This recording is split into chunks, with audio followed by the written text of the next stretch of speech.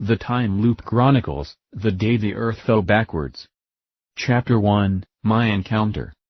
That which has been is that which will be, and that which has been done is that which will be done. So, there is nothing new under the sun.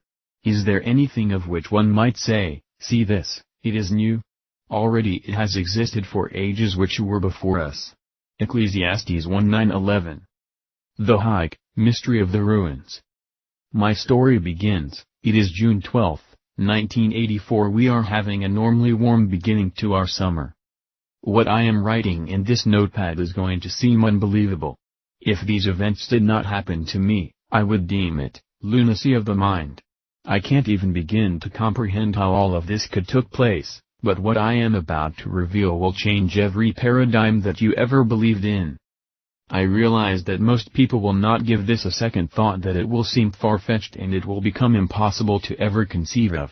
Yet what I am about to disclose was revealed to me on a hike in the Red Rock Mesas of southern Utah. All I ask of you is to read my story and try to comprehend what it was that I was revealed. Realizing that something of this magnitude is too massive to be an invention of the mind, or is it? According to what I discovered, if we do not take heed to this warning, then we are all about to see unexplainable massive events occur that will send humanity into another time and place. I am not talking about terrible cataclysmic events per se, although these will indeed occur. I am talking about a shift in our entire consciousness, which will further the amnesia in everyone whom are going to be transported to the other side of time. My incredible journey begins, and yet, as you will discover, it is not the beginning. And in fact this journey may have played out for everyone cyclically. The trail was very hot today. It feels like 100 in the sun, but that can be normal this time of the year, and the wind has slowed to a breath. I had just wandered into a lost Anasazi ancient burial ground. Some of the artifacts there, I am told, are 900 years old. It is amazing how some of their clay-mixed fortresses and cave walls are still apparent after all this time. However, the mystery of these people has long been forgotten. No more than an hour away is a small thriving modern-day town where I live, and yet these ancient elements buried beneath our feet seem to leap to the surface and scream out their stories in the hope that someone would remember their flight and fight of endurance. History seems so different up front and personal. All the lore and myth begins to wear away as we peer into the past, gaining a new perspective of what seems somewhat unmistakable. And as it touches the depth of our own memories, it reveals the possibility that we all might have walked this same path and endured its adversity. I decided to sit down and take a swig of water out of my canteen, which is now 3/4 empty.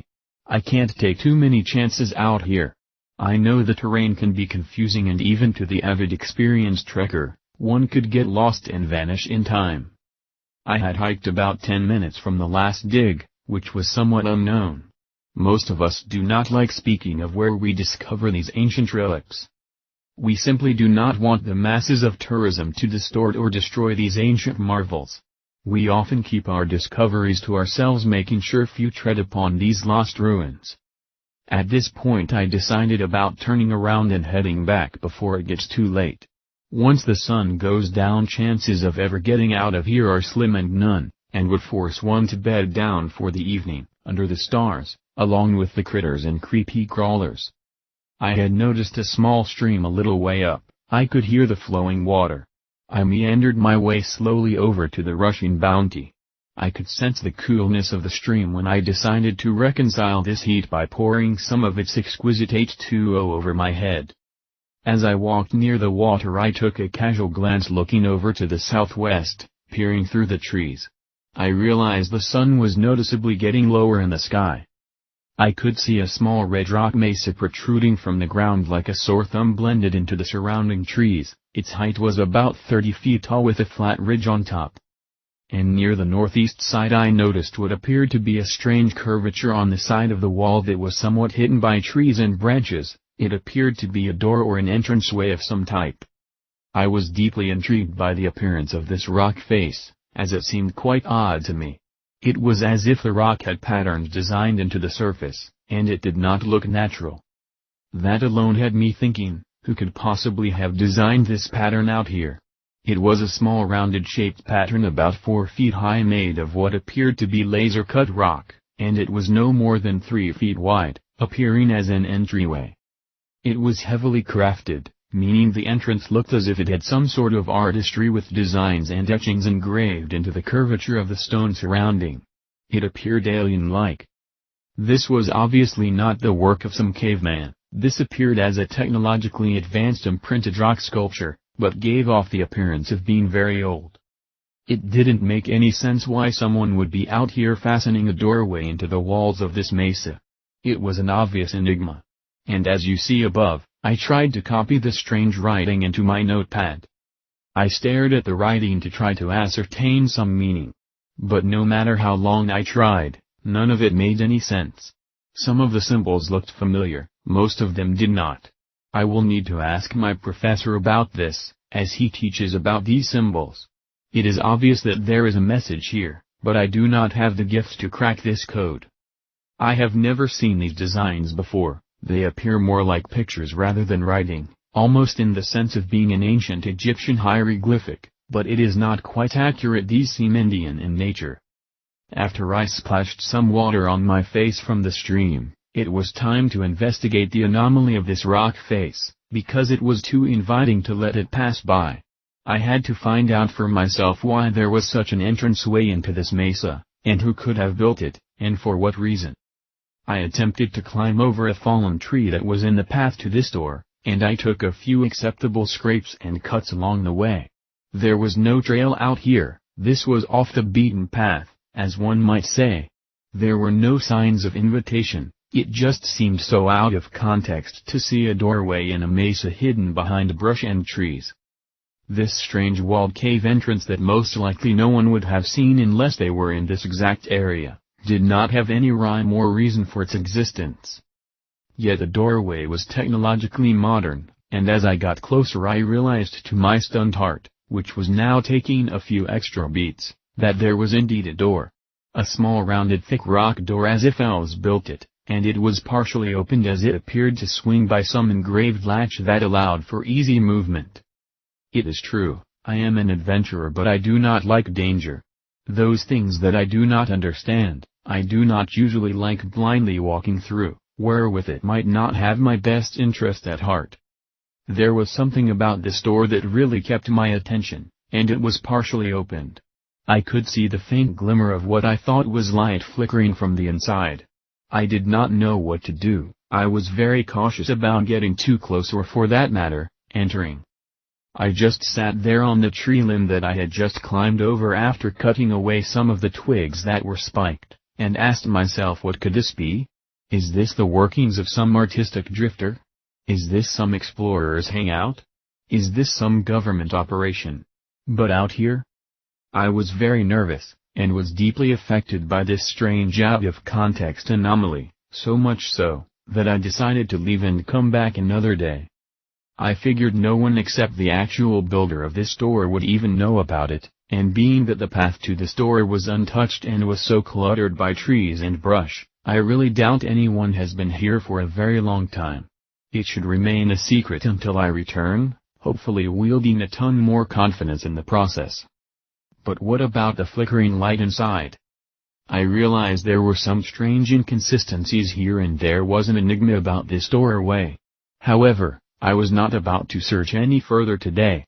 As I turned around to walk back home, I was spooked out of my mind when I heard this voice call out to me, saying, "Friend, don't leave." I had 1,000 thoughts per second racing through my mind. I could not fathom who would be out here. Is this another hiker finding my secret discovery? Could this be some tramp who lives out here and is trying to hustle me for something? There was no doubt in my mind that I had no desire to turn around, however. The voice was deep, and it rang with an odd dialect and a tone that seemed strangely familiar. Throwing all caution to the wind, I turned around, and standing there as if I was somehow teleported back into the past, was... Oh my God! Chapter 2, The Doorway to the Past. The Introduction, Mystery of the Gateway. My hands are trembling. I can barely write as the overwhelming memory of my experiences are still strong in my mind, and I am hoping others will be able to read my shaky handwriting. I always carry a decent-sized notepad with me everywhere I go, mostly to verify directions when I hike using markers, where a certain tree is, or a valley or mesa. All of it is to make sure I do not get lost. I am having to explain what I was revealed in the best way that I would hope others could understand. The things that were revealed were beyond normal intellectual protocol, and I know most people would have a difficult time in believing any of this. The question I must ask myself is, why would I even believe? I guess the answer is, because I saw it with my own 2 eyes. I was there. What is so funny in life? So often no one is a believer unless they witness things for themselves, and yet only the few ever witness that which is out of the ordinary, leaving the mystery of life hidden under the sands of doubt. I have been given the opportunity to write all of what I personally experienced. I am not sure I can explain everything cohesively, because much of it was beyond my own normal brain power. I was told that I would have to remain there for some time, and being gone for an extended period like this would alert my wife and friends that I might have fallen into some danger.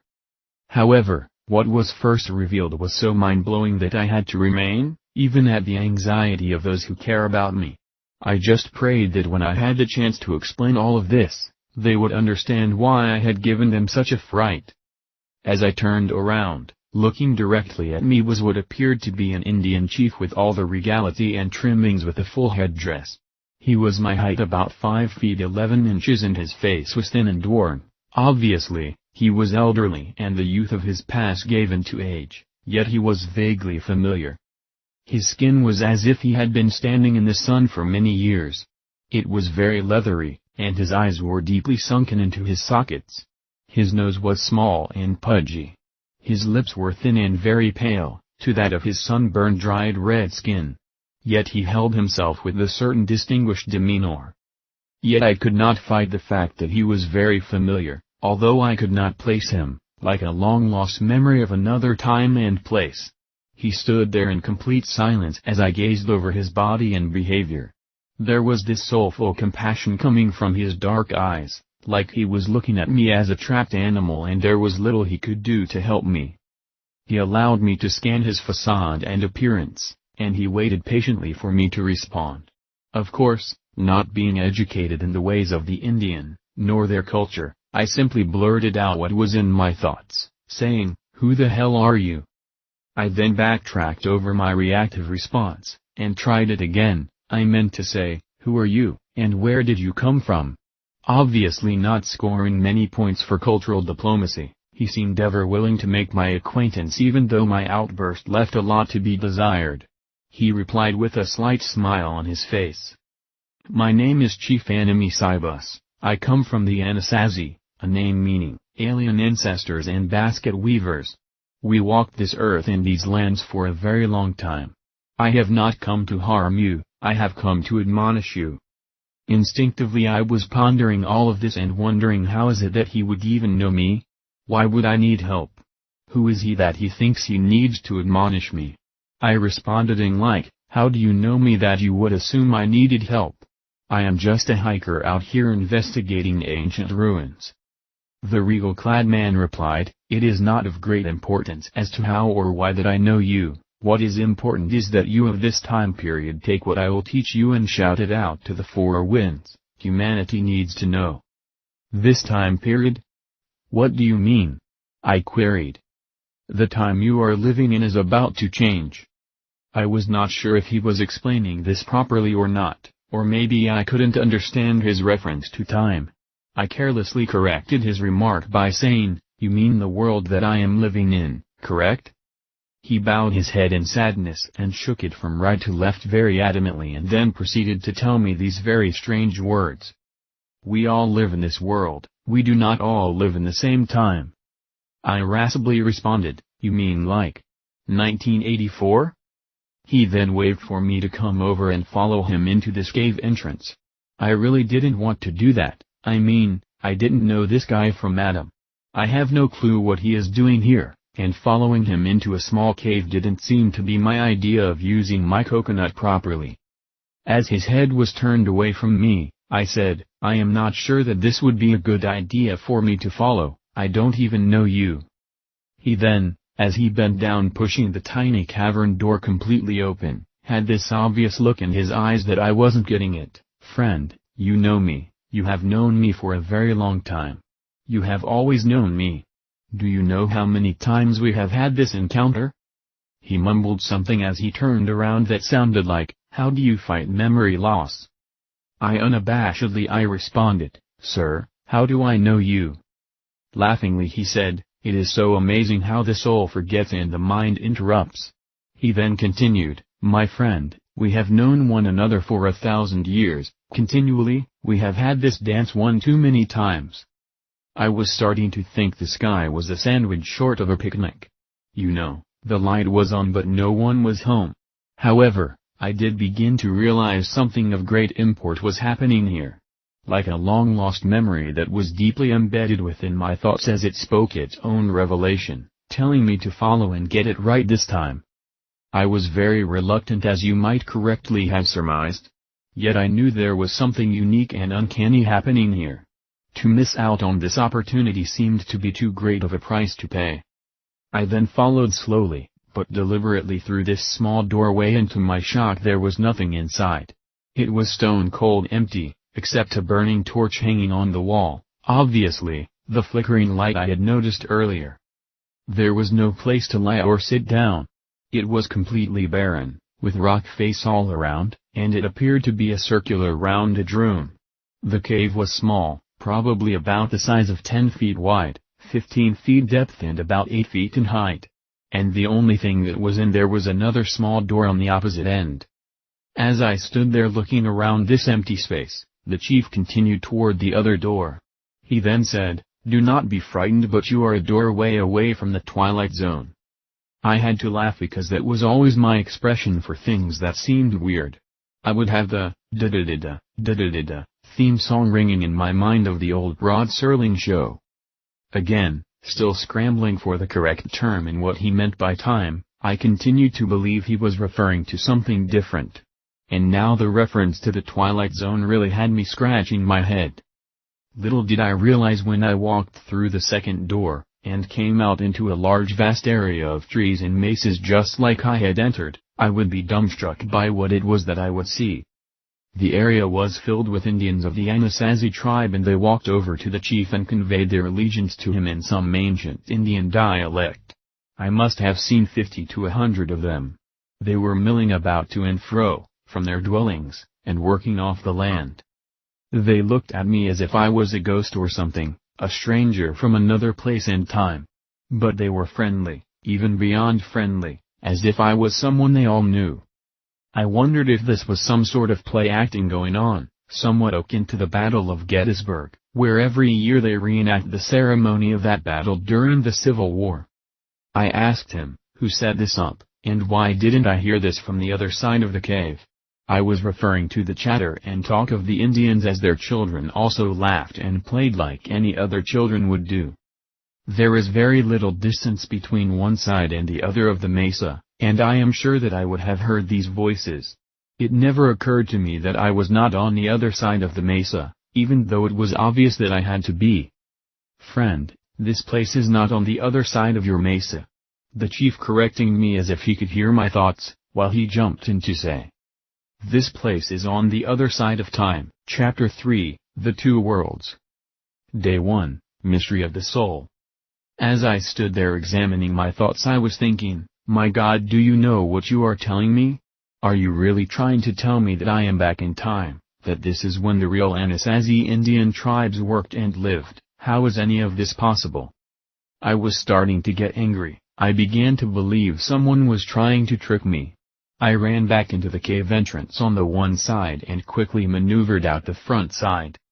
I was upset and wanted to show this Indian character that I don't like being made to look like a fool. Of course, the reason there was so much anger is because I couldn't shake the fact that my consciousness awareness was experiencing a time shift and my puny little brain was not along for the ride. What I saw on the other side was too elaborate. I mean, ancient huts and the way the Indians were working and toting things along on their backs, everything looked so authentic. The children were all speaking a strange dialect that I had never heard before. Their games were even strange. One such game that they were playing was that there were 3 children standing and in front of them lay 3 small stones, one in front of each child. The first child bent down to pick up their stone and threw it about 10-15 feet in front of them.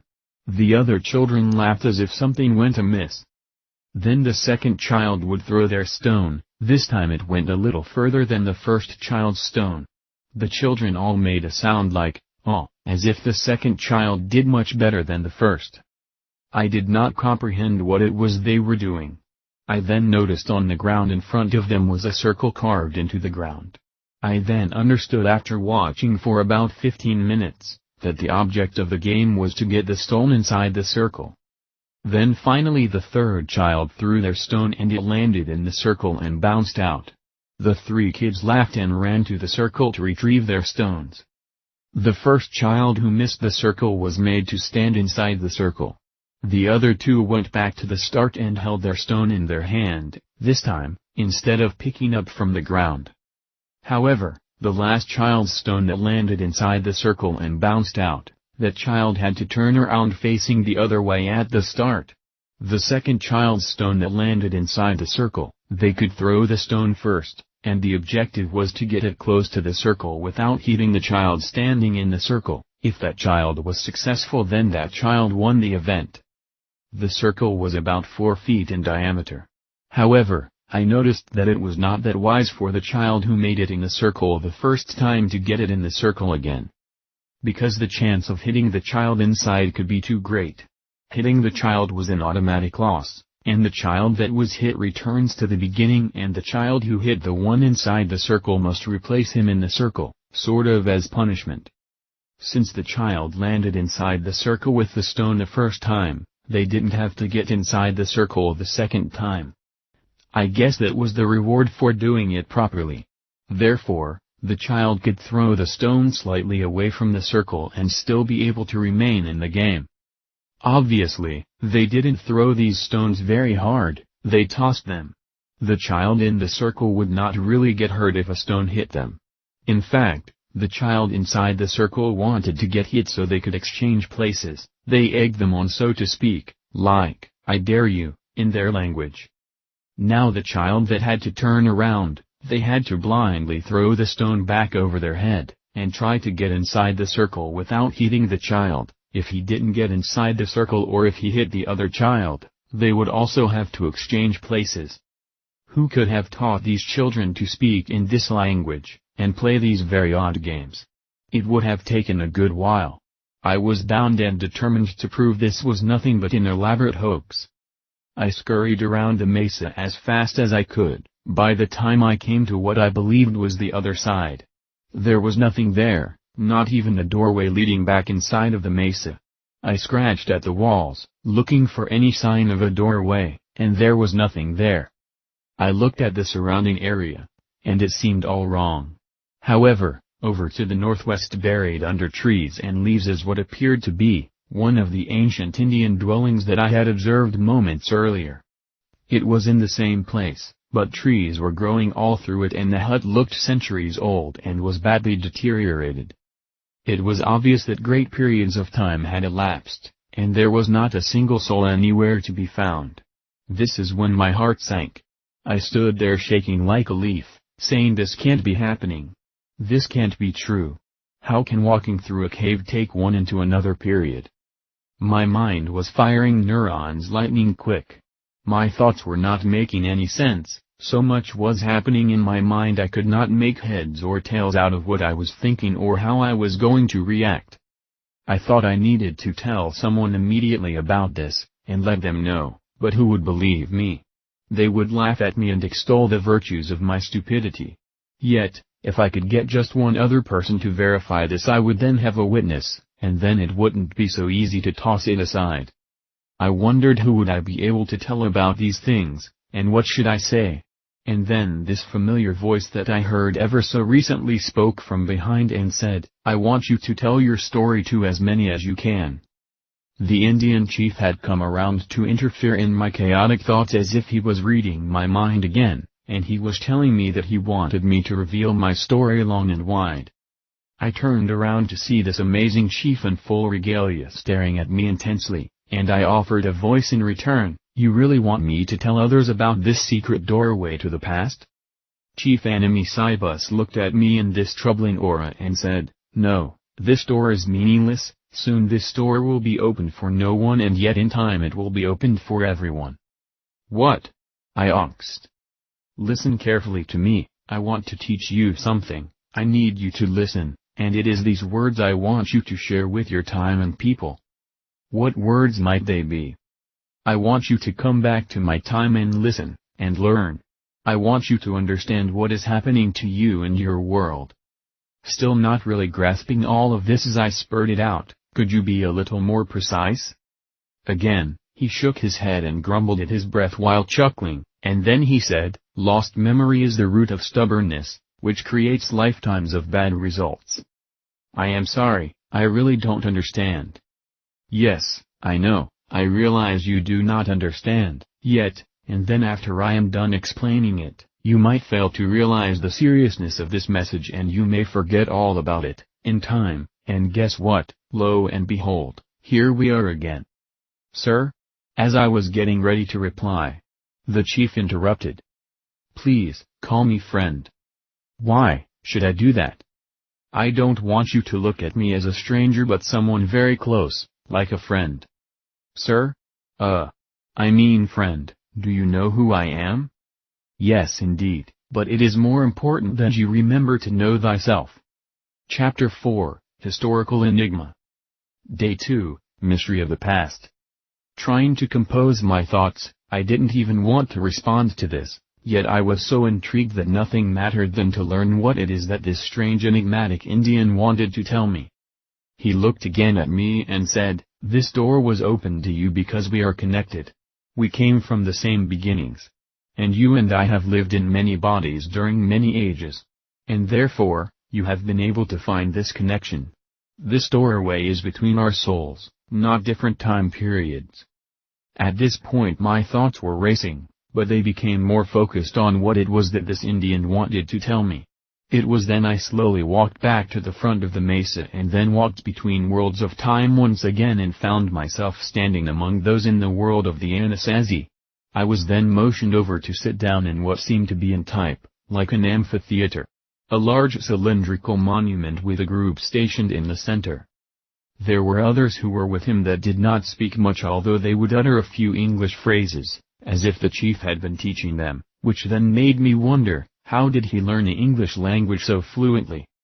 His friends that stood by smiled often with what appeared to be intense hope that I would understand, but more than that, they all seemed to know me. I was then asked to sit down in a round circle with the chosen tribe surrounding the mysterious stranger whom I met, which has become obvious that he is the chief and the true leader of this tribe. While the chief was in the center, each of us had our legs folded while staring directly at him as nighttime was quickly unfolding upon us. There was 13 of us altogether, including the chief, and as the 12 of us encircled him it was I that was in the center staring directly at the chief. As the stars were starting to reveal themselves, and 2 great fires were stoked, one behind and one in front of us, the chief looked directly at me and asked me, consider the sky. We all looked upwards. What is it that you see?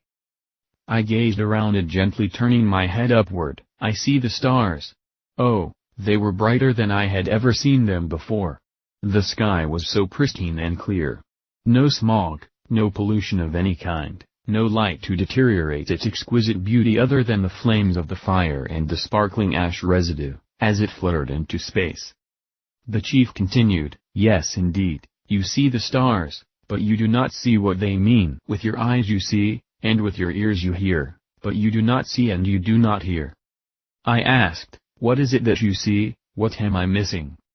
The chief smiled, as he gazed upwards, I see a timepiece, I see time unfolding.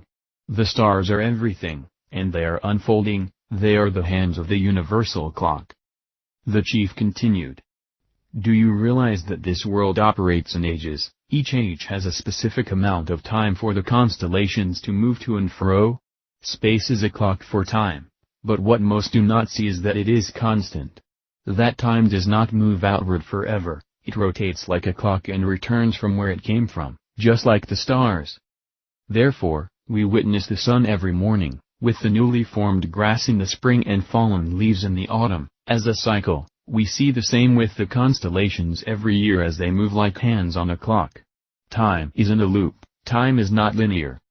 Earth is a time machine, it simply moves back and forth through time and always comes back to the beginning once it reaches the end. It cannot proceed further. As I was trying to take all his words within, I replied, "Yes, I can see that, not sure I totally understand where you are going with this, but I understand what you are saying." The chief continued. Earth is a time machine, the problem is Earth is no longer set up on its original clock, it has been changed. Changed? I don't understand, what do you mean changed? It seems the clock as you call it via the stars functions perfectly. The clock we see in space-time is the master clock, it reveals the times of the ages. Each age exists in a perfect numerical output of time. Each age lasts for approximately 2,160 years. And there are 12 ages that last for approximately 25,920 years. This is the master clock. This completes the grand cycle. The problem is, the cycle was interfered with, the Earth clock jumped off the time mantle and has been rotating not in 2,160 years of ages, but it is now stuck within 1/2 of an age, or 1,080 years. And it keeps repeating this half-age, continually, it doesn't travel through the 12 houses anymore, it is stuck in one house, the last 1,080 years of Pisces. Are you telling me our Earth has its own clock and somehow it is stuck in a loop of time that lasts only 1,080 years?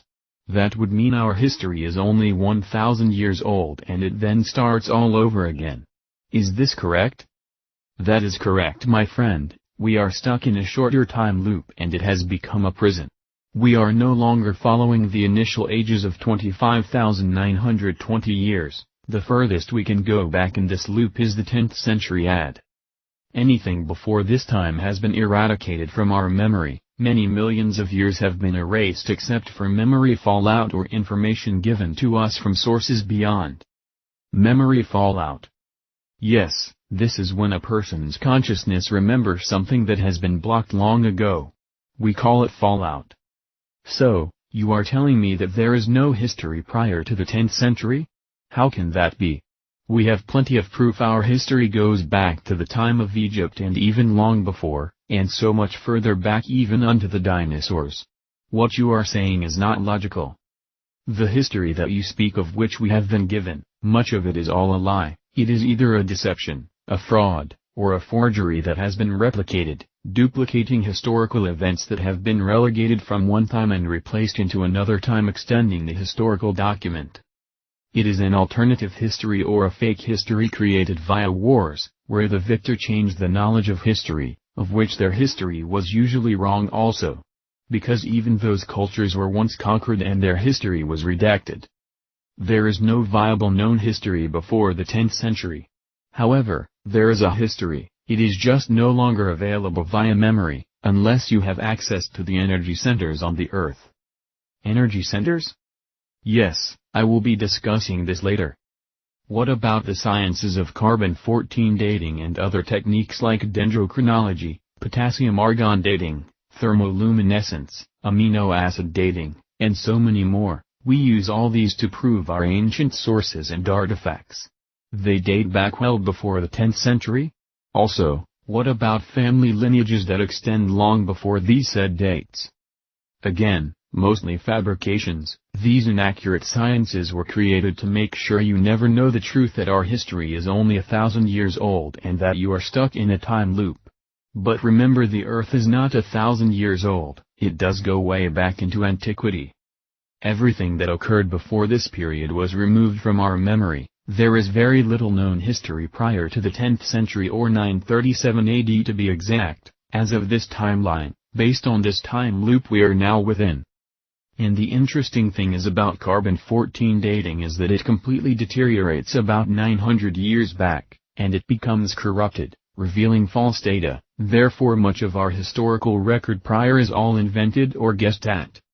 All that we have is a duplicated history of the same events repeatedly, with names changed and certain details are forged on top of others with a blending of actual events in false era, but never revealing the true source data about these lost ages. It is the same history being repeated time and time again, from events in the future and not the past. Whoa, that's almost too hard to believe. There are entire libraries with proof of our history. Are you saying that they are all wrong? Most information gathered in from what many would call a library is repeat information of the same facts via fraudulent coercion. Most do not carefully examine the content, they simply repeat what past authors teach about that history. And if the deception was paramount back then, repeating it only empowers the lie. The real libraries on this planet were all removed, hidden or destroyed, and the information either was buried or confiscated, except that which is within the energy vortexes, which keep everything in memory. You have heard of libraries such as Alexandria. These were the works of the real ancients, and they were destroyed and replaced by the new albeit chronological historical lies. It is important that we not quibble over details, it is however important that you understand what is happening in the big picture. How did all of this happen? Who could cause this to occur? I mean, we are talking about changing of times and records. I would think only a deity could do this. Why would anyone want to do this? And secondly, if what you are saying is true, and our time loop began in the 10th century, wouldn't that mean the time I am living in now, that the events in my time are coming to an end? Now my friend, you are beginning to ask the correct questions. Yes indeed, we know exactly when these events will occur within 5-year period. The loop will occur, in April 2017, as you understand time, in this loop. It can go to 2022, maybe even as far as 2027, we are not totally sure why this is, but we believe the time will be cut short for various reasons. Holy crap, that is only about 33 years away. You mean each time loop could have a different end time date? Yes indeed, it can differentiate due to micro changes. Now maybe you can better understand why it is imperative that you start your training now. Time itself has changed in how it operates, and the Earth is now programmed to follow an approximate 1080-year cycle instead of a 2160-year cycle of the 25,920-year grand cycle. It had to be changed because there was not enough control over historical events over long periods of time as there is with shorter periods. What do you mean control over? Who is controlling this? I will get into all of that in time, no pun intended. The rest of the Indians there with us began to laugh at his little pun joke. The reason this was done was to imprison the soul. This 1,000+ year period spoken often by your religious and secular academia is what your philosophers believe is a futuristic event. Some call it the 1,000-year millennium, others call it the kingdom on earth, and still others call it the world order. What I am telling you is this so-called kingdom or this 1,000-year millennial reign is not a futuristic event. It is the time loop. Yikes, this is truly bizarre. I have heard of people speaking of a 1,000-year period that a future time will bring in peace, and you are saying this is not our future, but it is our past? Would it be a surprise if I told you that you are already living in this so-called millennial reign, and it is about to replicate again for 1,000 years? It is a perpetual kingdom without end, for eternity. Why? Because it is a time loop. Well sure, some of our religions teach this about a coming kingdom that will last for 1,000 years. But I believe this to be a futuristic, benevolent period, when peace and tranquility returns to earth. I have even read about what is called the world order, and they say it will be a 1,000-year reign also. Not sure that I ever realized that this may be the same event. It does seem to correlate between the two, that there is something dubious about this 1,000-year period. And why just 1,000 years? Why not 2,000, or 10,000 or even 1,000,000? Where did this arbitrary number come from? I have even read where Hitler wrote about this 1,000-year rule on Earth, and he called it the New World Order. Exactly, this number is not even equal to an age, or the 12 houses of ages, So why even choose this number? Well, maybe they were forced into doing it, because this is all that is remaining. Excuse me, what do you mean they were forced? The chief responded, maybe even the controllers are stuck inside the 1,000-year loop, so they have to abide by its parameters. Chapter 5, Old Script New Information. Day 3, Mystery of the Bloodlines. We took a break while the chief wanted to have some time to prepare himself for what he called a very important lesson. I was having a problem with the concept of this time loop, and although I have never been a scientific, I realize science plays a great part in this world, which could help reveal more on this time loop enigma. The chief continued. What I want to discuss today is extremely important, and that it is the basis of everything that is occurring in this world. Have you ever heard of the story of Chronicles Pater? No, friend. Oh, let me call you chief, it feels easier for me. But no, I do not believe I have heard of this story. There is a story among my people spoke long ago about Divinum Spiritus. This is a saga of a powerful link that certain people on earth have with the heavens and beyond into the invisible realm. This connection can only come from the soul. However, long ago the soul lost something very important about its internal reality, and ever since then it has been seeking for this connection externally, completely forgetting about the Divinum Spiritus and how it only operates internally. Chronicles Pater was the one that created the key in helping the soul to remember that connection. However, the only way to access this key is one must eat it. Therefore, Chronicles Pater of the Divinum Spiritus sent this key down to earth in a form that was so unique the world would never be the wiser. Only the true souls of the Divinum Spiritus would eventually realize what it is and then eat it. Chief, what is it that they were to eat? It is called the panem vitae. How does one find this special food? The key was placed into a substance called sanguis. If you successfully locate the key, you would be able to access the panem vitae. Do you know where this key exists? Can we find it? The key is called vermin sanguinum. You lost me. Vermin sanguinum means truth in the blood. You mean there is something in our blood that contains the key? Are we vampires now that we must drink blood? Yuck. Not exactly. What it means is, the carrier of the panem vitae comes from a certain blood, meaning from a certain tribe of people. Now listen closely to the story that was passed down long ago. Once upon a time before the world was, when it became known that a special key was being created, a malevolent entity known as Salmalum decided to create a copy of this key and offer it instead to the people. He called it the panis venenum. This copy was so close to the actual key that most never knew they were not eating panem vitae, but instead, panis venenum. What would happen if you ate the wrong one? It would slowly sedate the soul and recondition it to cause it to forget everything it once knew. Sadly though, nearly everyone took of the panis venenum and completely forgot about the panem vitae. And thus, the entire world was blinded and forgot not only who they were, but where they came from. It was then decided by Chronicles Pater to send the key to one individual to be the keyholder, and then entrust that person to send it down through their children until the time when the panem vitae could materialize into a form where everyone that was blinded would then recognize it and then eat it. The key was given to an individual that would be successful in passing it down through many generations. It was almost like magic. No matter what happened, the key was passed from one child to another until the grand deception occurred. Every time a father was to pass this key down to the correct son, he did so towards the end of his life.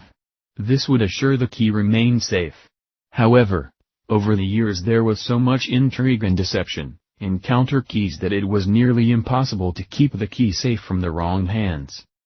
Then one day, when one of the children who was the firstborn and rightful heir of the key was to have it transferred from the father to the son, the father was tricked. What had happened was twin sons were born, and although they were twins, they were not identical. The second-born son conspired with his mother to deceive the father and transfer the key to the incorrect son, the second-born. The father was very old and his eyes could no longer see. The day when the father decided to transfer the key, That same day the mother conspired with the son to trick the father into believing the second-born son was the chosen keyholder. Since the father could not see to verify the truth, he succumbed to the black magic and he passed the key to the wrong son. There was one major problem though. The key was not physical, it was encoded into the rightful heir, and no matter what happened, the key would always remain with the true inheritor. This is something that Saul Malam never could not grasp. When the twins were born, the second son was a progeny of Saul Malam. Therefore, they appeared and looked differently. And the key that the second son was given and then passed down throughout the generations had nothing to do with the panem vitae, it of course was the panis venenum. How can twin sons be the offspring of two different sources? It is called DNA manipulation, and source integration, which I will explain in a future discussion. It is possible for a woman to have twins from two different fathers. Let me return to the topic. Unbeknownst to the firstborn son, he still had the correct key and now his betraying brother had the fake one. The problem was the world was told a lie, that the false key had then become the true key, and the legitimate key became the erroneous key. And thus, the beginning of all confusion. Manufactured deceptions were unveiled to make people believe that the carriers of the false key were the chosen ones, and the carriers of the true key were damned to oblivion and completely forgotten about throughout all of history. Of course, this angered the brother who felt he was betrayed out of his royal birthright. He and his progeny were forced to separate from the clan and moved to a new location on the earth. The second-born son who was carrying the false key, went on to glory and greatness. His progeny went on to become great nations upon this earth that still exist to your day.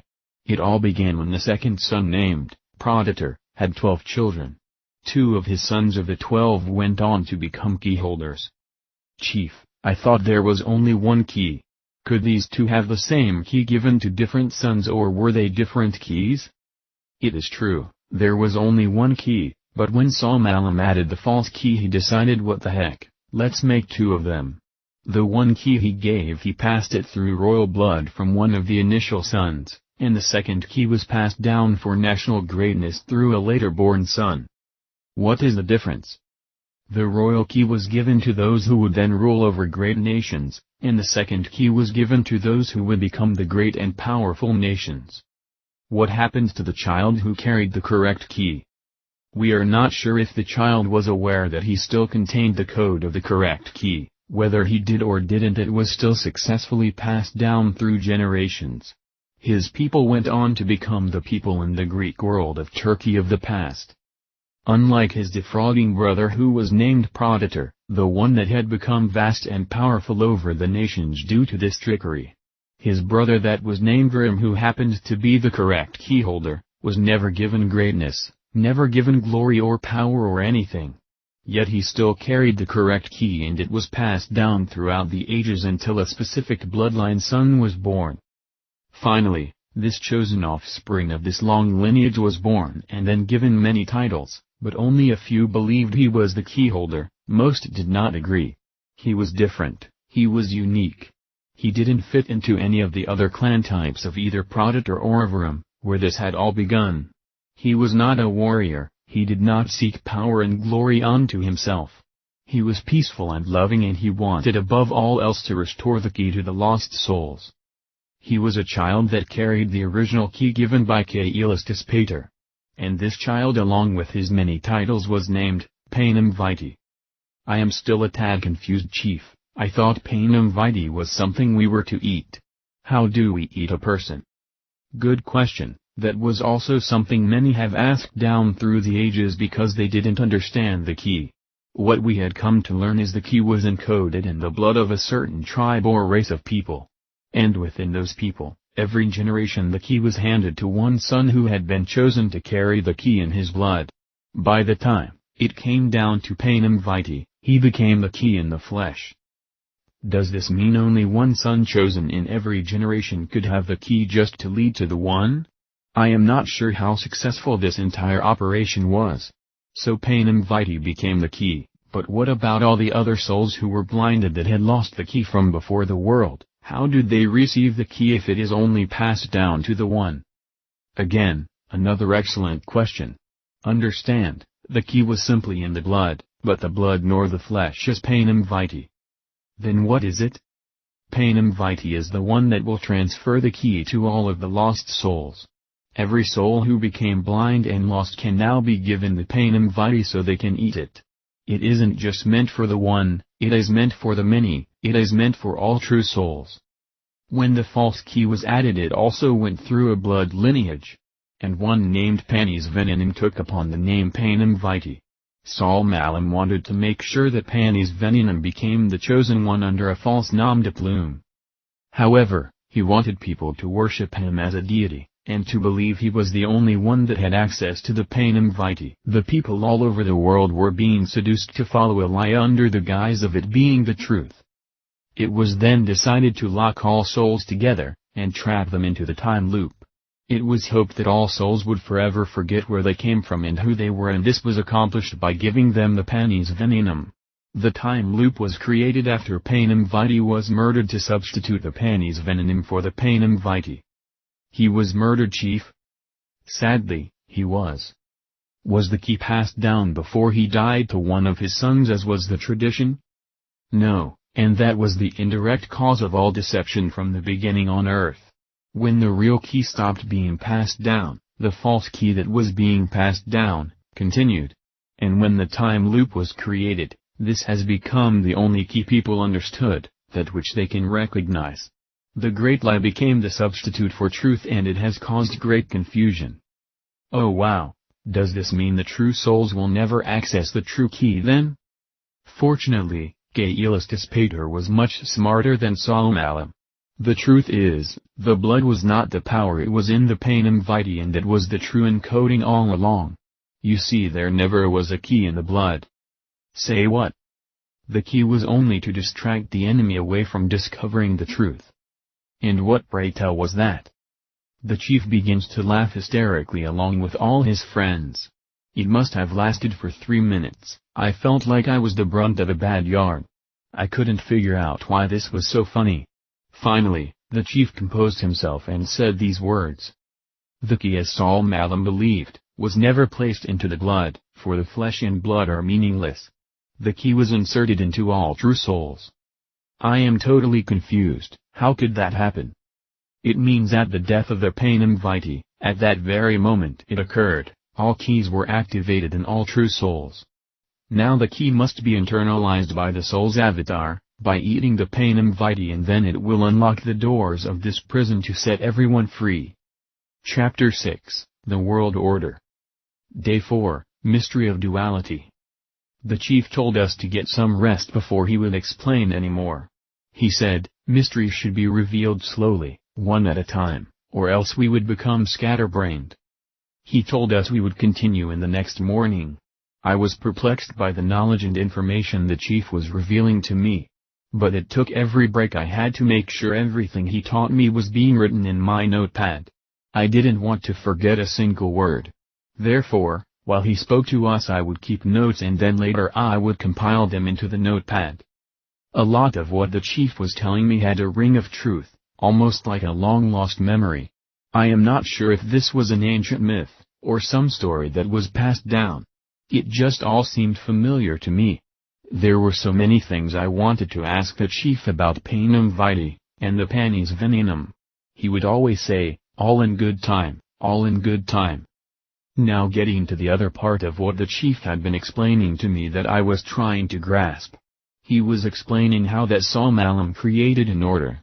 I began to wonder if this had anything to do with the panis venenem. It was also intriguing, and I wanted to learn more. Chief, what really is this world order as it pertains to the time loop and the 1000-year trap that you were talking to me about earlier? The time and place you live in now is the most powerful time of all ages because it is the time of the information age. It means to be informed. If there was truly a coming world order out of an ancient order or a massive intellectual collection depot, wouldn't the time that you live in now above all other times represent this new order of things? Coming out of the Middle Ages and into the Renaissance, the people were wholly ignorant. They lived their lives in subjection to the kings and queens of royalty and mostly the religious power who dictated the world's dogma, so they could control the masses via to influence and subversion. Royalty? You mean like the secondary fake key of Panis Venenum? Exactly. The most powerful ruling royal line where all the key royals stem from is the continuation of the lineage of the Panis Venenum, which is now after all these years located in Great Britannia. Are you saying the royal line of Britannia is the carrier of the Panis Venenum? Yes, indeed, and it is also part of the secondary part of the key of national greatness. Together both keys found its home in the same place. The chief shook his head back and forth while in thought, and continued on, "It's a conundrum, isn't it? Let me finish. This is what they believe, those who are part of the deception. They believe they stem from the lineage key of the Panem Vitae, but they are foolishly following the Panis Venenum. However, the world basically has little to no understanding about any of this. The people during this earlier period in my time did not have access to the technologies, and luxuries, and stupendous knowledge or time avails. And yet in your time that has a vast information depot of knowledge or slowly losing all of it, how is this occurring? How is it possible to have a global world order when the world is returning to what the world once was, an old world order? You are not evolving, you are devolving, where you are being controlled like the people were in the Middle Ages. Your present time is slowly reverting to the strange customs, where there is no freedom and the people are wholly ignorant of everything wise, proper, moral and true. This is when humanity worked as slaves for breadcrumbs, and were forced to be obedient to strange laws or they would be beaten or even killed by the edicts of the Panis Venenum. The period you are from now, your country, the United States of Americanness, had represented the greatest period of advancement in morality and creativity through all of the half-age time loop cycles, and ironically it always does. Americanness did become a great nation. Does this mean it is also part of this national greatness of the fake key? And what do you mean, it always does? Absolutely, it was all predestined by the false key in the blood. The chief then stood up as if he was wrestling with what he was revealing to me, and then he began again. In your last 100 years, as it moves toward the end of all ages, people were free, they were learning to be moral, and they were governing themselves with laws of virtue under a powerful constitution. It really appeared as humanity was on the threshold of breaking out of this prison, and of course that is exactly what they wanted it to appear like. Yet all of this is changing during this last portion or last 50 years before the time loop in 2017, as it always does. Everything began to change circa 1967. It was then that the world was no longer moving forward into a greater, more prosperous time of both physical and spiritual well-being. It was all being reverted backwards. What happened in 1967? It was the time when people demanded human rights, forgetting they already had divine right. Morality was replaced with immorality. Individual power was being removed for central power. Government was being given more and more authority, all under the guise of new freedoms based on conditions. Then 20 years later a new form of power was given to the people called debt under the guise of financial responsibility. Banks made everything accessible as a debt but not an asset, to create terrible debt upon the shoulders of the people until they became slaves again. You could live like a king but be in chains and balls. However, it was not freedom nor was it rights. It was the removing of freedom and rights and giving one's own power and authority to another to establish a new creed. The real power, which is given as divine sovereignty, where all authority and power comes from, is within. This power was then rejected to give the power to others to control the masses under the guise of permissions and no longer rights. Chief, correct me if I am wrong, it almost sounds like the two keys, where the one was the internal key of the Panem Vitae, and the other was an external key of the Panis Venenum. I certainly do not need to correct you on that. You are exactly right. Now you are understanding the beginning of the plan of Saul Malam, who has been controlling this world in secret, but soon will unveil himself to re-establish the 1,000-year control again. Your soul is being prepared to go back in time, where the powers of this world will beat you with a rod of iron, establishing their role as Saul Malam's servants, crushing mercilessly upon the breasts of humanity, while they serve their millennia-long prison sentence under their sun deity. Do you understand the reason these changes are occurring? It is because the time machine is starting to return in its cycle. And only those who are awakened will be able to free their soul from the delusion, the rest will be recycled. So yes, indeed, in my time the world is about to enter several distinct events which has been established in the choreographed time loop. First, the ancient religions have been re-established via the fraudulent monks who will keep the secrets with them from the future and the past. The true Panem Vitae had come once to fulfill the mission to unlock the key to all that were encoded. To allow them to see through this global farce of the false keys of the Panis Venenum. Many have come to believe though, that the Panis Venenum is the true key, and have been led into greater dissolution and deception. The Panis Venenum that has deceived the whole world is fraudulent to the core. And a lot of that story was added or blended in with the true Panem Vitae. A bad seed and good seed were planted into the same garden, and then mixed. Today we have nothing but a potpourri of the keys that were passed down. Understand, the Panem Vitae died before the foundations of this world, when the light of Caelus Dispater was sacrificed via Solmalum as darkness removing light and truth. But the man who portrayed the Panem Vitae in the flesh was simply performing a ritual of the original death of the light of Caelus Dispater, as the awakened keyholder. When did the actual man known as Panem Vitae live? Panem Vitae lived in Turkey in the year 1053 AD as best as we can deduce. And he died in the year of 1086 AD, 33 years later. My friend, everything that we know about this world primarily came from the 10th century and later. Very little has ever surfaced on what occurred in antiquity. So yes, I am trying to tell you Panem Vitae lived during an earlier time loop in the 11th century. I do not care who you are, or what you believe, the entire world is being ruled by those who have instituted their plan via Panis Venenum. You are either being controlled by Panis Venenum or Panem Vitae, there is no middle ground. The Panem Vitae was killed at the beginning of the first time the earth went into this loop, and it happened a long time ago because the time loop does not replay the death of Panem Vitae, it happened once and that is all, so the true memory is fading. Due to the time loop being engaged, this event does not happen repeatedly. Instead Panis Venenum is sacrificed repeatedly claiming to take away the sins of the world. Chief, forgive me, but this sounds a lot like the story of Jesus Christ in the Bible. There are many stories, some of which are contained in the Bible that try to reveal this event, but so much of these stories are the mixture of Panem Vitae and Panis Venenum, therefore, people are confused. The greatest lie ever told was that the Panem Vitae was sacrificed to everyone's sins. A sin is created by faulty behavior. If you do not change, then how can someone else change you?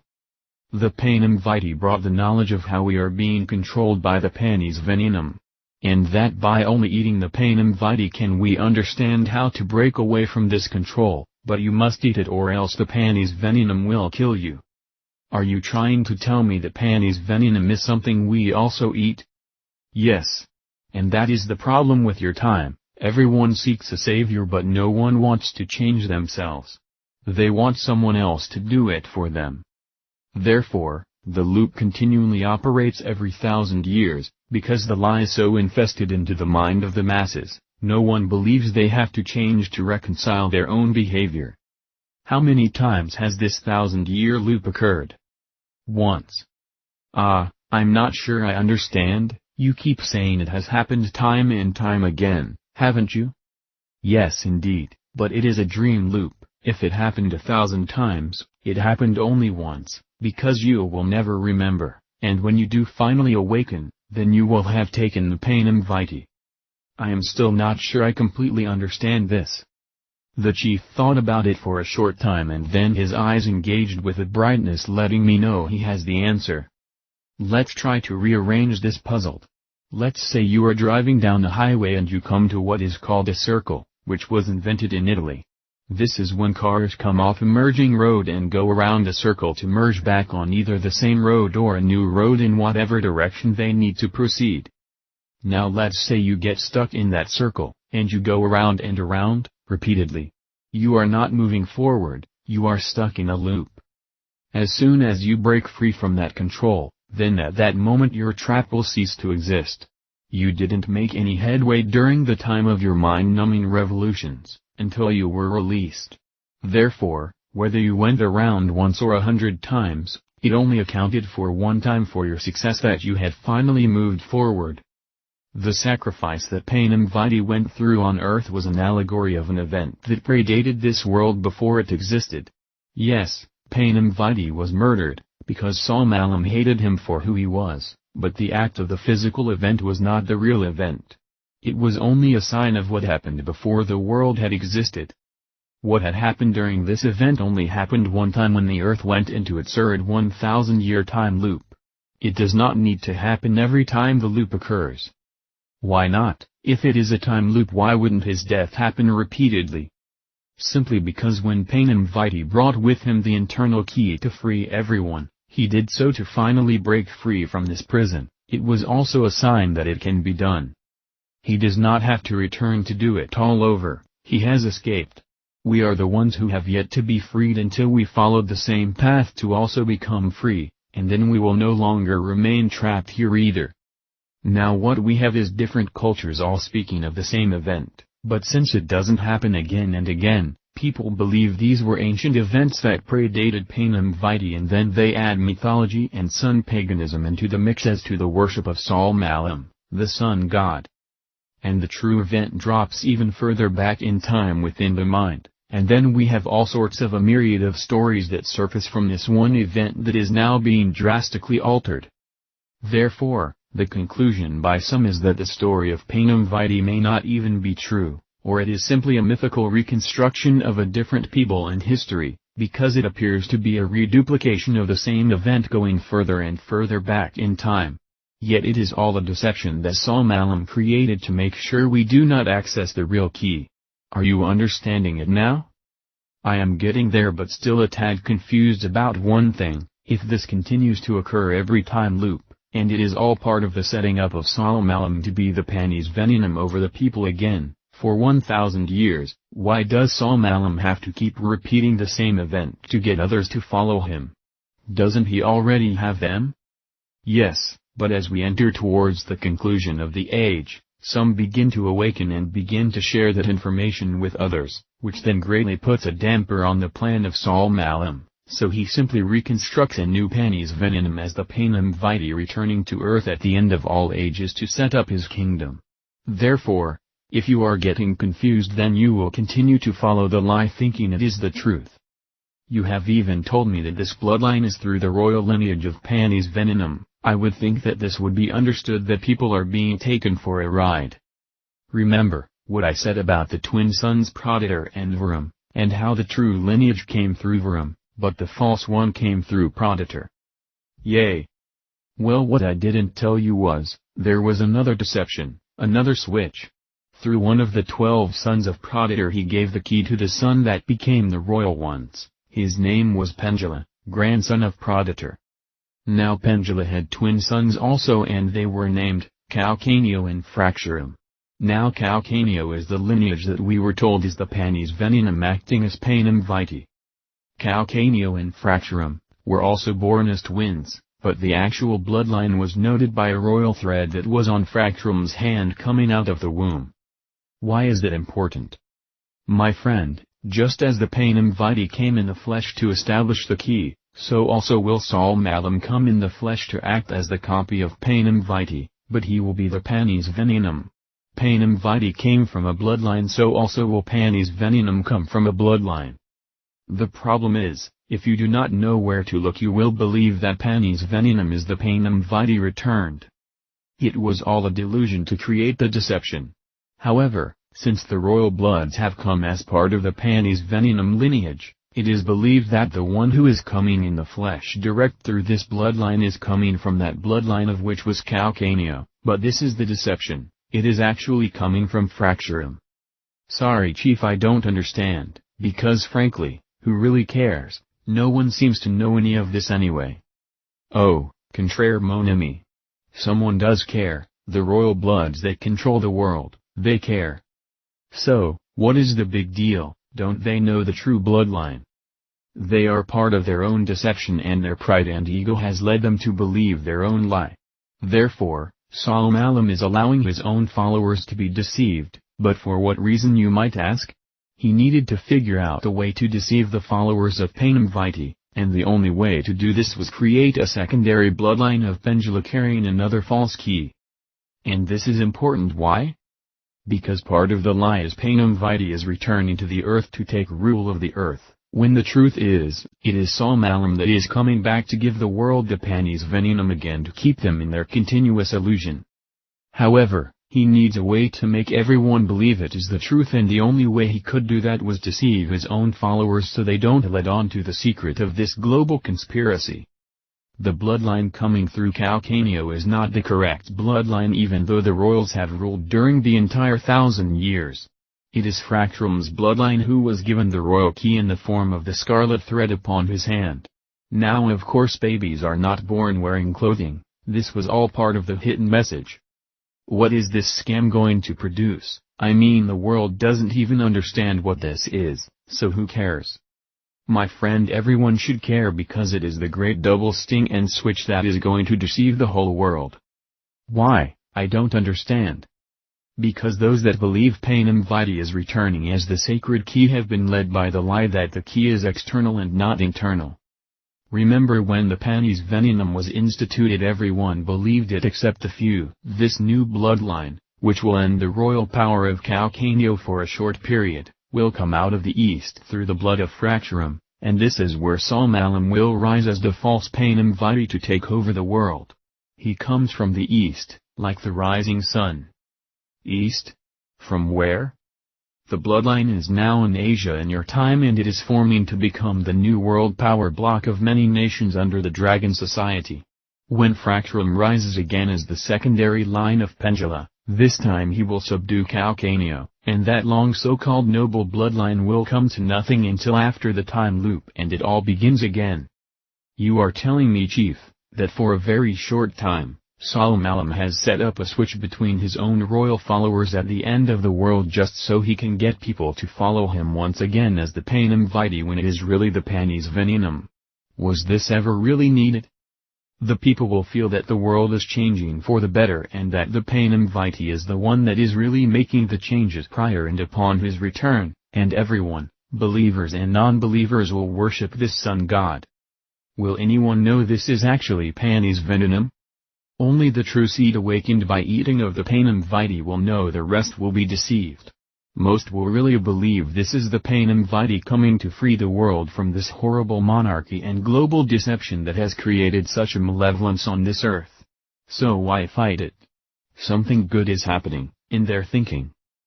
As the sun rises from the east, so shall the coming of the Lord Salam return in the clouds, where every eye shall witness this event, from the east even unto the west. One thing I am not quite grasping. It seems for Salam to pull this off he would have to have some friction or adversary as the component to this deception.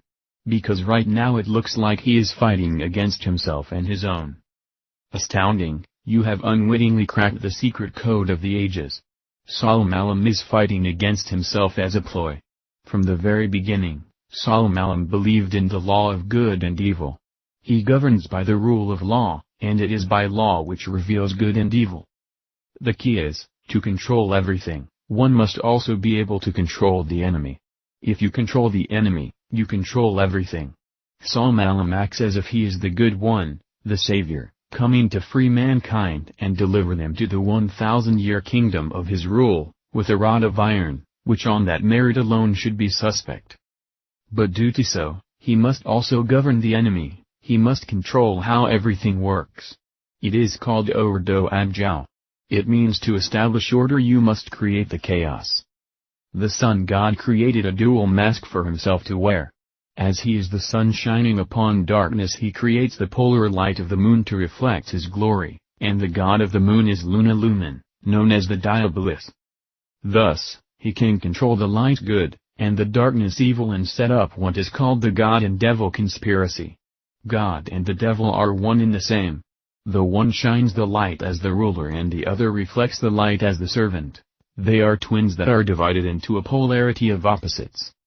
Notice closely how corporations all over the world use the symbol of the sun rising as their logo. It is very important that you understand. Whether people want to believe any of this is true or not, it is being shoved down their throat all the time via symbols. Obviously, many believe it is true, and that someone has so much power that nearly every corporate power in this world is following this power in one form or the other, whether realizing it or not. But why would the people of the world follow after this? People do not really believe in spiritual or religious stuff anymore. That is why they will follow. Again, how do you eat the panem vitae, and why would anyone want to? All things shall be revealed in time. And guess what? How much time do you have to change? A perpetual time loop repetitively every 1,000 years, repeating the same events continually, but having the choice to change things each time around. Can you imagine waking up every morning and having the same events all around you happen again and again? And only you can change the day once you become aware that it is occurring. But no matter what you change the next morning, it will be the same day, until you use your time wisely to change yourself. Then finally that day will turn into the next day. In your near future, a movie will be released that will depict this very thing. Keep an eye out for it. How do you know all this about my future? Because time is irrelevant, it is not real. What happens in the future continues to happen because the future always returns to the past. Panem vitae came to reveal the true nature of our slavery and how to become free via the great Kailistos Pater that lives within the true seeds via the code.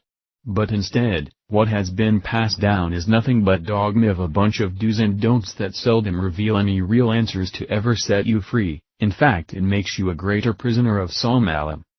Soon during my time of the 13th century, a great evil is about to occur which will hit the shores of this new land, which in truth is very old. There will arise even a greater malevolence as those who hid themselves within the earth at the time of the end, will arise, and between the 10th and 13th century their children's offspring will govern and rule with a rod of iron, leading to the famed but albeit wicked Inquisition, which does indeed always repeat itself. Do you know what the Inquisition is? I have heard of it. People were tortured and killed for not believing in the teachings of the Church. Exactly, this was called the time where people were controlled using a rod of iron. Sadly, beating people does not change who they are. They may indeed obey, but only out of fear of their own lives, but never through character. Force cannot and never will change any soul to become something else. They will always internally fight, regret and hate the direction they are following. But Psalm does not care. If you are being brutally controlled, he keeps his power in place over the flesh, hiding the soul. Already during my time things are happening in Europe to continue this malicious, sinister mindset, but first they must unleash the Black Plague again. Oh, my God, isn't that the disease that killed a great portion of Europe? Yes, sick, isn't it? And yet it never ends. It is during my time that the phoenix has arisen from its ashes after the destructive time loop occurred. It has risen in Asia, India, Africa, parts of South America, the Middle East, Europe, and Russia. Soon it will be coming once again to the shores of the New World, Americanus. Oh, so the New World Order is simply a metaphor for the new land of Americanus being discovered and becoming the New World, as the key holder? Well, sort of. Americanus carries on the national greatness that was offered as the panis venenum as they were handed it as a baton in a race from Great Britannia. The United States of Americanus also became great. Therefore, they are trying to establish the New World Order, out of the Old World Order. But their New World Order doesn't ever materialize because Psalm has other plans. That once proud land, which stood for all that was right and true, that became a great nation, yet was decimated because of ignorance via stealth, to once again repeat the process, and rise from the ashes to be born and soon become the greatest nation on earth, until it is morally decimated by plan again. Around and around it goes, and when it will end nobody knows. It is a living hell. A ritualistic sacrifice. Most of the crimes of humanity during my time of the 13th century are occurring in other parts of the world as the Church is gaining more strength as being the kingdom of God on earth. Americanus will not resurrect until the late 15th century. And then they will become a supernation that Psalm long ago promised unto them as one of the keys. What I am trying to tell you is it is part of the plan, to make the key holders appear great only to destroy it from within. It is all a planned sacrifice. If Americanus was truly a great nation with proper character, it would never allow what always happens to occur time and time again. Its glory and greatness is only a facade created by a false panem vitae.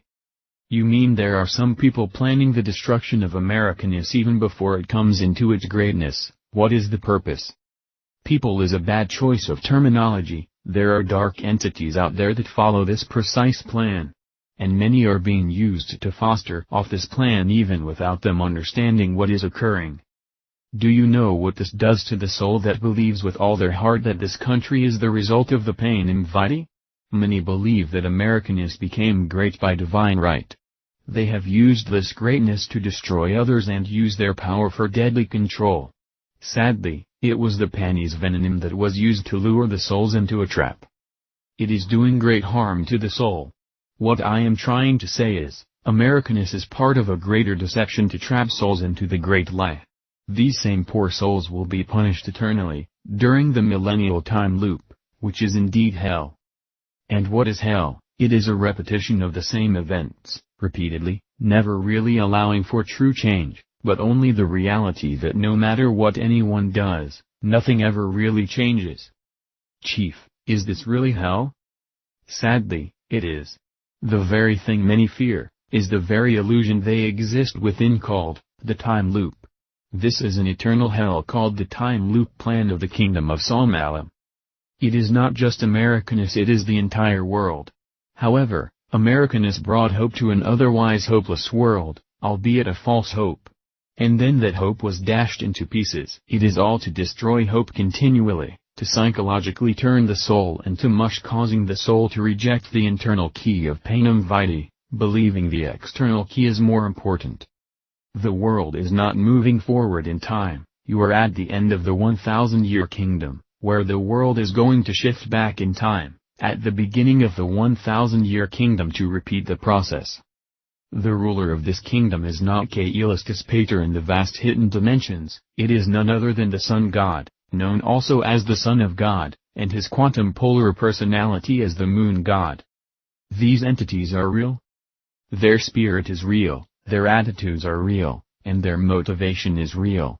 They exist, and their fruits expose them in everything they put their grimy little hands on, and everywhere they go. The Sun God and the Moon God are the adversarial opposites working together, revealing the tree of good and evil. Both are one and the same. This is not only real, they have a progeny that exists among all humans. What? They have human children here? Yes. But they are not human, they just look like us while they are dressed in the human costume, while using the program. The program, Chief? What is that? Chapter 7, The Generation That Lost It All. Day 5, Mystery of Ignorance. I had no words to express my shock. All I knew is I never expected in a million years for my world to be turned upside down like this. The next day we then continued where we left off. I began the day with these words. Do you realize, Chief, what you are saying is monumental? The chief went on to reply, I want you to think about the world during your time and in your very near future. Isn't it called the information age? Is it not the time when there is more information than ever in the history of humanity, where individually everyone has access to knowledge? Now wouldn't you think that the people of your generation would be the smartest, most intelligent people ever? Having direct access to the fruits of all knowledge, and they would be the cleverest over all previous times? Compare the 20th century from where you came from to the 13th century where you are now. Do you understand what I mean? I understand what you are telling me. We have access to much information and our technology is vastly more supreme, especially compared to centuries prior. Exactly, and just wait, in about 30 years, you have seen nothing yet. In your immediate future, information is going to become readily available to every person on your planet, where entire libraries will be accessed at the tip of your fingers, inside what is called the Internet, more than at any other time in known history. It is a technological vehicle known as the Global Information Highway. And nearly every man, woman and child on your planet will have access to it. There may have been great knowledge in the distant past, but did the average person have access to it like humanity will have in your time? Obviously, not within the boundaries of your memory. I do not remember where I heard this, but someone told me that the military uses a secret communication called the intranet, but never heard of the internet. Is it the same, or did I hear you wrong? The chief rapidly responded. That may be your memory surging through from a past time loop. The intranet was the forerunner. Now ask yourself this question: if humanity has access to greater knowledge and information in your time than in any other time in memory, why is your education failing and your morals are disappearing? Why are you not advancing to higher spiritual levels? Important question, Chief. Why is this happening? Within the next few decades what you will witness will astound you, where the world will become blind, immoral and greatly lacking even in the simplest comprehension, and in great numbers most people will lose awareness and the ability to discern. How is this possible unless something is occurring beneath the soles of your feet, through the blindness of your heart and above the crown of your head, that is changing the world paradigm? Chief, I will admit the more I think about it, more people have fallen behind in their education than it was even 100 years ago. Some people are becoming dumber than rocks, so to speak. There is no doubt about it. There is very little discernment from the people or its leaders. I agree there is a trend developing. I have met some that do not even know how to grasp simple equations. And as for discerning, I think that has been a lost gift for a very long time. People are more like sheep than those of educated minds. And that is really an oxymoron considering what you have just revealed. I guess it is because people tend to gravitate to others, and believe what someone else tells them, instead of them trying to ascertain the core value of the knowledge for themselves. How can we be living in the greatest information age ever and the education of the masses is not even near the academia we had back in the 19th century, where it was considered much less civilized, and information was in little abundance? I recall reading an 8th grade test for students that came from the late 19th century. Their curriculum was so advanced, 99% of college students of my day would not have passed this test. It is sort of eerie, but it is true when you think about it. And it must make one wonder, how could this be possible during the greatest time of information release ever, and most are becoming dog-bone ignorant? The chief rocked his head back and forth in agreement and proceeded. The reason it is possible is because humanity is being mentally bastardized. And sadly, my friend, within the next 30 years what you see now will be magnified 1,000-fold in a very short period of time. Humanity is being stripped mentally, emotionally, spiritually and physically of their innate talents and abilities, and they are slowly entering back into the 10th century mind. Humanity is retrograding, reverting, going backwards. They are not evolving. Most humans alive back between the 11th through 16th centuries were ignorant. Many were as dumb as rocks, as is your idiom, because there was little developed mind power that remained after the time loop, and yet people were already retrograding before this event. And wretchedly, all that remained was the remnant of those whose minds had been wasted, polluted and destroyed.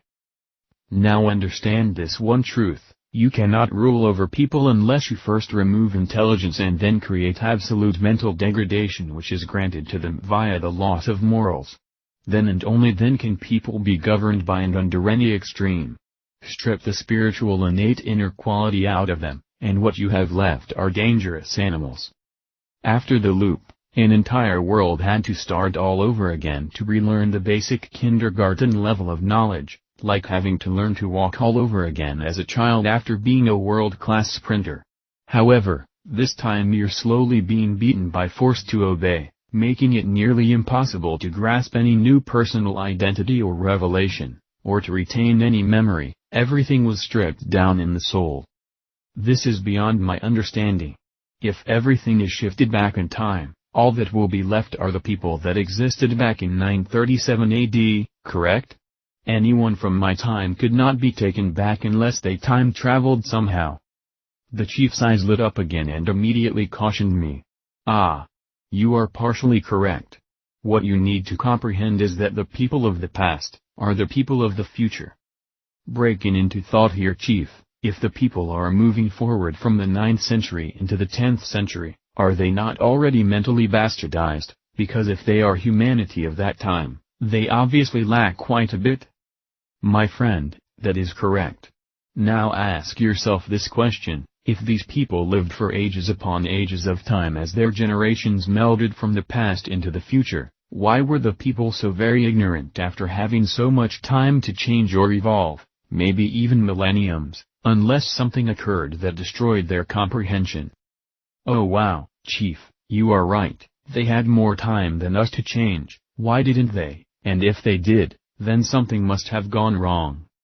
A world that should have had an articulate, dynamic, academic prowess due to ages of knowledge, instead became moronic and zombie-like. There is very little education or know-how or smarts. It was all lost, because the people of your day, which came back in time, had all their memory removed from them during a new retrograde cycle, and the ignorance remained. Remember, events occur slowly, from one birth to another. Each soul enters and either begins to add to the equation or change it.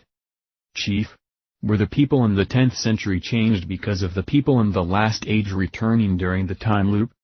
Not completely. Remember, Saul Malam's kingdom begins in the 10th century. He rules with a rod of iron. He simply made sure the masses became ignorant, and those who came back from the future simply melded into the ignorance that was already occurring in their minds and hearts. It was a dual attack. And if they were becoming dumb as rocks during your time, what do you think they will become when they are the product of the old world order design? Their minds will be beaten sponges to receive whatever a dictator decides that they need to learn, to allow them only the ability to work and eat as slaves. These will become the fathers and mothers, and teachers of the old world, completely forgetting the new world. May the Divine Spirit forgive us, again? A complete world of empty minds leading to great shame, easily controlled by the enemy. During your time, technology becomes rampant, and many poisons will be entering the air, water and food, which are decimating the minds of the masses, not even talking about the drugs that the majority are ingesting, which is changing their DNA and limiting them to barely being able to scratch out an existence. It is more in tune to the mind of an animal than a human. I should retract that. Not even most animals sink this low.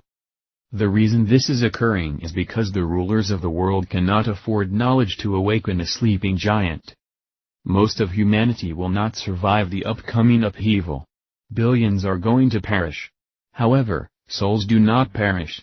These souls will once again incarnate, according to their placement ticket, and be stripped of all memory, only having what their soul has obtained, like water in a pipe with a leak. They forget everything they had ever learned.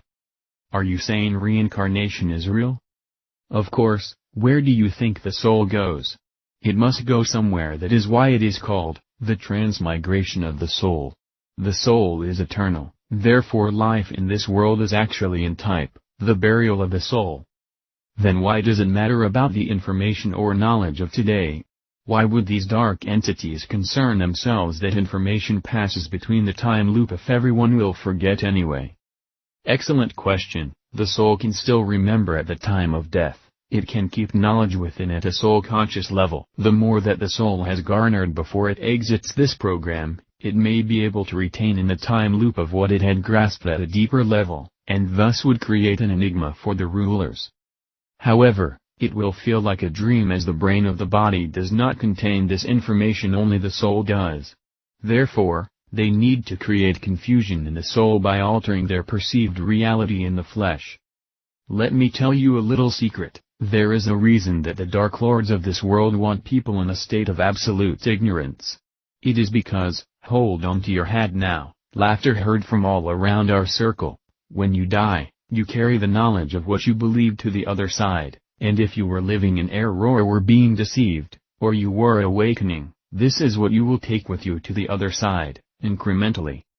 You are saying, at death we carry with us our memories? But why doesn't the soul remember from beyond our time? To an extent, we carry with us the general modus operandi of beliefs that we actually received within our soul via the flesh. The soul itself is actually in a coma, it is sleeping, but believing it is awake. Chief, you lost me there. We are sleeping, while thinking we are awake. Is this happening here in this world or the next world? The soul is always sleeping because it has been tricked. And what the soul knows, but can't recall, could be a vehicle to thwart those who are wanting to send you back to start all over again. If you are knowledgeable, let's say, about reincarnation and you know that coming back is a risk of being returned to prison, you won't follow those who direct you to follow the same event repeatedly. The dark side is very fearful that we will figure this out. But many die and some are very intelligent. How come they are fooled? Intelligence of this world is really based on ignorance. Most people who are very intelligent have no grasp of the reality that they are being tricked. They follow right in path with the deception, yet they are rather intelligent in human terms. There is a verse in the Bible that states, "The wisdom of man is but foolishness to God," and now you know the rest of the story. The entire world is being governed to believe the lie, only a few ever correctly comprehend the con in any generation. Upon death, most will be willing victims to follow whoever it is that is orchestrating this deception, because they simply had no clue in the first place. Let's be honest, most humans, no matter how intelligent they are, have no clue what the afterlife is going to bring them or if there even is an afterlife. And when they see this bright light and bright tunnel and all its beauty and joy and happiness all around them with loving hands and even past friends and family supplying all the lost information that they would ever dream of, who would not follow into this seeming paradise? And yet never occurring to them it is a trap to send you back to your provided body in another life, whether in the future or the past. And just like that, here you are, doing it all over again without any memory. And most of the memories that you do retain will all be based in the original deception that got you caught in the first place. Spinning wheels, rats in a trap. The more you do not know about how the Dark Lords rule this realm, the better for them that you will never catch on to their con. However, if you do catch on, then you are public enemy number one. Ignorance is such a delicacy unto the rulers in the last days, not because of what it can do for you, but what it can do for the masses at large. You become enemy number one. If you begin to awaken other true souls, then you can damage the entire plan of Salaam. Do the rulers also die during this time loop, and can they remember anything in the new life as they come from the future and return to the past? Friend, now you are beginning to understand the lesson deeply within your soul, proving you are starting to awaken, but warning. Do not get tricked into going back to sleep. The earthly rulers of your day have been building and extending walled cities within the earth cavity.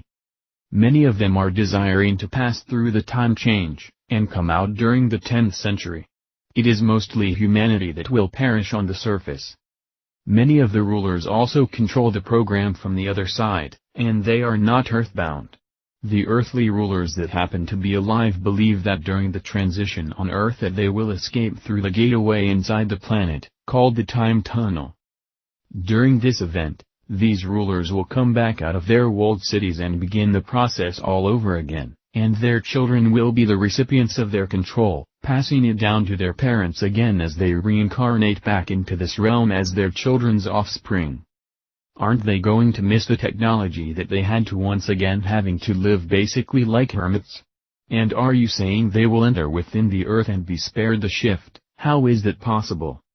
This may surprise you. These entities love these role-playing scenes to fit right into the culture of the time. Many of them could care less about the technology, they are more interested in personal control of others. They are demented. And as to the second part of your question, I will answer shortly. The enemy will easily be able, under these circumstances, to control the course of events again, including the necessary changes to your historical documents, religious artifacts, and scientific dogma, to keep the con from ever being exposed, so those that they rule over will not be able to function as an opposition. If they kill people who they believe are waking up to the con, then won't those people be aware on the other side? Also, do any humans that remain on this surface escape into the past alive, like these rulers?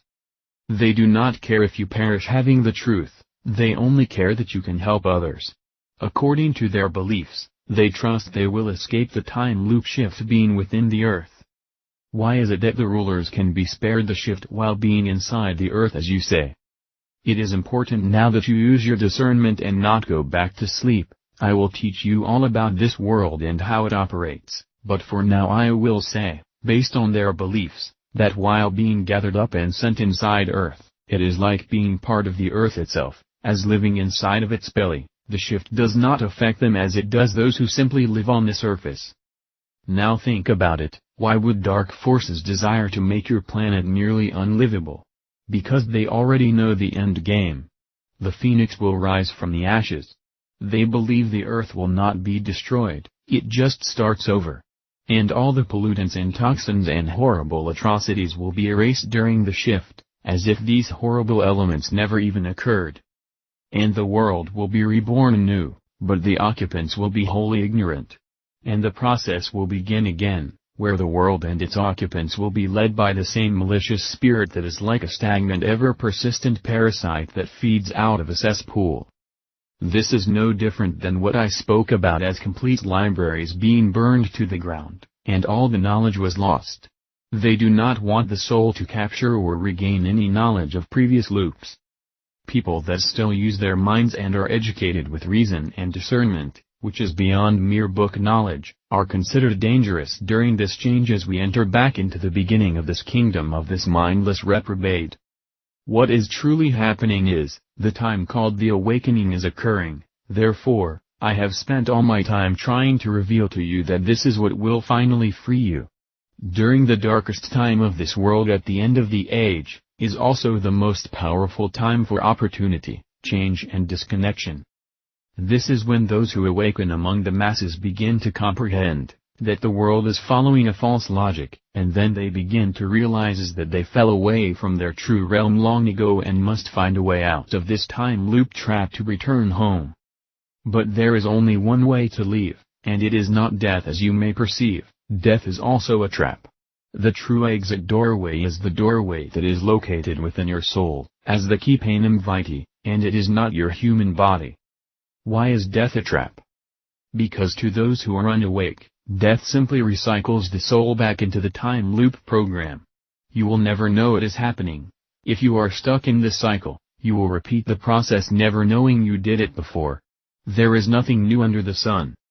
Knowledge is being erased right before your eyes, so the people that re-enter the new world will be the old comers in the 1,000-year kingdom, blind, dumb and ignorant. These will be the previous teachers and parents of the old world order under the tutelage of Saul Malam using the Panis Venenum, and his children are preparing his kingdom back at the beginning. They are building shelters inside the planet to be saved. I was having a hard time understanding the term, inside the planet, but he told me to be discerning, and that has me wondering now. Inside the planet? This really stumps me. Are you serious that there is an operation going on where underground facilities are being built under our feet? Yes, they have extended the building from past time loops to become great fortresses with cities and walled communities so they can hide from the destruction while most of humanity perishes. This is how they desire to escape and continue with the deception as internal players. Are you trying to tell me that there is a world beneath our feet? Oh my, there are many worlds and many occupants of those worlds. They have and are building many underground cities below that is so beyond your imagination, so technologically advanced it would blow your mind away. Oh, so they will have technology when they go back in time? That is a secret I cannot reveal now. Too much knowledge could cause serious repercussions and could harm you. Of course, they always tell you that technology is just man's own development, but it is old knowledge that was given to them by alien worlds, but we will discuss this later. Sadly, mostly deviants, and sick-minded trolls who worship Saul Malam will lie within these halls of rocks built beneath the earth. They will even bring with them in their underground prisons some of the offspring of humanity to torture them during this horrible time. If they have underground cities with all of this technology, why not just live down there and exist there and not bother to come above? They cannot exist with each other because of their darkness and malevolence. They would turn on one another and kill each other. These are sick reprobate entities that exist only to steal energy from humans as vampires would suck out the blood. These energy vampires exist to live upon the woes of humanity and its created system of Saul Malam. They exist only to destroy, and never give life. Is there no benevolent being that can stop them? Are we left alone? There is one that can help, the great Kaelistus Pater, the spirit above and within. Then why don't we get this help? The help is always there, however there is a law of free will that all souls are given. The Kaelistus Pater will never force anyone, by any means to obey. We must by law make the decision for ourselves to produce the necessary character to withstand the temptations. Until we reject the deception, we will be compromised to always experience the choices of our decisions.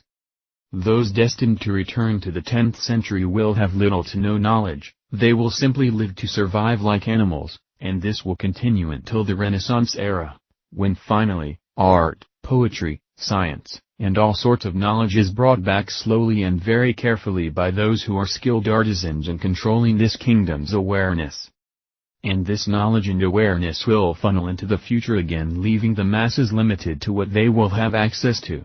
But none of us need to make this round trip, we can exit it now. The knowledge that is eventually released to govern the people is done in piecemeal, and it only serves the elite or power players, so they can rule from a greater advantage. And then they can control the knowledge the way they deem fit. Even those you have heard about like Da Vinci, Nostradamus, and so many other secret players, are aware of the future, as being exposed to the sinister dark societies. They already know what the future has in its tentacles, because it keeps being replicated. There is no real prophetic insight as if someone is peering into the future. It is all known beforehand. These so-called savants have had access to all that you have in your time. The only difference is, it had to come out in such a way as to not spill the beans on what continues to unfold in this world. Instead of them having access to future material from the gatekeepers, they become known as visionaries and spiritual adepts, holding great status among the people as prophets, sages and seers. And these things were also passed on to those who became this world's teachers, as well as historians. This is where your libraries come from, not from the factual data, but from what men and women who were selected to be worthy to extend the hidden agenda. Forgive me, but if my memory of history is correct, or at least what was handed down, weren't your people cannibals, and lived a savagery life, and didn't the Anasazi eventually get killed off? The knowledge that was passed down was given to you by those who conquered the early land dwellers known as the Indian. Obviously, the tales told would honor the victors and not the losers. And the last I saw, the Indians were not ruling over your nation. Granted, many of the Indians fell from their ideal belief to fend for themselves against anyone that would try to destroy them or their land and their ways. However, the tribe I am with now are not Americanist Indians as you might perceive, they are fourth-dimensional helpers. Okay. You really lost me there, fourth-dimensional helpers? Granted, we are getting a little ahead of ourselves. Now listen carefully, my people are the gateway to the souls, all true souls. Those interlocked within our group who return from the future and come back to the past are the souls of my people, but not necessarily in the same form, and my people live all over the earth. You are saying someone that is not Anasazi in the flesh could go back in time and be among your people, and yet be from another culture and race. Does that really happen? Well, you tell me, you are here, are you not? And are you not part of my people right now? Where did you come from? In all honesty, I am not sure where I am anymore. Hasn't it occurred to you that I came from the future and became a friend to these people of the past? Where do you think I received all my knowledge about the future? Do you understand? The Anasazi did not come from the Anasazi, they became the Anasazi, and this occurs when they find their pilgrimage home? There are no Anasazi during your time, there are other tribes of Indians as well, other cultures, creeds and factions, but the Anasazi are not Americanist Indians as you would perceive. How is that possible? You are with the Anasazi right now, and based on what you're saying, the Anasazi came from the future, my time, as did you, and they sure look like Indians to me? Yes, they did, but when they came from your time, they were not yet Anasazi until they moved through the doorway of the soul. Whoa, take it back a few steps, Chief. The chief begins to laugh and says, I told you it would be more surprising than you thought. It is possible because the Anasazi are the gateway to our soul. It is the beginning and the end. Once you find it, it is over. What I am trying to reveal to you is we do not exist somewhere back in time, we exist throughout all time through your soul. We are connected to you. Me? I am speaking in general, of course. Why do you think they call us basket weavers and alien ancestors? We are weaving the fabric of your soul as someone within yourself. Thus, we are alien to your world but not necessarily alien to you. Now for you to understand the mystery. There are many Anasazi that live among other races. Do you understand what I mean? Sort of. What I mean is, the nature, the inner parts of the heart, those who seek peace and not war. Those who love the people and the land and not destroy it. Those who care about what is right versus what is wrong. In their hearts they are becoming Anasazi, weavers of the soul, they just never knew it. When these advance to the highest level of conduct in their heart, they become Anasazi, meaning the awakened ones. Are you now beginning to understand what I am saying? I think so. I think what you are saying is, an Anasazi is simply a nomad upon the earth no matter what race, creed or color. They try to live a simple life, they try not to get involved with the world around them, separating themselves from all that which is. They are here, but they are not really here, they know they belong somewhere else. Fantastic, you nailed it, this is just a voyage of their soul until they can find the gateway to return. Are you saying you are not really here but are some vision or dream? Well, I guess it might be prudent for me to ask, are you really here, or are you dreaming? Chapter 8, The Mystery of Time. Day 6, Unraveling of the Time Machine. At this point I am barely able to grasp everything the chief is talking about. Is he even there? Is he here? What is all of this about? Who am I? Why have I been chosen to learn these things? As we slept the night away and I spent the following day learning about their beliefs and practices, quickly sunset was upon us and we began the lessons again. I began to ponder more deeply on what the chief was saying. How is it possible that the world can continue to revert in time?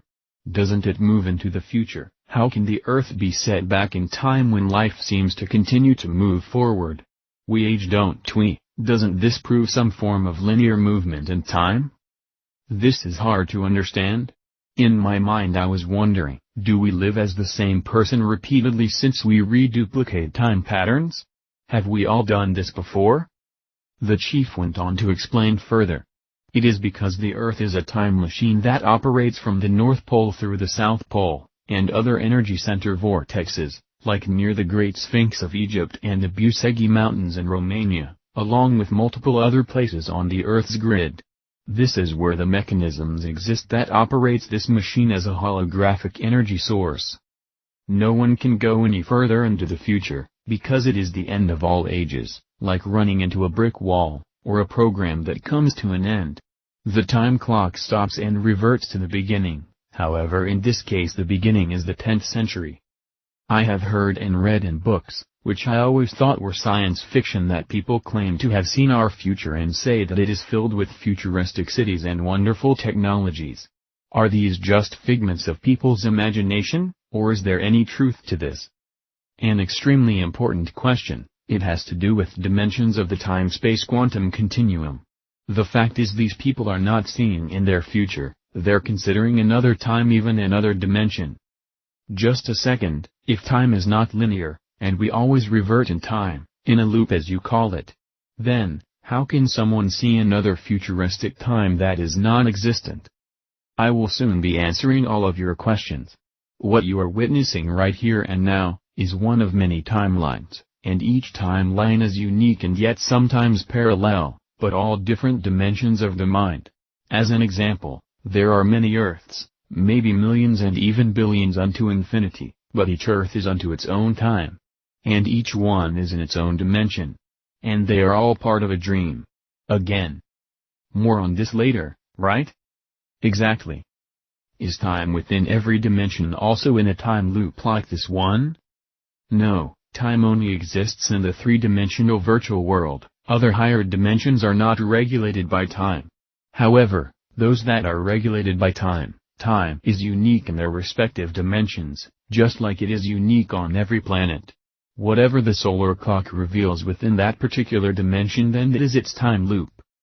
Are there other Earths in a time loop like ours? Yes, via the fact new Earths are created all the time from the minds of the occupants. Excuse me? Where do you think dreams come from? It's the mind, it's always the mind. Time must always come back around. All your seasons, and planetary alignments all tell you the same truth. We are not moving outward or forward, we are in a cycle, a loop, always returning from where we came from. This does not change on any world. As long as there are stars and planets via the material nature, there will be time. I have read scientific dailies that espouse to the fact that we are moving outward in space, traveling at great speeds. How can this be a loop then if this is occurring? It is not occurring. This is an illusion of a holographic laser light show that penetrates deeper into the void. Nothing is really moving. It is all a mind game. So, this cycle was altered, and now we are stuck in a 1,000-year time loop, living and reliving lives repeatedly. Yes, and as for returning into the same bodies, yes, we do for the most part, as well as we return in other bodies in different times, and they are also the same. Each of us over the 1,000 years has been here at least one time every 100 years, and some many times over. And that's not even counting pre-lives before the loop. Pre-lives? Yes, we lived before this loop occurred. We lived before the 10th century, but it has all been forgotten. We have existed in different cultures, different communities, different religions, and different races, and yes, even different sexes, but it is always you. The outer is an illusion as the game template, and the inner is reality. If we are the same person in whatever generation we live, does this mean our birth and death are already known prior to coming here? Yes and no. Some make wrong choices and bring about an early death, some make good choices and may bring a longer life. But either way they cannot pass the wall of their time unless they find a gate, or Kailistos Pater aids in their modification. He can change the rules for the specific growth pattern of that soul to continue moving forward towards freedom. There is no future beyond the point of where you are at now, though. There is only the past, of where I am at now, and thus we are now connecting together again. Wait a second, you said all are in a time loop, all worlds return back like the clock, so how can someone see into a different future if this is the last age? It is called soul memory at the soul consciousness level. There is no future beyond that which is at the end of the age, in your time. However, not all worlds are in the same time dimension. There are worlds that began where humans were not in the material body, they existed in what may be called in type a paradise having energy soul bodies. Now paradise is different to each world, some are technological paradises and some are earthly paradises such as gardens, forests and lakes. And then there is one that is our heavenly abode beyond space and time. It is like being in a movie, with a beginning and an end. However, all movies are different, and all have different beginnings and endings. My people and many like us were the caretakers of your land you now call Americanus long ago. Why do you think this was? It is because when all the changes occur due to the planetary time loop, and destruction unfolds on the entire earth, it is brought about by the same malevolent ones of this despotic kingdom of socialist fascism or Patstas demonis, which is demonic control. The ones that will carry this knowledge and the facts inside the stories, that seem to stretch for tens of thousands of years, are my people and those like them. We always return to help those who are waking up. But how did you and your people know all of this? Because you are waking up. I am waking up? Well, you and those like you. And then we return? Try not to think of this as a linear event. Stretch your mind.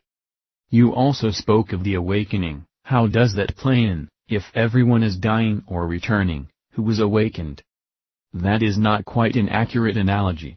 The awakening is the gateway of your soul returning back from where you originally came from. That is what I said, didn't I? Not really. There is a big difference in returning via the gateway of one's soul and returning to planet Earth in the time loop. Now I am officially confused.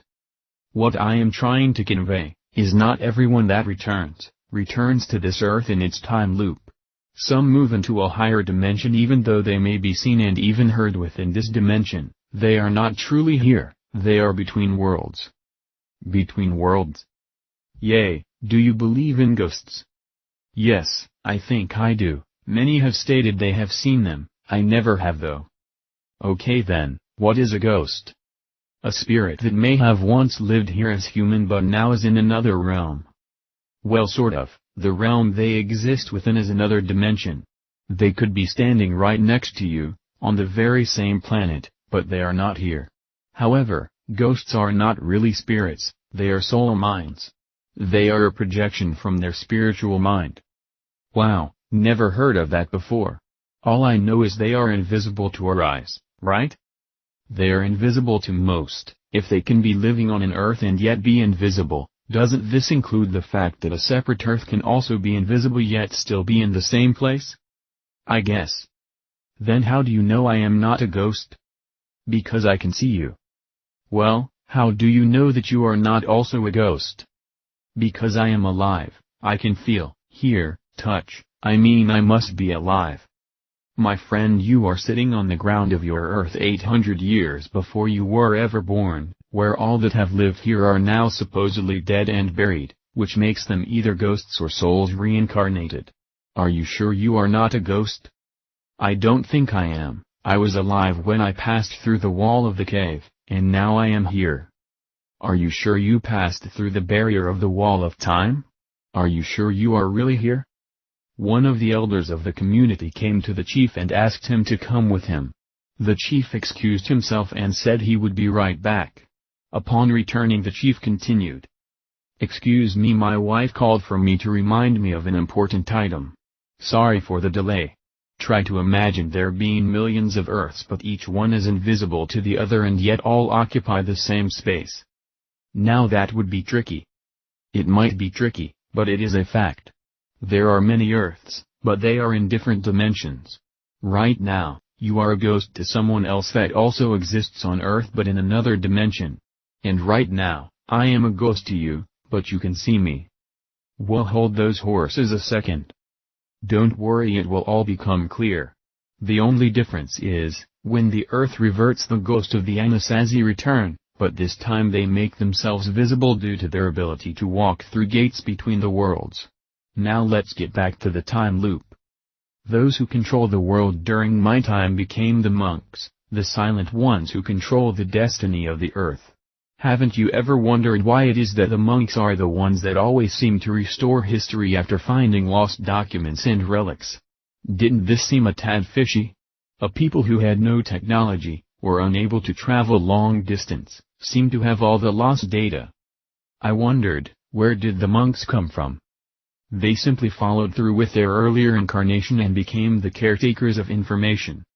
They then transformed themselves into lowly teachers that would become the custodians of all history. Or should I say controllers? Women became infidels and were treated horrible, and the monks stayed among themselves and separated from the women. But those of the elite had many consorts or harems. And through these relationships were the elite's children born that represented their houses via their specific progeny. I didn't think the monks married. It wasn't the monks, it was the leaders of the church, and those who were power magnates over countries. Also, there are many other mysteries to this puzzle. You mean like those inside the earth that escaped during the time loop? Let me just say, not everything is being revealed correctly. Remember, the monks did not start as monks, they became monks to fulfill the mission of the earth chronology, and then the royal houses began to take over to continue the lineage of the malevolent ones. The stories of my people that were handed down from their fathers, did not come from our past, they are stories and prophecies from the children who were from our future. The same with the monks and the priesthood, which became the secret societies. Do you understand? I know what I know because my soul returned back into the past already having this knowledge, but I failed to access the secret that would allow me to return to the sky of our ancient parents, and thus have been stuck in this trap, but soon to be no more. How did you acquire all this knowledge? It is all new to me as you are revealing it. Yes, that is true. In 1984 all of this was new to you, but in 33 years you will understand all of it. How? Because I am revealing it to you in 1984. Chief, there had to be a point where you didn't have this knowledge also, so who told you? Laughter everywhere commenced. The chief looked at me straight forward into my eyes and said, "You did." Chapter 9, The Great Culling. Day 7, The Mystery of the Past and Future. I sat there trying to process all this new information that the chief was giving to me. He then allowed for time for me to reconcile this material, for there was much to consider. He stood up and said, "Open your heart and seek." He then walked away as I remained in my own thoughts. I began to wonder, there is nearly 5 billion people on this planet in 1984, where will they go during this event to come? Are all these people destined to die? And then my thoughts went into, where does the soul really go? Who really are we? As the chief came back and sat down, he said, "Your thoughts trouble you, let me be of assistance." I asked him, where do these people go during my time? We have 5 billion people in this world. Americanness is but a dusting of humanity. What about the rest of humanity? The chief, not surprised I would ask such a question, seemed to already be prepared with more data. Now what is important to understand is, billions of people are going to die when the earth falls backwards. But this should not shock you. Everyone dies, it is the nature of this world. Billions were born and billions will die. What kind of event would cause this? I shrilled. Death comes to everyone, however, this particular time is when apocalyptic events take place in your near future. The earth will shake from its boundary and will roll along like a child's little toy ball. The earth will fall backwards because it has come to the end of the program. Earth is going to bounce to and fro as it resets the time clock as a time machine going back to another time. The earth is being reset. Are you saying that the planet itself will change back to what it appeared as 1080 years ago, with both land and water mass? And anyone living on the planet during these events will witness the earth changing backwards in time? As an example, if you are living on land that 1000 years ago was underwater, will you then go underwater? Well, for the most part yes, but not exactly. As well as some land that is underwater in your time. If that land was above water 1000 years ago, it may return again. Does this mean the fabled Atlantis, Phoenicia and Lemuria will also return? I have read about these lost cities. Not really, except for portions of their lost world may become visible. They are not within the 1000-year cycle. These are lands which were occupied and above water many thousands of years ago, before the grand cycle was cut short. The last time they went below water they have remained. So, they could be hundreds of thousands of years old, now, right? Oh no, not really. Remember, time is in a loop. Atlantis ultimately disappeared 10,000 years ago and Lemuria vanished even further back. No matter how long we continue to remain in this cycle, these lands do not move further back in time, they will always remain the same in time separation due to the loop's nature. So, they are just lost forever? No, in fact they are not lost at all, their energy always keeps them alive. Explain to me, how can their energy keeps them alive if they're long gone? The chief smiled and asked, "Are you ready for this?" I nodded to give approval. "Where are you right now?" "I am sitting on the ground looking up at you." "No, where are you right now?" "Oh, I see, I am back in time." "You just walked through that door and came from your time back to this time, correct?" "Yes."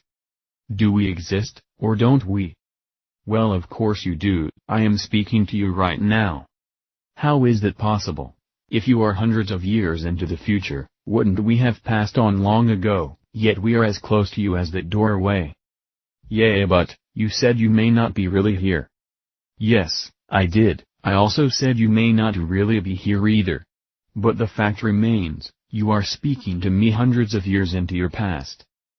Does this mean all time exists at the same time?" Those that were surrounding the chief, along with the chief, all stood up and waved their hands to the sky, and shouted with glee. He looked at me with a huge smile, and said, "Exactly, Time is not moving, the interactive avatars are moving through time. We are as close as an open door to all previous times and all future times. The only difference is most do not walk in doorways into other periods, they move forward one step after another via linear deception. It is like watching a movie that has been copied or taped. The entire movie is all set within the boundaries of that recorded program. The one watching the movie can determine what place in the movie they would like to begin viewing. If you choose to start watching towards the end of the movie, does this mean the beginning of the movie is no longer there? Of course not, it is all on the same tape. Time reacts as a recording, it goes from start to finish, only we are the ones who jump around time viewing the results of the movie, but in this case, while interacting within it. Stop the presses, chief.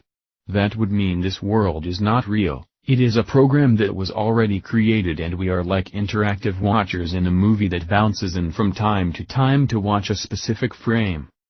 By George I, think you've got it. Now you are starting to understand. The entire planet reverts in time, because the tape is being rewound during what is called the Piscean pause. And instead of moving into the first age of Aquarius as it once did, it then returns to the Piscean age, again, it is being redirected back 1,000 years back into Pisces, and the planet is part of the setting. We the observers are heading back with it to start watching the beginning of the show, via what is called reanimated soul insertion via the time shift, but this time instead of moving forward, we are all returning to the day the Earth fell backwards. You cannot watch any more into the future because the movie ended, there is nothing left in the movie because the programming ended. Therefore, there is no future, there is nothing left of the movie to watch, except the credits. Lands that were once there as part of the program will have appeared to return to where they were a millennium ago, and the system will be reset. At that point, the movie will be rewound, as it had been in 937 AD. Chief, you said the reoccurrence might not be exact, how is it possible if it was already programmed, wouldn't it have to be exact as it was programmed? No, not necessarily, while answering your questions as to how this occurs. It is true some things may change because this is an interactive movie, along the way changes are made by the actors, that is all of us. And when we make a change it is adapted into the programming and thus creates a chain reaction revealing not everything is perfectly exact, past or future. This movie is likened unto a liquid film where it can adapt to new things, however, it is still all old things. For nothing is new under the sun. Very little is ever changed because the interactive agents are not making wise decisions, instead most follow the program. However, one thing to be aware of is, when the movie does change, hardly anyone is aware of it. It becomes fluent as if nothing materialized. Slight changes occur all the time, every day, but most do not recognize them. Chief, are you telling me events surrounding us in our lives could change from what they had been to something else and we would not know this? Let me just say, events are constantly changing and most of humanity has not been aware.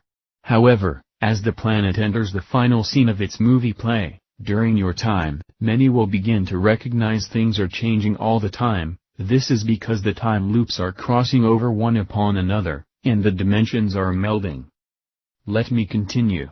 The time clock was interfered with. We are no longer in a 25,920 years cycle as I have continued to relay. It is much harder to control the artificial intelligence as interactive agents, directors in a movie that is extremely lengthy. What is easier, to direct a movie that is 2 hours long, or one that is 100 hours long? Events must be controlled and, more compacted. Too much time allows for too many potential changes that would allow souls to awaken, and this, Solomon will not allow. These programmed events must not change too much, so they decided to simply install a mended time loop to revert the clock back to the 10th century, instead of the first age. It is much easier to deal with than to have to start all over again from the beginning. However, there is a much greater reason for this. Because when we used to shift back to the first age, many were awakened, as the first age is the water carrier, meaning the spirit can flow again after the loop.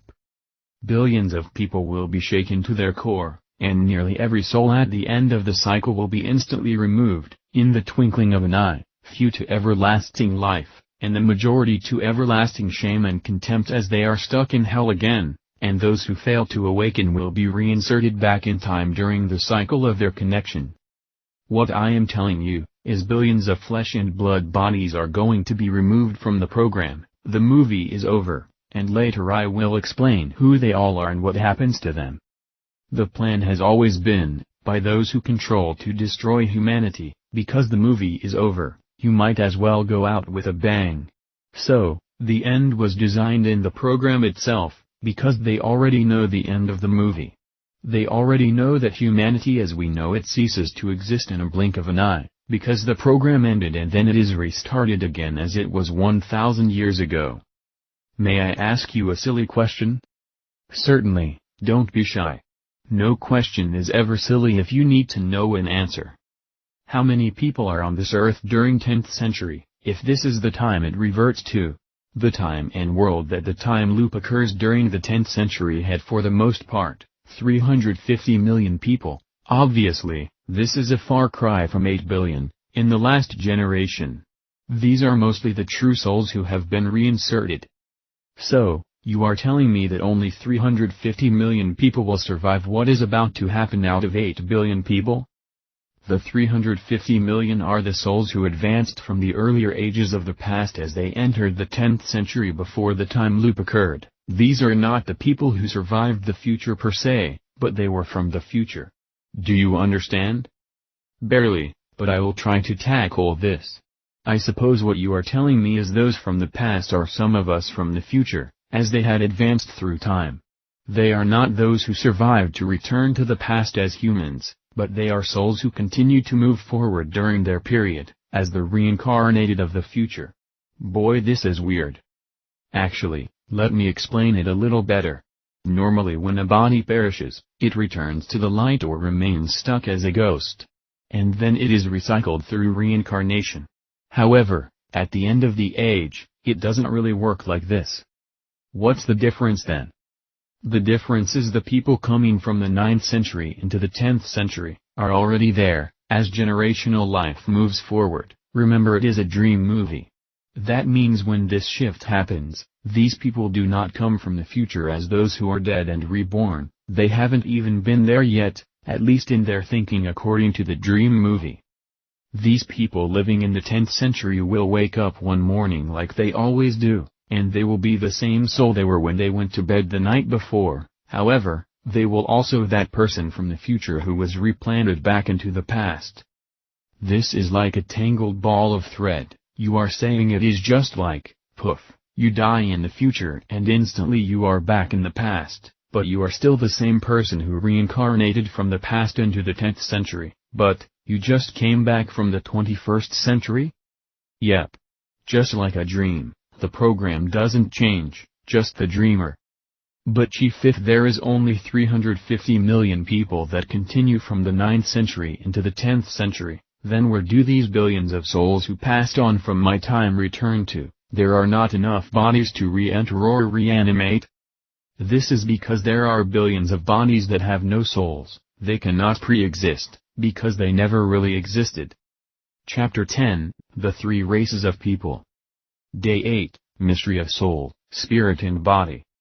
The Chief told me yesterday that I need to take some time to imagine what he just revealed and we would return tomorrow. As the evening came upon us in a new day, both the Chief and I were alone, and he began to speak with a very solemn demeanor. I then realized this subject was not only going to be important, it will be nearly intolerable to accept. Without hesitation, the Chief began. There are three races of people on this planet, the divine race of the eons, the created programmed soulless race and the angelus genus, archons, which are the children or followers of Samael. The soulless race is made up of soulless bodies, it functions only by the holographic body programmed computer. As well, there are bodies who have been taken over by the angelus genus, both occupant and possession. The divine race is made up of children of Caelestis Pater and Caelestis Mater. However, their children are not the bodies, they are the souls, which reside inside the body template program with their mind. What happens is a war occurs between two forces, a programmed force and an intelligent consciousness force, the body and the soul. In the Bible, it spoke of the war within the members of the body. Now it is time you learn what this means. This is a real war. As the body is programmed a certain way and it follows that way, the soul must not follow in the same direction. It must overcome the lusts and desires that which is programmed in the body. If it allows the body to fulfill its mission, you will have fulfilled prophecy, because this is the program. Unless a soul from the divinum spiritus inhabits a body, it is not from the Caelistus Pater. Therefore, if there are billions of bodies, rest assured only a small percentage are divinum spiritus soul-filled. We do not know the exact number, but the percentage is vastly lower than the world's population, especially during your time. Obviously, as you track back, that percentage rises comparably to the time and its population. What this means is, all divinum spiritus souls can incarnate repeatedly within this 1,000-year period, no matter how many bodies there are. There will always be plenty of bodies to accommodate all true souls. There is always enough room for incarnated divinum spiritus, called the eons, children of the monad. Remember, a selected body in whatever generation has always been chosen for each soul. And a body has been prepared for each soul accordingly during whatever dimensional time they are sent. So, we then come back as the same people all the time. You would think we would finally get it? Yes, because that is your container. It is like clothing you have in your own personal closet, and this is where déjà vu comes from. Here is the problem though, if all time is occurring at once, then how can a soul be in multiple bodies at the same time? This can easily occur because all souls are multidimensional.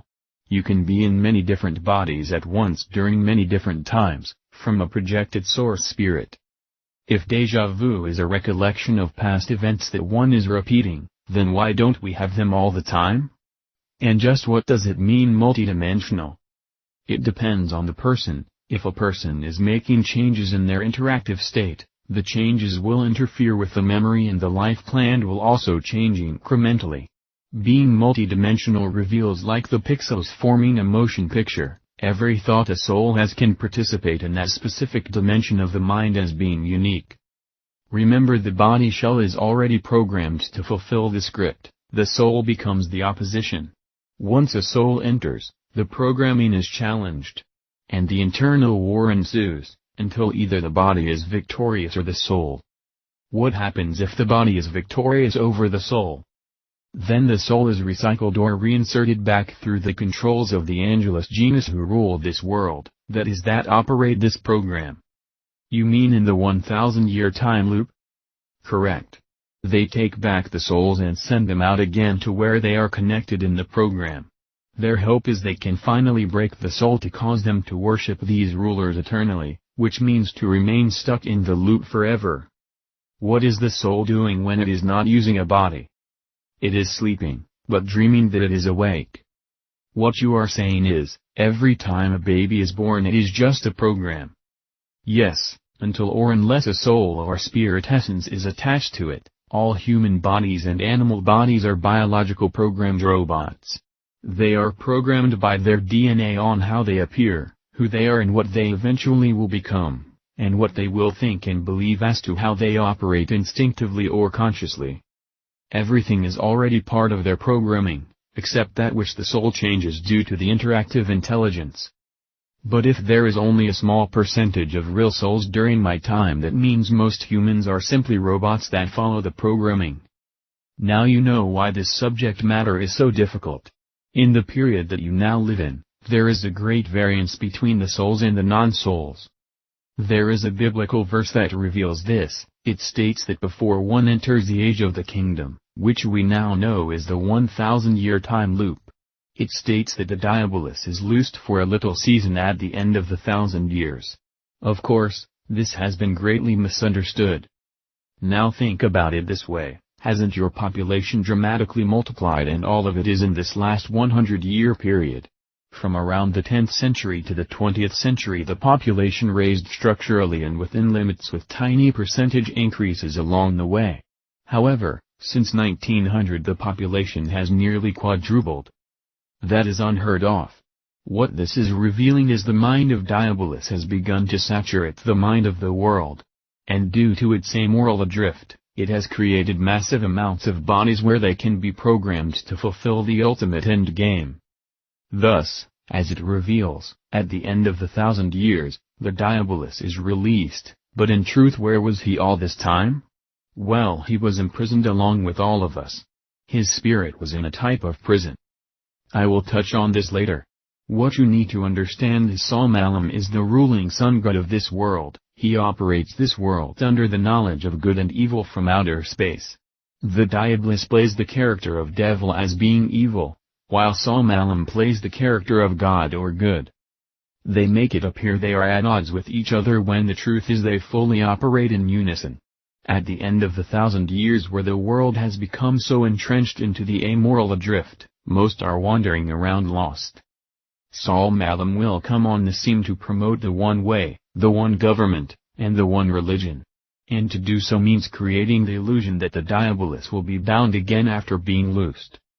I say illusion because the Diabolus is never truly bound, it is just that at the end of the age he has freer capacity to do his thing because more bodies are operating from the program alone creating the desired and necessary effects giving the Diabolus more control. Whereas when the earth shifts he is drastically limited because most of the bodies are divine souls. What is his thing? Glad you asked. His thing is to divide and conquer, an exploitation of ideas where no one has the truth but everyone believes they know. He creates so much confusion no one knows whether they are coming or going. Salmalam then comes on the scene to establish order out of all the chaos, bringing back a time of ignorance via the rule of the rod of iron. So even though the world is lost, it is all now of one mind, following the one Lord, while the Diabolus, the author of confusion will once again be placed at bay. It is all part of the mass illusion of control. The Diabolus is not really imprisoned, he is just limited to what he can do as Salmalam now rules with a rod of iron, forcing people to comply with the one way. That is why they want a global government. As the 1,000 years moves forward, from the time loop and people begin to rebel against the one way, the Diabolus, which is the moon god is then released to begin the end game to establish the beginning once again, usually the last 8100 years. If you track back 8100 years from the end of the program, you come to World War I, which reveals the Diabolus was back at work. Now remember, Salmalam rules for 1000 years, but during the half-age time loop there is 1080 years. The remaining years is the little season the Diabolus is released. During your time, most people are soulless robotic bodies without conscience. This is because the climate of lawlessness and immorality has become so widely accepted that too many avatars of the program are being added, creating a huge differential between souls and non-soul-filled bodies. There are simply not enough souls to fill bodies, even though souls can enter multiple bodies at once. It is usually done in different periods, not the same period. Let me try to explain in more detail so that you can have a better grasp at what is occurring. The seeding of the human body is via the spirit of the sower. The sower is either the Kailastus Pater, through the Panem Vitae, or it is Salmalam. The human or animal body is not the seed, it is what the seed is planted within. The human body of itself is a program. It is designed to operate without anything else added to it. If there is no seedling, it is simply a program. Why would the Kailastus Pater want to send his children in a time loop prison? He didn't want to and never did. The child, you and me, chose to do this against orders, and now we must pay the penalty for that choice until we can reconcile the error. However, for as long as the true seeds remain here they are forever connected to the Great Father and Mother in the sky. And that will never change. As easy as we chose to reject our divine right, we can choose to re-establish it, and this is a gift we have all been given. The Kailastus Pater has never rejected us, we in turn rejected his orders. When the body is seeded, it becomes like a symbiotic union of the soul linked to the computer program. The body itself without this union is designed to think, to speak, to hear, to touch etc. It is what some may call an artificial intelligence computer program. When the seed or the seed is planted within, It creates a symbiotic relationship with the body program, meaning the seed is like a new consciousness added to the mechanical wherewithal of the body consciousness. This soul consciousness can lay dormant, or it can literally take over the functions, both mental and physical, inside the body. The seed is planted when the door opens for the child to take its first breath. Often the doctor will pat the child on the rear and then it engages to bring in the breath of life. The ancients called this the neshama, the breath for the soul of Kailastus Pater. This breath or air is the spirit conduit that allows the seed, consciousness to be implanted. Thus, the Latin word for breath is spiritus. It is the disseminated soul. If there is no seed available, the human child will be without a soul consciousness when the first breath is taken, but this breath is a result of the program and not the seed of divinum spiritus. The body itself will have little to no ability to analyze itself, it will simply function as a program based only on the five senses and the elements of its surrounding world. Therefore, the reason that there are so many people on this planet, it is due to the fact more biological entities are born than there are souls available here in this realm, especially now during your time. This means a large portion of people are simply programs going through the motions without a thought or any individualized concept of their own. They are not attached to anything beyond this program. I am having difficulty dealing with this. You mean a beautiful little baby could be nothing more than a machine? I told you this was not going to be easy. However, the good news is this. If the machine is soulless, it doesn't have anything to compare with, so it will not care one way or the other. What you might desire or believe, the soulless container does not reciprocate your feelings. You may care, you may be angered or upset, because this doesn't seem fair. Our duty is not to judge the body, but to allow it to grow with everyone else, and at the end the results will be made manifest.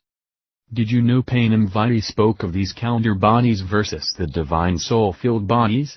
He called them the good seed and the bad seed planted together in the same garden.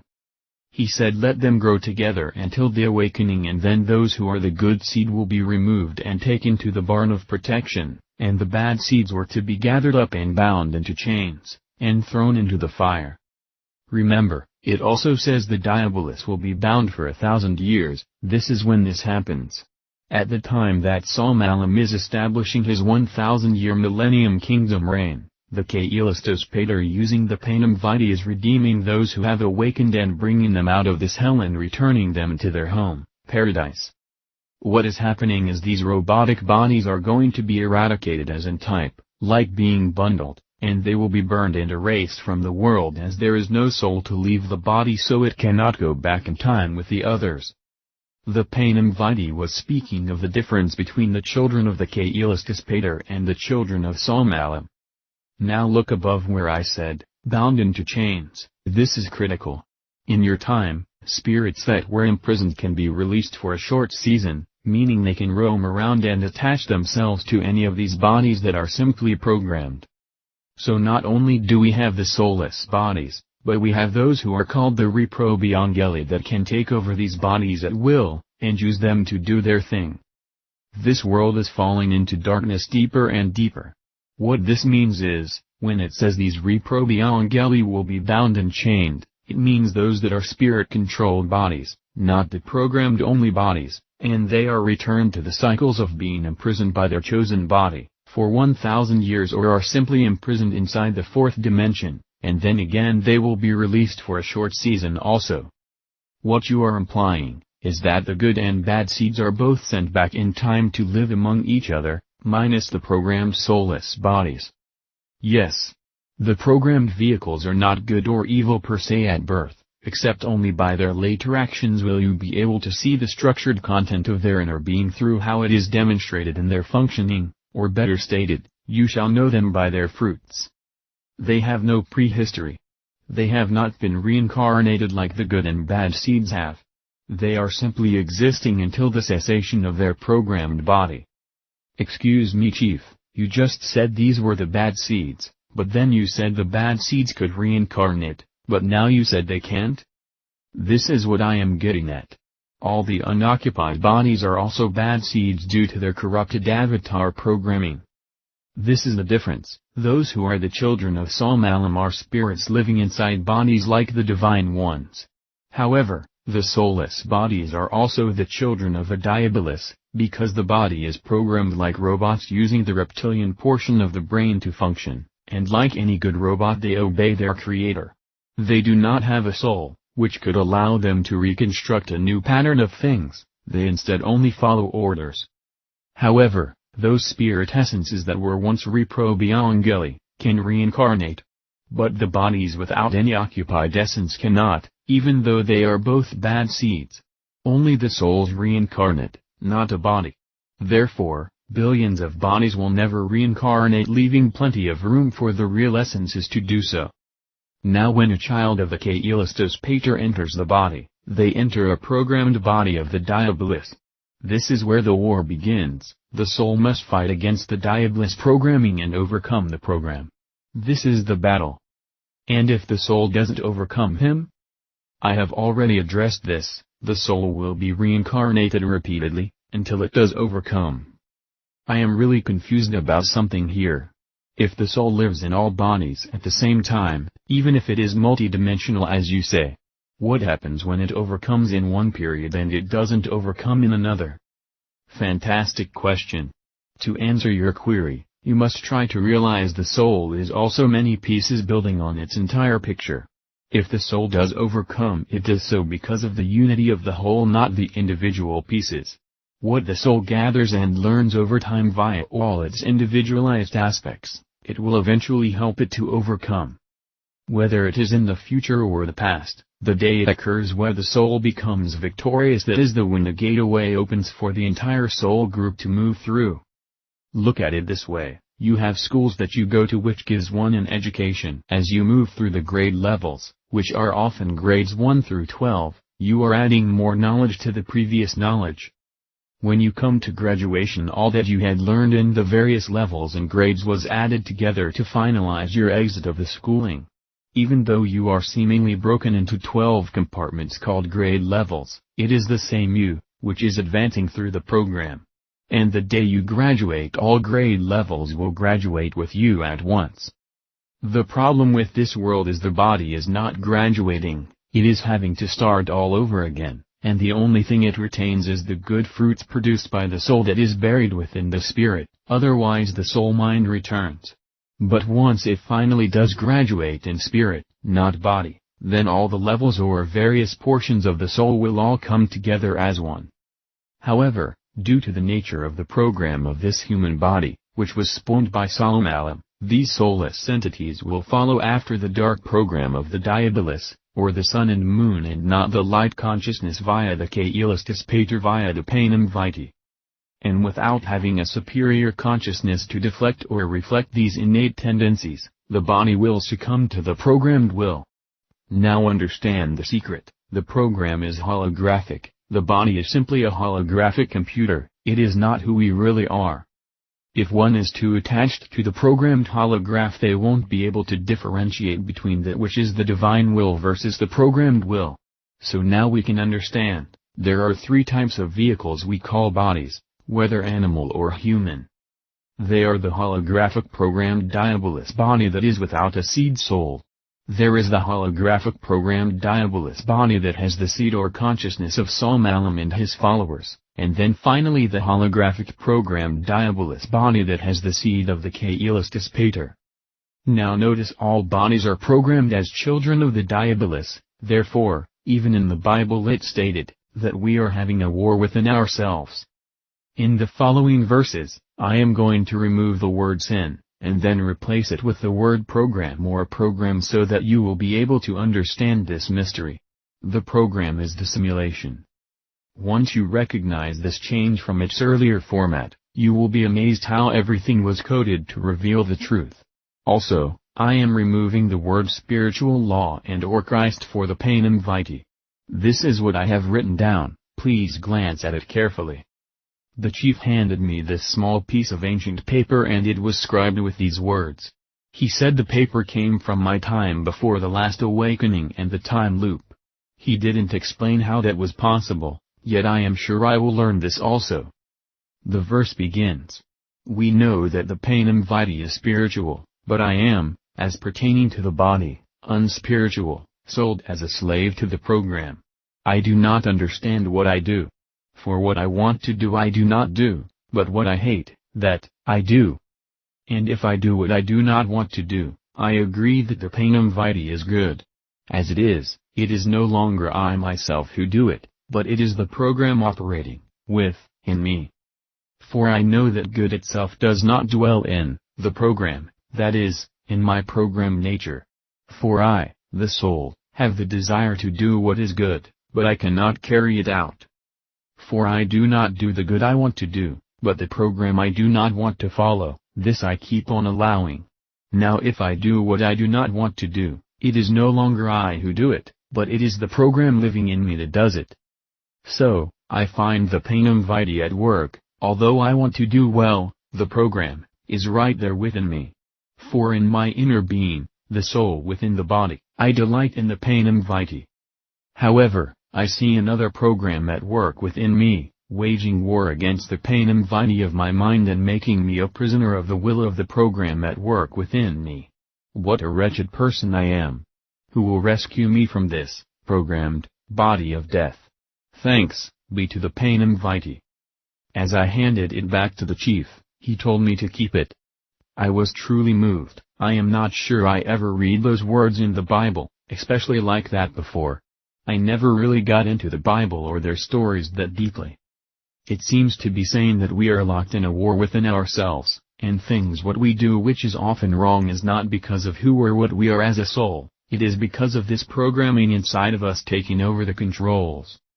I was amazed and responded to the chief saying, "This is incredible to me.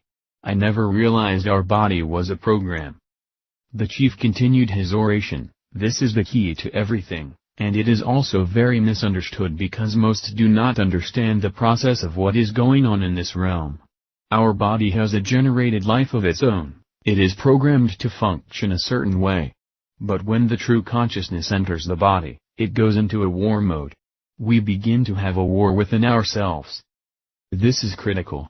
If we do not have this war going on, then we are either only the program itself or the seed of Solomon. Why is that, you might ask yourself? Because the true spirit of the Kailastis Pater consciousness via the panem vitae is who the true seeds really are. It is not the body they wear. The body is a cloak, as a veil or covering, hiding within its true consciousness or lack thereof, either being programmed alone or seated via the Kailastis Pater consciousness or seated via Solomon. The difference is, the Diabolus programmed these bodies via the DNA console, and these bodies have become an elaborate structure of biological life. Thus, any of Solomon's children will certainly mesh within the programming, it will seem very natural to them, and there will be no fight, or internal battle going on. Their fight will be against others outside of them as they fight for control, because survival of the fittest is how the program operates. They will blend into the body as a perfect slipper that Cinderella might wear. However, when the Kailastis Pater seed is implanted into these bodies, which is simply our soul consciousness, then a war begins. A brutal all-out fight going on within the members of our body. We are constantly battling what is wrong so that we can do what is right, and often the program defeats us. This does not mean the soul is a failure even though the body fails. Just like the story in the Bible, if this war was not going on, then we would not be of the Kailastis Pater consciousness. So, the war within is our testament to who we belong to. If this war is occurring, it is our proof that we belong to another, beyond this world. The battle is the key defining reality. The only reason there would be a battle, is because those that are experiencing it are truly the children of the Great Father and Mother in the sky of a higher dimension of reality. If we live our life without a thought towards what we do daily, without realizing anything is amiss, then something is obviously wrong, the program is ruling. In truth though, it won't matter to that body mask, because if this is the case, to the body that is operating this way, it won't care anyway, because it won't affect it, that is therefore, there is no battle. Do you understand what I am saying? Only to those who are in this war is realizing a battle is being played out within their own body, of the Kaelistispater consciousness, that it is in a war with the Diabolus programming? If this war is not taking place, then there is no true seed within. There simply cannot be. For the Kaelistispater consciousness is not of this world or body, and thus the interactive state is in a state of flux, a battle, and a war. Now some true souls may be giving into this fight, and it might not show as much in their outer actions because they are losing the battle. These are souls that are being debilitated by the artificial reality, or the holographic program. And thus, will need to be replanted at another time to try again, unless they awaken. Replanted? These terms throw me off. It sounds like we are garden. Again, yes indeed. Let me continue. This is also very important and our time is coming to an end. Psalm Alam has another consciousness, a faulty consciousness, a mixture of good and evil, to create confusion and bring forth the negative programming.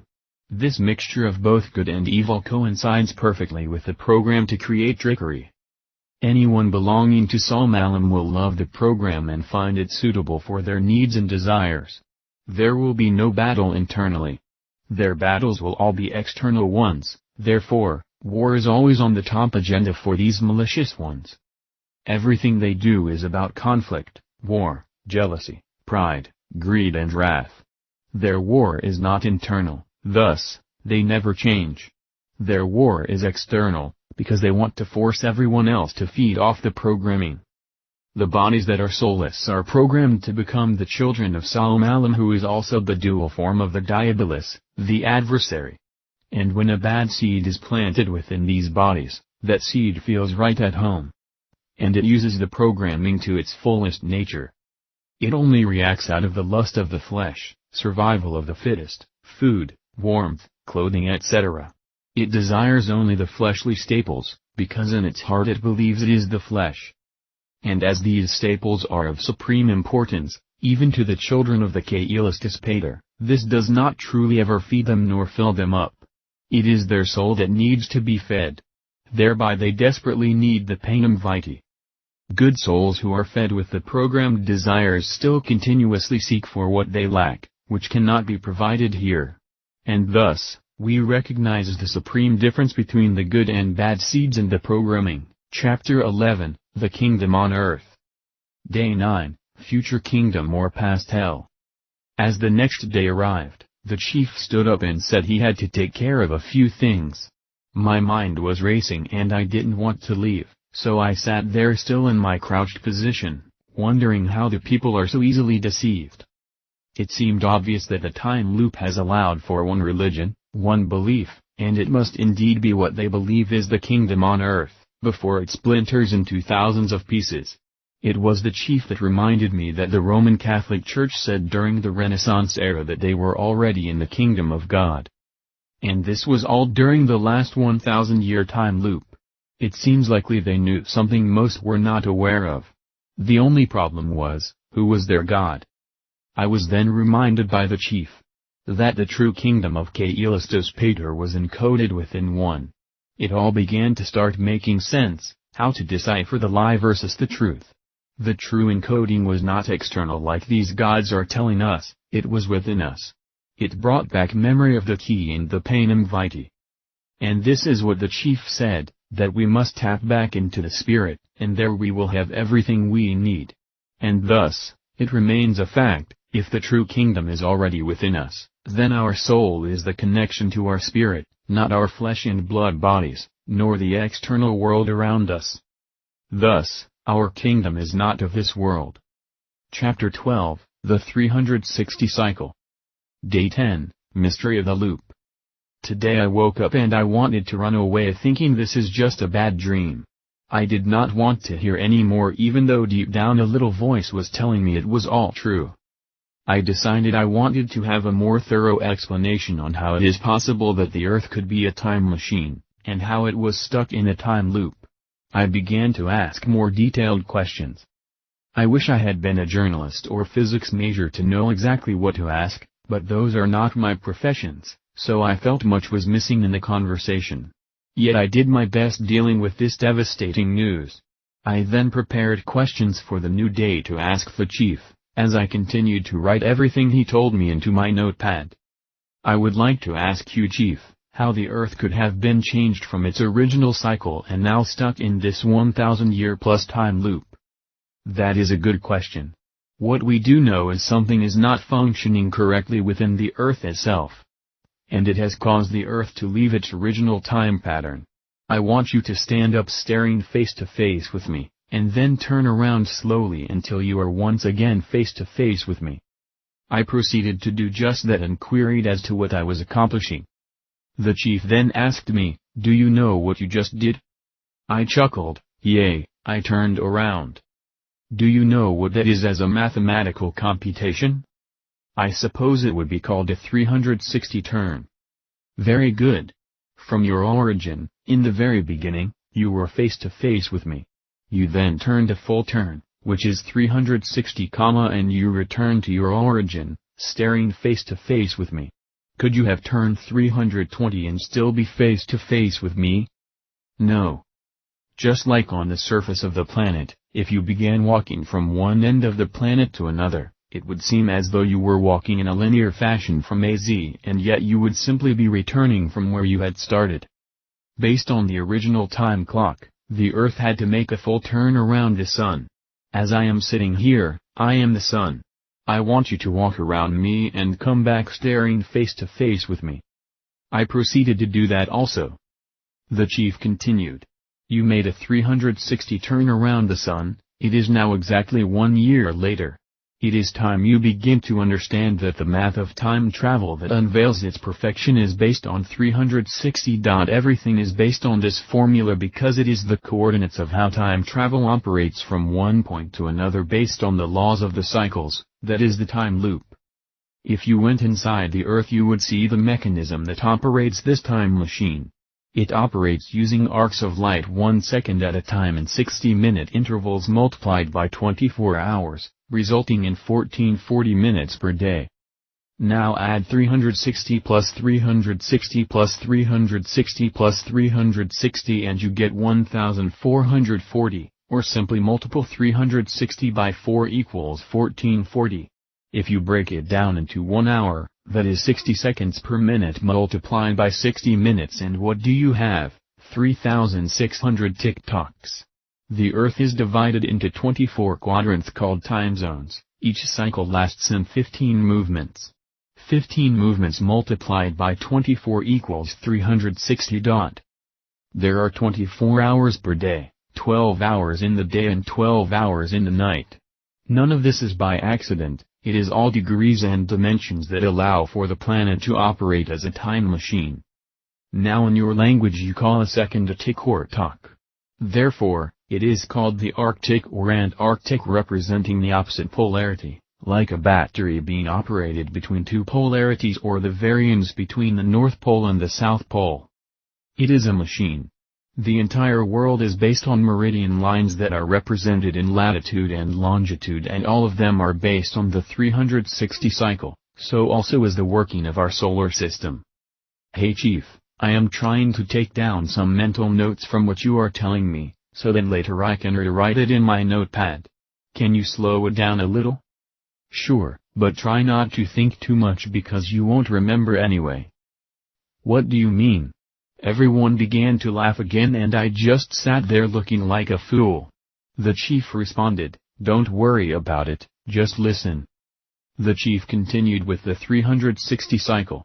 This cycle is a perfect 360. Now every second as the arc of light creates this tick-tock machine, it revolves in a cycle lasting for 60 seconds for every minute, and 60 minutes for every hour. And all of it is being taped, or programmed and copied as a holographic energy pattern. And what do you have? 3,600 ARC ticks per hour generating this holographic machine. 360 is the core number where everything is based from. There are 10 360 ticks for 1 hour. It is a perfect operating machine. Any slight variance, even a second off, will throw off the cycle completely out of kilter and the time machine will be corrupted. As the Earth rotates, the Sun then hits the Earth on its designated path of light.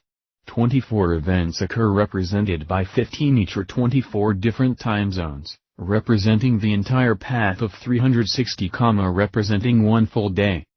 Now the lunar calendar represents the events of the lunar month, or the moon months. Now each month is 1/12 of a year. We have 12 months in a year. When the Gregorian calendar became the dating system due to the flagrant changes by the corrupt ones, they created a calendar that would allow for a problem that was created long ago. That problem was the half-age time loop. The months were originally divided to represent the seasons, especially the spring and fall seasons. For a very long time many people have believed that the new year begins January 1st. Again, another fable. The months used to be named after its seasonal connection, spring seeding and fall awakening. Later when Old Latin was used, the months were simply numbers, 1 through 12. Today we have new names added due to the Roman Empire influence, such as the god Janus represents January, as well as March is represented by the war god, Mars. And of course, August representing the Emperor Augustus. The problem was someone in the later Middle Ages got careless and didn't finish renaming all the months, wherewith September through December established one truth, that all of the months are out of sequence. As an example, September is the Old Latin form for 7th month, today we call it the 9th month. October is the 8th month, again we refer to it as the 10th month.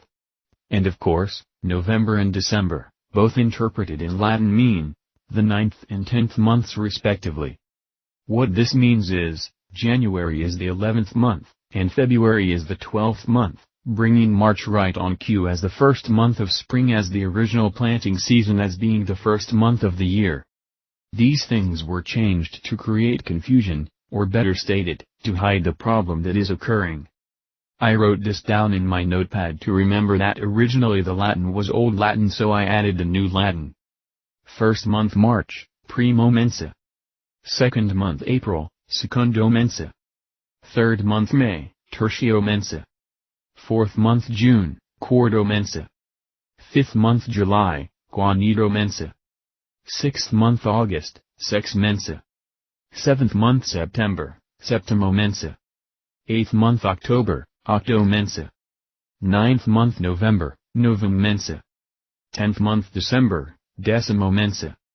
11th month January, undecima mensa. 12th month February, duodecima mensa. The chief continued.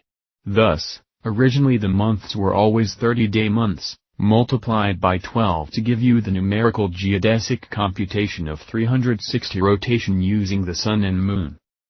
360 is the secret number to the universe and how everything operates in the programmed machine. However, something went wrong, very wrong, and now the months no longer have 30 days each, some of them have been changed to compute the new formula. Over the process of time we now know the Earth is no longer operating on a 360 yearly time cycle, it was changed to 365 and 1/4, this is a major blunder. The 1/4, 1/4 of a day, that you see before you were added to the last month or 12th month of the year originally, which is February. They used the last month to reset the computation, prior to the first month of March returning, due to this error.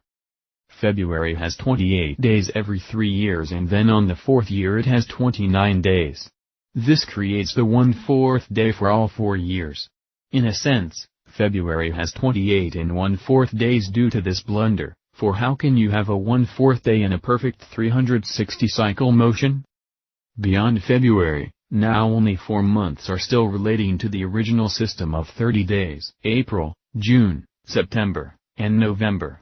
The rest were given 31 days, to fill in for this terrestrial blunder, which has 5 and 1/4 days every year. Now for most they would believe that this was changed due to the Earth's wobble and rotation, which was somewhat skewed. The problem is the 360 turn is not up for debate. When the Earth stopped functioning at the 360 cycle, it stopped following its natural cycle. The time machine is no longer functioning properly.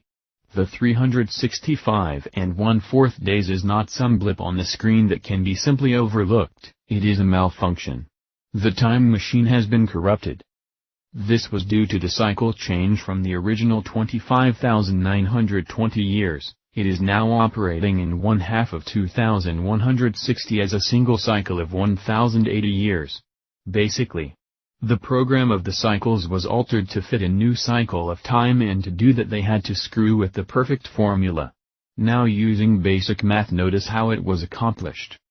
Take the 25.920 grand cycle, multiply this by the additional 5.25 days every year, the answer is 136,080. In this mathematical computation, you see the perfect cycle, 360,136,080. You also see the half age, 136,080. And there you have your new time travel coordinates. 360 cycle reverting to 1080 years in time. Are you getting it? I am Chief. I am blown away. This is far too exact for it to be anything other than a cyclical problem. Yet notice our days do not change. We are still operating at a 360 cycle and 24 hours per day increments, and the seconds, that is ticks, and the minutes are still exact. The difference is the connection to the sun has changed, which drastically alters the illusion of time. Understand, no matter how one might spin this, a complete cycle is always 360. 360 is the mystery to the universe. Anything not following this pattern is no longer in sync. Thus the 360 still operates the same as the 5.25 is being used to cut the loop to 1080 years. In reality, it means it is the end of the program. Wow, this is astonishing. It seems rather simple but still very technical, yet it makes sense about the 360. How can a machine function properly when it is no longer following the perfect cycle of time? What the chief was telling me made perfect sense. Although I do not have a degree in physics, I do realize that a perfect cycle is 360. You can't turn 320 and expect the same outcome. You would no longer have perfected the cycle.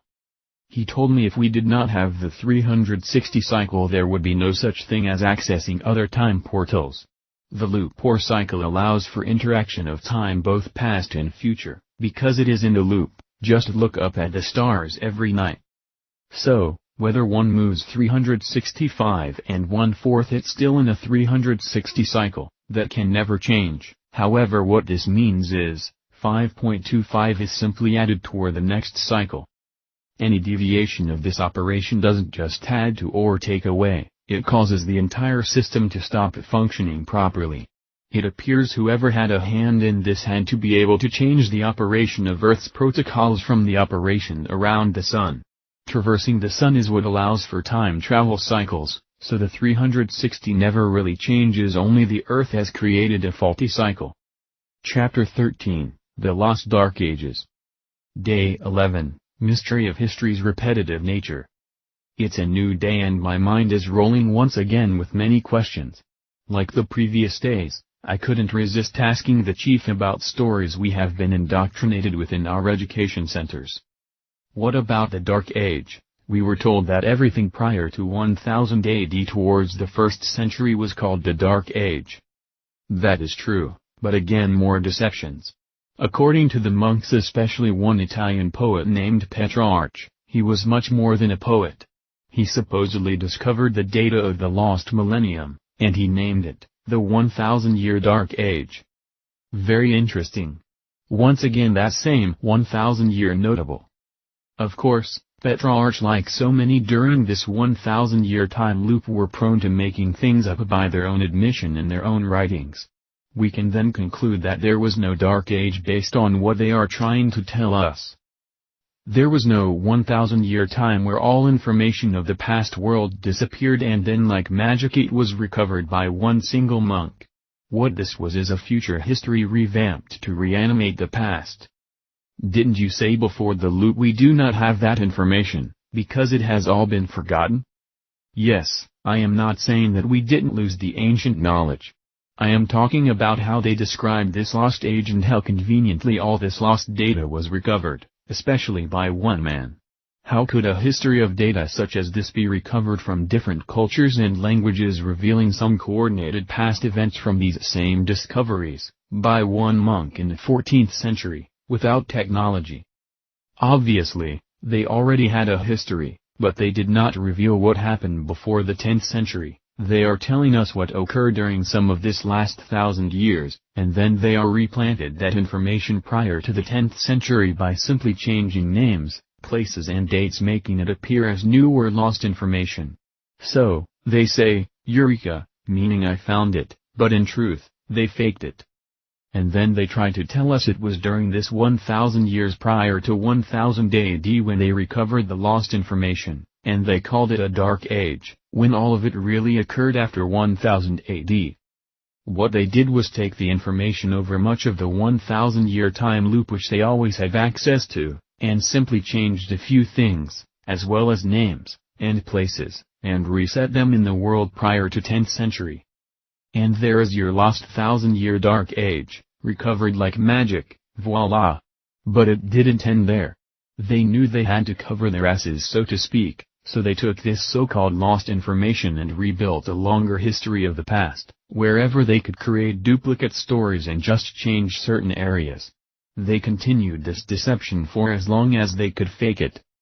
And they continued to reduplicate these forgeries deep into the classical era before 1 AD, going back to the before Common Era times.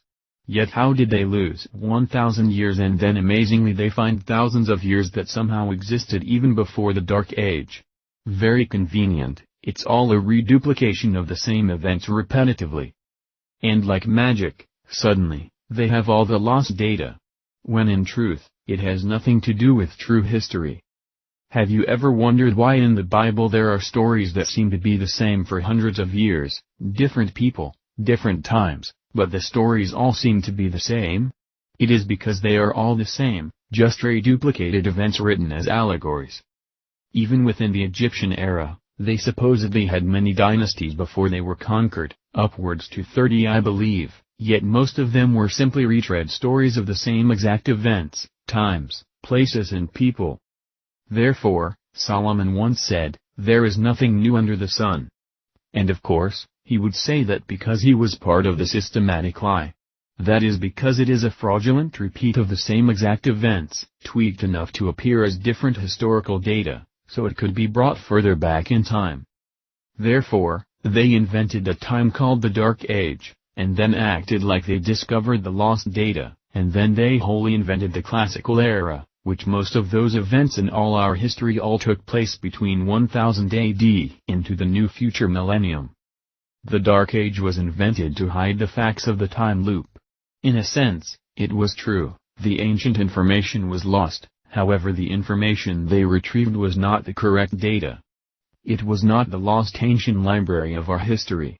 The Dark Age as they call it was simply the first half of Pisces, the last 1080 years. The real history was indeed lost, so they could add lie upon lie of the historical fraud. They needed to hide this 1,000-year period, just prior to 1000 AD, based on their conceived calendar, and the reason why is, the dating system and calendar are all wrong. There is no AD or BC, all of that was made up. All the other dates and calendars are all invented by religions, pharaohs, prophets, gods, kings, popes and scientists, all giving you their so-called expertise as to the date when in truth it is utter hogwash. We have been scammed. We are the ones living in the dark age of the 1000-year millennium that is stuck in a loop. This is the true 1000-year dark age. Now remember, the BC and AD separation would reveal this truth if people knew when this separation occurred. We were told it was introduced to separate the classical era until Christ was born, and then afterwards it became a new system beginning at 1 AD from what was 1 BC. Notice how science and religion are strange bedfellows when it comes to our history. They seem to agree like on everything, except about the origin of all things. I guess they must make it look good. Therefore, we have AD, which means, Anno Domini, which is Latin for the year of our Lord, often noted as CE, or Common Era, meaning more contemporary to our period.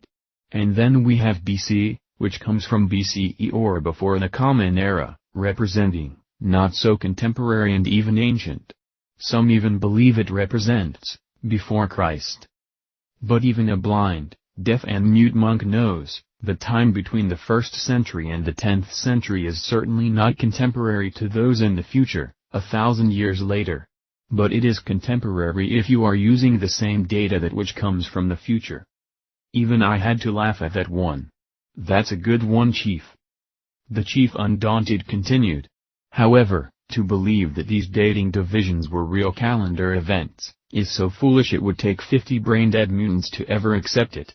But this is what they threw in our face so they could maneuver our minds away from the time loop agenda. When you think about it, it is so ridiculous to believe people were counting down in their years. And then when 1 AD began, they began to start counting upwards again. Of course, no true scientist believes this, but they act like they do. All this proves is that these BC and AD changes occurred much later than the actual events.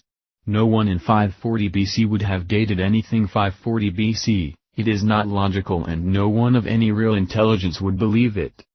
This was all created by the Church. It was not new information captured in the lost Dark Ages, as we have been told, nor the Classical Age. The AD BC timetable was changed after the time loop began.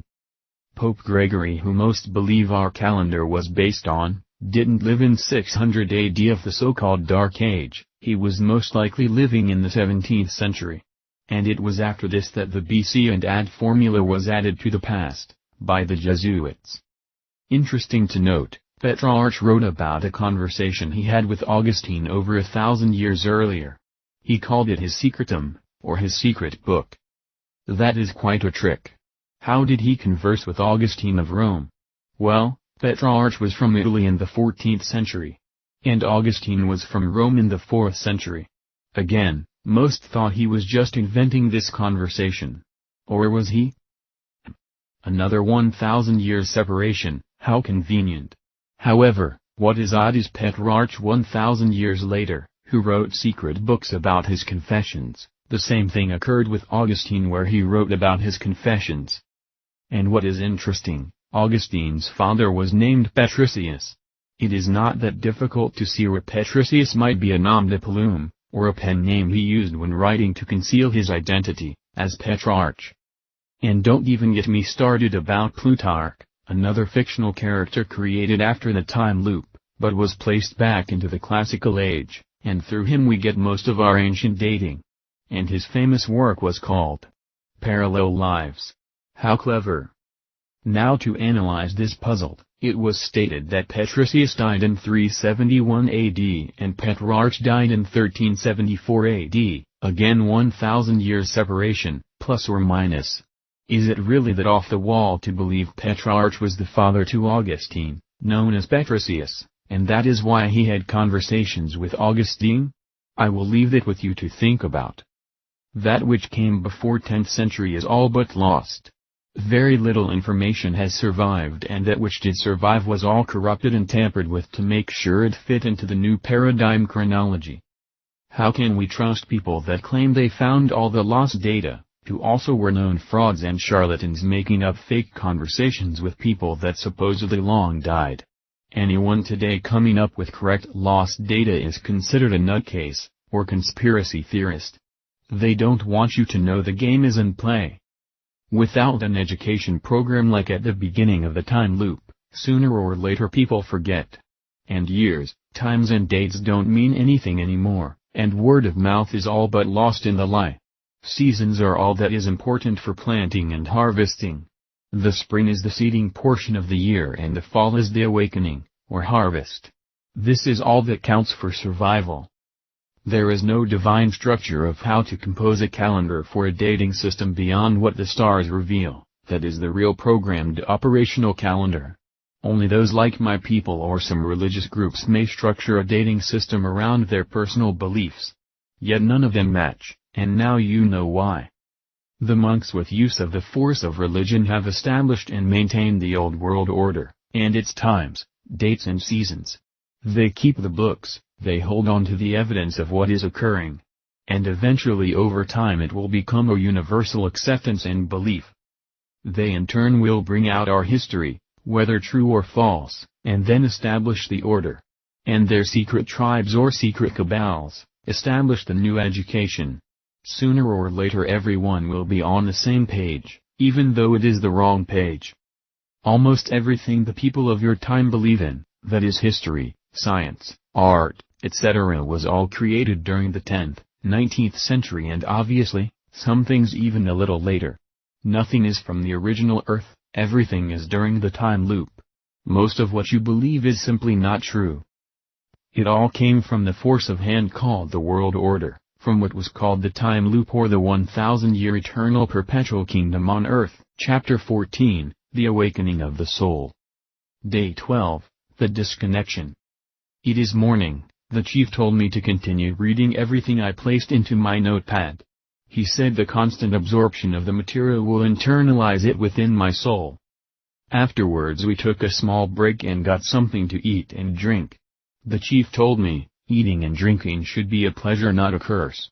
Although it is not necessary for the soul, it is a time for pleasure and enjoyment as well as communication with others of like mind. We then returned to our circle. I was always in meditative thought. I didn't want to lose my process of trying to assimilate all of this, plus trying to write it all down. I then thought of some new questions. May I ask you another question? Of course, please do not hesitate to break in at any time that you desire. If knowledge that we have now is a lie passed down, then what real knowledge does anyone really have, even in the last days? You told me we are living in the greatest information age ever, but if the information is all false, then what do we really have? Now that is a perfect question, and the answer needs to come forth, and one that you really need to understand. When knowledge is accelerating, something happens within your soul. A transition occurs deep inside of you as more and more knowledge is given, more is desired. What this does is trigger the soul's awakening. It is not the knowledge per se that is important, but the awakening of the soul to allow for it to absorb new things. Remember me telling you there are energy vortex centers on the earth that keep a holographic record of everything that has ever occurred in this world? Yay! Well, these are physical centers using technology to tap into the energy fields, which carry the information. Let me be more precise. They are massive computer centers that are tapped into the programming of this illusion. Now what is interesting is that your soul already taps not only into this field, but to even higher fields of knowledge, even into the supernatural or spiritual worlds. When the soul becomes activated, it can then retrieve all knowledge from within itself, and one does not even have to rely on outer information or external knowledge. The soul becomes activated when it realizes that it is more than flesh and blood, and that within them they carry all knowledge past, present and even future. This activation occurs when the soul realizes there is more than what they have been told. Until the soul apprehends this, the person will be deceived and given limited awareness. The controllers of the world are aware of what is about to happen in your time, and they use it for their own benefit by keeping the masses drugged into stupidity, never being able to comprehend the source of all truth from within. They know the world is coming to an end. They also know it will rise again from the ashes as the proverbial phoenix bird. If the rulers can force an amoral mindset, they know the true people will never learn who their divine ancestry is from within, because they are pampering themselves with the external world of the lusts of the flesh. As the people separate themselves from all that is good and true, they fall into the trap of believing everyone matters and no one counts. I want you to think about that. Everyone matters and no one counts. It is a dissolution of the mind. When people begin to allow immorality to occur, they now have no real character definition. They say that people matter and their personal whims are important and everyone should allow them to be as they are. You know the old saying, leave them as they are. No matter if it is destructive to the populace at whole or even to one's own character, they don't want you to care. But when it comes down to the brass tacks, no one counts. It doesn't matter what you think or believe, it was all set up to rig the playing field, to keep you stupefied. Everything that is immoral is accepted and everything that is moral is rejected. Again, all part of the plan to befuddle souls. People believe they are breaking free from the controls. However, they are tightening the yokes upon the neck of humanity, and many are about to be taken into a deeper prison of their minds. Again, immorality is not freedom, It is the secret weapon to destroy knowledge at the circuit level of the holographic mind and body. Chief, what do you determine is mortal or immoral? I do not determine it. The soul is programmed with what is moral and the body is programmed for what is immoral. Where do you stand between the two? A true soul will know the difference, a false entity won't care. Thus, the people are already being prepared for the slaughter by conditioning them to accept everything that is erroneous. Knowledge is not fact because someone else says it is right or wrong, it is right or wrong because the heart and soul knows the difference already, from an internal point of view. So, they are allowing themselves to be duped on purpose to serve their own faulty desires. The generation you live in no longer trusts the heart, instead it feeds on the mind linked with emotion. As it bypasses the heart, people become diseased in the mind and can no longer operate as a civilization, and thus they will help to destroy themselves. The rulers that be, allow it because they know the outcome. If you follow this direction you will be buried in its lies and deceptions. I considered every word of what the chief was saying, I could see it in my mind's eye, as the world did seem to be falling for the great ploy. There is a great lack of respect for the elders, children have become perverted in their imaginations. People all over have no moral base anymore, and the world is indeed falling apart. Greed and avarice rule the hearts, and people are more interested in the lie rather than truth. We see the fruits of this world, it is obvious. And therefore, the outcome also seems obvious. After a worldwide cataclysm, it only makes sense that the people will fall back in time under the old order of things, where there is one religion, one way, one dynamic, that rules the entire world again, albeit like before in different cultures and lands all being seduced to believe the same lie. Chapter 15, Multidimensional Awareness. Day 13, Mystery of Dimensions. The chief returned this night to discuss an important final matter, and it led us into a direction most would never want to follow.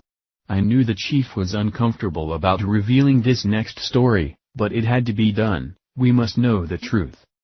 Chief, why is it so easy to manipulate the people, why can't they understand they are stuck in a time loop? You would think out of the billions of people, that more than a few would come into agreement that something is very wrong here. But no, it doesn't seem to develop into the mass consciousness. People just accept things as normal. Granted, there are those who see that something is indeed wrong with this world, however, only the few ever really adapt to an in-depth approach of the realization that one needs to break free. The chief pondered for a while considering my thoughts on the issue as he was preparing this very pungent drink. He called it the ayahuasca of truth, and that he would share it with me later. He looked to his fellow tribesmen and asked them to leave. I began to wonder if the conversation was going to get more serious. I couldn't fathom how it was possible that there could be any more to add to what was already stated. But I sat quietly waiting for the chief to speak. It is time now that I reveal the secret of this operation and how it is that Saul Malam under his flag of many colors always deceives the people and the world continually. First, change the word God to alien. Note that the word alien comes from the Hebrew, Aramaic and Sumerian tongue. It is defined as Lord God Ali-en. In the Bible, it reveals there is what is called the Most High God, but oddly enough it comes from the Hebrew word, Elyon, or pronounced Elion. These potentates are aliens from other dimensions, and they are not human, but they can also live inside the same flesh and blood bodies as you and I do via the simulation. This may be difficult for you to understand, but it is true. I have asked my friends to leave because I wanted your complete attention. When the earth sheds its garments and billions fall to their death, the garments are simply coverings. That which is operating the body is an electrical force of energy, whether programmed within or operating from some other source. Now obviously, the billions that perish would never be able to come back right away, for there are not enough bodies to handle them in the time loop, as we discussed earlier. Yes, that is what I was wondering prior. Speaking of being reinserted into bodies, you have stated that we all incarnate many times, so how can billions of people incarnate repeatedly within the last 1,000 years? The numbers just don't add up. Indeed, they do not, and therefore it is important I explain the most difficult part of this message. it will not be easy to accept, and in fact it might be impossible to wrap your mind around it. Many have failed to come to their awakening due to this one key point of knowledge. The chief took a deep breath, and he was obviously concerned as the look of doubt came over his face, and then he began to speak again. Have you ever heard of past life regressions or also near-death experiences? Now some claim amazing things while revealing they have lived before, as well as some have witnessed amazing things in the afterlife.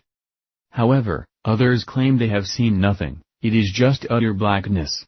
So why is it some have these experiences of times and places beyond life, and others have nothing happen? Why is that, chief? Because not everyone can peer beyond the body. Let me try to help you understand. As you look at the sea of humanity in your time, and you count 5 billion people, you must understand, bodies do not reincarnate, only souls or spirit essences do. The vast numbers of humanoid bodies are meaningless. The first and most difficult thing to understand is the body is an energy machine. It is complete, it has its own mind, and it has its own hearing and sight. It can learn, it can grow, and it can exist among others without anyone ever knowing there is a problem. By the time the world comes to its transition there will be close to 8 billion bodies. My God, 3 billion more people, and it grows that fast in a little over 30 short years? Yes indeed, it nearly doubles. This is unsustainable, but the rulers do not care because they are encouraging mass growth using sexual freedom as one of the amoral attitudes, which will lead to mass death, of which they eat this energy of death like vampires at a blood feast. The mind also has the arc of light triggering the cells every second, tick-tock. This is the electrical force based on your DNA triggering all the cells in the body to all react accordingly, based on the holographic light waves. The body is aligned with the time machine. If the earth stopped ticking, the body you wear would cease to exist, poof, vanish. The internal clock of the earth is also part of your shell. Remember how I told you how all times are occurring at the same time? That we are the ones that maneuver through time. Time itself doesn't really move per se, it is more like a flowing river. It appears to move each second, but if you jump out of the river you can then go anywhere in time you desire from the side of the banks, and back into the water and visit any period you wish, and yet the same moment of the past is still there, only your soul moved into another part of the river. And this is how one is reinserted back through time. The watchers who control this realm do so standing outside of time. They can then take a soul mind via the programming and insert it anywhere and at any time. However, they usually choose to insert the soul according to the time matrix of the earth. This way each soul stays balanced in their control. As an example, you die in 1895, and then you are reinserted in 1916. They do not reinsert you into any given time, they try to stay linear. This way the soul feels as though it is living via linear time. If you inserted souls haphazardly, at any given time, then the soul could awaken. The only time this will change will be during the time loop, but since every soul undergoes this same change they usually do not awaken. Now listen closely, the world you are sitting in right now is not in the same dimension as the world you left. If my time is occurring exactly at the same time your time is occurring, then we are no longer in the same dimension. What? How is that possible? Well, ask yourself in your time, do I exist? No, I would think not. What separates the two of us? I guess it is time? But as I said, time is not real, it is an illusion, so what separates us? I sat there thinking long and hard. I guess then we are not in the same dimension since time is not real. There you go, that wasn't hard, was it? And yet you are speaking to me, because I exist in another dimension that once was part of the flow of the river of time. And yet I am still here, right now, talking to you as if we are contemporaries, because in truth, we are. Remember, I said that the earth is a time machine. It can traverse time. However, every single event that occurs brings with it a new dimension. Try to look at it like a photograph, how all pictures are simply pixels. Tiny little square pixels all placed together to give you a picture. Now consider a motion picture. This is when movement is added and detected. For a picture to allow for motion, new pixels must be added. Every new pixel is a new dimension of time. If you were to watch it occur very slowly, the pixels would be created right before your eyes, one at a time. Have you ever taken a notepad and drawn pictures in it, with all of them the same but slightly different? Let's say it is a picture of a person moving. Maybe the hand is in a different position, maybe the arms or legs are. Maybe the facial expression changes. Each piece of paper in the notepad is a single dimension. Now if you take that entire notepad and begin to flip through the pictures quickly, you will see movement as if the character or thing you drew has come to life. Each picture is its own dimension, but when flipping through them it appears to be a motion picture of movement through time. Therefore, from my time to your time is one long motion picture, and as every event materializes new pixels, dimensions were added to complete the motion. The entire picture is one single and complete compilation of events, just like the notepad, but each pixel is its own single event. And no matter when it happened, it is always there, it never leaves. It is like a fingerprint of time, unless it was changed by those who interact with it again or they discontinue interacting with it. Meaning someone redrew one of the dimensional pictures, giving it now a slightly different motion. So, time can be altered and then reflect the change in the future? Not only the future but also the past. It has happened many times and it still occurs all the time, as the rulers are constantly changing the scenes in the movie when they get the opportunity to serve their needs even greater. They can travel back and forth through time and make changes to suit their needs. We can even alter time. There are several ways. Soon you will understand. Now every pixel is identified by its own unique piece of the puzzle. But there is something even more amazing when considering quantum physics. Each pixel or piece of the puzzle can also contain the entire whole picture. This is how a holograph operates. Now the soul is the observer. The soul can look down upon the picture and witness all events from beginning to end. All things remain static and are always there as the soul recognizes the complete picture. However, when the soul decides to interact within the picture, the soul mind becomes locked in time or locked into a pixel or a piece of the puzzle, and then it begins the slow methodical movement like the seconds ticking on a clock. How can a soul get locked into anything? The soul is not locked in. The soul mind is under the black magic of a virtual reality simulation. It is just being aware of what is happening. It is not truly awake. The soul mind becomes locked within the slow-moving motion picture of new dimensions evolving from old ones. Yet the soul no longer knows this, it has forgotten. The soul is witnessing the notepad as you rifle through it, it sees movement of time and believes it is real.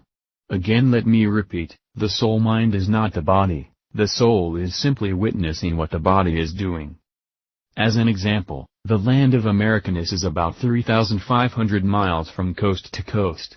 If you were to travel the country from the Atlantic Ocean to the Pacific Ocean, it would take time depending on the speed you are traveling. Now if you could jump above, and look down on the country to where you can see the entire land from coast to coast, you would see the entire picture in one view. This is the program. Along the way the traveler is interactive. Every movement they make is recreating the picture for them to see at a limited level. Just like watching from above, one can see all the terrain at once, and even beyond what the interactive traveler will ever witness, while only still being part of the picture. So, as the traveler maneuvers, the pixelation of the scenes only come into view as they move towards them. This is all they can access from being interactive. However, from the watcher's point of view, they see everything, and time is completely different. A body does not need a soul to operate it, any more than a computer needs additional software to function. The body of itself, minus the soul, is still human, living amongst all other humans, because it is already pre-programmed in the hard drive. The body can be taught to learn and think, because it has its own internal brain, or computer processing system. It can learn to exercise limited judgment, because it can think. It can weigh matters between two ideas and then choose. But at its core it is not connected to the divine, it is simply a computerized programmed body, known as the avatar. However, a body without a soul is static. Let me repeat, a body without a soul is static. It has no connection to the divine ancestry, nor does it have any connection to life beyond. It is in effect empty, a robotic jar or doll that is programmed to mimic humanity. When the soulless body dies, it is over for that body until the program produces a similar one again in whatever age it manifests. At this point the chief looked at me and said, "It is time after many long days for you to move forward." I had spent a very long time with the chief in the world of the Anasazi, filling up my entire large notepad. I learned incredible things from his people, many of whom could communicate with me in my tongue, and we all became very good friends, almost like a second family or maybe an original one. The chief told me the window of opportunity has passed and it was time for me to move ahead. He said very expressively, "This will be the last time we meet for a good while. Please remember these things I have told you, devour the words, drink them in and do not let them fade from memory, or else you will continue to repeat this cycle continually." I asked the chief if I could stay there longer. I was at so much peace there. Life is completely different, everything seemed so serene and secure. In its own way, I felt it was like paradise. Yet the chief was adamant, I had to return, and do it now. I felt like I was leaving a friend, and I didn't know if I would ever see him or the others again. The chief taught his people well, and he had great understanding, but I knew the time had come where I must say my goodbyes. I really didn't want to leave, but I knew I had to. I needed to share these things with others, although I was afraid of how people would perceive me with this information. But heck, it is not my words, these are not my theories, I am just a messenger. People would have to understand that. The chief's final words were somewhat an enigma. He looked me glaringly into the eyes and said, "Give me all that you have written from this journey, I will take them and plant the seed." I was dumbstruck. I told the chief, "Wait, I won't be able to remember everything. I wrote all of this down every single night so that I could retain all that you have told me in detail. Now you want it all back, how is this going to help me or you?" He gently patted me on the back as I was handing him all that I had written down in my notepad. His last words before I entered back into the doorway of the cave was, "Things are not as you may believe, but this information is very important and now it is within you. So, go ahead and pass it on, and when the time is right, your notepad will become available." It was then I slowly walked back into the cave, knowing this was an experience I will never forget. As I turned away from this enigmatic people, having to walk away from what may be the most exhilarating experience I will ever have in my life, I said my final goodbyes and walked back through the gateway between times. Chapter 16, Back to the Future. Time Loop 1, Did I Dream This? It was 7:30 a.m., the alarm just went off next to my bed. I rolled over to see my wife awakening with her little smile, as we both realized it was time to get ready for a new day. As I sat there in bed, I had this horrible feeling as if I had forgotten something. I was being plagued. I looked back over to my wife and said, "Is there something we were to do today? I feel like I am forgetting something." "No, sweetie, nothing out of the ordinary." "Are you sure? I feel like I am supposed to do something." Turning my head back and forth with eyes tilted upward, saying, I don't know, maybe it is nothing." As the days, weeks and months rolled by, I had this nagging feeling in my mind that I was to remember something, but for some reason nothing came to mind where I could place it. It was now September 1985 and my wife wanted me to take her out to the new movie called, Back to the Future. It has something to do with time travel. I asked my wife, "What's it about?" She said, "It has to do with a scientist who devises a time travel machine out of a DeLorean." When she spoke those words, I felt this energy stream run through my brain, like a tingling feeling of a long-lost memory, but it faded as quickly as it had begun. We went to the movie and as I sat there watching how the doc was explaining to Marty how he was going to do something amazing, and then he said, "If my calculations are correct, when this baby hits 88 miles per hour, you're gonna see some serious shit." Marty afterwards asks Doc Brown, "Wait a minute, Doc. Are you telling me that you built a time machine out of a DeLorean?" Doc Brown eventually sent Marty back in time from 1985 back to 1955. This is when Marty's parents were meeting for the first time. And when Marty would meet a young Doc Brown. Suddenly, I kept hearing the word in my thoughts as I was watching this movie about going back to the future. It kept triggering something in my mind, but nothing was really coming to me. It made no sense at the time. Yet for some reason this movie didn't seem strange to me. It felt like it was possible to travel back and forth in time. After 4 years passed, they made a second movie, Back to the Future 2, and of course my wife and I had to return to watch the sequel. At the end of the second movie, Doc Brown was in the DeLorean. He was hovering over land in 1955 because time had been altered in 1985 and Doc and Marty had to make some changes in the past to reset the timeline. There was a scene where he helped Marty escape, and while Marty was on the ground, the DeLorean that Doc was now flying in the air got struck by lightning, and Doc and the DeLorean were sent to another time in the past. They showed some previews of the third show in this now trilogy, ending up in the Old West, and during the preview, I flipped out. At that point, I had a rush of memory hit me and I fell back into my seat while dropping my drink on the floor, and I yelled out, "Oh my God!" My wife said, "Holy smokes honey, what's wrong?" I don't know, I just had this rush of memory that made me think I know something about time travel, and it put the scare into me. As soon as the memory was there, I lost it. What do you mean, lost it? It all slipped away from my mind.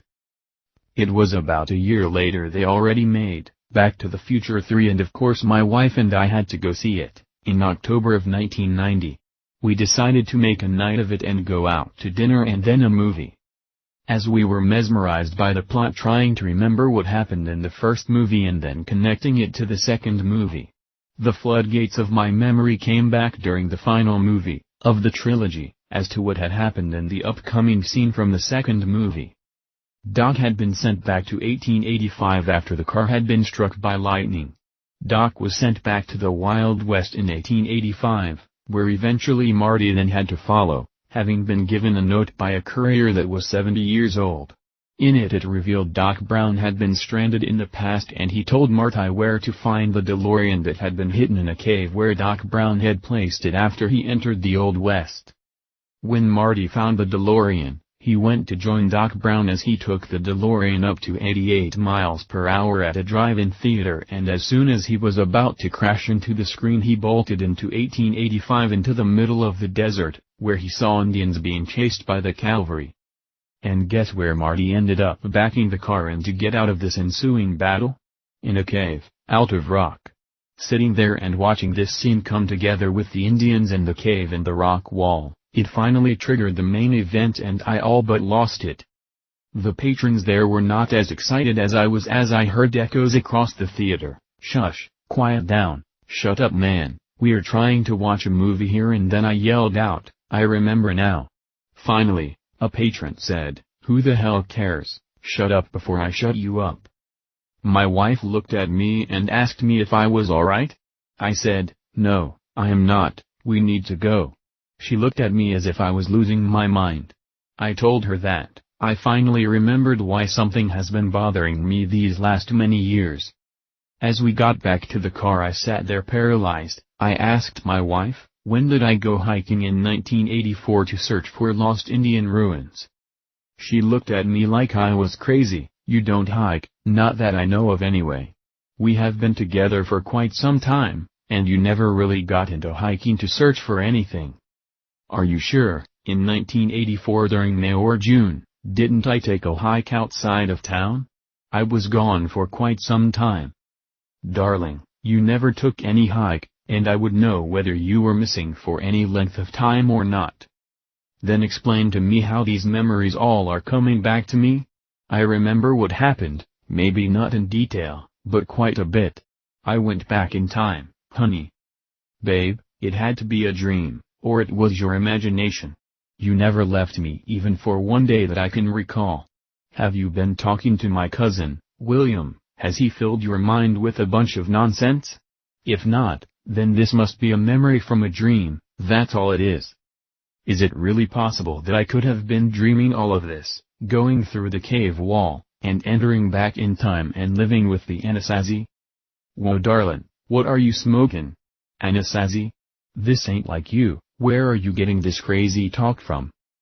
By this time, I knew I was losing it. My wife had to be right that it had to be a dream. I know I never hiked anywhere, but it was so vivid, it was so real. I then began to tell my wife what I had remembered from this dream and the chief whom I had met. The time I had spent with the chief was amazing. I have so many more questions now that I wished I would have asked, they just didn't come to mind. I was in awe of the moment, unable to explain what was happening to me. The very nature of the experience left me speechless and somewhat impotent.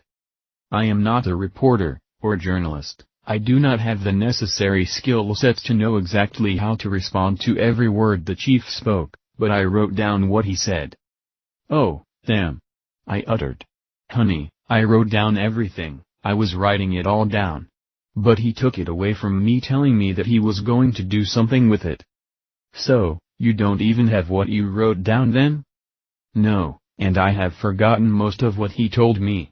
But I remember as clear as a bell living among the Anasazi. It was a wonderful time." "Well dear, it is obvious that it was a very powerful and emotional type of dream, and that is all.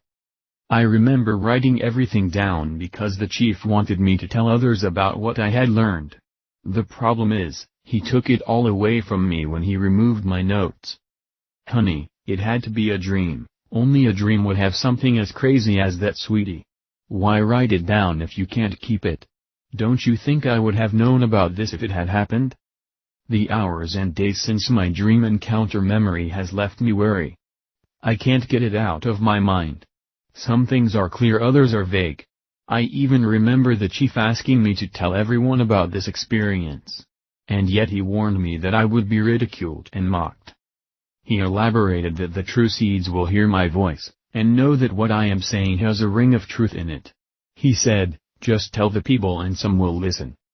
However, since you will not be able to uncover where all the seeds are located, you will have to cast this out as a wide net, and capture everything, and then throw away the dead fish. I remembered that it was easy for the chief to say this, but doing it was another thing altogether. No one wants to be laughed at, or ridiculed, and I would be setting myself up for every conceivable joke. Yet to walk away and not respond in kind is a slap in the face to my own reality. I know what I had experienced. I know it happened, it just had to have. How can I ignore this? I then decided to write down what I could remember the chief had told me, even if it was a dream, and then let the chips fall where they may. It has now been nearly 1 year since a decent portion of my memory returned in late 1990. Every day I walk around like a soul who had lost their only friend. I felt the chief and I were very close, as if he was part of my heart.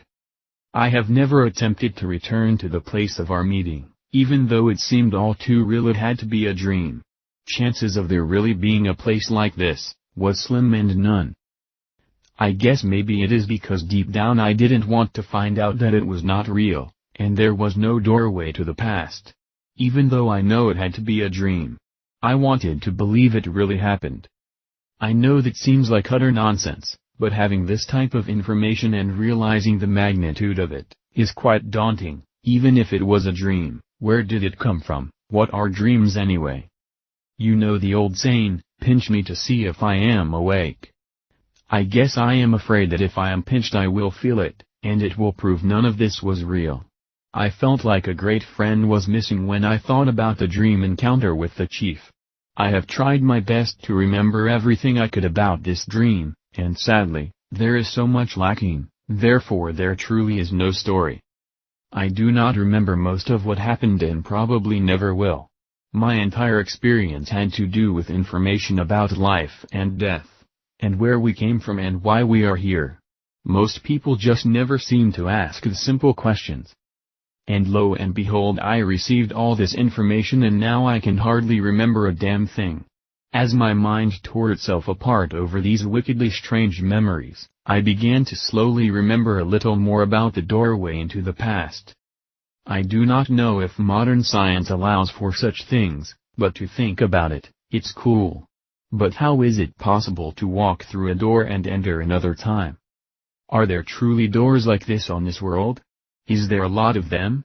And why was this door opened directly to a soul that was connected to me? As I pondered what I just thought.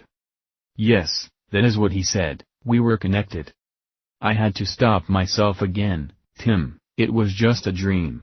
There are no doorways into the past or future, just realize it was a dream. Yet my mind would not let it go. I asked myself, if others would be able to see this door, could they also walk through it? I just don't have the answers. My mind was living through a daydream as I tried to make sense of what I was shown. And yet what plagues me even till this day, how is it that I was shown things that my own intellect and knowledge would not be aware of? Can I be sure that these things were revealed to me? He told me that we were stuck in a time loop. I do recall that. He said, due to the wobble in the earth, the time machine is out of sync and therefore does not operate via the ages as before. Now we are stuck in a never-ending trap. I can't even fathom how that is possible.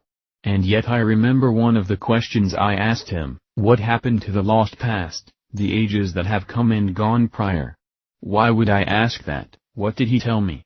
Damn. It is obvious this world is very old, maybe millions and even billions of years old. Where did the lost past go? Where is our lost history, and for that matter what is the lost history? These were strange thoughts buzzing through the gray matter of my brain and yet I could not correlate them with why I wondered about these things. What does it mean, a lost history? All very strange indeed. Another memory. The events of this world we have been given are duplicates, same events brought back into the past. The chief told me privately that all past events of our history are unknown to us today because of the Great Ruse. I sit here day after day and ponder this dream and I am starting to shake demonstrably, feeling that if this was only a dream, then dreams are real, real enough to be superimposed on what we call reality. I remembered him telling me that most of our myths are based on what is truth, and most of our sacred beliefs are often myths. He said something about a great cataclysm that will remove large masses of people. And it had something to do with the sun, moon and stars, I think. This became another trigger. Astronomically aligned, the universal clock. I seem to recall him telling me the world would lose billions of people. Now I ask myself the question, we have over 5.5 billion people on this earth as of this date in 1991. Are these all lost souls? Wait, another memory, the chief told me that there would be upwards to 8 billion people when the shift occurs. That must be multiple decades or even a century or more away to produce that many people, right? I just can't recall in what context all of this was stated. How does the world lose billions of people and why? And what did he mean about time moving backwards and the shift? I guess maybe I need to do some more searching to learn a little more about physics, to see if anyone else may rectify the potential validity of this strange enigma. This stuff was way over my head, so I didn't really know how to begin my quest. He told me, the Earth operates on an energy grid, that it is a holographic illusion. Oh, God, that's right, a holographic illusion, I remember this. Everything inside this grid works and operates from this energy. What he told me was, when the Earth shifts back, the entire Earth energy axis is changed. Everything begins to revert to the past. I asked the chief, why is this allowed to occur? I guess I really believed him, but in my mind, right now, none of it makes any sense. I feel as though I need to take a break from all of this. My brain is convulsing. I have been non-stop thinking about this since my wife and I went to see the Back to the Future 3. And I seriously needed to take a break. I just happened to be watching a news program and the journalist made the statement, well, that is a 360 about face. I laughed at that because what she meant to say was an 180 about face. I sat there and laughed until another trigger was activated. 360. That means something. I then began to remember that I also asked him about the 360-day time machine or something like that. I asked, you mean adding these 5.25 days a year screws up things that badly? What could that have been all about? What does 5 1/4 days mean, and what is it that is screwed up? I recall these words: it was due to a malfunction and the Earth time machine is not functioning properly, and this is the effect of this anomaly. It is now stuck in this half-age time loop. Asking myself, what in the hell does that mean, half-age time loop? I finally finished putting together what I could remember. I had no idea what to call it, and so I named it, Panem Vitae. I even wondered, what does that mean if anything, but I recall that he mentioned this name a lot. I began to advertise this information on a few small alternative radio programs. I feel like I spent most of my time defending my character and who I am. I told people it was just a dream, nothing more, but I found it interesting. However, not having all the information as to what I learned in this dream, it came out very convoluted. No one cared about the message, everyone wanted a piece of me, to make fun of me. I was either loved by the few dreamers or hated by everyone else, but whatever I hoped my message could be, was all but ignored. It was truly a failure. I tried talking about some of the key points, like the 1,000-year kingdom on Earth, but man, the religious haters came out in droves to shoot that down, saying I was being led by the devil. And yet when I told them it is not what we think, it is a reversal of time where the Earth will shift back in time. Either no one believed it, or they didn't care. However, I was truly scorned. I knew most of this stuff seemed impossible and I was an idiot for trying to share it. All it did was bring grief and despair. I asked myself, why I am wasting my time. When I brought up how the Earth is divided in this 360 pattern, and how everything seems to break down into this sequence, and how something is broken because the Earth is now in a 365 1/4 pattern. I finally figured out what the 5 1/4 days were. It was the added days to the year, which used to be 360 days. Again, most of the time I received derision. I was told that the 365 1/4 days simply represents the wobble in the Earth's rotation and it has nothing to do with anything being broken. What an idiot, was their reaction. I asked, if something is wobbling, doesn't that mean it is out of sync and it could represent something of great import? Again, nothing but laughter. And the sad part is, I had no real science background to represent my story, I just relayed what I could remember, and what I somehow witnessed. One of the callers who came on the program asked, what in the hell does Panem Vitae mean? I told them that was the name I used for this information because this name was given to me, but that is all I remember. Little did I know that my life was about to change forever. I told the caller, I do not know what it means. It was a term the chief used a lot, but I never asked him if there was a secondary meaning. At this point a lady called into the show and said, I know what that means, I am taking Latin as a minor at Pepperdine University, where I attend. The term Panem Vitae means, bread of life. Oh, my God, I responded in total shock, something you eat. Chapter 17, Government Interference. Time Loop 2, could it be deja vu? Knock. Knock. Was the sound that woke me up at 7 a.m. one Friday morning. I gathered myself as I slumped out of bed, put on shorts and t-shirt, and slowly walked to the door. Barely able to get the words out of my mouth, the crackling sound of air pushing through said, Who is it? Sir, this is the FBI, we wondered if we could have a couple of words with you. Trying to get my wits about me, pausing for a couple of seconds as I tried to organize my thoughts, I barked out, What is the problem? Is there something wrong? Please sir, open the door, we need to talk about what you have been telling people on the radio, about your experiences. You have got to be kidding me? Whispering under my breath. The FBI is concerned about my dream stories, give me a break. I wondered in my mind, why they would care about a dream when no one else seemed to, that was a tad odd. But it perplexed me so much that I had to find out why they would even care enough to be at my front door. I then slowly opened the door, and staring at me were two agents, one male and one female, both looking at me with these deep dark sunglasses. Their clothes seemed odd to me and I had never seen sunglasses like that before. Both agents were dressed in black with white shirts. The 5'4" woman was wearing a pantsuit, although very shapely, as well as a hat covering her auburn hair that seemed to be pinned back. On the hat were the white bold-in letters, FBI. The male agent, standing about 6 feet 2 inches, did not wear a hat, but in bold white lettering under his lapel, the same lettering stood out like a sore thumb. He also had short black hair like a military crew cut, not that well built, mostly thin and lanky, having a couple days stubble on his beard. Those sunglasses sort of freaked me out, like you were looking at some sort of strange insect eyes, and then the male agent removed his glasses, realizing they were an issue, and the female agent followed in like, and both had a reserved but cajoling smile on their face, like something was up.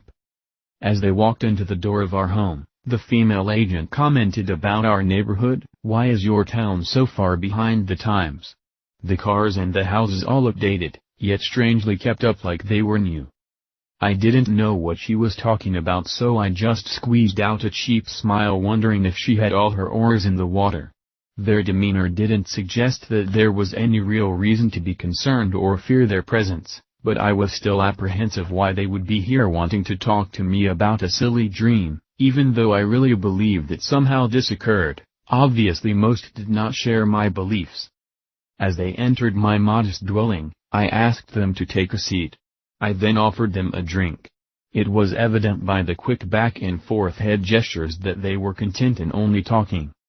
I then asked them if I could get myself a cup of coffee, or I wouldn't be any good to them. The lady FBI agent responded with a genial smile and replied, "Absolutely, take your time." They then introduced themselves as Agent Maxwell Stram, and Agent Loreth. I retorted, "Good to meet you." I then went after my cup of joe. I finally came back to the living room, found an old stool and sat on it, and spun it around, and then said, "How can I help you two?" "We have a problem, Mr. Trovel, and we can't figure out how to solve it." "Did I do something wrong?" Agent Stram needed verification. "I need to double-check, you are Mr. Tim Trovel, right?" "Yes, I am." "Great, just wanted to clarify that we had the right house and right person." "Sir, a few weeks ago after your little radio interview, a man was found on an old trail outside your city. He was found injured and brought to the local hospital, where we have been notified that he is very ill and close to death. We were then notified by HQ to check into this. It appeared he had been out there in the sun for a little while. He was elderly and seemed to be in his late 70s, maybe older, but his skin was dried up like a prune, possibly the result of being baked in the sun for some time." "I am sorry, but what does this have to do with me?" "Agent Stram and I have just returned from walking out in the area where the body had been found. It is quite a daunting hike." "I guess."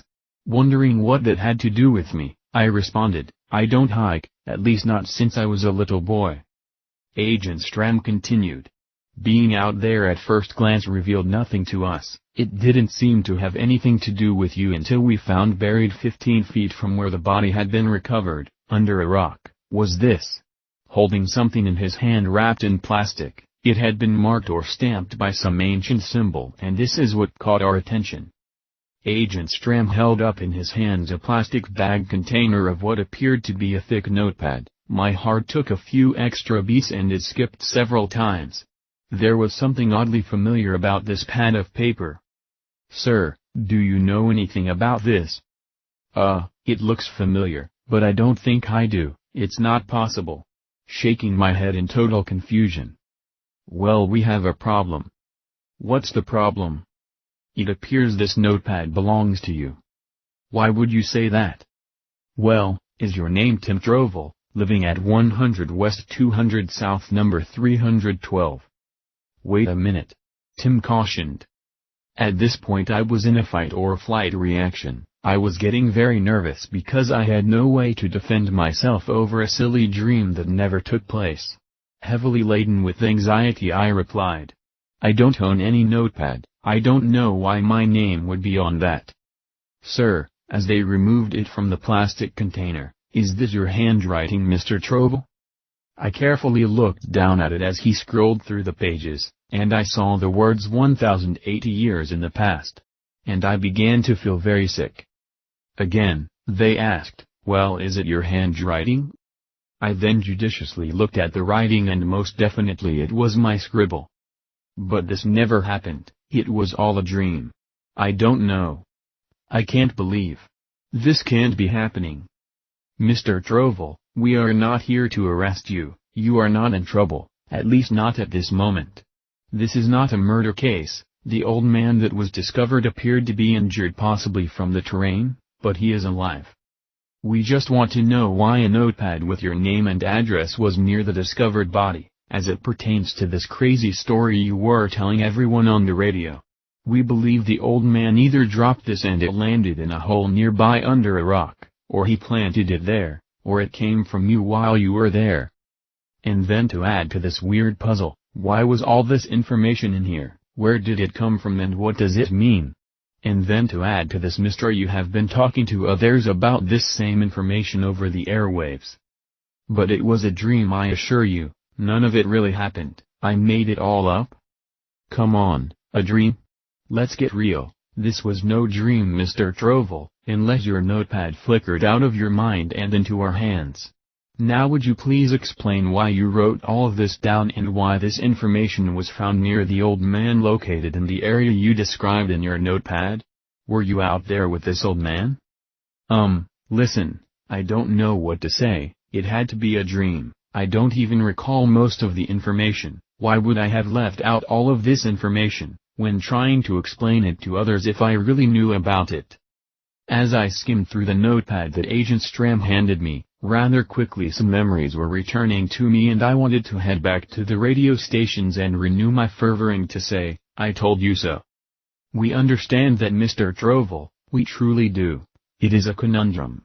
But after reading what we could decipher from this information, we were told to investigate a possible national security threat. National what? Listen, my wife was with me when this event supposedly occurred, I was here in my house, and never left my wife, it was a dream, and she can vouch for it. Very good, we would also like to speak to your wife. And we do realize for whatever reason that you do not recall these events. We want to know if you have a memory problem, and therefore, you tend to write things down. The truth is, I don't carry a notepad anywhere. Never have, at least not in this life. I snickered within myself, wondering if this is what is wrong here. Was this a dream of a past life, but how? I could believe if I had a notepad with me I would write things down to recall later, especially if it is a lot of detail like this apparently is, but it is not a common thing for me to do. Mr. Trovel, you may not remember doing this, but you obviously did. You are holding the proof in your hands. What we don't understand is where does the elderly man fit in with this notepad? I don't understand any of this. I simply do not know. We were hoping to jog your memory a little, we brought a picture of the elderly man so you might be able to identify him. Because let's be honest, he was near the place of the notepad that described your strange adventure. It looks as though you were scribbling notes to possibly write a science fiction book later, or maybe it is something much more nefarious or even mundane, we just don't know. But there are some anomalies in this entire event and that is why we are here. There was no identification on this man, nothing to identify him. We are just now trying to find out who this man was, so far no luck. Why not take fingerprints? I asked clumsily. We are in the process of doing that now, but for some reason we can't get a valid print. We also have a specialist team checking into the DNA database and trying to match him with the DNA counterpart. DNA, there is a database with people's DNA? Oh, yay, we have all sorts of tricks to locate people, but that is not the point. As they thumbed through a metal briefcase, Agent Stram brought out the picture and set it on the coffee table between us. I glanced at it and then got closer and stood up swiftly. Oh my God! Almost in a high-pitched scream, that's the chief. It's real, it was all real. It did happen to me, I knew it. I just knew it. I yelled back into the bedroom calling for my wife who was still sleeping and asked her to come out immediately. As I stood there peering down over this picture, I began talking to myself. I can't believe this, it was all a dream, wasn't it? Mr. Trovel, is it possible you were drugged by this man and he fed you a lot of cock and bull? And what you think was a dream was actually a live event? I don't know. I guess it is possible. I am holding a notepad with my handwriting in it, and I do remember this man as being the chief. But why is he dressed like this? He was in a full Indian outfit, but these are street clothes any old guy might wear, even me? That is why we believe you were drugged. These kinds of people can really put one over on you to create whatever racket it is that they might be trying to pull off. Do you have money that they might know about? We checked your records and we do not see any lure toward you for financial gain, other than an insurance policy, and that we would like to speak to your wife about. So, we are at a loss as to why they might be after you. Excuse me, who are they? Con artists, Mr. Trovel, people who use a con to separate you from your hard-earned money and/or valuable assets. Who, me? Like you said, I have nothing. As you look around you can plainly see we don't live the life of Riley. Riley, who is he? Oh, it is just a saying, it come from an old TV show. Must be old, never heard of it, but yes, Mr. Trovel, Agent Phil continued, we understand that your financial situation is obviously low standard, that by the presence of the seemingly vintage-owned 1977 Buick in your driveway and the old-type houses dispersed down the block, it is obvious. Feeling a little insulted, I just ignored her comment. Stram continued. Again, we understand, we are just trying to figure all of this out. However, we would truly like your help in doing so. At that moment, my wife ran quickly into the living room and asked what is happening. I told her that my strange dream was no dream, that it really happened, somehow, some way. My wife reacted, that is not possible. How could this have happened and I not know about it? The female agent then began talking to my wife. Mrs. Trovel, hello, I am Agent Lorethel, and this is my partner Maxwell Stram. May I ask you a couple of questions alone? My wife was very apprehensive, and then proceeded to do what I should have done. May I see some credentials? Both agents quickly glanced at each other, and grimaced, and then proceeded to take out their FBI credentials. It was obvious by their credentials they were who they said they were. My wife then accepted to speak to them. She and Agent Flo went into the kitchen to talk. My wife, as she walked out of the living room, turned to Agent Flynn and remarked as to why there was an expiration date on her badge. Agent Flo said, "What do you mean?" 2014, that is a long-term expiration. Agent Flo had no idea what she was talking about and simply said that is the issue date. My wife, not understanding what she meant, decided not to pursue it. Mrs. Trovel, do you and your husband get along? Yes, of course. There are no marital problems that you might want to discuss? No, beyond the normal little arguments we have at times, we get along fine. We have been married for many years. I have nothing to complain about, I am very content and happy. Have you taken a large insurance policy out on your husband within the last 30 years? She hesitated for a few seconds and then replied, "No, I haven't, but we discussed it together. Timmy doesn't want me to be stuck if something would happen to him, but we have not followed through on it yet. And why would I take out an insurance policy on my husband in the last 30 years when we were not even married that long?" Agent Phil, somewhat confused, said, "You haven't been, then why was there $1 million insurance policy that was taken out on your husband?" "Oh well, it doesn't matter, it appears you did not keep up on the payments, so the policy is dead anyway." "I have no clue what you are talking about, I never took out any policy on my Timmy." "Are you aware of or do you know if you or your husband has any enemies, or could someone close to you have taken out this policy using your name and you not know about it?" "No, no one. And why would any?" "So, Mrs. Trovel, there is no reason why you might want your husband to either go missing or be deemed mentally unfit?" "No. I resent you saying that. I don't like you even inferring this about me, I love my Timmy. No amount of money in the world would supply me with his loss if God forbid that happened. Agent Phil scribbled a few things in her pad and said, "Okay, Mrs. Trovel, please understand, we have to ask these questions. In truth, I believe you, there is something strange about what is going on here, and it is about more than money." Both agents came together in the living room and looked at me and said, "Listen, Mr. Trovel, we want to take you out to where we found the body. Do you think you are up for a hike of this magnitude?" I am not sure if that is a good idea. Is there any reason you would like to tell us why you would defer on this request? You see, Mr. Trovel, if you were kidnapped and or drugged, being out there at the scene of when all of this may have taken place might joggle your memory, and it might be a help for us to solve this paradox. I would certainly like to get to the bottom of this, because right now I am really confused. But if I was drugged, I would like to know how and why. So, I guess I would be willing to go out there if it can help. Great, we have some gear in the car. If you can get yourself ready, we can take off within a few minutes, if that is alright with you. Also, let me hold on to the notepad until we get out there. Begrudgingly I handed back the pad of paper and said, "Not a problem, let me get some older clothes on and some extra water, and I will meet you outside." Agent then spoke, "We are not going to lie to you, this case may be more serious than meets the eye, but we both feel you and your wife are the victims here." Agent Stram continues where it left off. "Before we leave, we want to state a potential problem. You see, if such a doorway exists, it could threaten national security. The NSA asked us to check into this. They are sure there is nothing to it, but they asked us to investigate anyway. However, when we were out there we found no signs of any said door."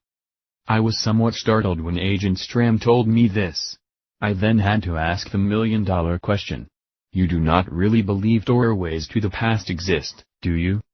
"Ah, that is out of our jurisdiction. That would fall under NSA, we are simply investigators of potential crimes on our soil. Anything beyond that would have to be turned over to another department and agency." Strangely enough, their answer left me with more questions than I had prior. But I decided to take this hike and see if there's anything to any of this. The problem with following them there, what if my memory is jogged, what if everything comes back to me and I find I was violated in a horrible way? I couldn't help but wonder what may come of this when we get out there. It is obvious they do not believe the story in the notepad, and are here only as an investigative team to find evidence of a possible crime or some odd national security threat. But what about that notepad? If there is no crime, I would love to continue to read what I supposedly wrote. I was very hesitant about this journey. I decided whatever we discovered, I would remain strong. The agents then headed for the door and Phil stated, "That's great, we were hoping that you would come with us out there. It might solve this entire case tonight and we can all go home and get some rest." As I went back to the bedroom, my wife was still a little apprehensive by this ordeal. She said, "Hon, how is it possible that any of this is valid? It was a dream, wasn't it?" "I know, Annie, I understand. I am troubled also. It is quite bizarre. But honey, I think this really was a dream, yet I also think it's possible that it may have really occurred. I just don't understand why the chief would potentially surrender his life over this. I really want to go to the hospital to talk to him." "Do you think you really walked between worlds? I am not sure it is a good idea that you speak to this man, he may be a dangerous criminal." "Listen, I remember a few more things now." The chief taking the notepad away from me, he told me these words. "You will forget what happened, so I need to keep the notepad with me so that I can plant the seed." This is going to sound strange, Annie Mae, but I think I was there and that somehow this dream or maybe even other dreams are really happening. They are not some quirk of the mind, but maybe they are real events, and yet ironically could still be a dream. Continuing, I brainstormed this next idea. "Annie, what if this was not a dream but a real past life memory?" Annie Mae reveled in shock. "Whoa, is that possible? Could there be memory of a past life this detailed? And why would there be physical evidence in that notepad?" "You got me, not sure it was a past life in the sense we may think of it. But what if I am reliving this life over again, And it is triggering things that happened to me in that life during this life, with maybe a few quirks and changes.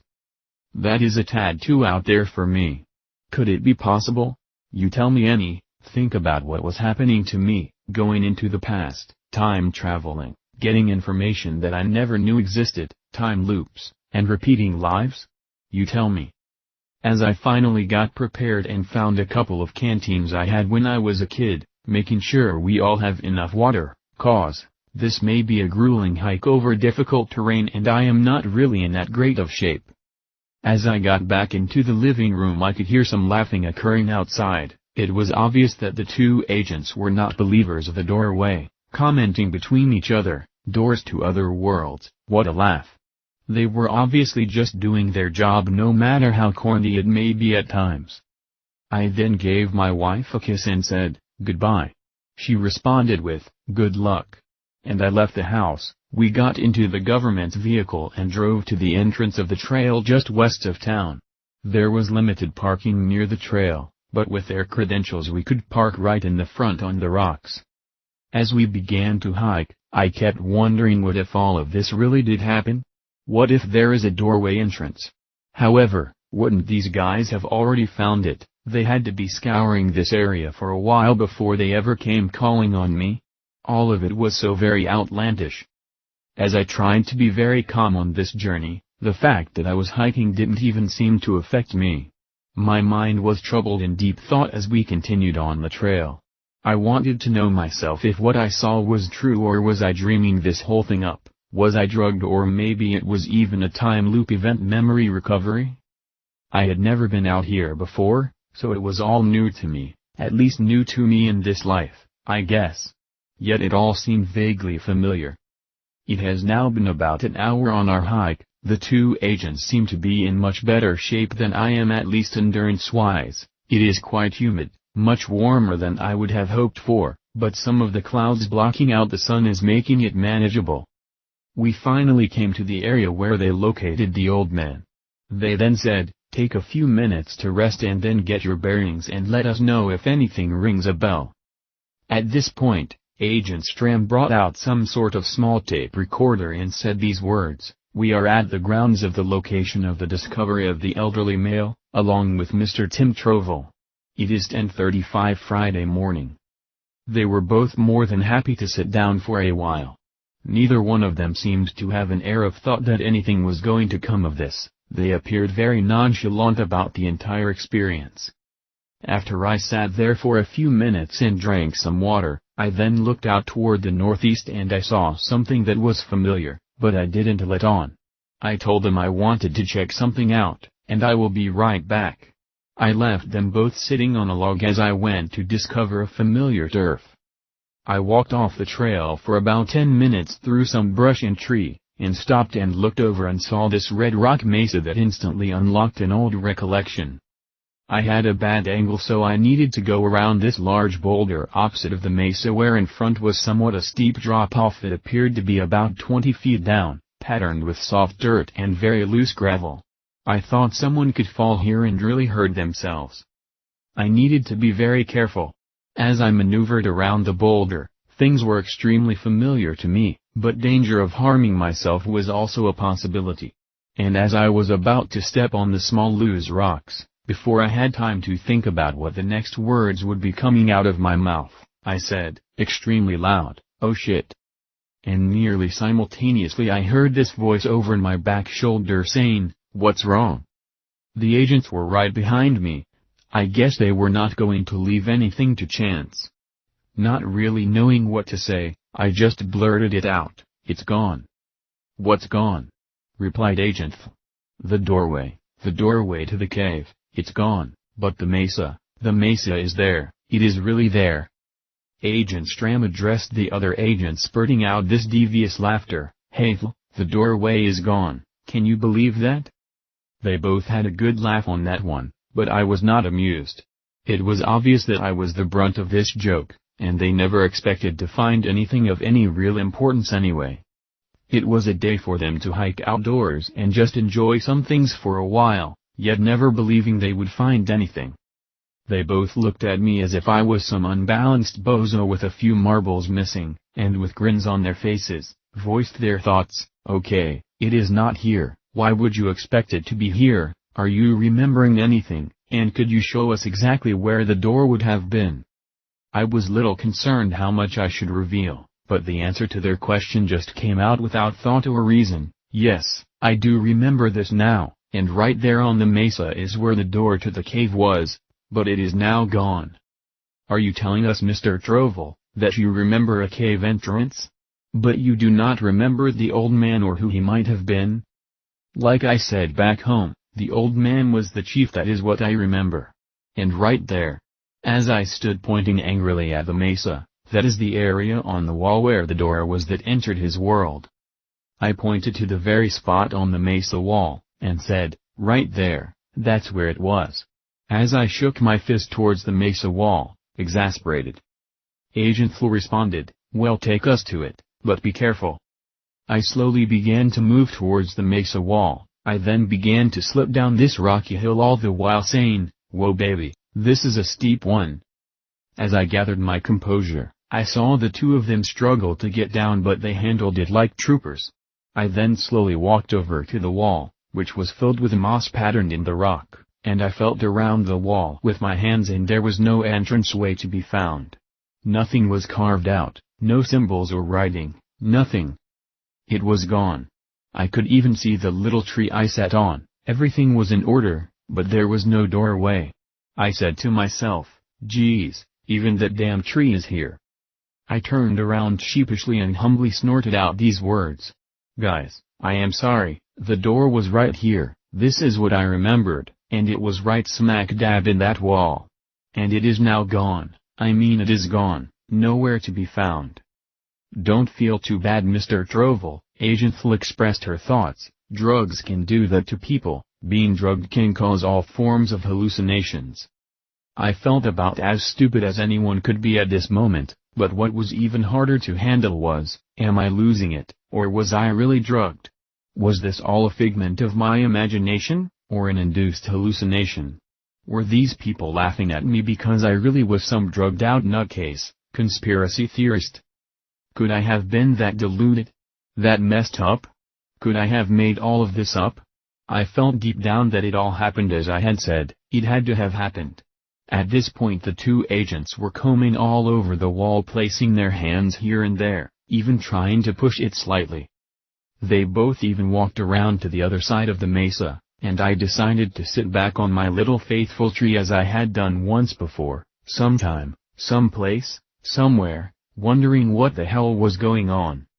For the first time, I felt like I had been taken for a bad ride, and that all I was told was a big fat lie. Yet then I started wondering, but I was told these things. That's right, someone communicated this to me, and I certainly could not have made all of this up. Most of it I never even knew before, and could not even have dreamt of it. I closed my eyes for a few moments, then subtly whispered within my breath, feeling this sadness that the chief may be nothing but a con artist. Chief, please be real, don't let this happen." At that very moment, before I even finished what I was saying, I opened my eyes to see that everything went black. It had turned nighttime. I stood up, not being able to see anything but the moon coming over the eastern horizon above the right side of the mesa. I said to myself, "This is impossible, it has to still be morning. What happened to the daylight? Why is the moon out now in its full glory?" I then immediately arose to search for the two agents. I could barely see anything and had no light except for the light of the moon. I was able to peruse around the mesa, but there was no sign of the two agents. As I called out for them, there was no reply, they had simply vanished. I shrieked out, calling a few more times for them, but no answer. I then walked back around the mesa and sat back on the tree and began wondering, did I fall asleep? Could more than half the day have gone by and I know nothing about it? Did the agents see me and just leave me here? What in the hell is going on? I continued to collapse down on the tree and sat there somewhat confused and depressed, knowing full well I was not going anywhere tonight. What is happening to me, I thought. With a paralyzing fear I asked, what is going on? depression began to set in more deeply. I know I didn't go to sleep, I had no time to sleep, I couldn't have, but somehow, I lost the daylight and it was already night time. I closed my eyes, and within a few minutes I began to hear this small voice within my head. Do not be afraid, the moon houses your dreams, but your soul controls everything. At the very next moment, I heard this female voice saying, "Hey, wake up, we need to head back." It was the two agents. As I opened my eyes, the sun was shining brightly. I looked up at them as they gazed down towards me as what must have appeared to them as being some kook. What the hell just happened? I blurted out. Agent Flo responded, what always happens, a person who has a monstrous imagination induced by heavy drugs. But we need to go now, we need to head back to HQ. She didn't understand what I meant, that I entered some strange time shift and the darkness took over, and the agents were gone, and now it has all reverted back. I slowly got up and without a thought as to why I was saying this, I asked, is it possible you guys can find your way back on your own? You do not need me anymore, do you? Hughes, I would really like to hang out here for a little while, I am very troubled. I know you think I made all of this up, and about this time I am starting to agree with you. But I know what I saw, I know it happened. I know there was a doorway. Agent Stram said very directly without even a moment's pause, listen, obviously, something happened to you, it has all of the appearances as a drug-induced hallucination. It is becoming apparent that someone took you out here while you were drugged, and told you a whopping story. Either they didn't get what they wanted and left you out here, or someone popped on the scene and spooked them. Either way, it appears the con went south when the old man was injured. This is our conclusion of the matter. If you desire to remain here, that is totally up to you, we can't tell you what to do, but be careful. Oh, and by the way, you can have this back. One way or the other it might be a great story for someone. Agent Stram handed me back the auspicious notepad that he had given to me before we went on the hike, wherewith he asked for it back. Obviously, he did not believe anything that was written in there was valid and it was deemed of no threat, so he handed it back to me. The agents both extended their hands as to shake my hand and Stram said, we will be leaving now, you take care, and try not to fall into any more doorways, the next time it could take you to hell, you never know. The two agents both laughed, as they walked away. They walked away chuckling and I heard Agent Stram tell Agent Flo, well, I have been on worse cases, at least we got a hike out of it. Flo replied, yep, and a big fat laugh too, doorways to another time, yay right. Laughter commenced, as their voices faded away. Replaying the events in my mind, by now I was really starting to think I was losing it. I then sat back down on the tree, I closed my eyes and within a couple minutes I heard a voice again. The moon carries your dreams, but the spirit carries your soul.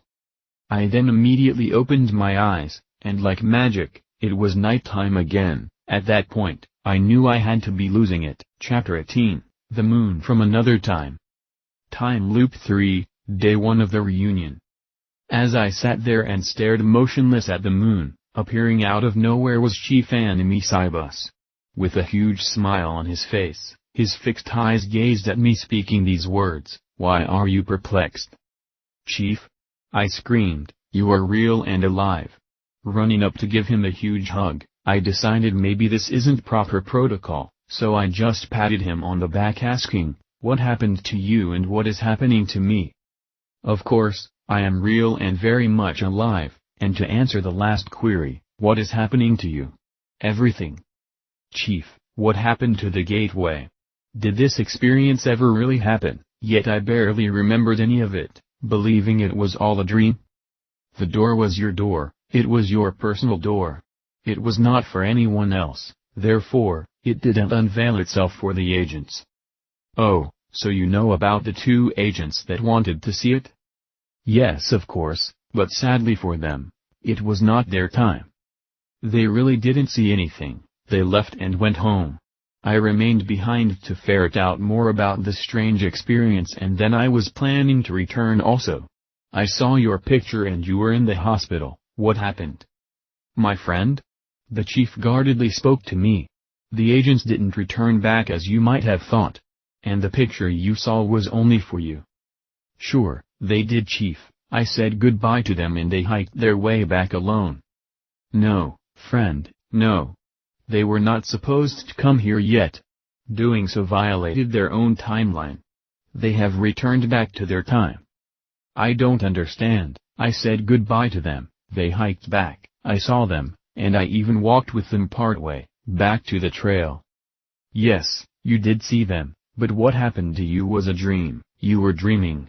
Everything that has happened since we last spoke, has been a dream.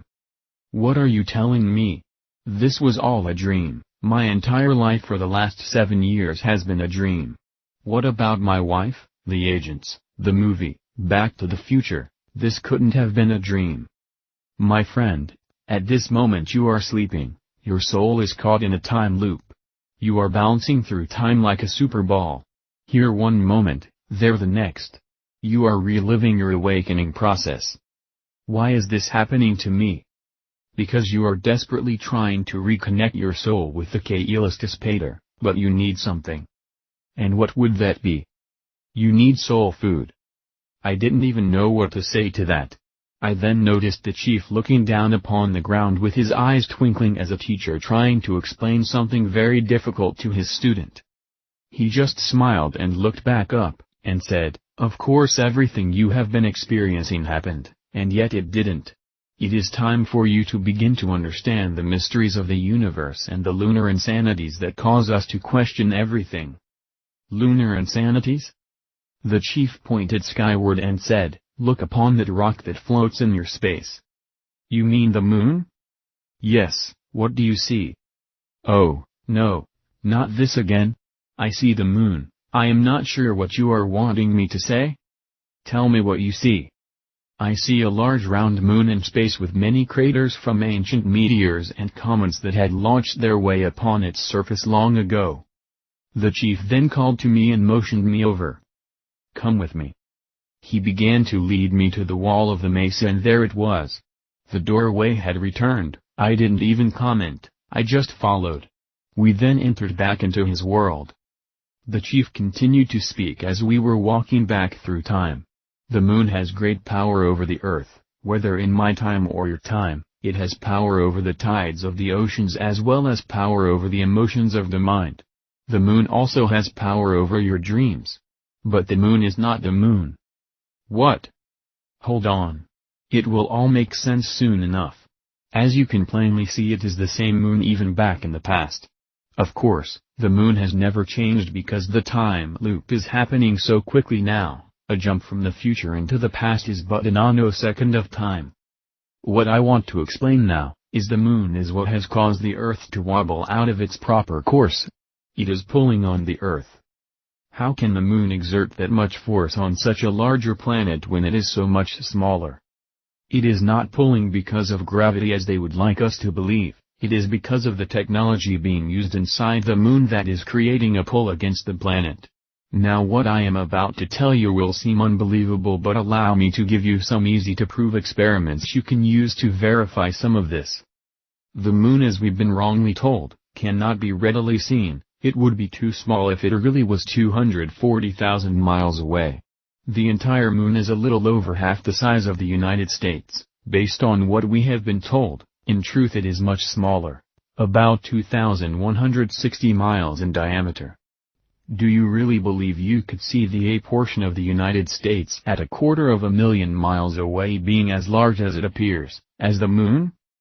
Just a couple of thousand miles in space the United States appears even smaller than the moon itself. For us, viewing the moon being this size at that distance, would appear as a very tiny bright circle in the heavens, just a little bit larger than Venus. According to the space program, they have given us pictures of Earth taken from the surface of the moon. Have you ever noticed that the Earth doesn't appear any larger than the moon at the horizon? In some photos, the moon is larger. Now explain that one. I have seen those pictures and I have even wondered about that, but I threw it off believing there was a simple answer. Based on what they have shown us, since the moon would barely cover little more than half of the United States, Picture in your mind how small this one country is, versus the size of the earth, then picture in your mind how small the moon would really appear to us. Yea, I see what you mean, the moon would have to be much smaller than what we seem to be seeing with our own eyes. Then what is it, Chief? What are we staring at in the night sky? Our moon is a holograph. Our moon, unless it was the same size of planet Earth, could never block out the sun in a solar eclipse. First, the sun is too large. Even if the moon came between Earth and the sun, it would not be able to block out the light where it is located. Then how do we have eclipses?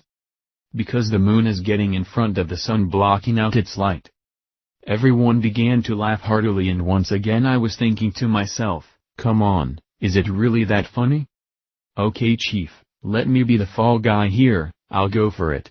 So, if the moon cannot block out the sun, then why is it that you are now saying that it can block out the sun? I am so sorry, sometimes levity is a great way to release tension, and I guess that is true for those who are in on the joke. One day it will be funny for you too. The reason is, our moon is a holograph. Secondly, the moon is within the Earth's upper atmosphere. Say what? You have got to be kidding me. How can the moon be within the Earth's atmosphere? That is not possible, is it? Anything is possible if it is a hologram. If I know you, you brought a flashlight with you in your hiking gear, correct?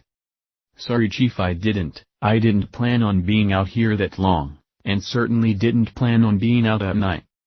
Why don't you check your gear again? I think you might be surprised. Chief, I really didn't. The Chief interrupts. Placate an old man, just check. I thumbed around my carrying bag and... What? Sure, enough, the Chief was right, I did have a flashlight, I grabbed it when I seized the canteens and forgot. The Chief continued. He asked one of the individuals closest to him to go and retrieve a large thick white cloth, but it must not have any holes at all, even pinholes. Sure, enough, he went and found a large white blanket. Okay, here is your first experiment. Give me the flashlight and you stand behind two of our people who are holding up the blanket. I am going to stand about 2 feet away in front, and shine the light on the blanket. The Chief shined the light on the blanket, and I stood on the other side watching the light penetrate through the blanket. The Chief then queried me. Would you say this blanket is like clouds in the sky? Yea, I would say that it would be somewhat akin to fluffy white clouds. As the Chief was shining the light on the blanket, he asked me. Describe what you are seeing. I see the light penetrating the blanket. And what does it appear like to you? I don't see the flashlight, I just see the circle of light that the light is creating. The Chief took a couple of steps backwards with the light still shining in the same place, and asked, What do you see now? I see the same light. Although the round circle has magnified the further away you are, it appears larger now. The Chief took about 3 more steps back, he was no more than about 10 feet away. He asked me again, Now what do you see? I don't see the circle anymore, the light has spread all over the blanket, I can see no circle at all. Don't you think that is quite odd? The Chief then pointed skyward. Right at that moment I looked up, and unbelievably a small patch of fluffy white clouds maneuvered in front of the moon. The moon did not change its appearance, I could still see the moon perfectly as its light peered through the clouds. I became confused. I told the Chief, I can see the moon, but with the flashlight all I could see was the round circle of light. The Chief then moved right next to the blanket with the flashlight and said, What do you see now? I can now see the flashlight also. Oh wow. But Chief, when you asked to have the blanket brought to you, you said it could not have any holes nor even pinholes. Why? The strange thing about light is, when holes are present, the light will reform and not scatter like it does upon a solid surface. Thus, any holes and you would have seen the flashlight clearly, even at a distance. The further away the light source is, the light begins to refract off a solid surface. The refracted light will spread out enough to where you cannot see the source, a round circle, of the light. As the Chief pointed above, he said, How far do you think those clouds are in the sky? I don't know, maybe 35,000 to 40,000 feet. and yet you can still see the circle of the moonlight as clear as if the clouds were not there. How is that possible if the moon is a 1/4 million miles away? The chief pointed back at the blanket experiment while he stood again 10 feet away, and there was no circle, just refracted light. He then crept up closer, and as he did, the circle of light returned. Chief, the only way a circle could be seen from the moon is if the moon was really close, elsewise it would just be a refraction of light glowing upon the entire surface of the clouds and we wouldn't see the moon itself. This means it must be really close to us. Even when the sun shines behind clouds, one no longer sees the entire sun, they see light spread upon the clouds. Wait till the controllers play a game with your mind. If you keep your eyes looking upward while considering the heavens, no doubt sometime you will see these very clouds behind the moon. Try explaining that one. Then how is it possible the moon could be so close? How can it hang in midair? Again, my friend, it is a holographic moon. And they can place that moon anywhere and it will float in space like magic. The moon also dictates emotions, that is why you hear about things like lunatic, or lunacy, anything dealing with lunar or luna. All of it is representing a dark emotion being foisted on the unsuspecting mind. Also, you have heard of stories of people changing into werewolves under a full moon. This notion is very true, but not to the extent of the fables, but to the fact it has power over the mind to change a normal person into something different, like a Jekyll who then transforms to become Hyde. Often there is a cliché which many utter when they run upon weird and strange human behavior. They will say, "It must be a full moon tonight." The moon plays a very important role for those who desire death and destruction. Often religions were even created around the lunar months. Some have even called them holy days and Sabbath days. A Sabbath day to certain groups was never on Sunday, which is the worship of the sun. It was always on Saturday or Saturnalia, or the seventh day of the week, the worship of Satan. But the days did not start at midnight, they began the evening prior, based on the moon. All the ancient holy days and Sabbaths were lunar-based, all beginning in the evening and closing in the evening. The moon was called sin by the ancients. It is because the moon is the programmed deception of the diabolus. It means, simulation interactive network. The ancient holy days were based on the moon god Sin, who rules this earth by stealth, leading all into a deception and a mind of obscurity. This is where the term holy days comes from. Therefore, often abhorrent behavior is prevalent on this world, because of the moon. If the moon was removed, this inordinate behavior would not find such an easy foothold.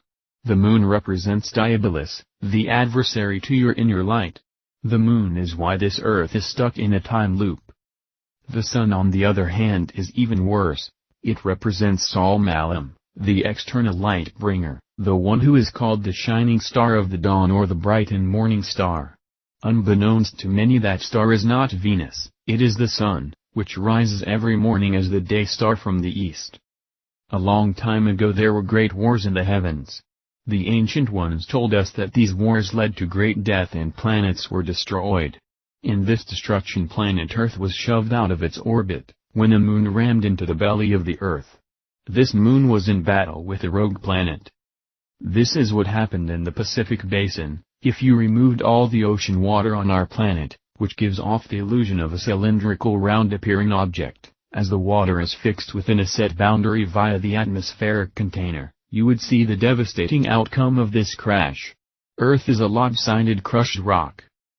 When this occurred, Earth was removed out of its orbit into the one it is now located. The orbit it used to be in allowed for a different time, as it revolved around the sun in a different trajectory. Instead of it taking 1 year to go around the sun, its orbital path caused it to take 10 years. Thus, a person of 90 on Earth would have been 900 back before the original cataclysm. So, a year was not 360 days, but 3,600 days, but it was still based on the 360 cycle. Now the rogue planet that had been in battle with a moon is in a 3,600-year orbit. This planet is where some of these ancient rulers had come from, prior to coming to this realm. Their planet was also in an orbital rotation around the sun, but it is also in another dimension. Sometimes it can be seen and other times it cannot be seen. Many have called it, the planet of the crossings. However, keeping the 360 as the template, these people were living for hundreds and hundreds of years. However, they were only as old as we are today. It is all an illusion or a perception of the program. Perception is a tricky beast. An illusion and perception? This might not make sense, but your life is regulated by the time machine you are on. What might appear to be 900 years for one, is only 90 years for another based on its orbit of the sun. And to each it would seem different, until they experience the other.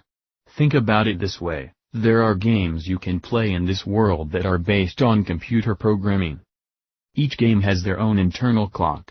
As you play the game being an interactive, time is relative to the game only. You could spend 1 hour playing the game, but the game clock may have revealed that days, weeks or months had passed, via that same hour. Earth at the time did not have a moon. Its twin sister known today as Mars was so close it had a unique spatial relationship. However, its orbit was more elongated than the Martian orbit. Thus, it took Earth much more time to move around the Sun. It also created a problem for the rogue planet, which would get too close at certain orbital crossings due to the strange elongated orbit of the Earth. However, when the Earth was shoved out of its orbit, Mars also took a horrible beating in this galactic battle, as its one side looks like it had been blasted with a megalithic shotgun, appearing much more like the Earth's moon than a planet. When Earth ejected from its orbital path prior to finding its new home, it apparently absconded with a moon that was located around planet Nibiru, which was known as the planet of the crosses. Now Nibiru was not a planet like other similar planets, in fact it was a ship, a very large ship. Are you pulling my leg, Chief? A large rogue planet in our solar system is a ship. All planets are ships in a sense. This is the dirty little secret no one wants you to know. Planets used to be known by the ancients, as lords and gods that ruled in the heavens. Nibiru was described as a planet with wings, as the Death Angel planet, because it apparently was able to maneuver on its own beyond its orbit, which is unique. Thus, the reason for this mega crash was because Nibiru got into a war with a local clan who had their moon, ships nearest to them, and Nibiru's crew, or what we may call citizens of a planet, damaged this battle cruiser and forced it out of its orbital station during the battle. This badly damaged ship was steered into the orbit of the ancient Earth, known as Tiamat, the water planet. The crew could not control the ship as it was destined to ram Earth. How large was this ship, planet that hit the ancient Earth? It was about 3 times larger than our moon. Now what is interesting is the ship Nibiru has its origin from a secondary sun in the solar system, called Nemesis, which was the dual realm of the sun god where the Diabolus as its polar identity came from before it burned out. There were 2 suns in our solar system? Yes, they rule as a polarity, one is positive and the other negative, or one is good and the other evil. It is the battery that controls the programming of the entire system. Nemesis is a brown dwarf, what some would say is a dead sun, but it is not dead, it is the ground for the battery. It plays a pivotal role in this solar system. Now a brown dwarf is a burned-out star that appears as a superplanet, or a small star. It can be as large as 15 times greater than the planet Jupiter. Nibiru in its vast 3,600-year orbit is the only planet, ship that orbits both suns, as it is the caretaker of this entire solar system. One may call it the Great Watcher. Nibiru was the home of the dual identity of Sol Malam, who became the Luna Lunum, and known today as the Diabolus. Chief, where do these ships, planets come from? What you need to understand is, there are 2 types of planetary ships. Ones that are static and ones that maneuver around. They come from the suns, and suns are not what you believe them to be. They are not what they appear, as great balls of fire, but instead they are doorways from one dimension unto another. They are like lamps that project light. The moon, ship that Earth captured, was due to its crashing into the surface of Earth, and it just remained as part of the Earth until both reached the new orbit and then the moon separated. Most of this ship was destroyed into millions of fragments. But here is the clincher. Earth didn't capture the ship that was sent spiraling into space, the ship captured Earth. Wait a minute, Chief, again, how can something that small capture the Earth, especially after it was blown apart? Because of the vast technology these ships had. Even though this moon was destroyed in the battle, part of it escaped along with a certain group of occupants. These moons all operated from an internal source, of what one may call the engine, or the bridge of the deck of the ship. The machine is the actual ship, the rest was the cover acting as in type, like an atmosphere. Atmosphere of planets are nothing more than energy shields to protect it from battle and debris, as well as protect life on the surface. The actual ship inside is what escaped destruction, while the outer planetary shell was partially destroyed. In this case, most of the occupants were killed, and the bridge of the ship where it is commanded from, it remained, but was taken over by some of the crew of Nibiru. And this is where the Diabolus took over the fallen conquered ship, which has now become our moon, and Nibiru is now hidden in another dimension. However, when it comes to the moon, as we have established already, what we see with our eyes is not the ship, which was attached to Earth during the crash and then separated, but a three-dimensional projected hologram. It is so lifelike, and so real in appearance it has many of the same qualities of the original moon before the war. We can even send rockets in the sky and land on this holographic moon the same as we can walk on Earth. How high up in the sky is the holographic version of the moon? It is high enough, and yet low enough to be able to block out the entire sun for 8 minutes, when it passes between Earth and the sun. The projection is in our upper atmosphere. Its light never loses its integrity, even shining through a white cloud cover, we will always see the round illuminated ball, and not the refraction of light we should be seeing, given the distance we are told, unless there are thick dark clouds, then the entire moon can be blocked out with only light refracting behind. Therefore, total eclipses are only seen from a very small swath pattern area location on Earth as it passes, due to the proximity of the holographic moon as it passes between Earth and the sun. Just a second, if this ship was as large as you claim and it rammed the ancient Earth, how did anyone survive on Earth? We are told asteroids are much smaller than this, and they say one of them could annihilate all life. Nibiru had many moons, as they were base stations for the ship's personnel, to build defense centers in their Star Wars campaigns. Along the way, they also had enemy ships stationed nearby. The ship that crashed into the Earth was an enemy ship and was disintegrated into billions of pieces, except for the part that attached itself with the Earth and was brought into its new location. The part that survived was an inner sanctum that was built inside the cavity of the planet ship, a massive cylindrical metal ship that was about 1/3 the size of the original surface. Many of the occupants of the ship tried to flee into the main engine for safety before the destruction, however most all were lost, except the few that would later become prisoners. When the ship was hit by a particle beam blaster, the outer parts were destroyed, leaving exposed the control ship that was untouched for the most part except for the large craters that were left on its metallic surface from the debris field, which was now locked inside the cavity of Earth at the Pacific Basin. The outer shell was destroyed and it was sent as debris into space. Some of the debris splattered against Mars. The remainder of the debris became what is now called the asteroid belt.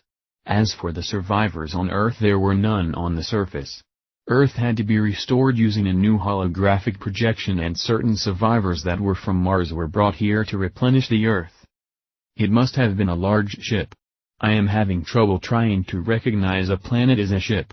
Planets are rocks, dirt, water, grass, trees and all sorts of mineral composites, whereas ships, we see as being metallic objects, are able to fly through space and have none of these characteristics.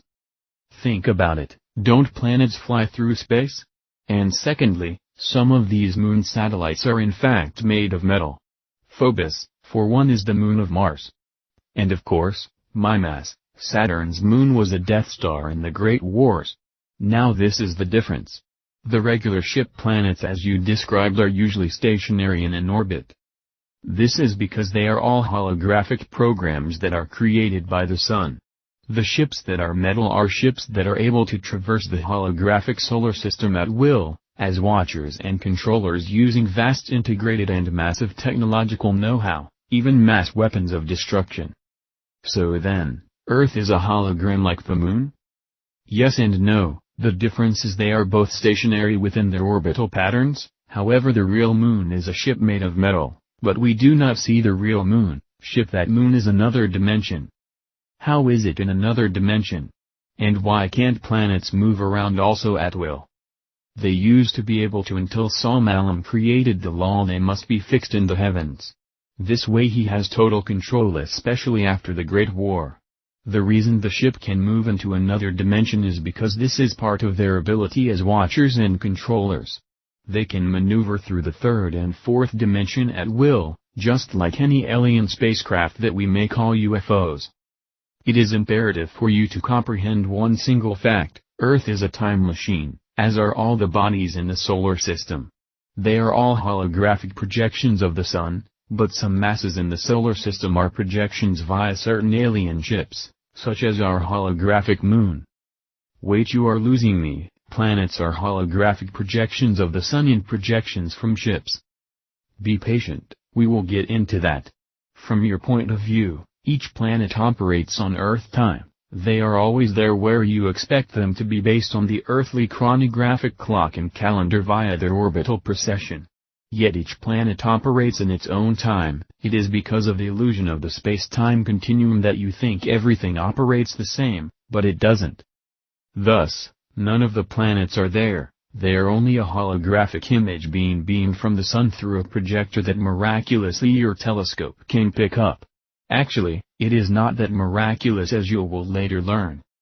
Okay, let's say a regular good old Joe like myself has a strong telescope and I am looking at the Moon. Which Moon am I looking at, the one that is a holographic projection in the upper atmosphere, or the ship? The ship is in another dimension. You can't see that with any telescope unless it decloaks. How is it that we have telescopes that can see Jupiter, Saturn, etc.? These planets are a billion or more miles away. If Moon was that close, our telescopes could see much more of the surface, couldn't they? It is all perspective. The distance between these objects is all scientific gobbledygook. Our telescopes are not really that effective as you may think.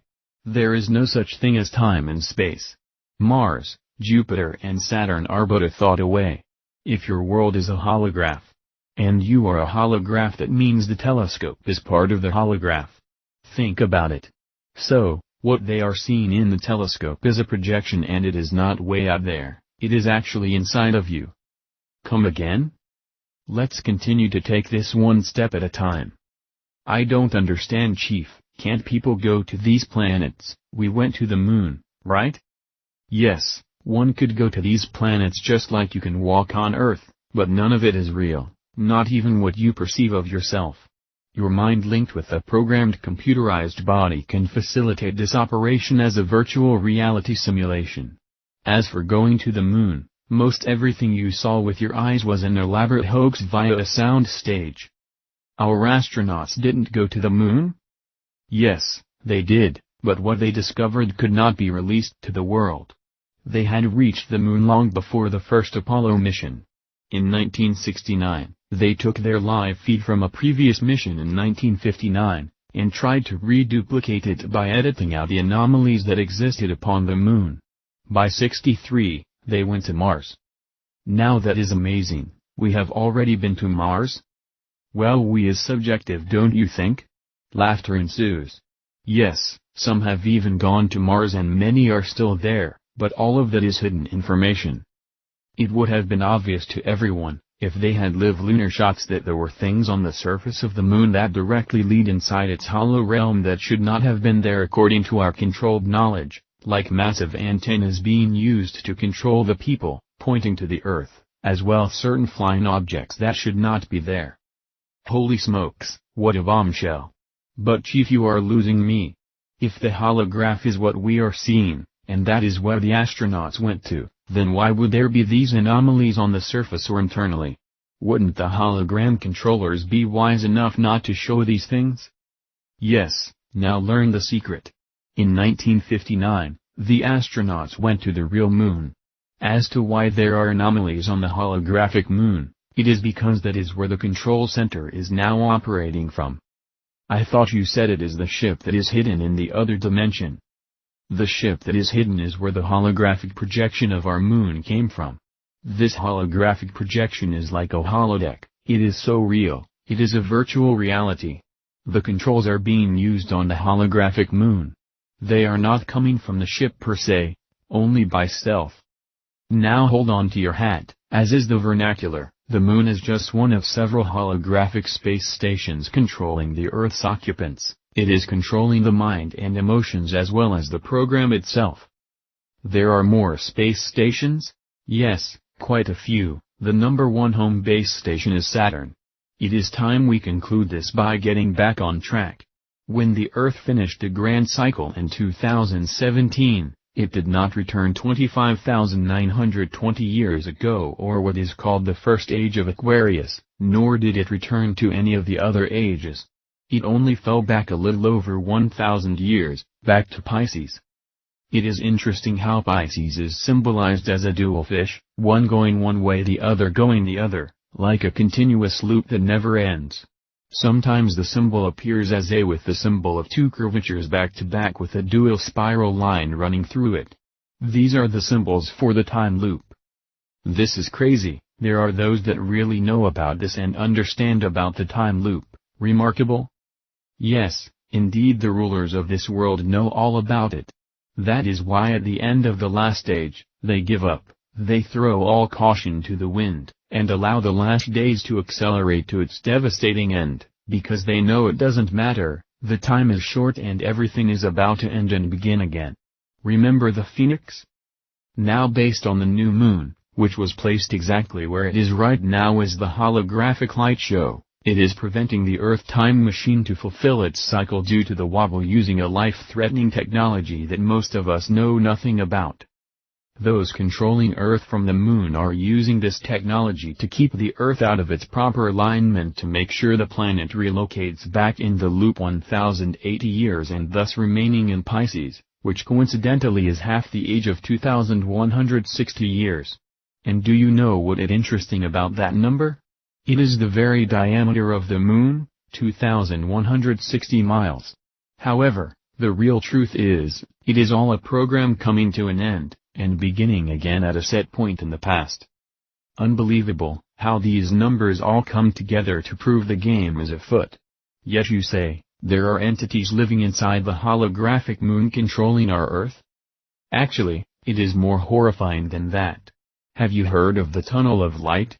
It is a legend and myth some speak about as to what happens after one dies. People are grabbed by this vacuum that creates the feeling of being sucked up and being pulled through this light that has the appearance of a tunnel. Some speak of it as where you meet long-lost loved ones, masters, guides, and even gods. They also report experiencing love and light, and joy like nothing they could have ever imagined. It is so daunting few if any are able to avoid this attraction. Why would anyone want to avoid it, if it is as wonderful as you say? Because it is a trap, it is all an illusion. The light in the tunnel is coming from a fourth-dimensional ship. In fact, it is the same ship that came from our past and created the moon, which sends out cruisers, that is smaller transport ships, to pick up the dead. When souls are released from their bodies, the ship coordinates where they are via the silver cord that was connected to the machine and to the soul, and through a light source from underneath the center of the spacecraft, using holographic technology, these people are picked up and transported. Why don't people see the ship? And why would their loved ones be there? And where are they being transported? Obviously, when the soul mind leave their bodies, they are no longer in the third dimension. So, it takes a fourth-dimensional ship to greet them, which those who remain earthbound cannot detect, but those who have died can see perfectly. The light coming from the bottom center of the spacecraft is the tunnel of light that people speak of. And the people they see are holographic masks being portrayed to appear as loved ones, but most of the time are aliens in drag. You mean people are being abducted by aliens after death? Tragic, isn't it? At this point in time some are transported to the holographic moon unless they are in the mid-realm, the realm of ghosts, what I like to call fourth dimension without anchors, the waiting rooms. It is the moon where all the controls exist that operate this program. Those transported there will remain there but only a short time before they are recycled back to Earth at a new time without memory. Thus, many of your loved ones have been recycled. They are not there waiting for you at the tunnel of light, except for extreme cases. However, your loved ones who crossed over may be in the mid-realm and sometimes they can contact you or you can contact them. As soon as they are recycled, that is it, they are no longer to be found. That is why in some contacts, only certain individuals contact the living, like an aunt, grandmother, long-forgotten cousin. It isn't because you are being shunned by someone else that you may want to speak to, it is because they are no longer available. No longer available, Chief? Sure, when a loved one has been recycled or going through the process they can no longer return. They are not there available to be contacted. However, when a loved one has not yet been recycled for a myriad of reasons, they are now in what is called the waiting room or stuck in the mind realm. You will learn more about this at another time. How can a deceased loved one be contacted? Sometimes by going out of body, or a near-death experience as long as it is before the processing center. Or a loved one can contact you in all sorts of ways. Sometimes they can even appear in almost pure physical form. The moon is not only controlling Earth, it is controlling the inhabitants of the planet both here and on the other side of life. And thus, it is using technology that is causing distortions in the time field. Remember, it is all a computerized program. Once you grasp this, then none of what I am saying will baffle you. But if you still believe this world is authentic, then nothing will ever convince you otherwise. I don't know what to say, Chief. It is like we are being controlled against our own will, and we are prisoners of a war that happened long ago. My friend, why do you think it is so important that I awaken you and everyone else? You are prisoners of the great war in heaven. The key is the moon is now in control of your emotions, and it is what is allowing all the dark natures to excel in super-fast speed. The moon magnifies fear, egos, dread, loss of hope, insecurity, failure, hurt, personal complexes. The moon is your adversary of your internal light. It also penetrates your dreams, and leads people into the darkness of the night, turning them from innocent sheep into devious wolves. That is why more crimes occur in the night time rather than daytime. Are all of our dreams negative moon creations? No, there are dreams from the divine realm to help aid us, but the moon often interferes and removes the memory from your mind. Thus, I took your notepad and kept it so I could return it back into your dream at another time. Ah, you lost me there. Return it to my dream? Of course, haven't you figured it out by now? Everyone is dreaming, but not everyone is in the same dream. Chapter 19, The Holographic Sun Projector. The Reunion Day 2, The Cold Sun. After tonight I am left with my head spinning as to the knowledge that was being presented. I am still freaked out by the information given about the moon. I asked the chief as we were walking back to our places of rest and contemplation one last question. If the moon is really a holograph, then is the light source that we see from the moon coming from the sun? His eyes brightened a tad and then he verified what I had been thinking. No, the light source is internal, created by the holograph itself. The moon is too close to be reflecting the sunlight to create its myriad of phases, so the light is internal, yet it duplicates exactly what would happen if the sun could be able to reflect upon it. However, the source of the holograph itself is the original moon ship using advanced technology to create the artificial orb. That evening when I went to sleep, suddenly reality took a turn very fast as I found myself floating upwards while talking to the chief. I began to experience the same thing when I was sitting in front of the door of the cave. Everything went from light to black. What's happening? Where are we, Chief? We are now floating in space. We are on the dark side of the moon. We are going to move around the surface and launch towards the sun. Are you ready? You've got to be kidding me. Do not fear, nothing can hurt you here. Where is here, Chief? You have been taken into another dream, and I am inside your dream and directing it. What you are about to experience will make you question everything. As we began to fly around the surface from beyond the back of the moon, I was waiting for the sun and all its brilliance to illuminate everything and nearly blind us, but that is not what happened. Amazing, isn't it? Where is the sun? The chief continued. Where is the great ball of fire that can consume whole worlds? You got me, chief? I have no clue where it is it hiding, is it being blocked by something, but more than that, where are the stars? Are you ready for another mind-boggling piece of information? In space we cannot see the projector, you can't see light in space due to it being a vacuum of nothingness. Light cannot shine inside a vacuum. Therefore, the ancients knew to call the sun, the black sun. Instantly we were moving towards Earth and before you knew it we were standing on the hot sands of the plains of the Sahara. The chief then proceeded to reveal a new piece of the puzzle. Now what we are going to do is allow our physical senses to enter the dream world. I want you not only to witness this amazing phenomenon, but feel it also. Now as your senses are coming into the mind program, what is it that you feel? I am extremely hot, the temperature is blazing out here, and I would not want to have to live here. The sun is powerful and now I can see it clear as a bell. Notice how hot that blazing ball of fire in the sky really is while we are standing on the surface of the earth in northern Africa just 2,000 plus feet above sea level. And yet we couldn't even see nor feel the sun while in space. It is strange that in space we couldn't see this powerful light but here we can, and let me tell you, it is scorching. But I would like to move on from here, the heat is unbearable. We instantly began to soar into the air and landed upon another Earth landmark, Mount Everest, which is 29,000 plus feet above sea level. Whoa, it is freezing here. Where are we now, chief? We are standing on the highest mountain, at its uppermost peak. We are standing erect on top of the world. Again, we can feel the sensations of our external ecosphere, we notice a massive change in temperature. We both began to freeze in the super low temperature climate.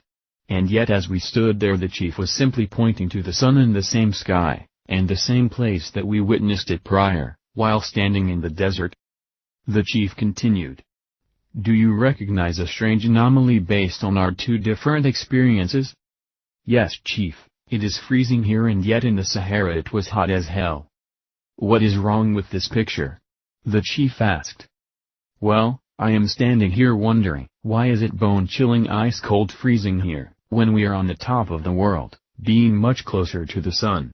And yet in the desert, we were frying like eggs for breakfast and it was miles further from the sun. That is an interesting question that few ever ask. Why is it the closer you get to the sun the colder it becomes? Scientists will give all sorts of impressive answers as to why this occurs, but logically it makes no sense. If you get closer to the object of the source of heat, then it only stands to reason, the heat would intensify. Yea, if I was camping on a winter evening, and we built a fire, the closer we got to the fire the warmer it would become. Likewise the further we were away from the fire the cooler it would be. So, yea, this makes no sense. The chief clamors, yet we are witnessing that the closer we get to the sun the colder it becomes. How is this possible? You got me, chief. I never thought about that before. I just assumed the higher one ascended above sea level it just got colder, but that makes no sense. If we are closer to the sun, as the heat source, the land at sea level should be colder and all of the mountain tops should be arid deserts. Okay, let's try one more experiment. Immediately we began to fly towards space until we were past the outer atmosphere of Earth still heading towards the sun. Remember, we will feel the sensations but they won't harm us because it is not real, we are simply experiencing them. Okay, now how does it feel out here now that we are even closer to the sun? Chief, it is ice-cold freezing. A block of ice could sit out here forever and not lose one droplet of water, and amazingly again, there is no sunlight. Exactly, but how is all this possible? If the sun is the source of heat then the closer we get to the sun, the intensity of heat should magnify, but it doesn't. It is obvious the sun is a source of something, but what is it? Yes, I understand, Chief, when the sun is shining it brings with it great heat. It can even burn the skin. So, something is happening that is producing heat. We have what is called an atmosphere on this world. When space shuttles have come back through the Earth's atmosphere, they need special protection as they return towards the ground. As they move through the outer atmosphere, the shuttle begins to burn red hot. Just a second, Chief, how come astronauts say they can see the sun, if it is not there to be seen in space? As you will come to learn, the sun is able to be seen when one is within a localized atmosphere. As for the astronauts, their ship's outer core creates its own atmosphere. Therefore, the sun is viewable. But, why didn't we see it? Because we are not visible either, we have no local atmosphere surrounding us. The atmosphere is a blanket covering the Earth or any object that is a three-dimensional holograph. This blanket appears to shield out much of the source of energy coming from the sun. If we did not have this blanket covering Earth, then nothing could survive on the surface, but not because of heat, as we have proven. So, our first clue is there is something in the atmosphere that is creating great heat, but it is not the sun. The sun is black and cold. We just proved, the higher we go into the heavens the colder it gets, and the sun seems to also go missing. The very notion that the sun is giving off heat as a furnace obviously is not accurate, yet something is happening. It is called holographic radiation. Even if we could block out the sunlight, then why wouldn't the world simply freeze? Every night the sunlight is blocked out on one side of the Earth, but we do not freeze, do we? In fact, at different places it can be still quite warm, even at night. Now what is ironic, they tell us that Mercury can get to about 170 Celsius facing toward the sun. However, on the other side it can get down to as low as minus 147 Celsius. Does that make sense? And Mercury is much closer to the sun, you would think the heat of the day would last deep into the night. Why doesn't Earth react the same? When the sun is on the other side of the planet, we should enter an ice age every night, because the sun and its heat is completely blocked out. Good question, that doesn't make sense either. What is really going on here? The ground contains much more heat than, let's say, a mountaintop. The problem is no one wants to tackle the real enigma of why this occurs. They think they already know by using basic science, but it cannot answer some of these quirks that we have personally discovered. The facts are, which most in the scientific community do not want to accept, is that the sun is not the heat source of planet Earth, or any planet, it is the source of Earth's very existence. Say what? I have been trying to explain this for quite some time. Do you really know what a holograph is? I know about them, but I guess I am not sure I really understand it. A holograph is a recreation of a third-dimensional plane of awareness by using projection, reflection and splitting and refracting light using mirrors. As an example, take an apple. You can then copy that apple by taking pictures of it while covering the entire 360 surface of the apple, both longitude and latitude. It is like mapping every square inch of the entire surface. And then using projection through a mirror, you can then split the signal of that source and make the apple appear somewhere else in space, three-dimensionally placed upon a two-dimensional backdrop. It will appear very real, it will seem three-dimensional, and it will have color and mass as a presence just like the original object. Yet it is just a projection. What is needed is a source background for the three-dimensional object that you want to project out in space to make it appear real. Secondly, you need a light splitter using something like a mirror. Lastly, you need a projection source of light, a very powerful light. And voila, you have your ingredients of a mass-projected three-dimensional object. Using higher technology, you can then even create a core or the internal mass of that object to be as real as the surface, using additional software programming. Did you know that these things exist in our local space? And strangely enough, we have planets like Earth just sitting in space like a magic 8-ball, just hanging there in midair, so to speak. Do you really believe that there is some sort of gravity that is holding all these things in space? What really is gravity, does anyone know? Let's look at this sensibly. Something is holding these objects in space. Gravity is the invisible conjecture which gives a sense of reality to that which doesn't make sense. Nothing is being held by gravity. Gravity is simply a speculation to answer why a planet can appear to float in midair. However, using a projection of a holograph, Via a light source, any hologram can be made to appear as if it is floating in space and gravity has nothing to do with it. If a hologram can appear as a three-dimensional object in empty space, then what is holding it there? It is light projection. There really is nothing there but a visual response to an elaborate hoax created by bending light via archangels or archangels. Then you are saying the sun is a projector and it is projecting out of itself everything we witness in space as a three-dimensional illusion? That is partly true. All the ingredients are there in space to make perfect holographs. Obviously, the heat or lack thereof that we become aware of as pertaining to the sun, or coming from the sun is bringing us radiation via light projection beam. The beam itself could be as cold as ice, but when it projects the object it can turn very hot. Take a movie theater, the light between the screen and the projector has no real temperature, but notice its projection source is very hot, and the reflection it gives off is a movie screen filled with scenes and objects. The beam itself has no heat until it magnifies the projected object in space. In this case, the heat is caused because the object is being produced by the projection itself. Therefore, it will be much hotter on the surface of Earth than the tallest mountain in the world, because the denser the terrain of the object, the more intense light is needed to perform the holographs to make it appear real and solid. Wait a minute, Chief, there is something missing.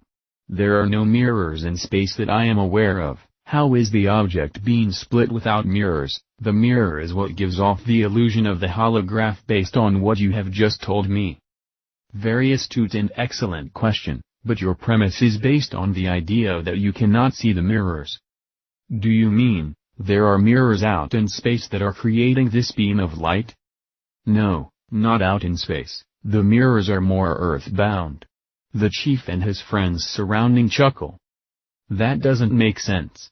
If the Earth is the hologram, how can the mirrors be on Earth? Are you really ready for the answer? Let it fly, I am ready. I think. Have you ever heard the saying, the eyes are the mirror to your soul? Likewise, have you ever heard that the kingdom of heaven is within you? Yea. Are you saying our eyes are the mirrors? Of course, they are. If you had your eyes removed, what would you see? Obviously, nothing. I would be blind. Exactly, the only reason you can see the stars and the planets and the sun and even the earth you stand on is due to your physical senses. The eyes are taking in the light and then refracting it, giving you the illusion that what you see is a three-dimensional reality, but it is nothing more than a projection. Lights, camera, action. I don't follow. If you have an item, let's use your Apple thesis, you then copy it, and then send the light of it from the lens through a mirror, and then the mirror splits the signal of the light wave, giving you the illusion of the object somewhere else. Wouldn't this prove that the light in the source would have to come into the mirror from behind the lens and then send that reflection outward? So how is it possible that our eyes, which see outside of us, could be the mirror to reflect what is coming from behind them? The question you have asked is what most scientific so-called scholars never want to answer, but they know the answer, and the answer to your question was already given by your dilemma within your question. Huh? You stated that the source and light of the object has to be within or behind the lens to reflect upon the mirror as it reflects out, and then that light must shine outward to give off the projection that the object is floating in space. What you fail to understand is, the eyes do not see anything externally, as there is nothing external happening. Within the next 2 decades in your time, you will learn this amazing science and you will be able to prove it. The eyes are simply the lens which is taking in the light from behind via the brain and projecting out what is coming from within. And then your lens refracts the light and you believe you are looking at a three-dimensional object. This a virtual reality. Holy cow, Batman.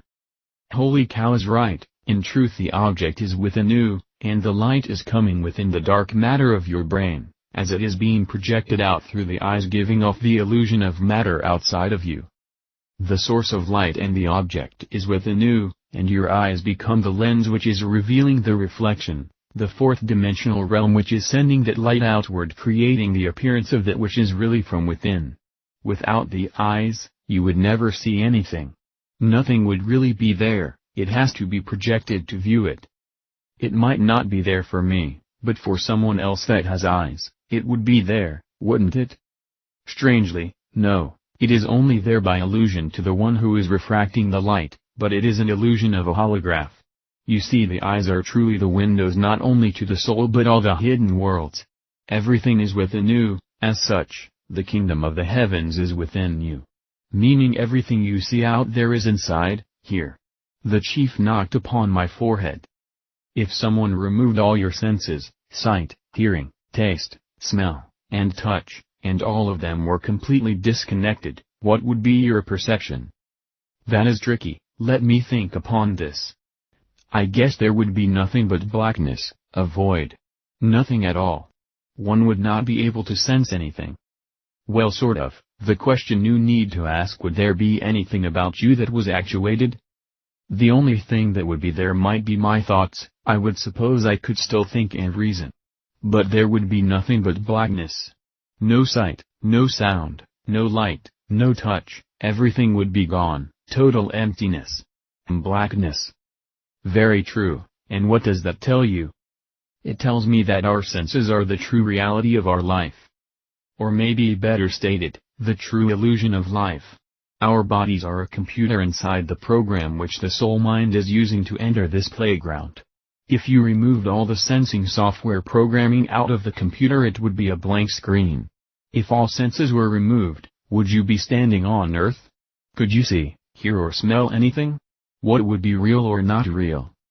If I was standing on Earth and lost all sensations, obviously, I would still feel the surface because the planet is still there, the planet is very dense. Not so, if you have no sensation of touch and feeling, how would you describe touching the Earth? There would be nothing there to create the sense of a dense object. You wouldn't feel anything other than floating in nothingness. You would just be a thought inside of a holographic projection. Yes, but the Earth is still there, isn't it, whether holograph or not? That is your conundrum of the mind. The Earth is not there because it never was there. The senses are simply the software in the hard drive giving you the illusion of a solid Earth. And the only reason you know it is solid, is because of the software program that creates the sensation of making you believe it is solid. You remove the software, you not only lose the sensation but you lose the entire program, because the program projecting the Earth is only valid due to the sensation created by the software. As an example, let's say you take a computer program and place it on a disk, that is called software. This software can produce a picture of a person sitting on the beach. Now you place the disk in the computer and like magic the picture is there. Now remove the disk. Is the picture somehow still there? Well, I guess not. Exactly, when you remove the software from the hard drive, there is nothing there, it is a blank screen. You would be in the void. Now listen closely, the world needs to know this. In the beginning the gods created the heavens and the earth. The earth was without form and then moved into the void. Darkness was on the face of the deep, and the spirit of the gods, the programmers, hovered over the surface of the water. Then the gods said, "Let there be light," and there was light. What you just read is a pre-holographic world before the third-dimensional heavens and the earth came into being. This is when there was nothing, just darkness everywhere, and what is the first thing that must be done to create a holograph? You need a light source, thus, let there be light.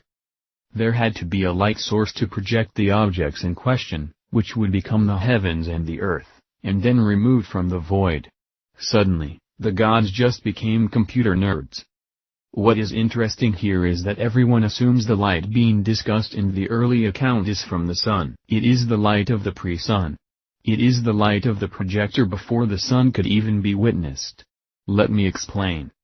The source of light comes out of the invisible world or fourth dimension, or from the invisible world before material creation, that is third dimension.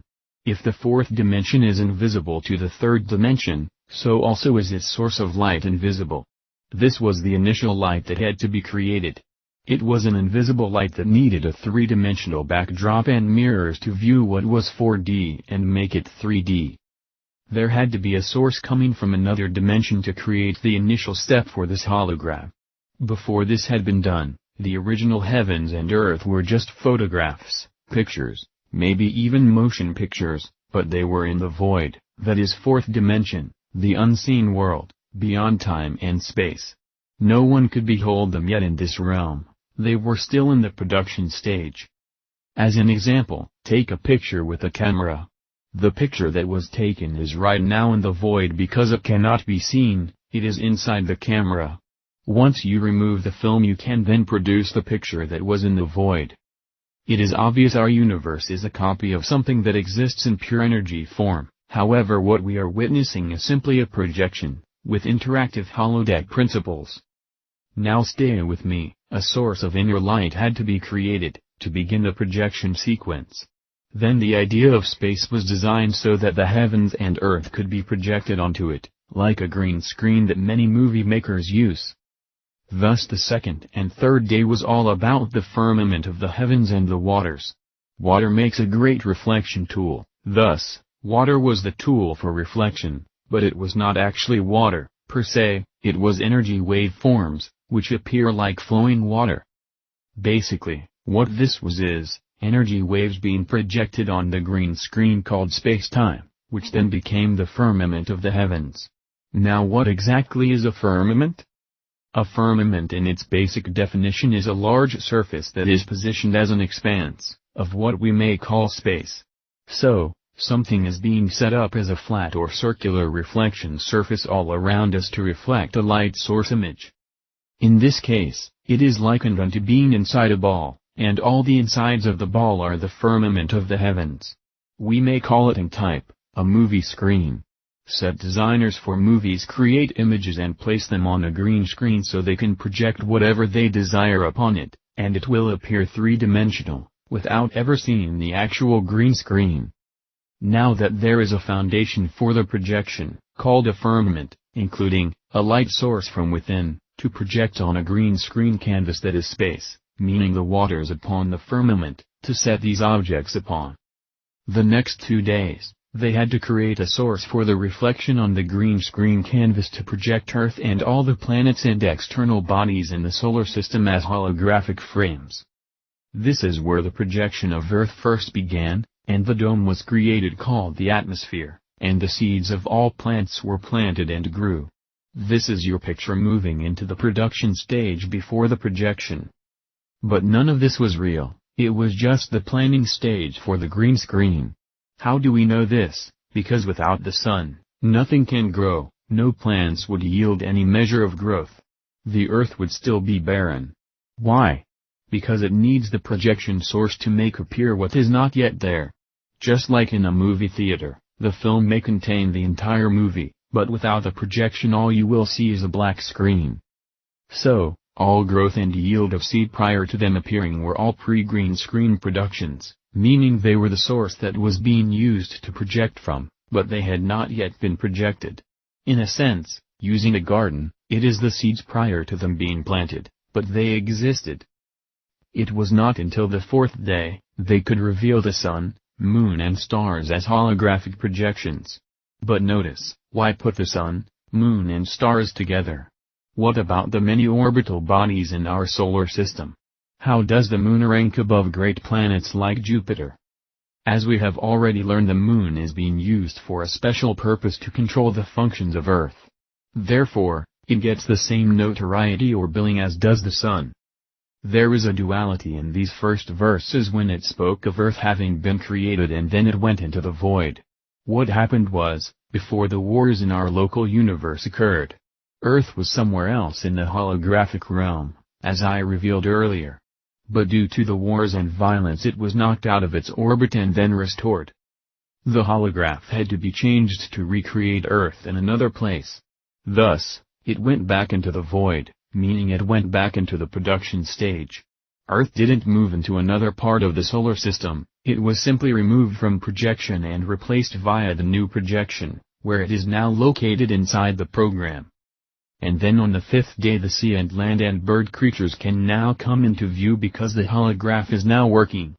Before the actual sun was placed into the sky all there was is a green screen canvas.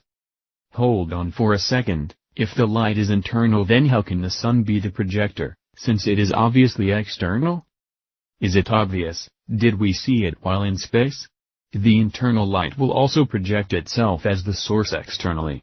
Eyes would need to be built into the system as avatar programs as the mirrors, so they can finalize the result of the light coming from within them, which when projected they would see it as the sun externally, but it is the sunlight shining internally that is now being seen externally via projection through the eye lens. On the sixth day a computer program was made to benefit from all this creation. It was called the human. Now the mirror within the eyes of humans, as it were with animals and other creatures prior, were now set where these things could be experienced, so it could appear that it was external. However, the mirror must not look at the reflection. If both the source and the projection meet, the mirror is damaged, and poof, it all vanishes. This means, don't stare at the sun. Laughter from everyone. And the seventh day revealed it all. Saturnalia or Sabbath day was the worship of the moon, as Diabolis, which was known as sin. Simulation Interactive Network. Everything in the solar system is a three-dimensional holographic projection made visible by the eyes. Beyond the solar system, it becomes a two-dimensional screen, like a movie screen. It is no different than being in a 360 planetarium watching a starlit night move across the screen.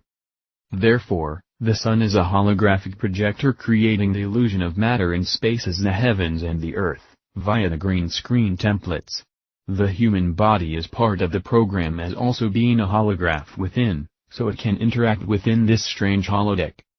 Everything that is within our solar system is a holographic portrayal of what the reprobi angeli want us to see and believe, the ones that created this whole operation.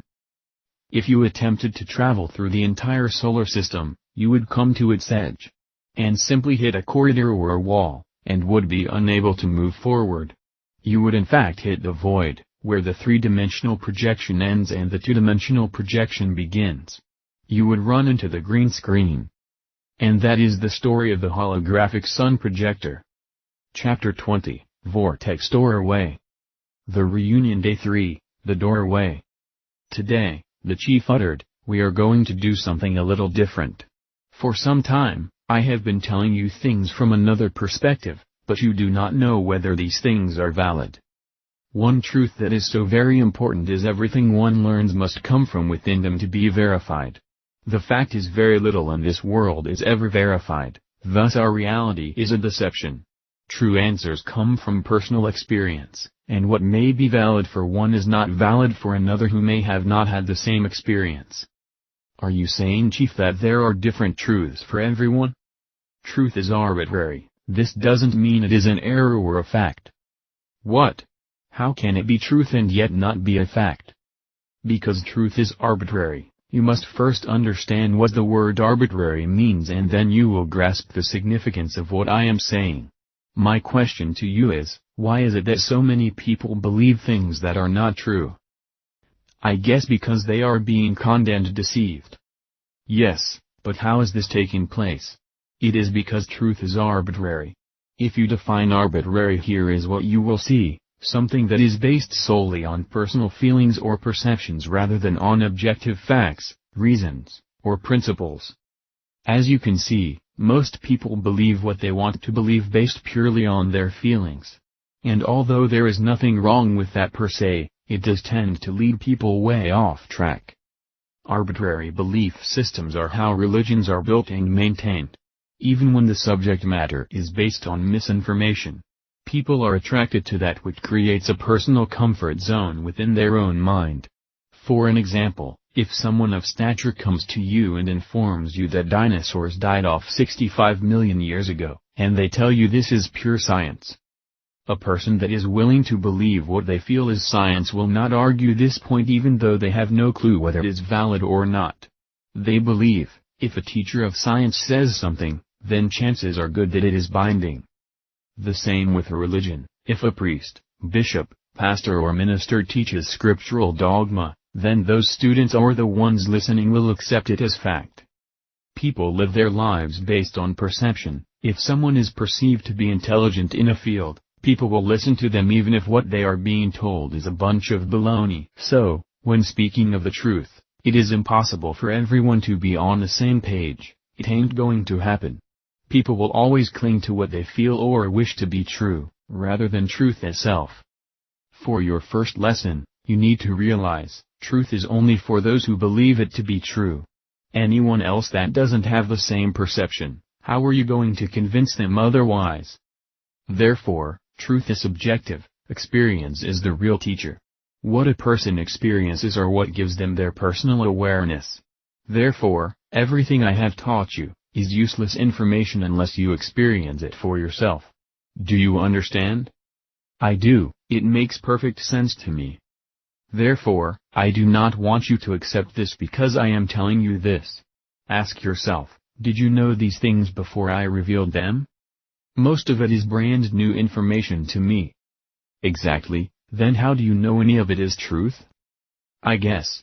I don't know for sure. Maybe, feeling, intuition. That is not quite accurate. You can know if you decide to experience it for yourself. Do not let anyone try to steal what you believe or even what you feel, away from you, but allow yourself to first experience it. Yet again, always be open to new and different things. Once you close off your mind, then you will never advance again. People that believe they have it all, based on a book, a theory, a person, whatever it may be, are lost. They have nothing but what someone else has relayed to them. If they continue to cling to this idea, and if they are ever challenged, guess what will happen? They won't know for sure if what they have is correct or not, right?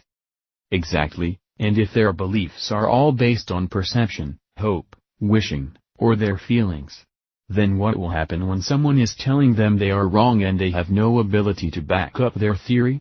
This is what happens in order of the operation: denial, anger, compromise, depression, and then acceptance. They will become angry, and become disagreeable without thought or reason. You will have challenged the very fabric of their system of beliefs, and all they can give in return is anger and attack, until eventually they will have to accept it through trial and error. So, it doesn't matter what I have told you, all of it is arbitrary to you. You either decide to accept it or not, either way it doesn't matter until you experience it. We did experience the traveling to the moon and the sun, correct? That was a personal experience, right? Yes indeed, but there is so much more to learn. Not everything I tell you is absolute, but is an experience of one that may different for another. No matter what we see or understand, we only have part of the picture. What happens when we only have part of the picture? We decide to fill in the blanks to make the picture whole, so that we have something to sink our teeth into and can tell others about, with a little more consistency. Just like an artist, if the canvas is only half full, only the artist will know what the painting is going to become. We can try to fill in the blanks with our imagination, but we may be fully deceived when we realize the picture turns out to be something completely different.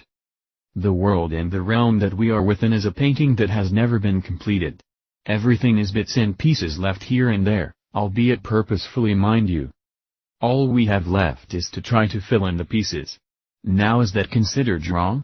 Of course not. The pieces we fill in may not be accurate, but the attempt to do so is our only validation that we are paying attention. What would you rather have, someone else fill in the pieces, or you yourself fill in the pieces? I guess we tend to rely on other people filling in the pieces, like teachers, scientists, religious leaders, governments, etc. This way we do not have to do the legwork. We simply trust someone else is telling us the truth.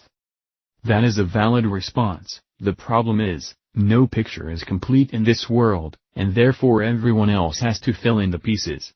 If you do not take this on, or someone else is going to do it for you, and then the chips will fall where they may. Here is a simple fact: most believe if they are wrong then they can point the finger to someone else as the culprit. Well, they told me this, they are the one passing off this drivel, it ain't my fault. The problem with that is, the person is taking no responsibility for themselves. And they think that passing the buck solves all their problems. However, they have an even bigger problem now. If what they thought was proven false, what do they have left? Emptiness. And guess what? They are in the void. What happens when one is in the void? They are blank templates where someone else will fill the void. However, trying to solve problems for yourself will always prepare you for any difficulty. And this is the key. When applying the personal touch, one is always prepared for what may happen. You see, if the picture turns out to be wrong, you know where it went wrong and you can apply the change once the experience validates the modification. There's absolutely nothing wrong about being mistaken. Where there is a problem, is when one refuses to make the change due to casting blame on others, and then they are still without, they become broken vessels. So today, I am going to have you pick up the paintbrush and begin to fill in some of your own pieces. Before I do this, I am going to tell you a story, and it will seem so impossible that you will not want to believe it at first. However, after I tell you the story, I am going to hand you your own personal paintbrush, and then you can fill in the details, and accept what is revealed, or deny it. It is up to you. Either way, it will be your canvas and your paintbrush. The doorway you are about to walk through is what is called a spiral vortex portal. It is an entranceway that leads into other times and dimensions. In computer logic, it is called a backdoor. When a person creates, or devises a program, often they add a backdoor entrance into the program so one can enter without going through the controls at the gate. This world is a simulated program, and the Earth is a time machine that can maneuver through the program. As with any program, there are backdoors where one can walk through without being seen. They can bypass the gates and walls, and other controls of the program. The problem is, if someone else finds the door, they could possibly either escape or enter the programming controls. Therefore, the doorways must be keyed, with a password or code. This way not just anyone can fiddle around with the program. Now some of the doorways are heavily protected, by either Earth elements or guardians. On this planet there are many backdoors, and there are also program centers. Program centers, what are those? A program center is a computer system environment. Meaning, when one builds a computer program, you can operate or at least check the vital statistics of the program from the external. This is to verify if it is all working properly. However, when programs are as detailed as this is, where it becomes an interactive environment, then it is expedient to create the control center also within or inside of the program. This way those who are the guardians of the control centers can view anything they desire within the system without having to go back out of it and complete the task from an external source. In retrospect, one can operate the program from the computer controls, while being inside the program. Sort of like a dream inside of a dream. There are many centers on this Earth that has an internal operating system. Most of them are hidden from plain view. If you could get inside the operational controls, you would have all answers to your questions about this world's history. Like what, Chief? First, in these centers they have what is called holographic recorders. These can record every event in precision that occurs or ever has occurred on this world, proving everything is a program. You could go back in time and view history as it really happened. But you would need the password right. Wouldn't they also guard these places so not just anyone can enter? Well, it is not really to keep people out, it is more about making sure they are under control. They would guard these places by a password. The funny thing is, they didn't want to constantly update and change the password all the time. They needed it to be unfailing throughout all ages of time. So, they decided to make the password different for everyone and yet at the same time universal. Wait just a second, even I in my limited awareness know that would be next to impossible. It would take billions and billions of passwords to save and keep. That would seem even more ridiculous than just changing a single password all the time. Ah, you are so right in one respect, it would seem simpler, but it would not be as effective. This way they could give everyone a password of their own where it is automatically built into the system. And everyone already has their own password. How is that plausible? I don't know that I have any password. Sure, you do, we all do, and it is given to us at birth. It is called our DNA. Everyone has a unique DNA, and it is a number sequence of data. That is interesting, but how do I know what that number sequence is? You do not need to know, it is pouring out of every cell of your body. Every one of your cells are encoded with the same password, just like any old good holograph where the smallest part is still the entire whole. Okay, If that was true, then anyone that got into these centers could activate the controls if they knew their DNA code. Yes, to a point. You see, if you could go inside of these control centers, all you would have to do is touch the console of these holographic computers and you would be encoded into the system. You could witness the world as it was and it would be historically accurate. You could peer into the past and into the future. You would be able to witness everything. Could I make changes also? No, you are not coded for the changes from the inside, except that which you personally interact with. What I am saying is, you can change your life, change your circumstances, and even change yourself down through time, and it will create the change through the overall time continuum. You cannot change history or the future for anyone else beyond your personal interactive process, from the inside.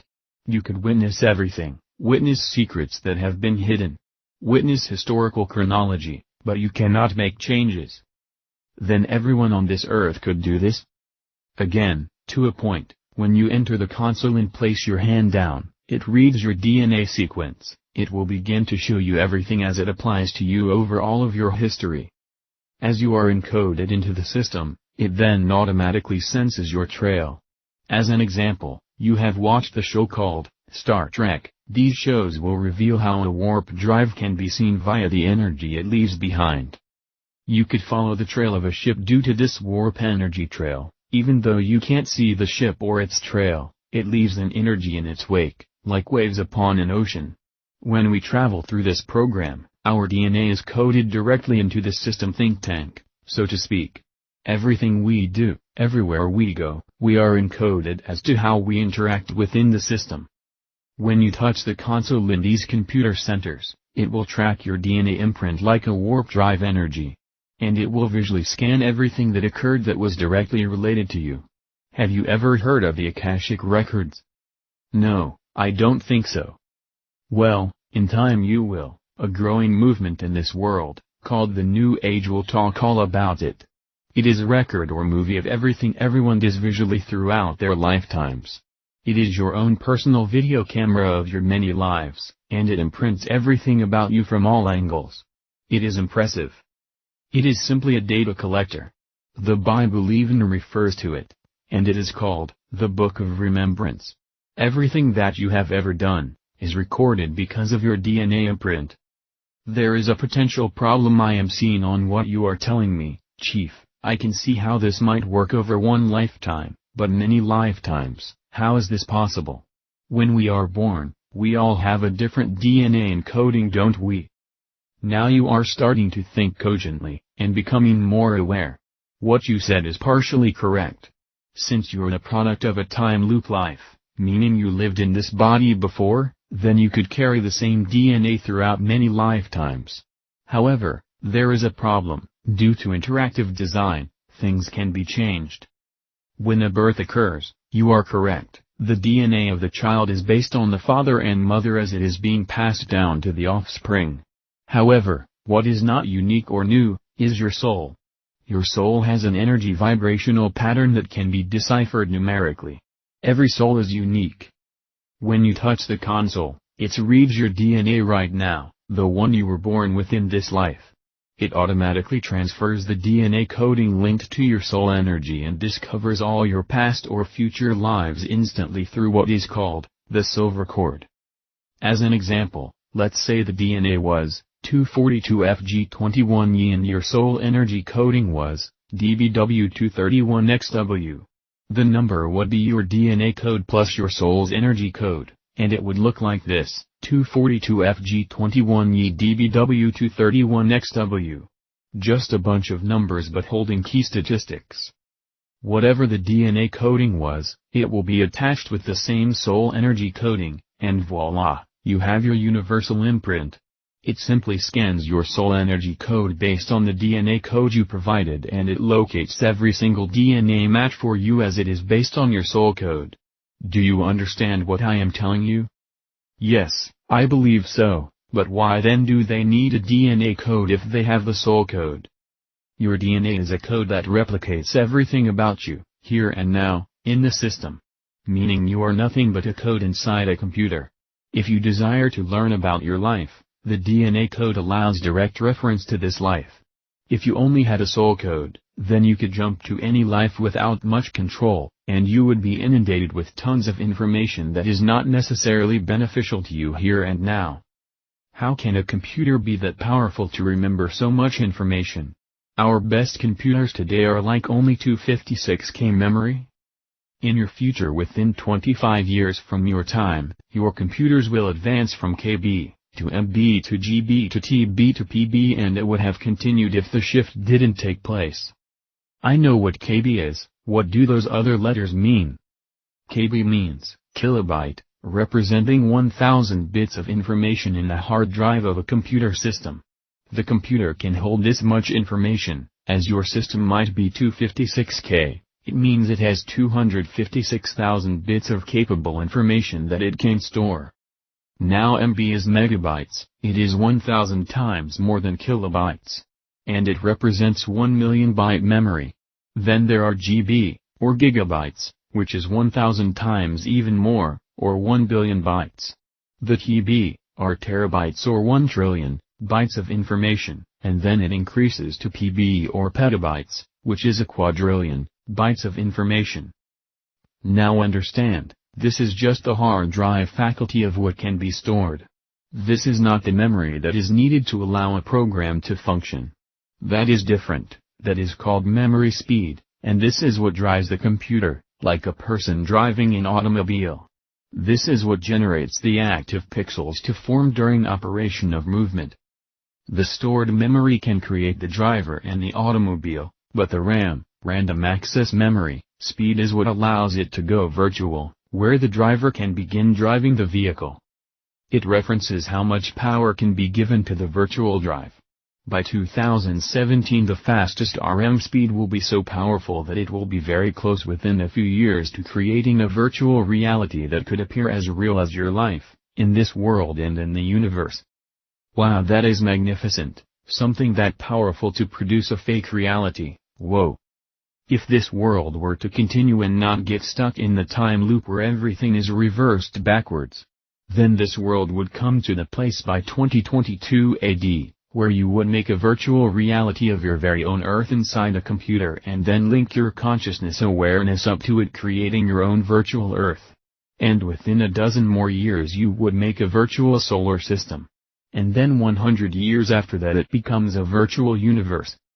Chief, you said that in past tense, as if it already happened? Of course, it did. Before this world came into fruition it was patterned from an original world, that already existed. Just a second, Chief, are you telling me these centers have such a computer where it can visually store memory from all ages? Wouldn't that imply that someone has the capability of building such a universal operating machine where it is all a virtual reality right now? That is what I am trying to convey to you, that the world we appear to live in is a simulated computer program. We are already inside a virtual reality because someone already had this technology and they are using it, and we are the rats in their lab.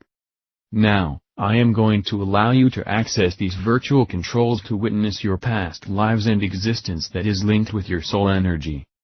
Do you mean that you know where these energy centers are and have access to these virtual worlds? Well, yes and no, I do know where some of them are, but we will not be going there, yet. We do not even need to go to these places to locate these controls. Why not? Because why go to the machine when we already have the information stored within the soul? We have all of this stored within us? Oui, mon ami. Everything that you have ever done is stored within you for all times. If the machine can access your histories past by interlinking the DNA of your program to your soul energy, then why not use it to discover your past? And this is what we will do, use the soul energy. But you just said that only using the soul energy would go way beyond this life into other lives and worlds. We won't be able to control it, will we? It won't matter, this is only for learning. Chapter 21, Past Lives. The Reunion Day 4, Alternate Realities. The chief then began to lead me somewhere and I was extremely apprehensive, yet excited. I wanted to see my past and what history was like. He led me to this hut. It was a rectangular fortress made from trees, probably about 10x8. It appeared to be big enough to allow for 5 maybe 10 people inside. The bottom was rectangular, and as you peered up the walls it began to shape into sort of like a cone, like a teepee. They used tree branches, and they were positioned toward the center top about 15 feet high, from the side of the walls. As I walked in I could see an opening at the top about a foot in diameter. There were several beds made from trees and branches. A leather pillow with pine needles was available, as I could see some of the needles protruding out of the pillow. There was a circular area in the center on the ground, and inside the circle was a remnant of burnt logs and ash for a fire. Some new wood was placed on top of the old ashes and it was set aflame. Smoke was rising through the vent at the top of the roof, and it became very warm in there. The chief then referred to a drink that had some type of a mixture of plants and herbs inside. I think it had been boiling for quite some time as it really had to go through a process. It was like a thick tea. The chief then asked one of his people if the brew was ready.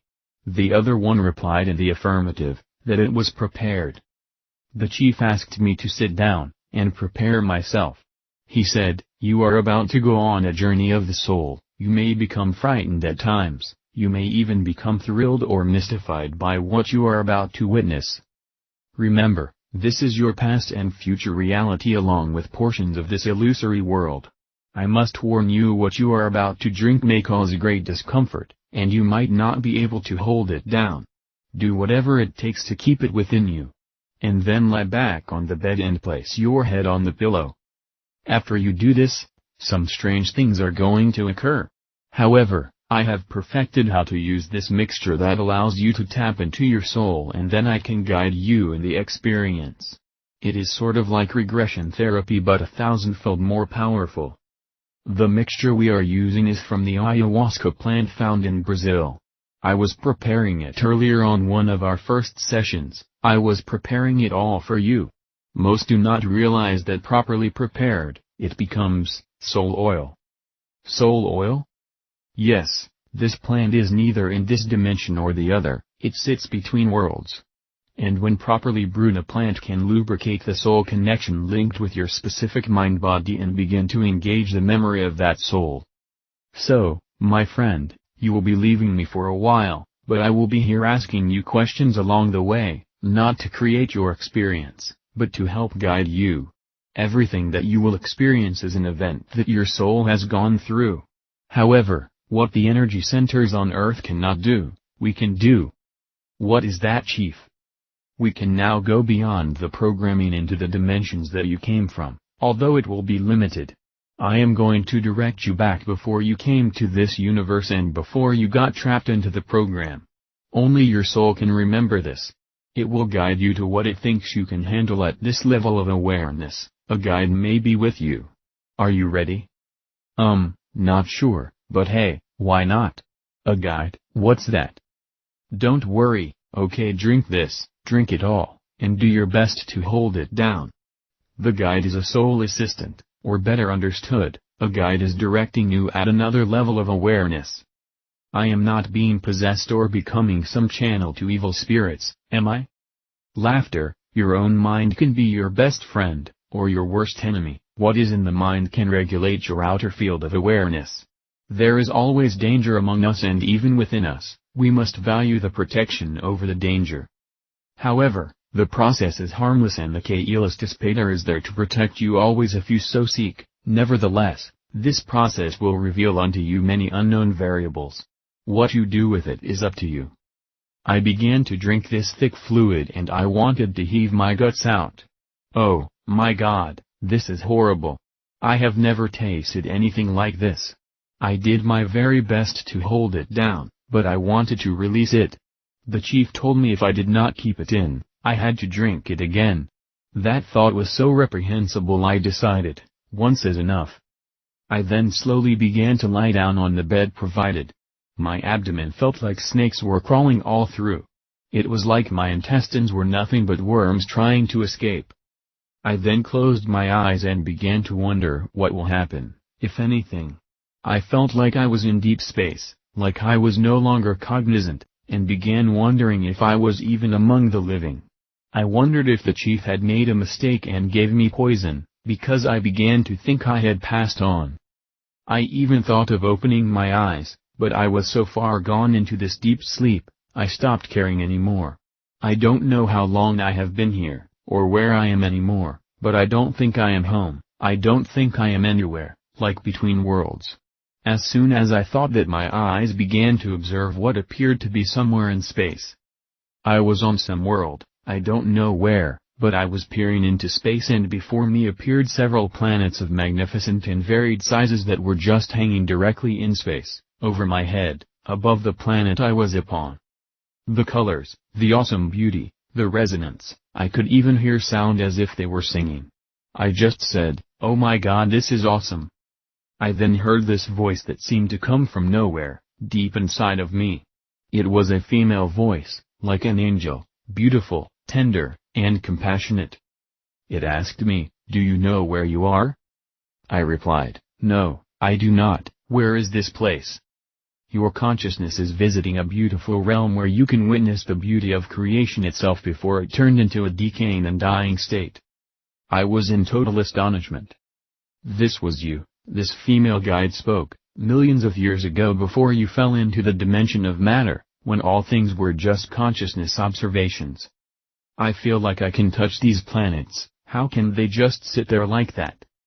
"You can touch them if you desire, just feel them in your mind, you can do so many things." I then stuck my hand out and I could feel the energy. It was so amazing, as it vibrated, changing a little, and then it reformed before my observation. The voice then said, "Are you ready for your next visit?" I didn't want to leave. I was in such peace of mind, I just wanted to remain there forever. I reluctantly told the guide that I would be willing to move on. Everything went black, I could see nothing. I could feel nothing, I had no sensations about anything, other than, I could think, but I was in the void. I recalled what René Descartes said, "I think therefore I am." At no other time in my life had I ever realized this more than right now. My thoughts, my consciousness is who I really am, it is who we all really are, everything else is dress wear. Then as quickly as everything faded to black, I began to see light. It reminded me of when I was sitting outside the cave by the tree with the agents, and everything turned black. I began to wonder, is this what happened?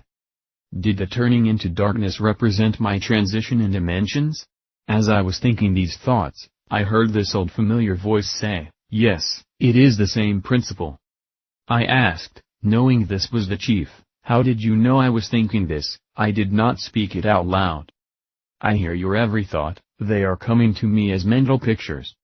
When I began to awaken from this blackness of the void, I began to see before me waters of an ocean, as I was sitting upon a rock bench on a beach. I was staring out to sea, and then I looked, and sitting beside me was my wife, Annie Mae, the same wife I have in this world. I just knew it, I could sense it and feel it. It is my wife indeed. She even sort of looked the same. Her short black hair, and kind eyes, and the optimistic smile. I could tell we were happy. I felt like we had known each other forever. I wondered why she was there. Have we always been together? Again, this familiar voice brought reason into confusion. It said with complete confidence, "This is a soul mate, a part of you that has been together for a very long time. A friend, a deep association between two souls. And often when you participate in something, the other one wants to be right there along for the ride." As I sat there on the bench looking out to the beach by the ocean, I began to watch the sun. I thought I was seeing things at first. But the sun started to turn a dark deep orange color. And I began to see black protrusions forming all over the sun's surface. I then brought my wife's attention to it, saying, "What is happening to the sun?" I remember saying, "Oh, this is not good." She sat there in silence. As I continued watching the sun, it began to appear as if it was losing its energy. Black dot-like protrusions were growing bigger and expanding in size and quantity, and they began to fill the entire surface. The sun began to grow darker and darker as if it was burning out. I then grabbed my wife's hand, and we began to run away towards the opposite direction from the beach and the sun. It was even in my mind, what am I doing? We can't run from this. The sun then went completely black, and everything went dark and icy cold. We continued to run, but the cold air was so cold we froze in full stride. It felt like we vanished into nothingness.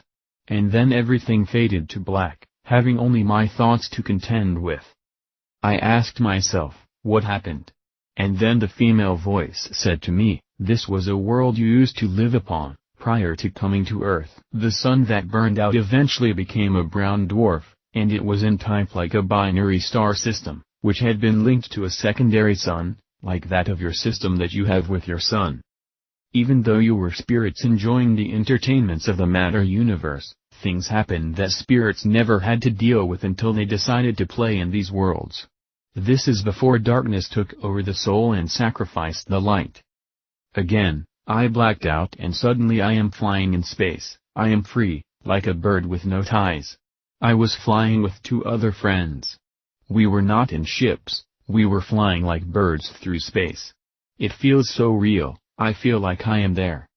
Not that long ago, you were really there. The voice continued.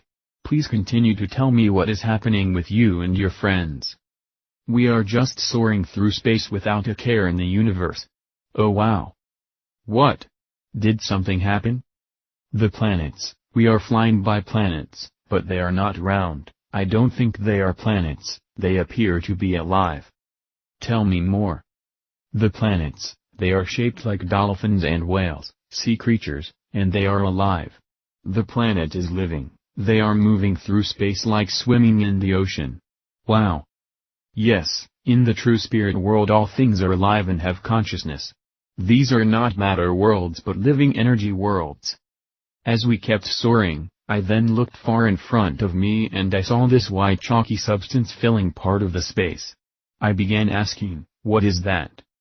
Continue to move forward, you already know what it is. The chief replied in my thoughts. I am looking towards my friends, while a deep sadness comes over me. We spoke of it while we were flying towards this white chalky substance. One of my friends conveyed to me, this is the dimension of the prison galaxy. We have lost many close friends in this realm, and they have never come back out. Deep sadness and gloom filled our hearts. We all remembered our fallen friends, and now they are prisoners of this fallen dimension. Chief, can you hear me? What is this? I can hear you and know your thoughts as if they were my own. This is the universe you call the Milky Way galaxy. It indeed is a prison for souls. Yes, I can remember now, many have fallen and are down there, and they are lost. And they don't even remember who they were. I feel terrible for them. I cannot understand how they were trapped. They had great and glorious powers like we all do, but now all of their memory is gone. My friends that were flying with me, reminded me that we were not supposed to go into this realm, or we would be sucked in. If we are sucked in, then we will lose all memory of who we are and forever be missing.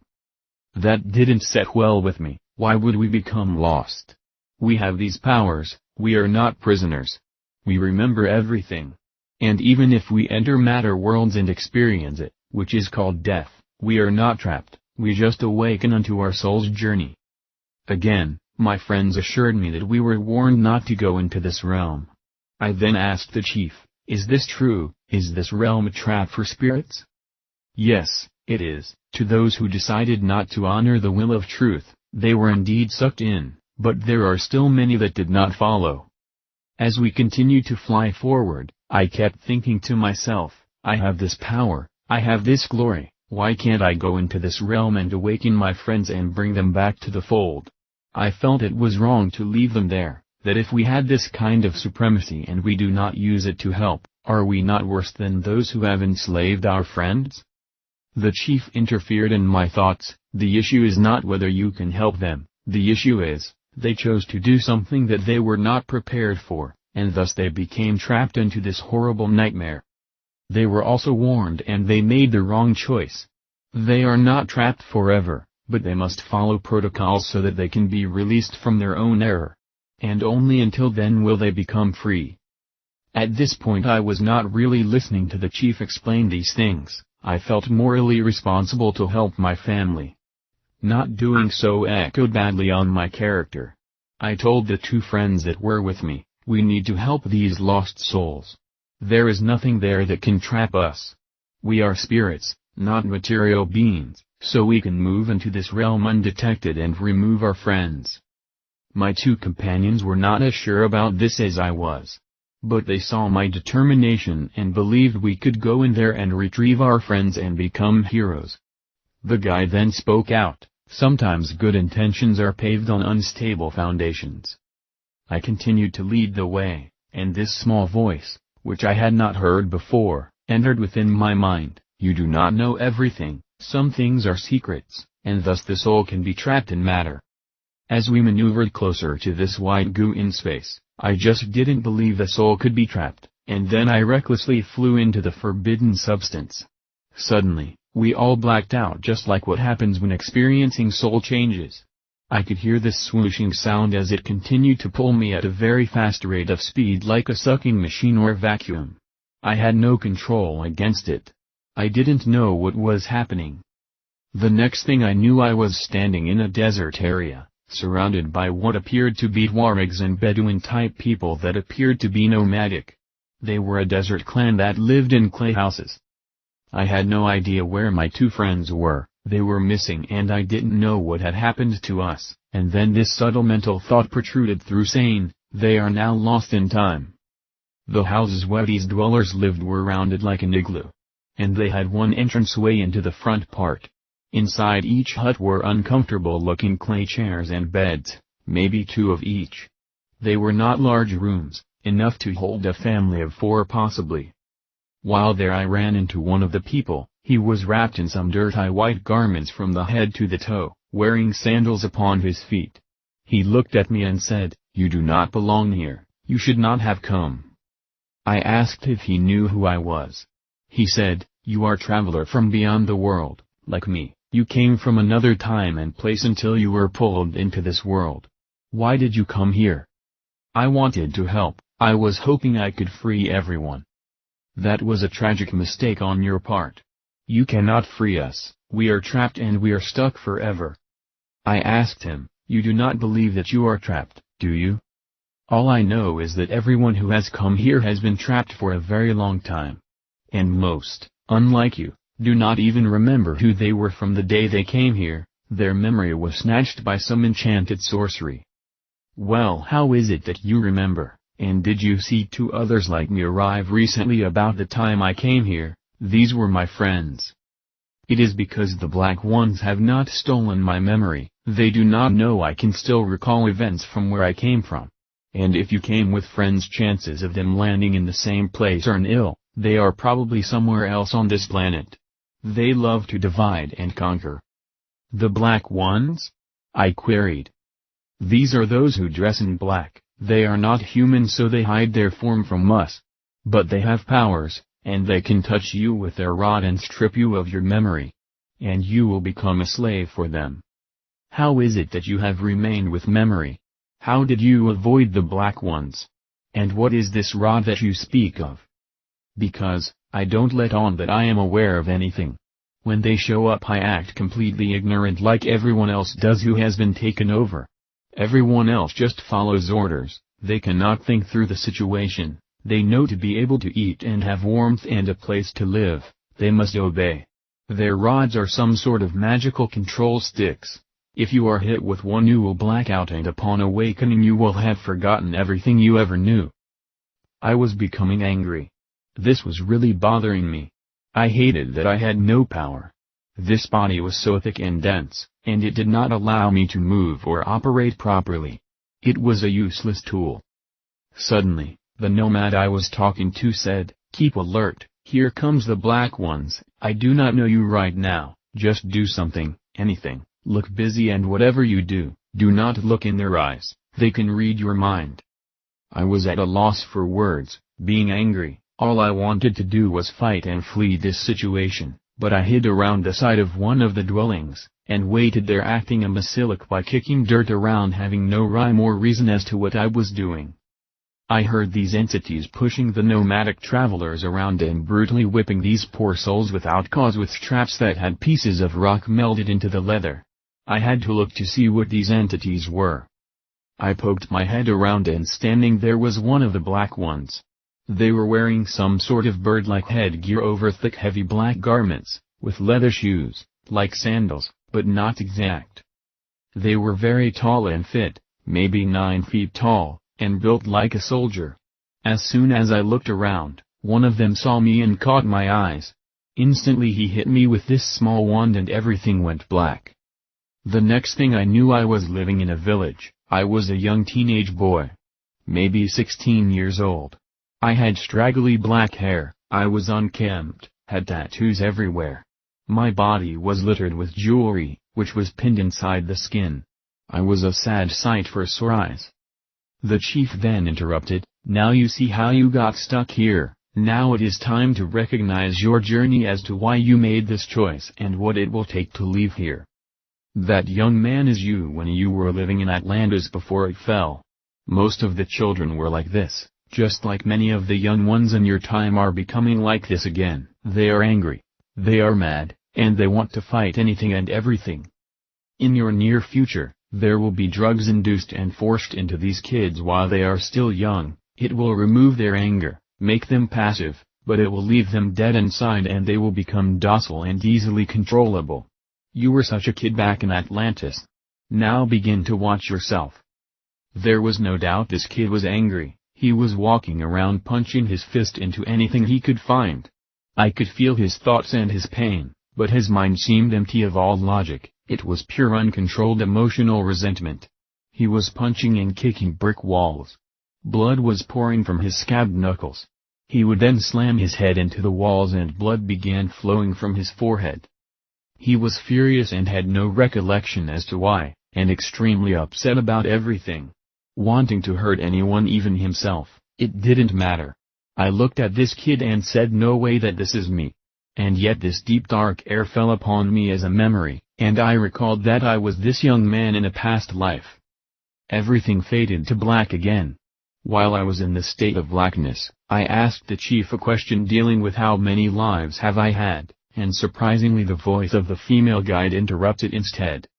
"You have lived hundreds of lives since you entered the lower realms, but I am choosing these few to help you get a balance as to what happened, and your extreme long recovery." At that point, I then found myself in what appeared to be an ancient museum. I was being trained by a wizard.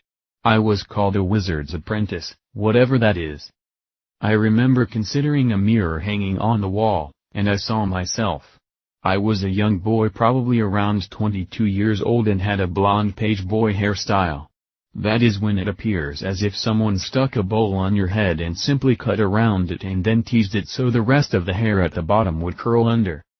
I looked like a girl, very thin with a pasty complexion, but I was a boy. The wizard was teaching me how to keep spirits locked up if they were malevolent, and how to release the ones that are benevolent spirits. He gave me this 18-inch stick, and he led me in front of the pictures on the wall, very large paintings. Scenes which consisted of places, people and things. I could see actual movement in the pictures as if the picture was itself beaming with life. He told me how to wave this stick that he called a wand in such a way to release the spirit in the painting. I asked the wizard, how did those spirits get in there? He told me, we placed them in there to confine them. He told me that inside these paintings were virtual worlds. To those that were inside these worlds, they appeared real, and everything seemed normal, but they were prisons of the mind, and they were simply locked into a program, which was embedded inside the painting. I replied, a world inside a picture, bizarre. The wizard then said, are you ready to release your first spirit? I replied, I think I am ready. Then wave your wand as I taught you precisely and release the spirit. I will be here if you need any help. He then cautioned me not to release a bad spirit, they can be tricky and seduce you into freeing them.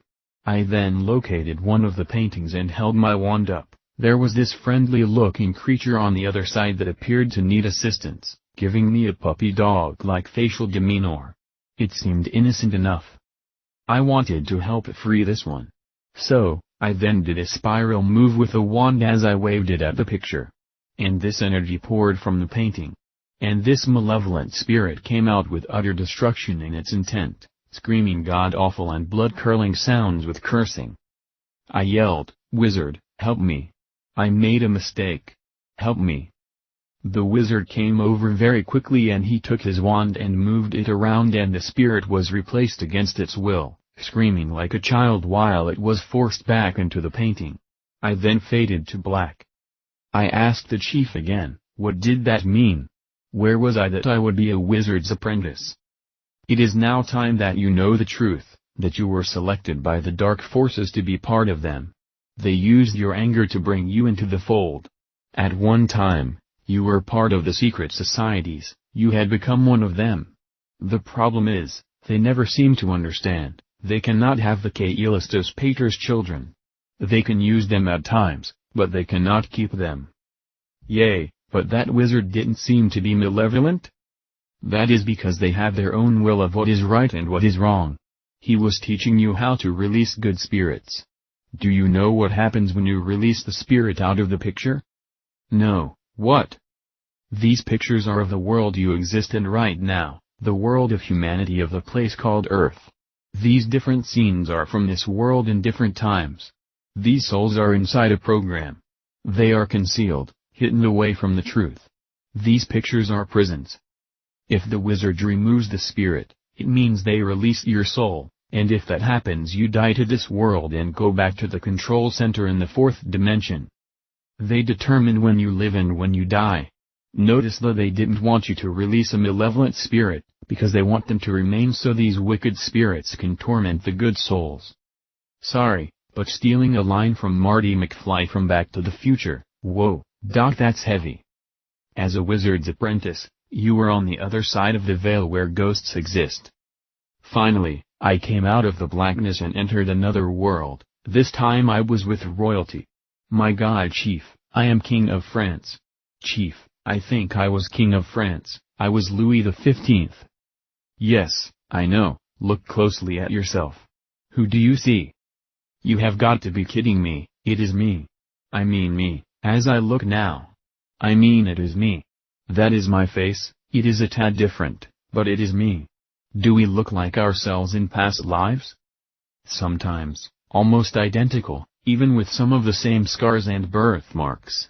Now look at the face of King Louis XVI, he is your son, is there also a familiarity? Oh geez, it is my dad. I mean the one that was my dad in this life, it is a spitting image of my dad. That is correct, it was your dad in this life, but your son in that life. You see, most of the family members you have been with, not all of them, but many times are retreads from the past, all playing different roles. Sometimes you are the child, sometimes you are the parent. This is how a soul group sticks together. It gives you an illusory feeling of comfort to be around those your soul recognizes. If everyone was a stranger, the soul might awaken to the ruse. However, sometimes you get stuck with enemies of the soul to torment you in a lifetime as a family member or an acquaintance. The key is when you were royalty you did not play by the rulebook, you brought in a different set of directives, more contingent on doing what was considered good-natured, which royalty hated, you had more fairness in your heart. Why is that? Because you were beginning to overcome the program, your soul was growing and learning from your past mistakes, especially the one. You hated to be king while others were relegated as peasants. And thus, your kingdom was riddled with ridicule by your own contemporaries, saying you were lazy and cathartic and much too spiritual in thought, which was not a compliment, mind you. They said that you had no real ability to rule a kingdom like others by showing force of will. However, you were aptly named, Louis the Well-Beloved. The people loved you for your fairness. I then blacked out again, all the while the chief continued to speak to me. As I began to move through the blackness, the voice of the guide came through again and said, "You have moved through time all the way until the 18th century, and have seen several lifetimes as you had lived prior. The next event we will now return to the past. It is important that you witness an event that occurred called, the Great Flood. There have been many stories that have been passed down as to what occurred, when it occurred, and did it really happen? And if there really was a global flood that buried a planet under water? So, without delay, are you ready to move forward, or backwards as it is in your case?" I am ready. Immediately light began to appear within my vision. I was expecting to see the ancient past. I was expecting sea land dwellers working hard to exist. I was expecting to see people who were clothed in ancient dress, wearing robes and sandals. I was expecting to see people living in huts, existing very crudely. These images I was expecting turned out to be nothing as I had fathomed. The very first thing I saw left me confused. I even had to tell the guide, there must be some mistake here. This is not the past but the future. The guide responded, what you are witnessing is a past event of what happened at the end of all of the ages. There is a reason that Aquarius is called the water carrier. As Pisces enters Aquarius, the world is blanketed in a global phenomenon cleansing, called the Great Flood. During this period, events take place in your solar system that are replications of one of the great wars in heaven. Remember, it is all in a time loop. Horrible events occur causing great cataclysmic horrors and the world is once again buried in water. The planet becomes a graveyard again. The only difference this time is, your world was moved out of where it could experience the totality of it all. The ancient stories of one family escaping were not quite accurate, but it relayed a key point as to what happens during this event. When the ancient time loop occurs, as it always does for all planets in the solar system, when Aquarius comes to life on its return, this is when the planet is buried in water, as a renewal, or rebirth and a cleansing. Thus, unless you are born again. Too bad that you are not allowed to be born again. When Salmalam changed the time loop with the help of his dual counterpart, Luna Lunam, as the Diabolus, they made sure the world did not return to the first age ever again, that it would always be cut short just before the grand event, and then sent back into Pisces a millennium earlier. And thus, comes your rainbow of remembrance, as a sign of incarceration. It is the band that seals the world in prison. What you are about to witness is the last great flood event, however some surprises will indeed be revealed that you will not expect. The next thing I knew, I was in this large building hanging around people that I knew from my life of today. Most of these people were of those that I have known in my life here and now. There were some anomalies, because, some of the people I knew, however, some of the people I didn't know. I was a little confused. It was then the voice of the chief spoke and said, the reason you are seeing some contradictions, it is because back then when these events occurred, this was the same life you are living now. The difference is, after the time loop changed, you have lived many lifetimes, and because of that you are witnessing key changes since this event occurred long ago. Some of these changes are the direct result of souls who have broken out of this prison of hell and have gone home. Other changes are the result of decisions made that altered circumstances, and some of the people who you had known in that life are no longer in your life's corner now. Yet for the most part pretty much everything else is the same, even down to direct memories of events you have in this life. They were almost identical to even way back then. Bringing out the utterance, so as the days of Noah were. Revealing it is a reoccurring event. It is sort of a sad revelation, proving we have not changed that much over millenniums. As I looked around this large room, people were sitting and listening to a speaker. I wasn't really listening because the event seemed so odd to me, as certain people I knew, and certain people I didn't know were surrounding me. One such person was this young lady who was sitting beside me. I didn't recognize her, but I had a feeling I knew her. However, others who I was sitting with, I knew very well. There were some odd quirks about some of the people. One of the people I also knew in my lifetime now. It was a friend I have known for a very long time. We were very close, almost like brothers. This guy was always so happy, so content, and so jovial. And yet the person I was seeing back then was pessimistic, judgmental, and angry and filled with hate. I said to myself, this is not what this person was like. Again, the female voice of the guide broke through and said, this is what he was like back then. However, over time he had changed, and developed a different mental pattern.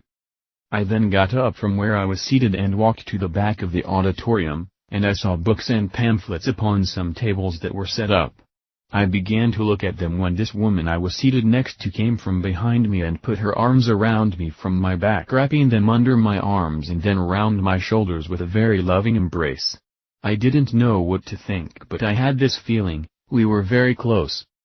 Yes. The chief immediately responded to my thoughts. This was your wife back in those days. Do you remember meeting a girl when you were younger in this life and you felt as though you had always known her? There was this bond and closeness that was so unique and special, and yet no matter what, there were influences keeping you away from her until finally you were torn apart from each other, never to mend the problem. Yes, I do remember her. I think of her often in my life, wondering why those strange events happened. Those events happened because you were being kept apart, for she was your Gemina, and in many lifetimes, you were together, but so often tragedy struck. I don't understand. I thought the wife I have now, Annie Mae, was my soul mate, and she has been with me for ages? Yes, again. The guide broke into my thoughts this time and volunteered another response. Soulmates are friends, these are those who you have been close to for ages. However, the Gemina is different. What is a Gemina then? It is you before the polarity separation. Okay, you lost me. Back before you fell into the hands of Saul Malam, you used to be a complete spirit. Complete, meaning, you were both halves. You see, every soul is from a complete spirit. Every soul has both a female and male expression. There is no such thing as male and female being separated, except in Saul Malam's world. When you fell under the spell and sorcery of Saul Malam, your soul was divided and stripped. Both halves became individualized and sent their separate ways. This has caused so many peculiar disconnections in spirit that it is a direct cause why humanity is always in a spirit of enmity. Removing part of yourself leaves emptiness and creates all sorts of dark imaginations, like jealousy, ego, wrath, and hatred, etc. It is also why marriage seldom works properly. This is because most couples are placed together that are not compatible in spirit.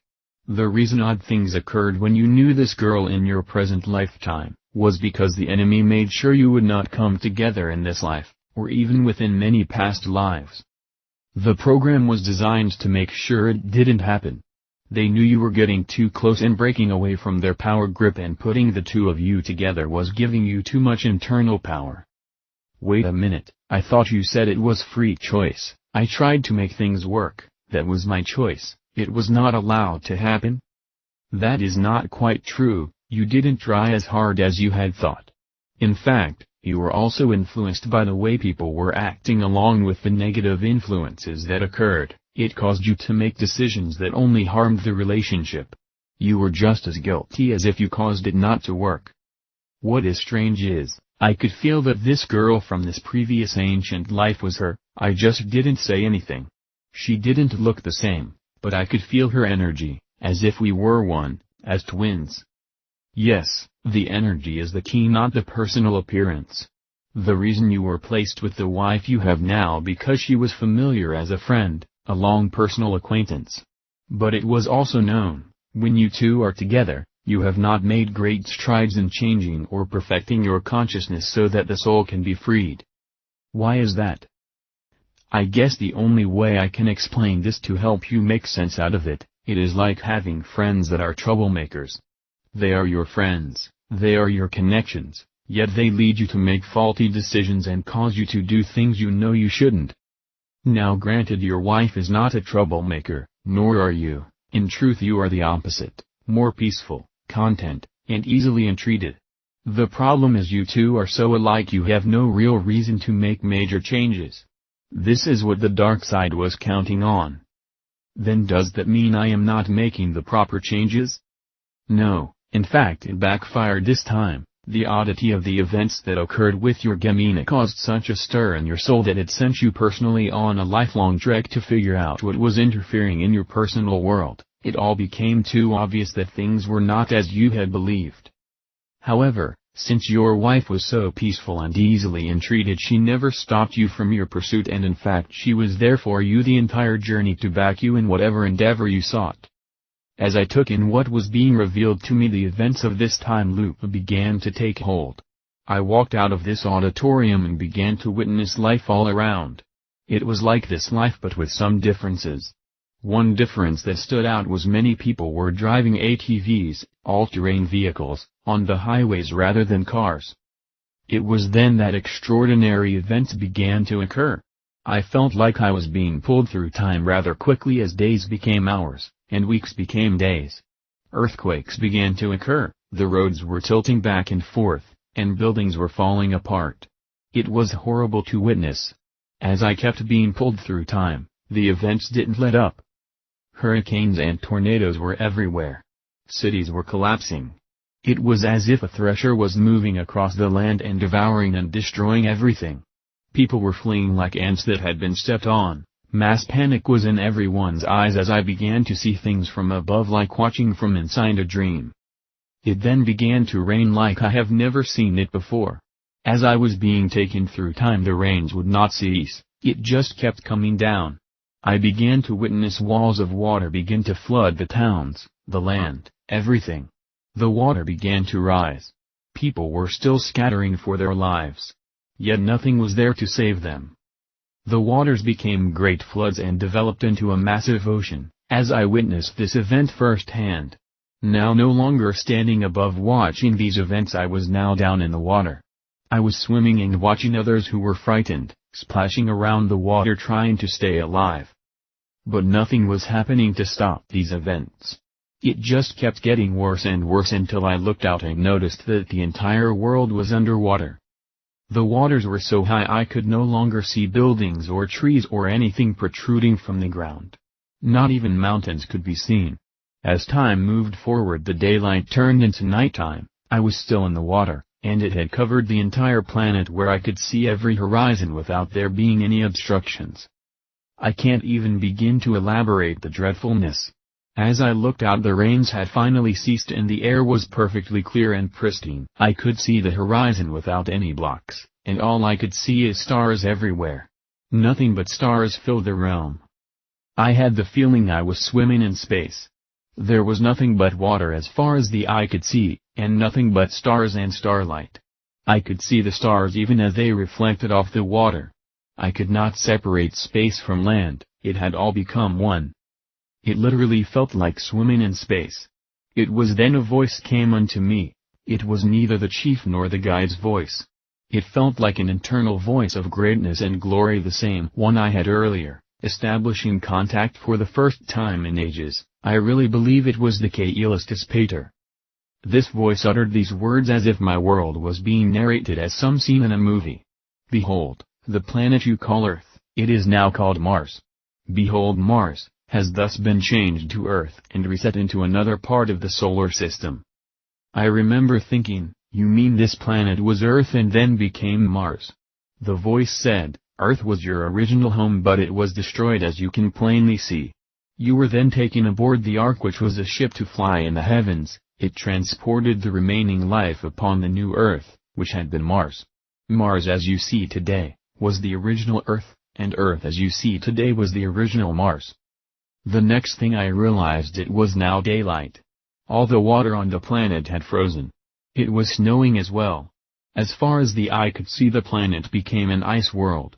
At that time, the waters had receded a little before it froze, and there were protrusions sticking out of the ice that obviously did not belong there. Things like mountaintops, buildings that had broken off its base, and floated to the surface were then wrapped in ice as parts of them stuck through like a sore thumb. The voice then returned. You will be taken to the new Earth, and although it was greatly damaged by debris in the Great War, it still maintained an atmosphere, and along with the radiation projection of the sun, a new holograph restored the planet as it once was. The ship will land on water, and as the water recedes it will be found upon a great mountain, and the inhabitants and animals on the ship will be part of seeding the world again. I asked, was there anyone on this world prior to the Great Destruction who may have survived? Yes, there was. Mars had life just like Earth did. There were still races of people all over in areas that were not damaged, unlike the planet you now call Mars. There, the only survivors are mostly underground. So, both Mars and Earth were inhabited before the Great Destruction? Yes. I was stunned to learn this. I am not sure if anyone in the world knows this about these two planets. And I wondered if anyone would believe that before the first time loop occurred that many humans were living on a different planet. I supposed that this name change was to make sure this event did not pass into the consciousness of the souls, or else the jig would have been up. Therefore, we wrongly believe only Earth has been inhabited, and Mars has always been a barren desolate planet. Everything then began to turn black and the chief jumped in and said, "Pretty astounding, isn't it, what you can learn and experience for yourself? This should be enough to prove that what I have been telling you is correct. Are you ready to return?" "Yes, Chief, I am." Immediately the female guide jumped in and said, "Not so fast. You need to experience one more event. This is not going to be a past life or a future life, but it is going to be an experience called soul travel." Once again, I blacked out, and the next thing I knew I was standing on Mars today, the planet which was known as Earth long ago. I was sunken into the sand, as far as the eye could see. I began to walk around and then I came to what appeared as an old trailer court. Everything seemed old and damaged, but it was things that would be considered Earth-like and modern. Trailers, trucks, cars and old tires etc. It looked right out of Earth today, but obviously, disaster had occurred. I then continued my trek across the hot sands and came to a place where I was shocked to say the least. How do I describe this? It is a terrace, a huge cement terrace. It is joined to what I can best relay as a glass tunnel. How do I explain this? It is like an indoor mall that was built like a tunnel, rounded edges, and it was very long. I then looked upon the terrace and a man wearing blue custodial clothing came out and was cleaning the area. I was shocked because he was not wearing any protective gear and he appeared human. Immediately the voice of the guide came through. "This is Mars today. This is what it looks like."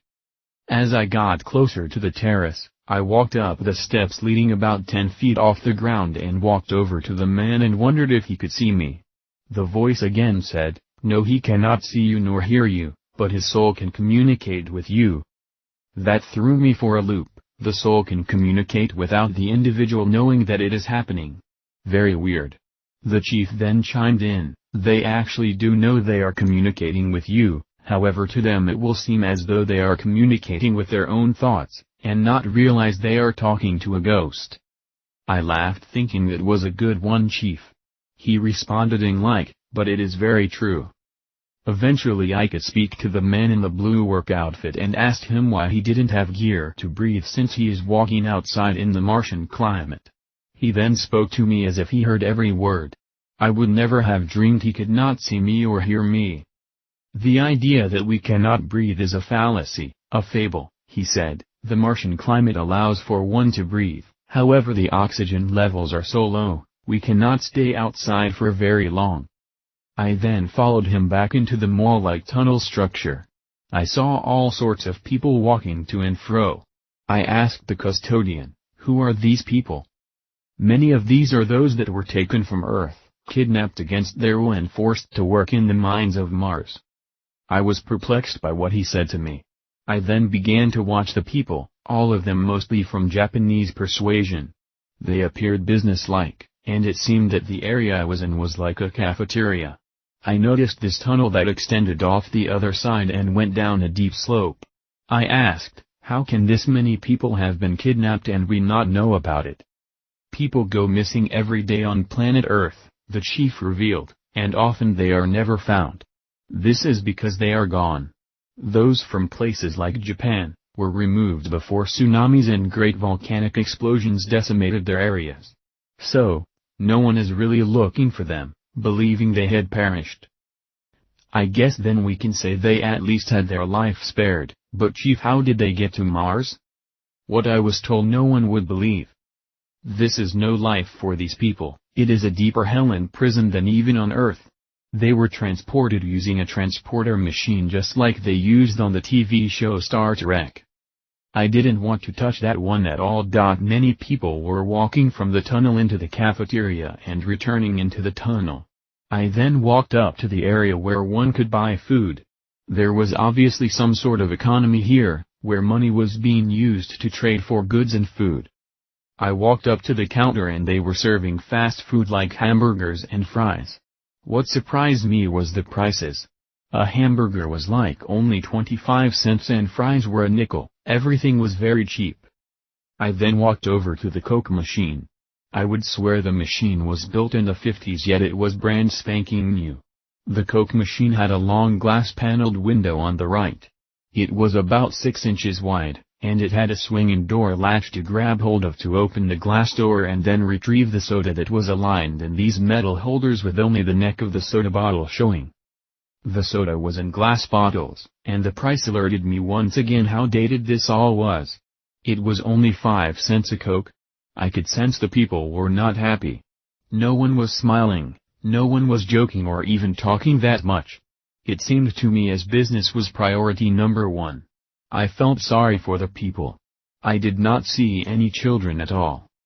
It was amazing to look out the glass windows and see the entire planet. Surprisingly though, Mars had blue skies, not red as we have always been told. Finally, I noticed it had turned to nighttime outside. I then realized that the people started gathering at the windows as if they were searching for something. I then walked over to the door that I came through and went back outside. I noticed something peculiar happening. The custodian man was still working and I asked him, "What is happening?" He turned around and looked at the object that was forming in the sky, and he said as if he could see and hear me, "That is the hologram of the Earth. The masters put it there to give us comfort. We can see the Earth as it looks today, with all its lights and even national boundaries. We often point to where we lived before, and great sadness overwhelms us, but it is live in the spirits."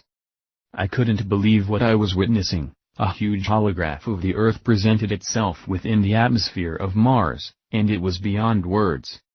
The beauty and the lights, and the colors. I was speechless. The Earth would rotate so everyone could see their respective areas where they came from. I could see sadness and tears welling up in their eyes as they wished they could return home. I then asked, "Why are they doing this to these people?" The female guide said, "They are malevolent, and they are wicked. They have made slaves out of everyone.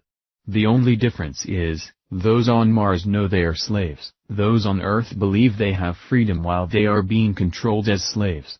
All of it is a deception via ignorance." It was then the blackness set in and I woke up inside the hut where I began this journey. The chief looked over to me and asked, "Have any questions?" "No, chief, realization of truth is setting in, and I am very distraught." Chapter 22, Antarctic Arctic Controls.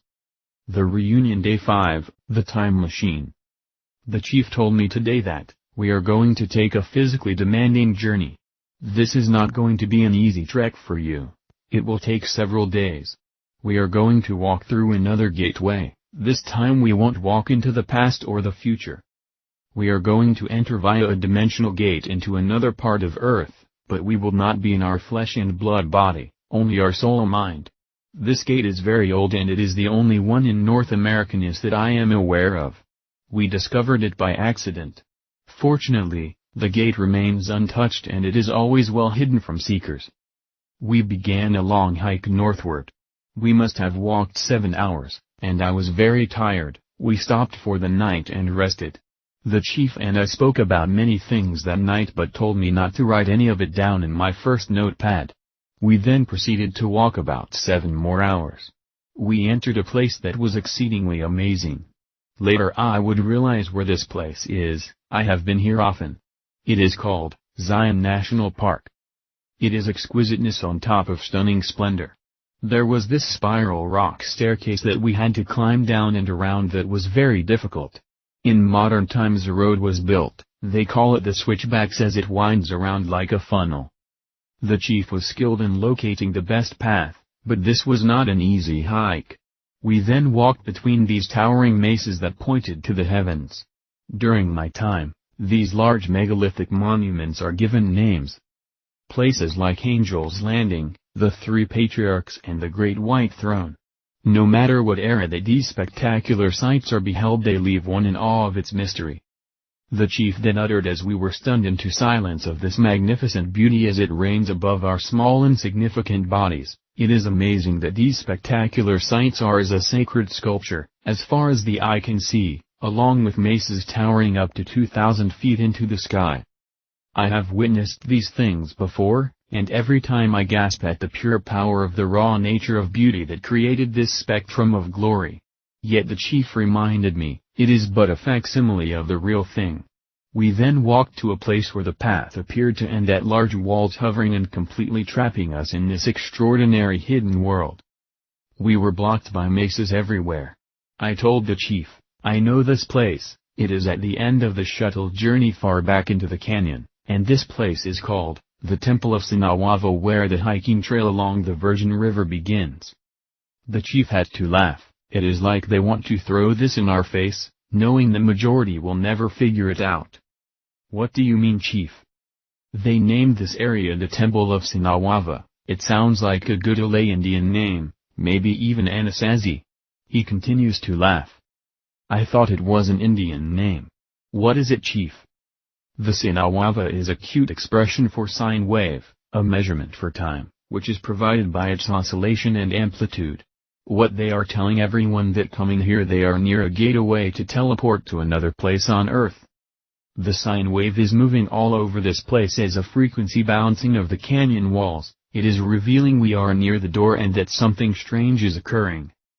The chief took us around to the flowing river. We then followed the river for about 750 feet and crossed the river, until we came to some large trees. They were standing next to a very tall mesa. The chief took me into the patch of trees, and at the wall of the mesa was an insignia of some kind. It looked like an ancient drawing. I had no clue what it meant. The chief told me that this was the place where we are going to pass through the world. I looked at him and thought he was crazy. There was nothing there but a wall of rock. He then called me over and said, "Touch it." I responded back, "Why?" "Just do as I say, touch the canyon wall."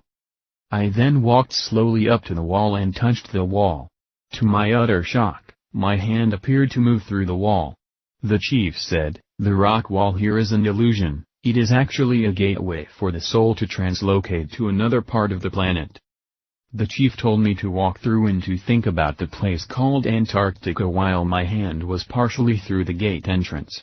He told me it is especially important that my mind not think of anything else. I asked him, what would happen if my thoughts changed and it placed us someplace else? He said, "Well then expect to enter the place of your thoughts." I was not thrilled to hear that, so I made sure I kept repeating to myself, "Antarctica, Antarctica," repeatedly. I was very apprehensive about doing this. But I mustered up the courage and I walked through the wall. As I was moving through this wall, I could see energy moving all around me. A light blue color of energy, like blue fireflies that were buzzing everywhere. Then the thought hit me, what if I end up going to a different part of Antarctica than the chief?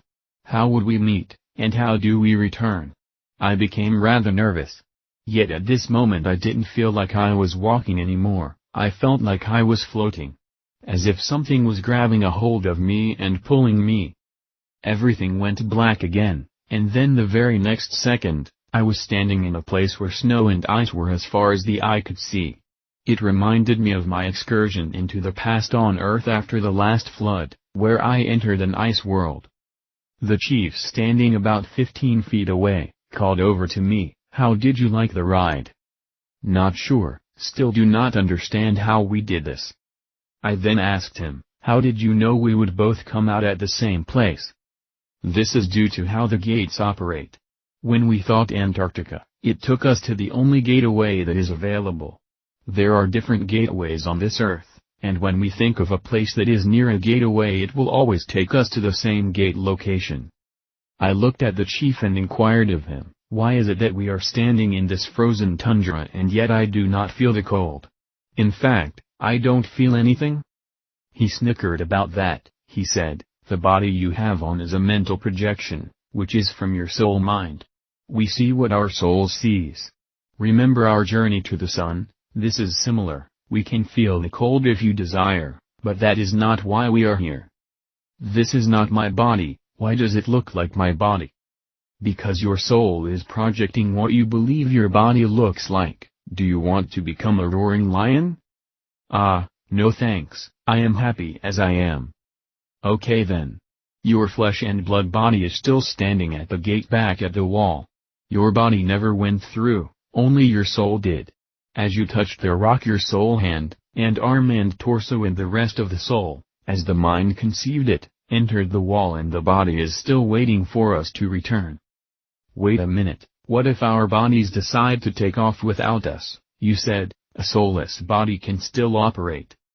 Well, at least you listen to me. Don't worry, your body is in a state of suspended animation, it isn't going anywhere. There is nothing to worry about, unless a mountain lion passes by. The chief roared into laughter.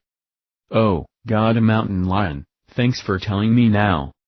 Nothing's gonna happen. That sine wave is sending out a signal that keeps the critters and cats away.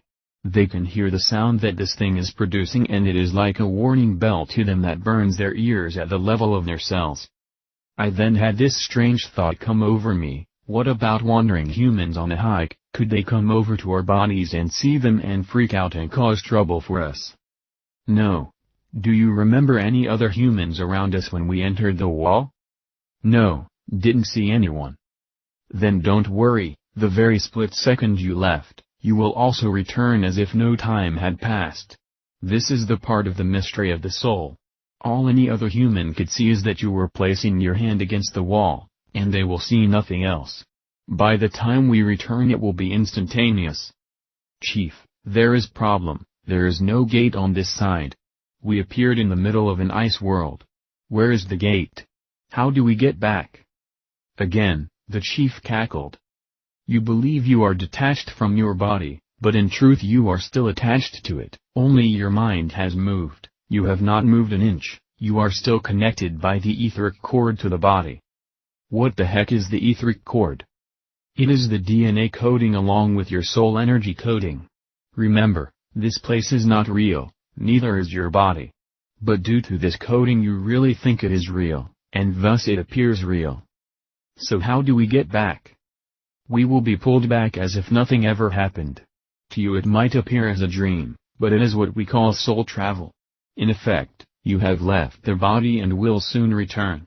Soul travel is possible without any aid of the gates, but the gates simplify what it most cannot achieve on their own.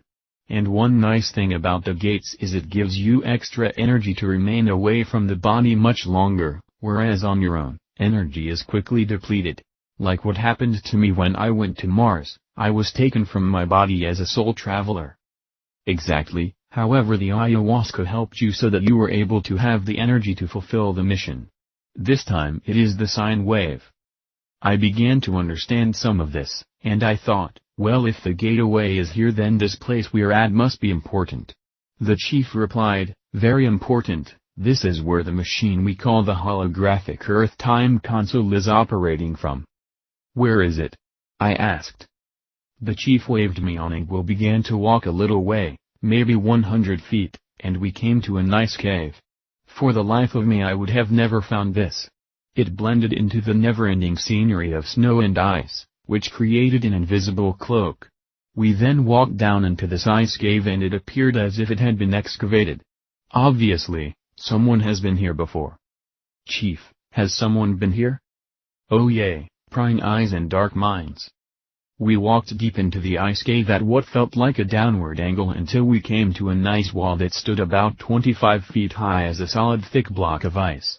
It appeared many have been chipping away at this thing and yet very little penetration had occurred. I grumbled out, it looks as though our journey has come to an end. The chief looked at me appearing startled at my obliviousness. He said, what is an ice wall to a soul? And at that moment, he walked into the ice wall and disappeared. I knew that I had to follow. As I then penetrated the ice with ease as if it was not even there, I came to what appeared to be a super doorway. It was at least 15-20 feet high, and it had all sorts of controls and gadgets and lighted operational fixtures. I wondered, where did this door come from? Who built it? Who could even open this door? And how tall must they have been to even reach the controls and the automatic handle? which was a huge metal rounded object with holes on the outer edge and lights embedded within the holes that obviously needed a code for entrance, and the door would auto-open and close. The door appeared as solid metal, maybe titanium, who knows. Nothing was going to penetrate this door without a passcode. But few if any were tall enough to reach the controls. This door was not meant for normal humans. The chief was no longer here, he must have walked through the metal door also. Yet as I stood there marveling at this incredible gate, I began to hear this humming sound. It was as if a machine was operating. I had to find the source of this sound. It did not fade, and it was continuous. It had a low dual thumping sound, like a heartbeat. Thump thump, thump thump. I then walked through the huge metal door, and what I saw I can't even begin to explain. But I will have to write this down mentally, so bear with me as I try to explain what it is that I witnessed here, and hopefully my memory can be retrieved when I finally detail this journey in my notepad, when I return to my body. The place we entered was like a hollowed-out hole in the earth that was 500 yards to 1/3 of a mile in every direction. It was a monstrous cavern, if I can even use that term. The walls were like glass. I was in total reverence. It was obvious where the humming was coming from. There is no way I can properly explain what it is that I was witnessing so that I could give it some common connection to our everyday life. Earth truly is a machine. There is this huge tube-like apparatus going into the earth. It must go back 150 yards before it disappears. It enters right inside of the earth. The tube has a clear casing. It is about 5 feet in diameter, and I can see this blue and white energy. Oh, it is incredible. It is flowing like water, but it is pure sparkling energy. The chief then interrupted my thoughts. Notice the energy coil moving into the earth, that what may appear to be straightforward, but in fact it is going down through the middle of the earth. The place we are at is actually stationed south to north. This energy I noticed is flowing in the tube from where it enters the earth, directly to the front portion that it connects to the apparatus, wherewith there is this huge golden ball, probably about 15 feet in diameter. As far as I can tell, it may solid gold. That would pay some bills. I marveled. The tube goes right into this ball. As the energy flows into the ball, it creates a static electrical charge, as best as I can interpret this. And then an arc of light, as in type a lightning bolt, is then sent to the middle of this gyroscope-looking apparatus. This gyroscope is about 175 years in width, and length and depth. It is monstrous. There is no way to look at it without expressing awe. In the center of the gyroscope, which is in direct line of the core of the flowing energy, the energy core is flowing from this long tube directly toward the center of the golden ball, which then emits these sparks of light into the center of the gyroscope. However, the tube stops at the edge of this apparatus at the golden ball. It doesn't enter inside the area of the gyroscope, only the spark of light enters. The tube itself is fastened from the ground using pillars and metal I-beams to be in direct link to the center of this gyroscope high above the ground level.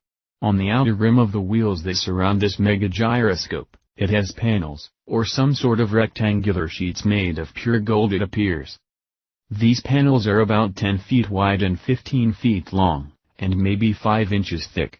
These panels are connected to the outside wheel, where there are 12 panels that range from one direction to the other around this outer wheel, and they are fastened by a large metal beam to the center of the plates from the edge of the wheel. The panels seem to be separated by about 12 feet from the other adjacent panels. There are 5 wheels surrounding this gyroscope. All the wheels are positioned as wheels within wheels at different coordinates, but they are all unique in what degree they move around. The gyroscope itself is in a fixed position, and is connected by multiple gigantic steel girders, and frames connected to the outside perimeter and to the earth, where there are 2 large round silver-colored metal curved I-beams that maybe are 3 feet wide and 1 foot in depth, that surround the gyroscope east to west and north to south. The movement of this multi-wheel is quite a show unto itself. It is very difficult to describe. As an example, the first outer wheel moves in a 360 orbit from the north to south spectrum at the 12 o'clock position. The rest of the wheels begin their journey at about the 3 o'clock, 5 o'clock and 7 o'clock and 9 o'clock position of the main wheel. and they all move based on the cycles of the arc of light. The next wheel moves in a 360 pattern, but it is positioned about 3 o'clock. Therefore, these wheels function in movement in all different degrees around the gyroscope. As you get to the other wheels, each one is slightly smaller so it can spin within the larger wheel, and the panels also are somewhat smaller. The outer wheel is divided into 12 panels, 6 on one side, 6 on the other, like a clock. The next wheel is divided also in 12 panels, again 6 on both sides. Once again, the third wheel, a little smaller than the first two, are also divided into 12 panels, 6 on each side. The next wheel, smaller yet, is divided into 10 panels. They are divided into 3, then 2, then 3, then 2 or 5 on each side. The last wheel is the smallest wheel. It only has 6 panels, and it is divided 3 on one side and 3 on the other. In the center of the gyroscope is a huge round 50-foot crystal ball-looking apparatus that appears to be floating in midair, like from a gigantic magnet, and there is nothing connected to it on any side. It is a spectacular sight as it just floats there and spins. It almost looks like a gigantic floating eye, or the mysterious all-seeing eye.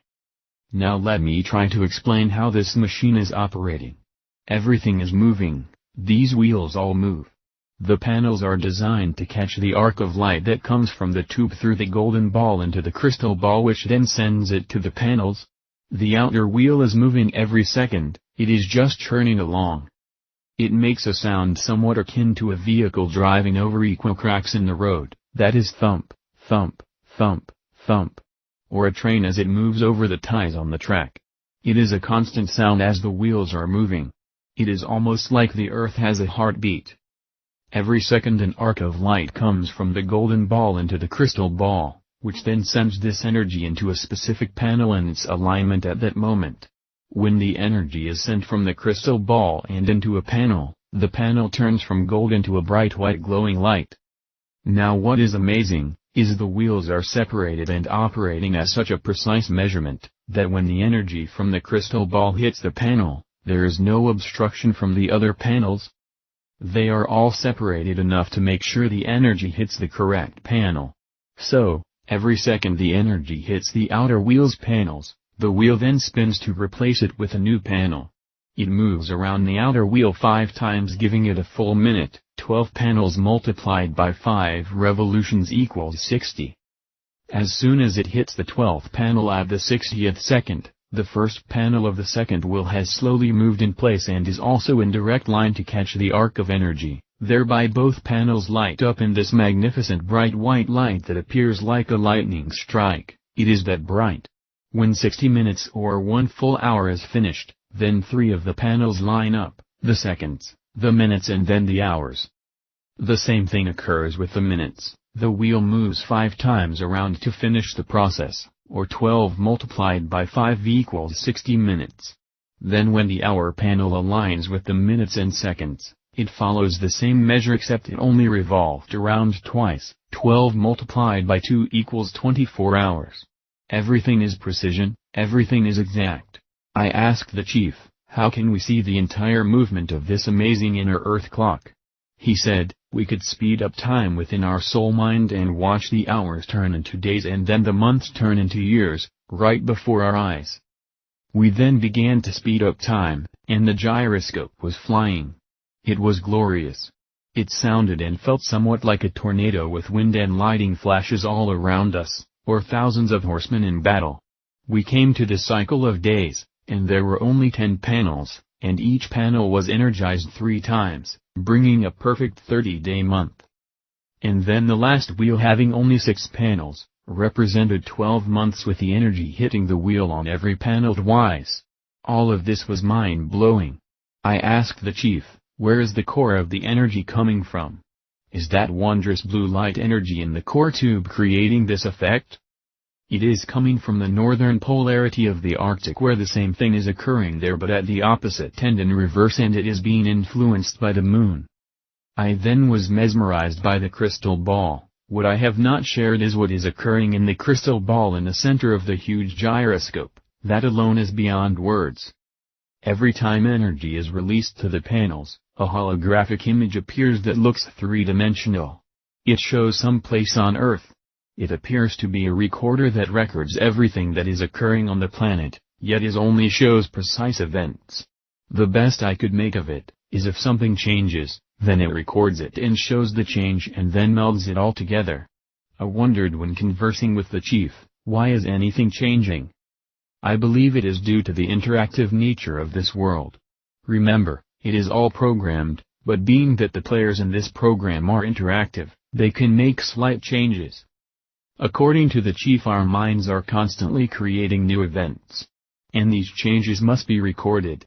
So, whenever humanity creates a change, that part of the world is sent into the holograph to record it and add it to the program. That is what we both surmised by what we saw. It could be wrong, but that is what it appeared to be. As an example, if an earthquake was released or a volcano erupted, the crystal ball would show these events in the holographic window via the crystal ball. Now for the clincher. When we sped up time to enable us to witness the months and years, we noticed when we got to the 360th day, the energy shut off for a fraction of time. Everything shut down. The chief yelled back at me, "This is where it is malfunctioning. This is what took us out of the time loop of 25,920 years and turned it into 1,080 years." The entire gyroscope stopped working for a short period of time. I believe this is the added 5 1/4 days that was created due to the moon's pull. The internal clock does not keep running for these extra days, it literally stops functioning, proving something is not in sync. But 5 1/4 days, once every year, is but a fraction of time considering hundreds and even thousands of years. But the cessation of this mega clock reveals something is very wrong during this short shutdown. I had to try something. We decided to send the clock ahead until we came to the end of the age. The date was April 14th by our calculations, in the year 2017. We then stopped the speed to go back to the seconds and minutes. We then saw something in the holographic orb, the dates of April 14th, 2018, 2019, 2020, 2021, and 2022, and then it skipped to 2030, which emerged at the end. I asked the chief, what does this mean? He said, based on everything we know, the absolute end of the age is 2022, so these must be potential dates of the time loop in case changes are made that delay it.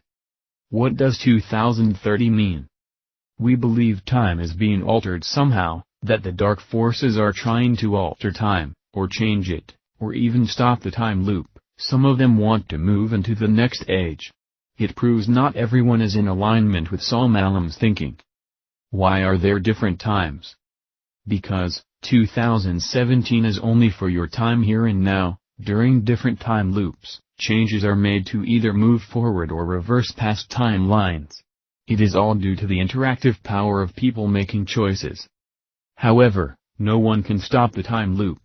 Nevertheless, it revealed the year 2030. Evidently it was an attempt to alter the time loop altogether, and since we see the date, they must have succeeded in a single timeline. It is possible in one timeline, it does end at 2030, due to this attempt to stop the change, but even then, it doesn't work, the time loop still occurs, they just got an extra 8 years out of the deal. Are you saying people on Earth working for the dark side can change time? How is that possible? I will explain this a little later. When the final hour approached, something happened. The entire Earth groaned like a pregnant woman in travail. And the gyroscope stopped for a short period of time and then began moving the other way. And then it switched back again and regained its earlier form. It's then we saw the Earth stopped spinning for 3 days and 3 nights. And in the crystal ball all we saw were horrible disasters, everywhere, and Earth changes as the planet was dissolving. And then we saw, oh my lord, look! In the heavens. The chief quickly interrupted and said, forget the last part, it is not for others to know in this time loop. It is for the next time loop. Suddenly, the holographic images were those of the Middle Ages. The people were wearing cloths suitable to those times. Oh, my God, I screamed, we witnessed the time loop. What was even more stunning, For some reason the scene of the images jumped to a very large ship part way during this transition. I could read the side of a ship in the ocean. It was called the Titanic. I then told the chief, I remember the history of the Titanic, and do you know what is interesting about this date, April 14th, it is when the Titanic hit an iceberg and began to sink into the ocean. No one believed that this ship could sink, they said it was unsinkable. The actual sinking was on the 15th, but it all began on the 14th. The chief then said, yes, a definite correlation there, it was also the day Abraham Lincoln was shot. I began to wonder, is there something on this date that causes April 14th to bring about disasters? I wondered if there were any more disasters on this day. We may never know the tie to this date, but we now know it is the ultimate of catastrophes. I began to feel strange, and I felt like some internal power was pulling me. And the next thing I knew I had blacked out again, and then awakened at the entrance to the wall. We had returned through the sine wave, at the temple of Snawava, where this trip began. My body felt completely energized and we started our trek home. Chapter 23, The Illusory World. The Reunion Day 6, Virtual Reality. After our long trip home, I slept for hours, and then waking up the final day I wanted to talk about the mysterious Earth time machine, but the chief told me there was no more time left, we had to finish and then move on. Today the chief has told me we are going to speak about the most difficult thing to comprehend, and that is this world is not real, it is only an illusion of the mind.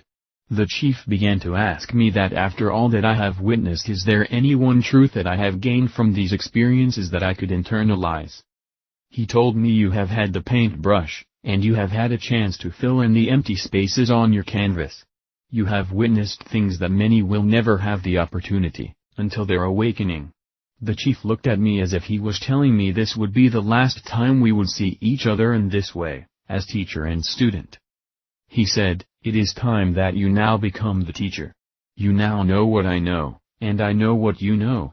He began to labor in his thoughts, reaching deeply within himself, and he asked me again, after all that you have experienced, have you discovered the core truth? I sat there cautiously scanning all the information from within my mind that I had been taught and witnessed myself. I then looked at the chief and said, Chief, this may sound strange, but everything I have been taught and witnessed has proven to me, that nothing here is real. It is our minds experiencing a program, and each of us have our own unique experiences. You have correctly surmised the true condition of this realm. Nothing is real. So then how do you find truth in non-reality? The chief went on to speak. Everything in this world is an illusion. It is simply the mind interacting within a program. Matter itself is not real. It is simply atoms floating in space giving off the illusion of appearance, because of its holographic, or Hollywood-type nature. All matter is a delusion. You think you are your body, but you are not. You think you are connected to this world, again though you are not. You are part of a simulation interactive network, a virtual reality. You think you are back in time, but you are not. You believe you are from the future, again this is incorrect. You consider space and you believe those stars are real, and the planets are real, and yet it is all the same illusion. The truth is, you are in a coma, and you are living an illusion while dreaming inside your own mind, as the soul is slumbering. Thus, everything you experience is only a dream that the Sukh mind has manufactured, as it is linked to this external paradigm. Your life is a dream. This world is a dream. Speaking to me right now, you are dreaming. Your mind is engaged with an interactive discussion with yourself. You have dreamt me up. I do not exist in this realm any more than you do. When I release you from this mind warp game, where will you end up? You will go where your mind takes you. And even though everything around you may appear real, all of it is an artificial spirit. You have met souls along your life's path, but they also are snoring to their heart's desire, sound asleep, having no clue they do not belong here any more than you did. Remember, the time you went back and saw that you came to this world to free your friends? And what happened? You ended up getting stuck here also. And yet you said something that makes perfect sense. You said, how can matter overpower the spirit? It cannot not, thus it didn't. But mind over matter is the opposite of mind under the control of the illusion of matter. When the mind accepts what it believes is occurring, it produces the event. If the mind believes it can be taken prisoner even though it is a powerful soul spirit, it will be trapped. All this proves is, just how powerful you and I really are. We became amiable to our own prison because our mind believed its validity. Therefore, everything that you have ever experienced is solely due to your mind's acceptance. I am not speaking of the human brain, I am speaking of your consciousness. Every time you maneuvered through and with the mind into another dimension, do you remember how you always blacked out? Yes, why is that? It is because of a transference, a change was taking place as you rightly surmised, from one part of your consciousness awareness to another. And to accept its reality you must block out the past to accept the future, which is part of the soul enigma of forgetfulness and sleep. It is time that you begin to realize that you have never left paradise. At this very moment you are there, right now. But your consciousness is dreaming. It left long ago to experience these play worlds by separating the spirit into two parts, the experiencer and dreamer. Or the spirit and the drone. You could be daydreaming all of this while sitting under an oak tree in the shade. This is how powerful you really are. The problem is someone else got inside your thoughts while you were dreaming, and they are telling you what to believe and what not to believe, and you are accepting it as your own internal voice. And because of this ritualistic drama being played out repeatedly, you are keeping yourself locked into the prison of ignorance. If what I have told you is true, then you are as close to paradise as a thought, or a whim, or a dream. All you must do is change your thinking and instead of giving up your power of imagination to someone else to use as they may, release its glory and allow it to make you free. Do you understand why that you became stuck when you entered the milky substance in space? Because your mind believed it was a trap. You already had proof of it because your acquaintances were lost there who were as powerful as you. Somewhere between believing you could help them and accepting that this was a true prison for spirits, you lost the battle of consciousness, and you accepted the lie. What is the lie? That matter is real, and it can overcome spirit. That matter has so much power that not even spirit can effectively disengage its control. But ask yourself, how did you walk through that wall of ice, and that super steel door? You know why. Because you believed me when I said the soul cannot be confined by material illusion. If I had told you that there was no way through those walls, you would never have been able to penetrate through them. You see, you never went to Antarctica, only your mind did. There was no body there, there was no flesh and blood, there was not even any Antarctica, there was only belief, all of which you helped to create. Until you absolutely believe that matter has no power over spirit, you will suffer this ignominy and fate continually. The day you become aware that matter does not rule the spirit, this is the day you will finally awaken and be reconnected to who you really are, a divinum spiritus, aka divine spirit, child of the divine Father and Mother. Chapter 24, Returning from the Somewhere. Back through the time loop, roaming inside the blackout. It is a new day, yet I am deep inside the mind of the blackout. I feel I have awakened from my encounter with the chief. However, the last moments we were together, I for some reason cannot recall right now. Being lost in time living with the Anasazi, I had come to the point where I had to return, and as I had entered the gate, there was no way of knowing if I would make it back to my time or not. Little did I realize that I was creating a new thought during this blackout, one that would send me somewhere far away. I had been gone from my wife now for many more days based on time as we know it, which in truth matters not.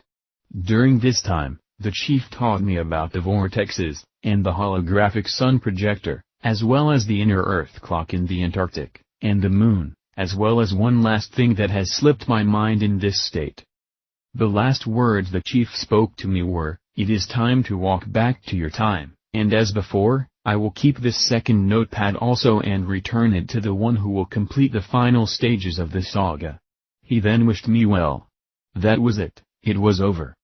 I had no way of knowing whether I would return to the correct place and time. But this time I wanted to remember, I had to remember, please remember. And then a strange thought hit me, what time am I from? And the blackness went still and confusion reigned. Chapter 25, Beyond the Dream Gate. Time Loop Mystery, Missing Time. Knock. Knock. Yes, who is it? Mrs. Annie Trovel, this is the FBI, we need to speak with you. Opening the door very slowly, you could see tears welled up in the eyes of the woman. She obviously was dealing with heavy life issues. Hi, I'm sorry, forgive me, as she wipes her eyes and prepares herself, what is the trouble? Mrs. Trovel, are you related to Tim Trovel? You could see by the way her eyes lifted in what seemed like a state of an old awareness, that something triggered the memory.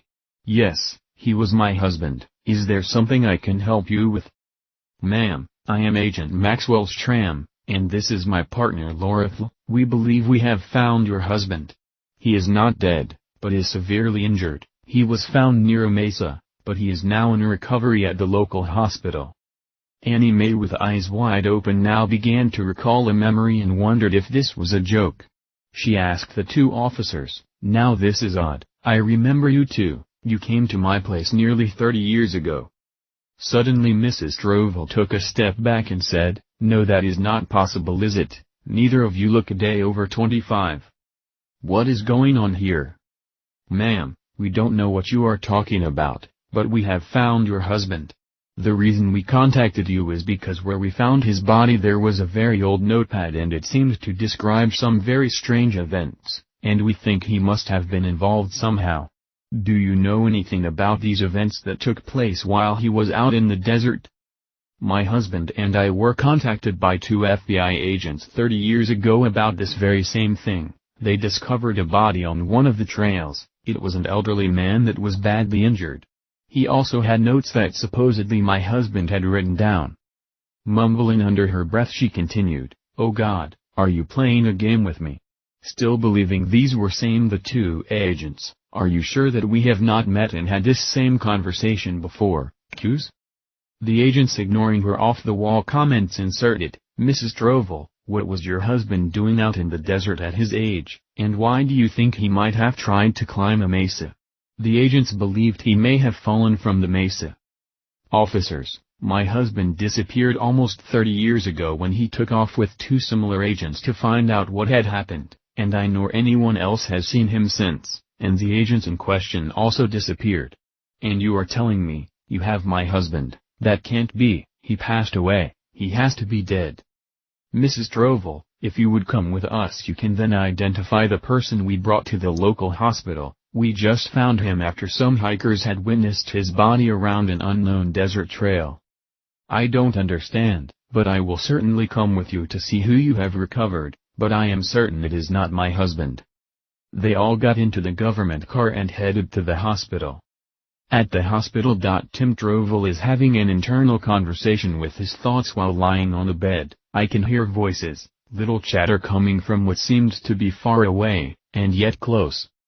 I cannot make out the speech, but its volume seemed to increase every moment as the blackness began to change into light. Suddenly, I could see this dim grayish light growing from under my closed eyelids, which were now partially opened in a squinting position.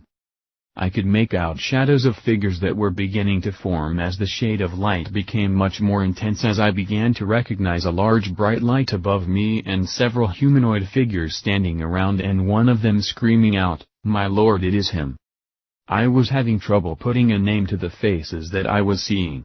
But in time the faces all but became clear to me.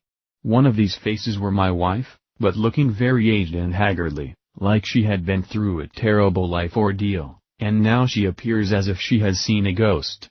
And along with her was two other familiar people who I thought went missing. They were the two government agents that disappeared after I had that strange event occur when the day turned into night. The chief told me it was not their time, so they were taken away. I didn't fully understand what he meant. The funny thing was when I saw them clearly enough standing in front of me in what appears to be a hospital, I asked them, you two are alright then? I didn't know what happened to you, you left and then I was told. Oh well, it doesn't matter, obviously, you are both fine.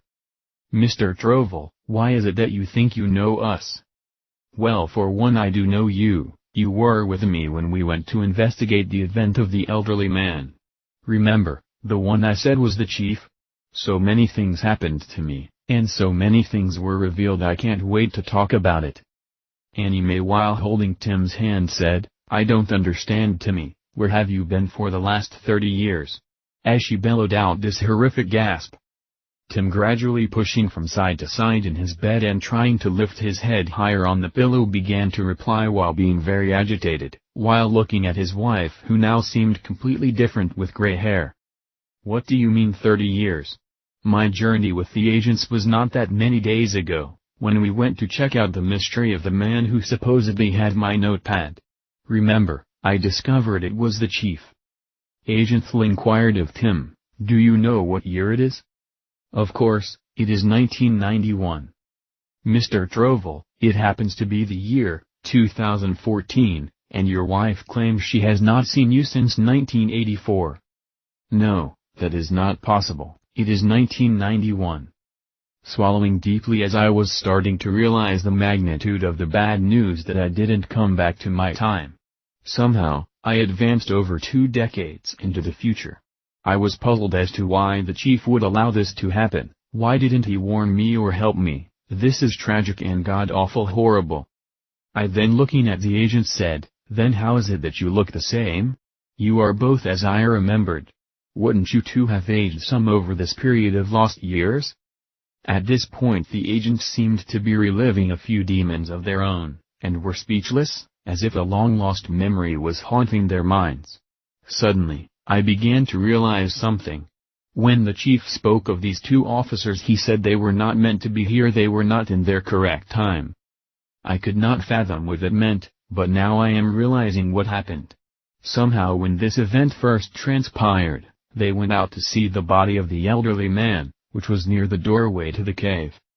And doing so got them caught in a time event. And when they went to check into this bizarre case, they must have traveled back in time to 1991, where I first met them, because they must have been locked into my timeline due to this door being my personal connection to the past. At least that is my best guess.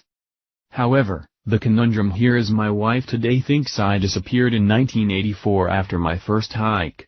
And yet she remembers the 2 agents also. But we didn't meet them until 1991.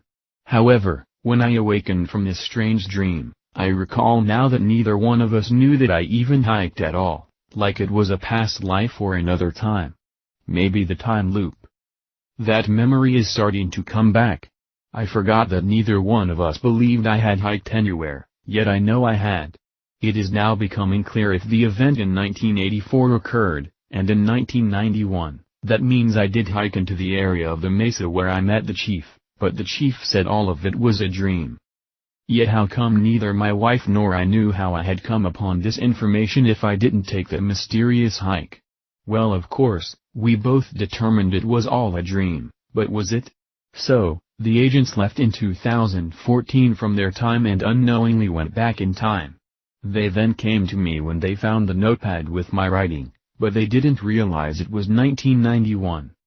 I remember now. It was because of when I was sharing this information over the airwaves. This is what got their attention.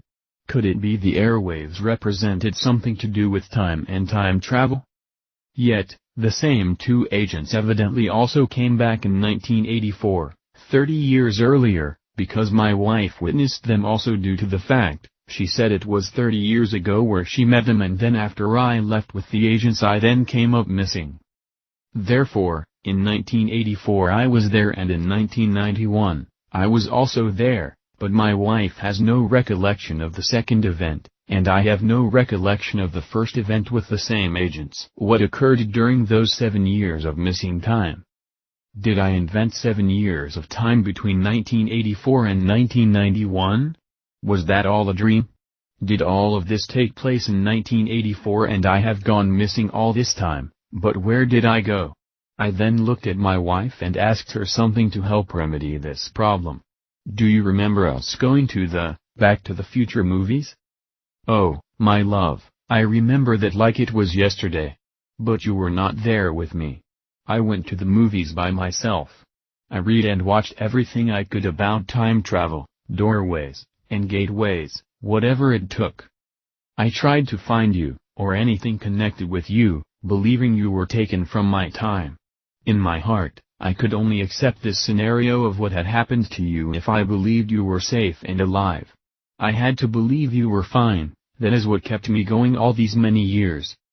Tim, now in total confusion, we never went to those movies together. Only in spirit, Timmy, only in spirit. I assure you, when I watched the Back to the Future trilogy, you were right there beside me in spirit. Then how could you be aware of missing time, doorways to the past and time travel, if I never returned? How did you know all of this? The reason I knew all of this is the agents, when they came to tell us about the incident of the person they found, they also told us about this notepad, which had your information that you had written down. I don't understand. If I took off with the agents in 1984 as you say, wouldn't we have kept the notepad with us? Yes, sweetie, you did keep it. But when you never returned, nor did the agents return, I located an experienced hiker to find this place. And it was there they unexpectedly found the notepad hidden under a rock near a hole. I began to wonder if the agents were criminals and the notepad was used to lure you away, but I realized this was indeed your writing. Then why didn't you check the hospital to see if that man they had found had been me? Because the agents assured me that the man they found was an older man, maybe 70s or later, much older than you could have ever been. I never tied the two events together, that the man was also part of you and the notepad.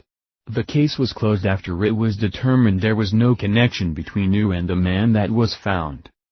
Tim begins to wonder in his thought. I know what I am thinking can't be possible, but I don't have a better explanation. How did I have these memories of returning in 1984 and then living 7 years with my wife until the agents found us in 1991 if it never happened? I continued to comb through my mind in trying to figure this all out. When we had gone back to the trail where the cave was in 1991, the agents disappeared, because they did not belong in my time, so where did they really go? But there was an anomaly. When I returned in 1984 and continued to live with my wife for the next 7 years, the memories of my trip were coming along very slowly. And neither one of us knew I had hiked before.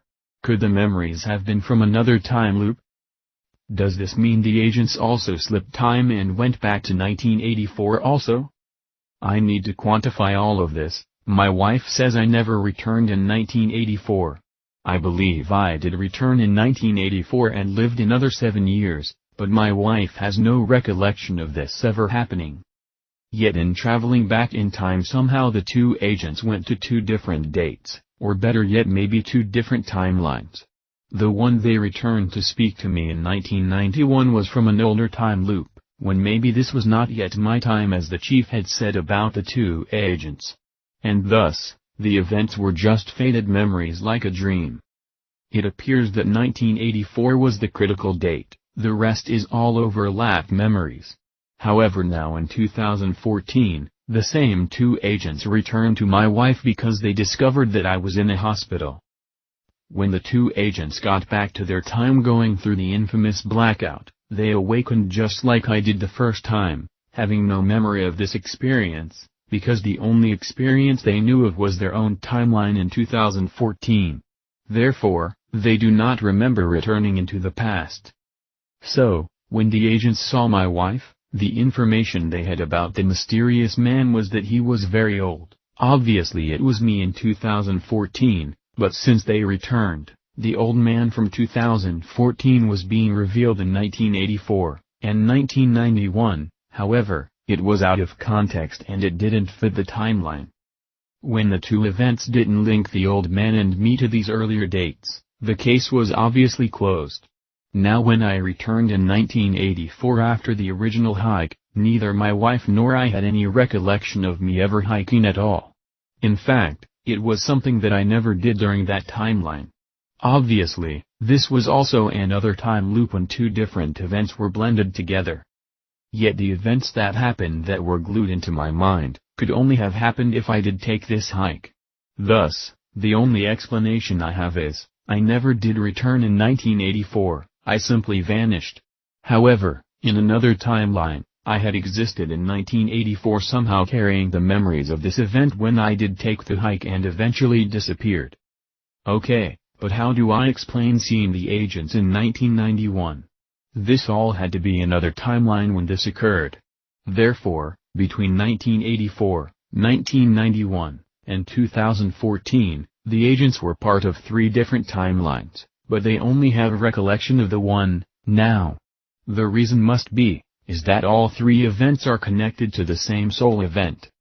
The agents then went to speak to my wife, thinking this was the first time that this occurred, when in truth it was the 3rd time. In 1984, 1991 and now 2014, 30 years after the original event.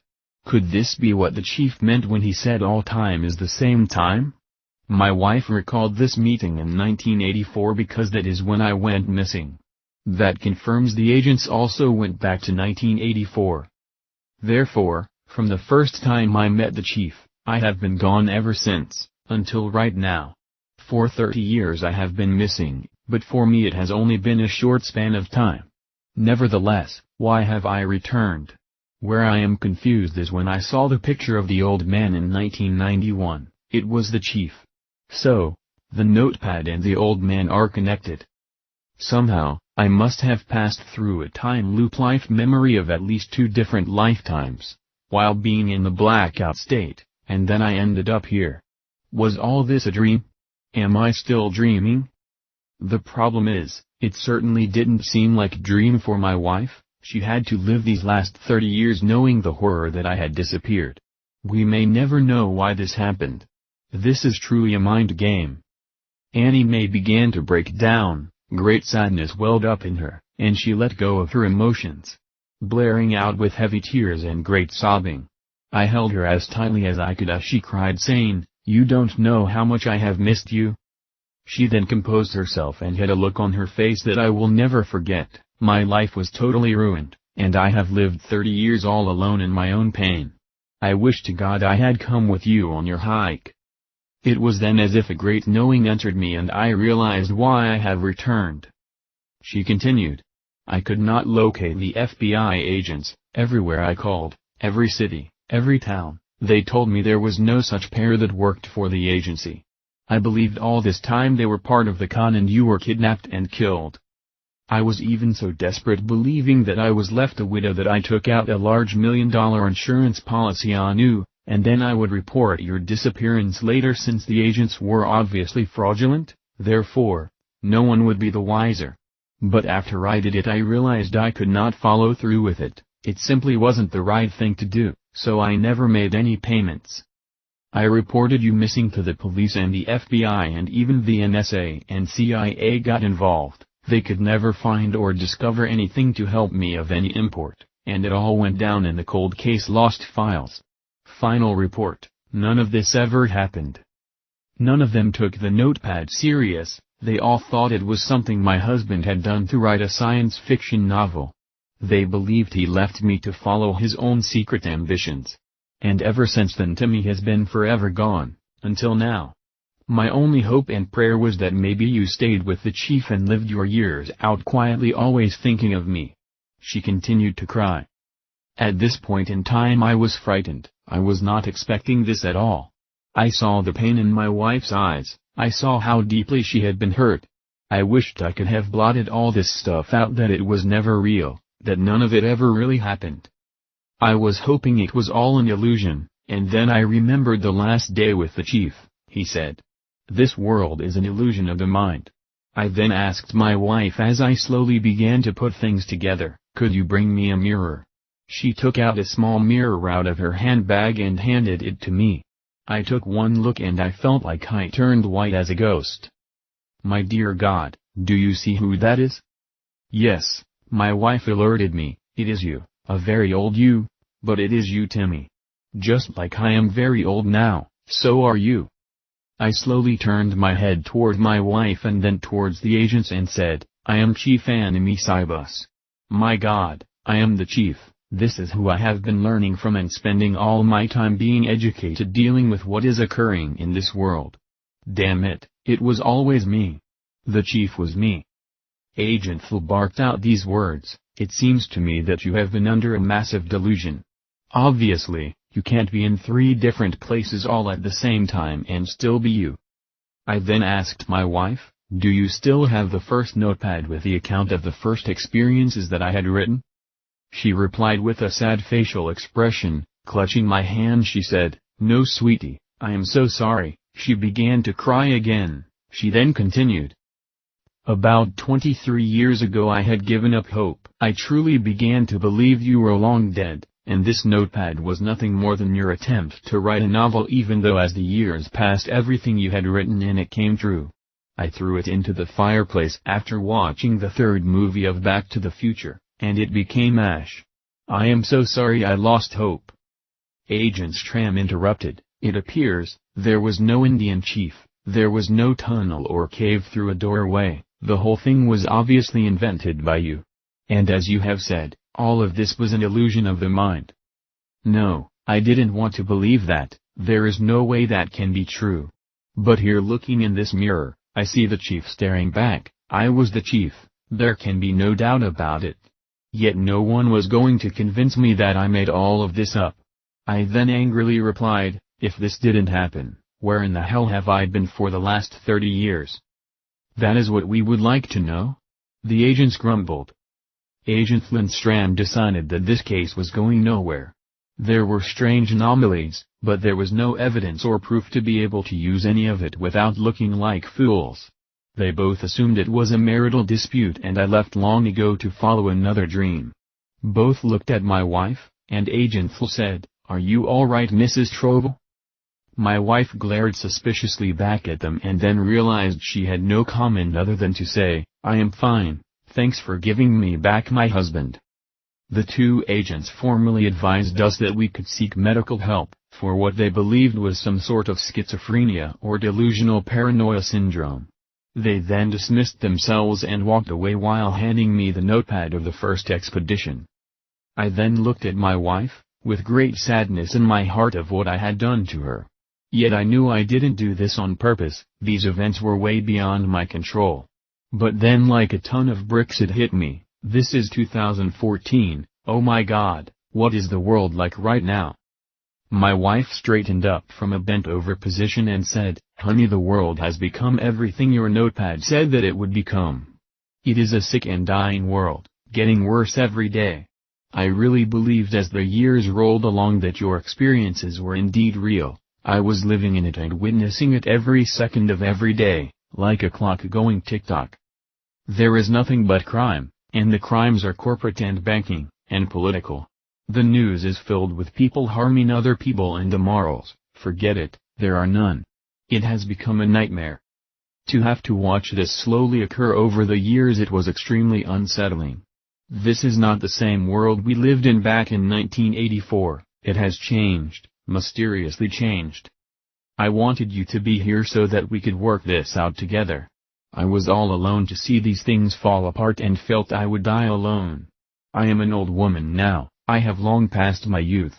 Yet I would not trade this day away for any day in the past. Annie Mae starting sobbing again. To be together with you is the shining moment in my life.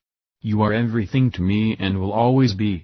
And your very presence backed by what I read in the notepad is proof that you indeed did have these experiences. And I am sickened that I lost hope and destroyed the notepad, but thank God the agents had another one.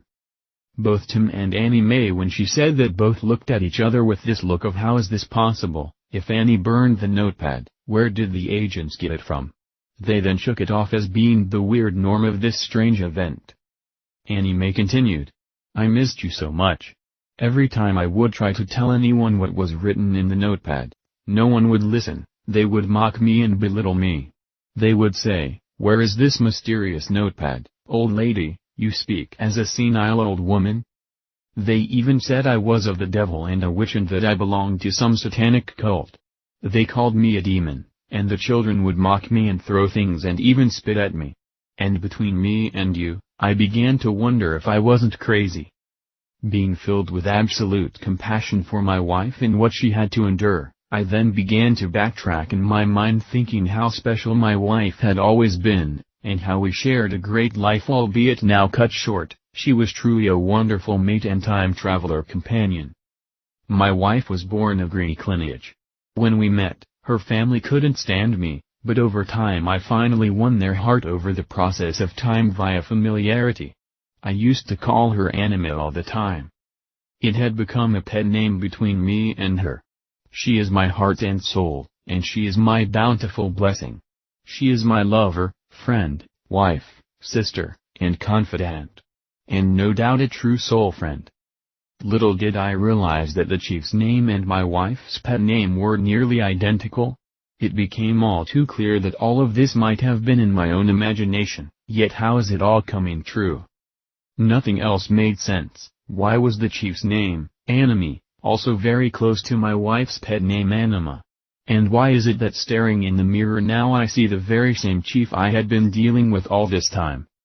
My wife, being a wise woman understanding my very thoughts, said, "You didn't make all this up, don't even think go there," as she grasped her hands on my cheeks. "We have 30 years of proof that everything you said was real, and even though I doubted, my doubts have all been erased. This happened to you, all of it, just like you said. Whatever you wrote in that notepad was not something you made up, but what you were being fed. Do you know why? I discovered what Anime Cybus means. It means soul food. It represents how you have been nourished by this information from another part of yourself. This is something I realized when you were gone. It is the soul within you and me and all who are from the divine realm being fed spiritual nutrition by our chief." I was blown away. It never dawned on me that the chief's name meant soul food. It is the spirit that comforts the soul. Anime looked at me with her deep blue glazed eyes, and said, "I even figured out what the soul food is." "What is it?" "Sweetie, it is the panem vitae. Remember the chief told you that you must eat it?" "Oh, yes indeed, I do remember. At the time I didn't understand what he was saying to me. The idea of eating panem vitae never made sense. He explained all about the panem vitae, how it became a person from a specific bloodline." Anime quipped, "But as you know darling, it wasn't the bloodline, it didn't have anything to do with a bloodline. It was all about the person named panem vitae. Do you remember what the panem vitae is?" I remember clearly, a caller on the radio told me it was the Latin term for the bread of life. Exactly, and the bread of life were the spiritual words the panem vitae fed us with. It was not something we physically ate, but spiritually. You see, we do not physically eat the panem vitae, he is but the teacher, the soul food within. It is the words he disseminated that were to be internalized, which is indeed, the bread of life to all the true seeds of the Kaelistus Pater. It is he who guides the soul, and you knew him as Anime Cybus. He is your soul food, your personal connection to soul. He is the one who leads you to partake of the panem vitae as your true spirit, the bread of life. And then that one is returned to his foundations of Kaelistus Pater, or the Heavenly Father in the sky. Then tell me, what is panis venenum? This was supposed to be a counterfeit. Did you also figure this out? Of course, my beloved, panis venenum is poison bread. It was then made very clear to me that my wife had even greater understanding than even I had. I then knew why I returned to this time. I was not about to make the journey alone. I returned in her dream to bring my dear beloved Annie back with me, as she was also ready. Chapter 26, The Very First Day. Time loop finale, returning from the past to the future. I just woke up and it is early in the morning and I can't wait to take my hike. I had remembered about a place that might house ancient burial grounds of the Anasazi, and I just had to see if I could find them. The temperature today was already quite warm, so the hike was going to be a grueling one. It is going to be about 85 today, and when walking over difficult terrain it may seem like 100 out there. It is June 12, 1984. My wife and I both woke up having had the soundest sleep ever. I told her this is the day I find some ancient burial grounds, and maybe there will be some cool souvenirs. However, before I leave I need to go to Walgreens, to get some items, and then I am ready for a long day's hike. I can't wait. I feel so rejuvenated and so alive, and right now I feel very happy. As I bounced out of the restroom dressed to kill, so to speak, my wife said, "Hey, you ain't going anywhere without me. Are you kidding me? You want to take a hike? What in the world got into you today? You never go with me on hikes." To be honest, I don't know, but a silent voice in my head told me to stay as close to you as I can. My wife and I had been together for about 10 years, and we are like tied to the hip on almost everything we do. However, that never included hiking. This was never her cup of tea. But for some strange reason, she wants to come today, and I am thrilled that she will be able to see these ancient sites, because they really are extraordinary. The place where I am going today, a professor which happens to be a close tie to my wife, had told me that he had discovered some amazing artifacts and information in a hidden area in an off-the-trek zone. I had been taking some night classes on the ancient Anasazi cultures. My professor, William Kikapukuanyas, revealed a lot of mystery about the Anasazi. He spoke often how they had been cliff and land dwellers in the southwest of the United States. His origins, like my wife Annie, are Greek, but he had some strange ties to this ancient culture, and desperately wanted to discover all he could about them. His most researched aspect of this ancient tribe was the fact that this entire tribe disappeared. Today the Hopi and Pueblo believe they are the true descendants. However, there are some missing links to this tradition, as well as the name Anasazi refers to ancient enemies, or it might better be translated ancient strangers, a people who never belonged. The professor said, he believes they received this moniker as ancient enemies because they were revealing the dark, sinister, malicious spirit in this world. In retrospect, as the professor was always fond of saying in class, the enemy of my enemy is my friend. The idea was proposed due to the fact this entire tribe disappeared, that there was something unique and may even be otherworldly about them.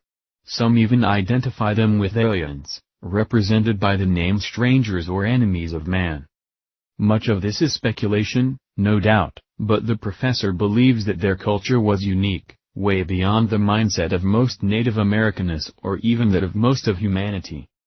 As such, the Anasazi were known for building an astronomical observatory. Watching the stars was very important to them. Why?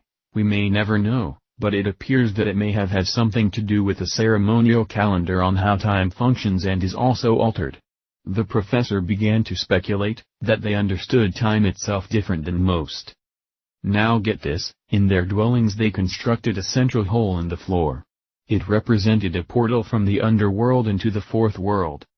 Somehow these mysterious tribes were moving into different dimensions.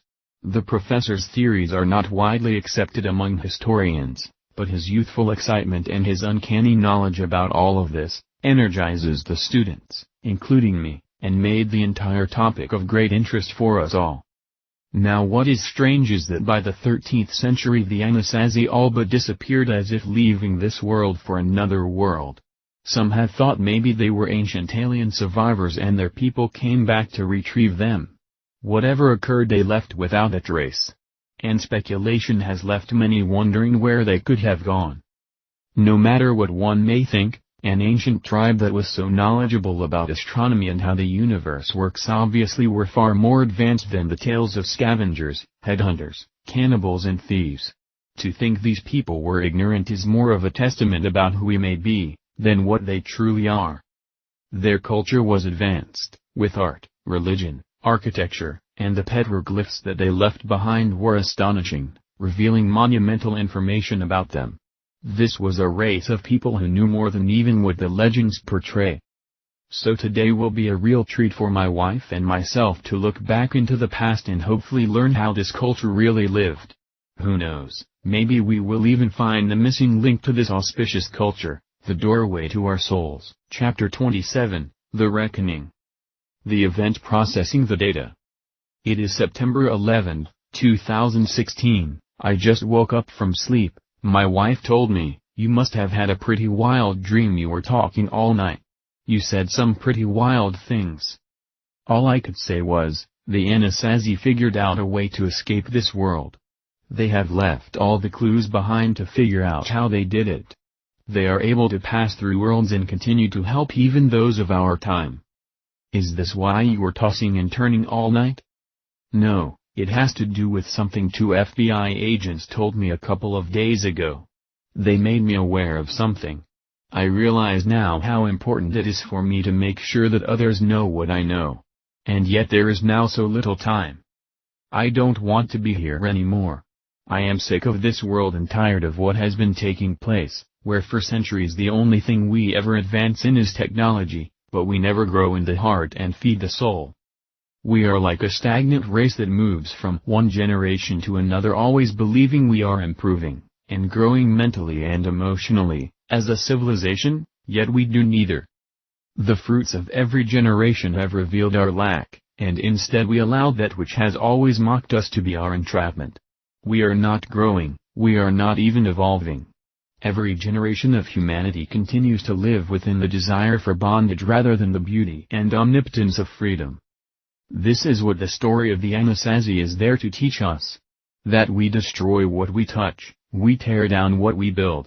We are like unsupervised children that never grow up.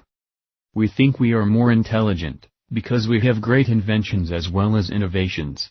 But we do not build upon the greatest of all, and that is our spiritual well-being. As a people, we only live our lives to fulfill our own lusts and desires. We live to survive, but few have ever really lived to find the gateway to their soul. We indoctrinate ourselves with what feels good to our senses, rather than what benefits others and the whole. We then in turn bring curses upon everyone for our despicable flight of fancy that we cultivate, while standing upon the backs of others to catapult ourselves above them due to greed and avarice. We often call good evil and evil we often call good. We are like Jekyll in the day and Hyde in the night, as if some strange power is holding its curse upon our necks. And yet I look back to what was written in the notepads, that the world is an illusion of the mind, and the minds of the many have become sick. And thus, the world only translates out of what is in the mind. The beauty we see, is only a reality of hope that we once longed and desired for. And yet it is slowly fading, the rules have changed and that which was omniscient and omnipresent has become decaying and obsolete. We appear to be alive, yet we sleep the death of ages. We watch our plants grow in the sunlight, which then go to sleep at night under the moon. Yet the sun and moon are our enemies, they are the violent caretaker of our souls, placing us in these bodies of death, as it replaces our divine creed. We are trapped inside a prison without walls, one so sturdy not even the strongest among us can break free.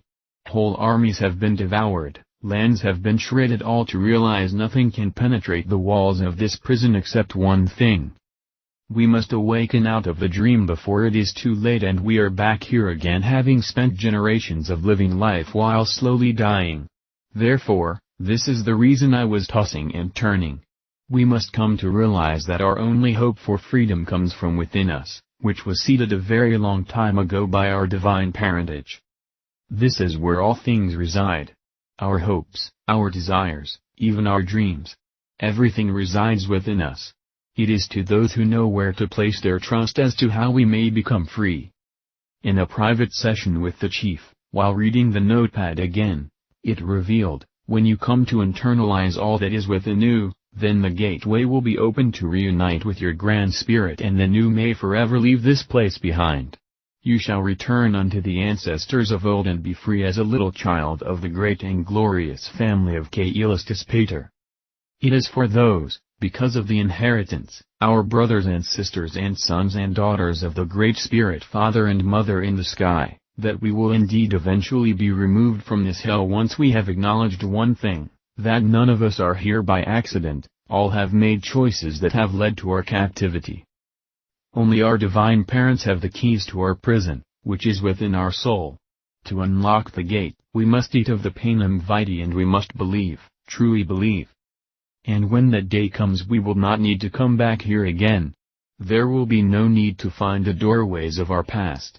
We will simply be guides for those who remain to be led and nurtured towards their ultimate reunion of their spirit within the panem vitae. We have within us the keys to our ultimate reality, and once we unlock that door, there will be no need to ever enter the past or future again. My wife wondered why it was that this has been so daunting, giving me restless nights of worry. I told her, it is because, I have failed again, Another time loop is about to come, and it appears that I am not ready. She said, what will it take to be ready? Having the key and then using it. I am now holding the key to the future, but I needed it in the past. My wife then asked me, what is the key? It is written in a cave writing upon the door of the gateway that was written about in the notepad. I finally figured it out. What does it say? The gate is to your awakening from the sleep of the Piscean age. Those who do walk through do not come back warning. What does it mean? It means the gate only opens when it is your time, and once you truly walk through, you will be changed forever. Chapter 28, End of the Age. A Reckoning Continues, End of the World 2017. As I sit here pondering the message of the gateway of the cave that I had spoken to my wife about 7 months ago, I really miss my cousin Annie Mae and her husband Tim. I had come to learn one last thing that needed to be completed to make sure that I was ready for the transition. I had to return to the place where all of this began. After speaking to the FBI agents, they told me there was something very valuable that I may want that was near the mesa. I have kept as many clues as I can so the information in the notepad will remain safe, and I have locked in triggers to remind me on how my wife and I can finally escape this world during the next time loop. This is what has saddened me, that we cannot make this transition now. I believe I have a major work to do before I can flee this world. I also must warn the world. I must take these notes and do as instructed and make a book out of them so the world can then pass this key down to their children. As the warnings revealed, we are having earthquakes and volcanic eruptions all over the planet due to the events in the heavens and the malfunction in the earth. Indeed, we are at the Great Apocalypse. Scientists are calling it the Great Shift. Everyone can feel it. We have just lived through the worst economic crash in the planet's history in 2015 to 2016. Over 10,000 politicians and bankers were all hanged or executed in various ways, mostly firing squad-like, due to the enormity of the conspiracy that they were part of that included massive theft and deception. Yet it won't restore the millions of lives that were lost in the great global illegal refugee movement riots of 2015 just 1 year ago. I no longer live in the United States. I now find my home among friendly, albeit strangers in the Mexican town of Puerto Vallarta. It is now April 14, 2017 and the world by all appearances seems to be over, and yet we now know it is the time loop. At last report, hundreds of millions and possibly into the billions now have perished in Europe and mostly Asia through flooding, tsunamis, earthquakes and disease. The scene is beyond anything we could have ever expected or imagined. Russia has become a frozen tundra with strange weather anomalies that have been accelerating ever since 2012 across the globe. England was basically wiped out in floods. The higher lands of Scotland carries the remaining population who are trying to hold on. Norway, Sweden and Finland have entered another ice age. From most reports, few have survived. South America and Africa are inundated with disease everywhere. However, many are fleeing to these continents due to the climate change that seems to be more livable, but it doesn't appear that it will save them as the destruction is accelerating. Asia Minor, which includes most of Turkey and some Greek areas along the northern Arabic borders as well as Italy, are also being battered by horrific size earthquakes, some measuring in the 8s and 9s on the Richter scale. There are even mystery reports of tens of thousands moving into cities below the ground. None of that was ever confirmed. Most of this was kept from the public awareness as it appears to be a safety net for the world leaders, that is politicians, royals, bankers, and military etc. The Middle East after the conflict has left a path of death. Israel has been annihilated through war and destruction, leaving just a few outer factions of Palestinians remaining. The Arabic world appears to be somewhat ahead of the game and some are surviving this upheaval, but many of the borders are being redefined. Some are already beginning to change their countries' names to benefit the religious Islamic beliefs under the old Prophet Muhammad for Allah, and his teachings are being restored. Many believe that the ancient names should have remained. Iran has once again been changed back to its historical name called Persia and many countries are following in suit. Not sure what any of this will do, as the world seems to be coming to an end. Places like Babylon have been restored in central Iraq. The land of Egypt has spread out. It is as if we are watching the world return to the ancient times. All of this has occurred so fast we cannot even follow it. It is as if the world does survive, it will become as it once was in the past, instead of moving into the future. So many strange things have happened, who could have ever known? So much of this was revealed in the first notepad that the agents gave me, where I mysteriously gained access to it, having already had the second notepad. Out of the east rose a megalithic economic bloc of nations, where the monetary reset included bringing back gold and silver to be the cornerstone of the economy. Again, it is as if it is all returning to another time. Sadly, for the Americas and parts of Canada and Mexico, the entire region has been culled to maybe a few million. Most cities were burned to the ground during the Great Riots. Disease and famine removed and took the lives of almost everyone in the urban areas. Cities are all but wastelands. Those who could live off the land in rural Americanness, many of them teamed up with others of like mind, including many races of the Americanous Indians, and they have pulled their resources together. These have had the best chance of survival, but there won't be many left, as food is basically obsolete.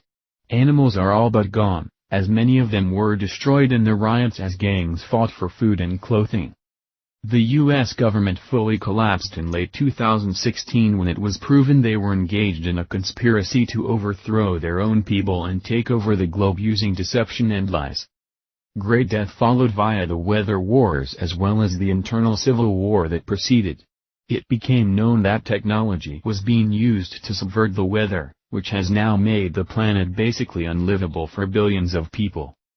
It also seemed to ignite the new Northern Ice Age, which has severely hampered and harmed all of Canada down to the Midwest of the U.S. and Northeast region of the country. If I had not been aware and seen much of this with my own eyes and ears, I would say this was a bad dream, a terrible nightmare of a lifetime long ago. Even now, as I am reporting this in Puerto Vallarta, a massive earthquake and multiple volcanoes have erupted in the South Pacific around the Ring of Fire. A major volcanic eruption had also occurred in the Yellowstone of Wyoming about 2 months ago, followed by multiple 7.0 aftershock earthquakes. But it was not nearly as bad as some had feared. Yet many lost their lives as far as 600 miles away due to this event. The San Madrid Fault also busted loose, dividing the Mississippi River into 3 parts and dividing the country from the east and west. Several fault lines including the San Andreas created a massive separation of land from Seattle down through San Francisco all the way through Los Angeles and spread even down into the Baja regions. Some regions in central California there is a large swath of seawater inland nearly 2 miles wide. Some of the water penetrated via earthquake subtectonic plates from as far west from San Jose to about 800 miles east through Nevada that reached all the way to the Great Salt Lake in Utah, adding billions of gallons of saltwater. The destruction is paramount. What few reports that are coming in now here to Puerto Vallarta. We have been warned that a wall of water 200 feet high blamed on these oceanic earthquakes is heading our way and will envelope much of the area of western Mexico in a massive tsunami this evening. Sadly, I leave this world with great sorrow as to what it might have been. Instead it is turning into the abomination that makes desolate. This will be my last entry in my diary, as I now have the keys to walk through the gate and finally return home. But sadly I will have to wait and be plagued by the deception of lost memory until I return to find my many clues. Everything that was written in the notepads has all come true. It is my fervent wish that the next time I will make things right, at least that is my dream. With all my love to my wife, my sweet love that passed on earlier this year. Until we meet again, I promise I will get it right the next time. My special thanks are to go out to Timmy Schrovel and to his wife, my cousin, Annie Mae, the chief and his soulmate, for giving us all the chance to become free and to find our own personal soul food within. Signed, William Kikapukuanides, April 14, 2017. Chapter 29, The Awakening. The days wind down, a new beginning. January 1, 2016. Federal Bureau investigation officers and agents in league with Federal Emergency Management Agency along with the National Security Division. Today the Bureau will be taking a class with some FEMA and NSA agents, dealing with the ancient culture of the Anasazi. It was a long-lost tribe that disappeared long ago without a trace. The turmoil that is occurring in the country as the government is all but collapsed, may not cease and we may need to find another way to exist. These are difficult times and it doesn't appear as if anything is going to get better. We must be prepared for every eventuality, even the end. The U.S. government is now located in Bluffdale, Utah under the flag of the NSA. It had moved from Washington, D.C. to Denver and lasted only 8 months before it was abolished. It is now only hanging by a thread. These remaining groups, who have maintained their allegiance to the country and their agency, while excelling in their specialized fields, they are being sent to a seminar outside of Salt Lake City. Somehow most of Utah was one of the only states to have escaped the great riots and the destruction. And now with the renowned William Kikapukuanides, a 30-plus-year veteran of the archaeologist and geographic scientific field of possible ancient alien cultures, that which remains of the federal government are being retrained on how to bring back the country using ancient knowledge. They are seeking William's help in using this ancient knowledge to understand how to restore the country under the guidelines of protecting the land and one another. Mr. Kuanides has been teaching on this subject for over 35 years. He resigned from Brigham Young University as tenure to explore on his own. Along the way, he has discovered some long-lost information that may help us better understand what happened to the Anasazi tribe, and he has agreed with the remaining few of the federal government agencies to reveal some of this amazing data to aid in possible restoration. Agent Stram and Fl stood by each other as they were given their daily manifesto. Agent Stram looked over to Agent Fl saying, "Damn, we can't seem to get away from these strange cases dealing with the Anasazi. Did we do something wrong in a past life or something?" They both chuckled, and proceeded to walk out the door to their car and drove to the seminar.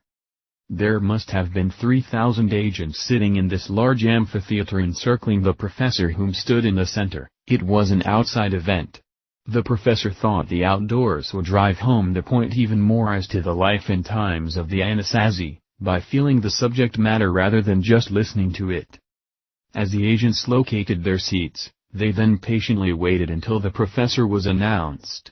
He brought on the center stage a large felt painting of what appeared to be an Indian chief and his mate. The painting was placed on a table that could turn slowly in a 360 pattern so all the agents could at least get a view of it. Mr. Kuanides stood also on a platform that turned slowly. As they began to set up their note-taking, Stram looked at Fl and said quietly, "Hey, by the way, did I ever tell you that I read the entire notepad that Tim Trovel had kept in his journal of his mass delusional events before I handed it back to him?" "No," Fl declared, "you didn't tell me you read it all. I mean we both sort of examined it, but we felt there was nothing to it other than what had already been identified. I never really thought twice about it." Whispering, Stram replied, "I tell you what, I did read it all, and it was weird to the core. Anyway, it would make for a good book or movie. There was some heavy shit in there you would not believe. Stuff like the Earth is a time machine, and it is traveling back and forth between two dates, over 1,000 years apart. And by what I could glean out of the book, we are near at that time now. That is some weird shit, no doubt," Fl affirmed. "Yay, it gets a whole lot deeper than that, but you really have to be wearing your boots and waders." Both laughed a little too loud just in time for the professor to say, "Please everyone, I realize we are outside, but to be able to hear everything I am saying, you need to be attentive and refrain from talking."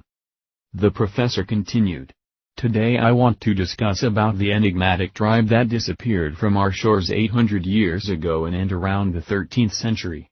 These ancient Native Americanists left a secret story behind, and once you discover the clues would stand your hair on end and knock your socks off, and today it could easily become a great book or movie." Agent Fl turned her head over towards Stram. "Dang, that is weird, talk about deja vu." The professor continued. I am holding in my hands a long-lost writing which was mysteriously handed to me by a close relative that wanted me to reveal its content. The book is very old, and the carbon dating has it close to, if not exact, at about 800 years ago. Now if that is not amazing enough, this work appears to be from our time.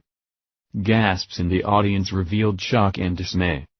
Stram, with his eyes wide opened as to reveal his denying thoughts, is he kidding me? He also has a notepad that was dated back that far. How strange is that? Thor replied, yea, that is pretty far out there, but how is there two notepads? Stram, realizing the answer was obvious. Oh, of course, he must have gotten it from Tim Trovel. Oh God, the professor is in for the shock of his life. This stuff is all bullshit. How did he get taken in like this? The professor continued.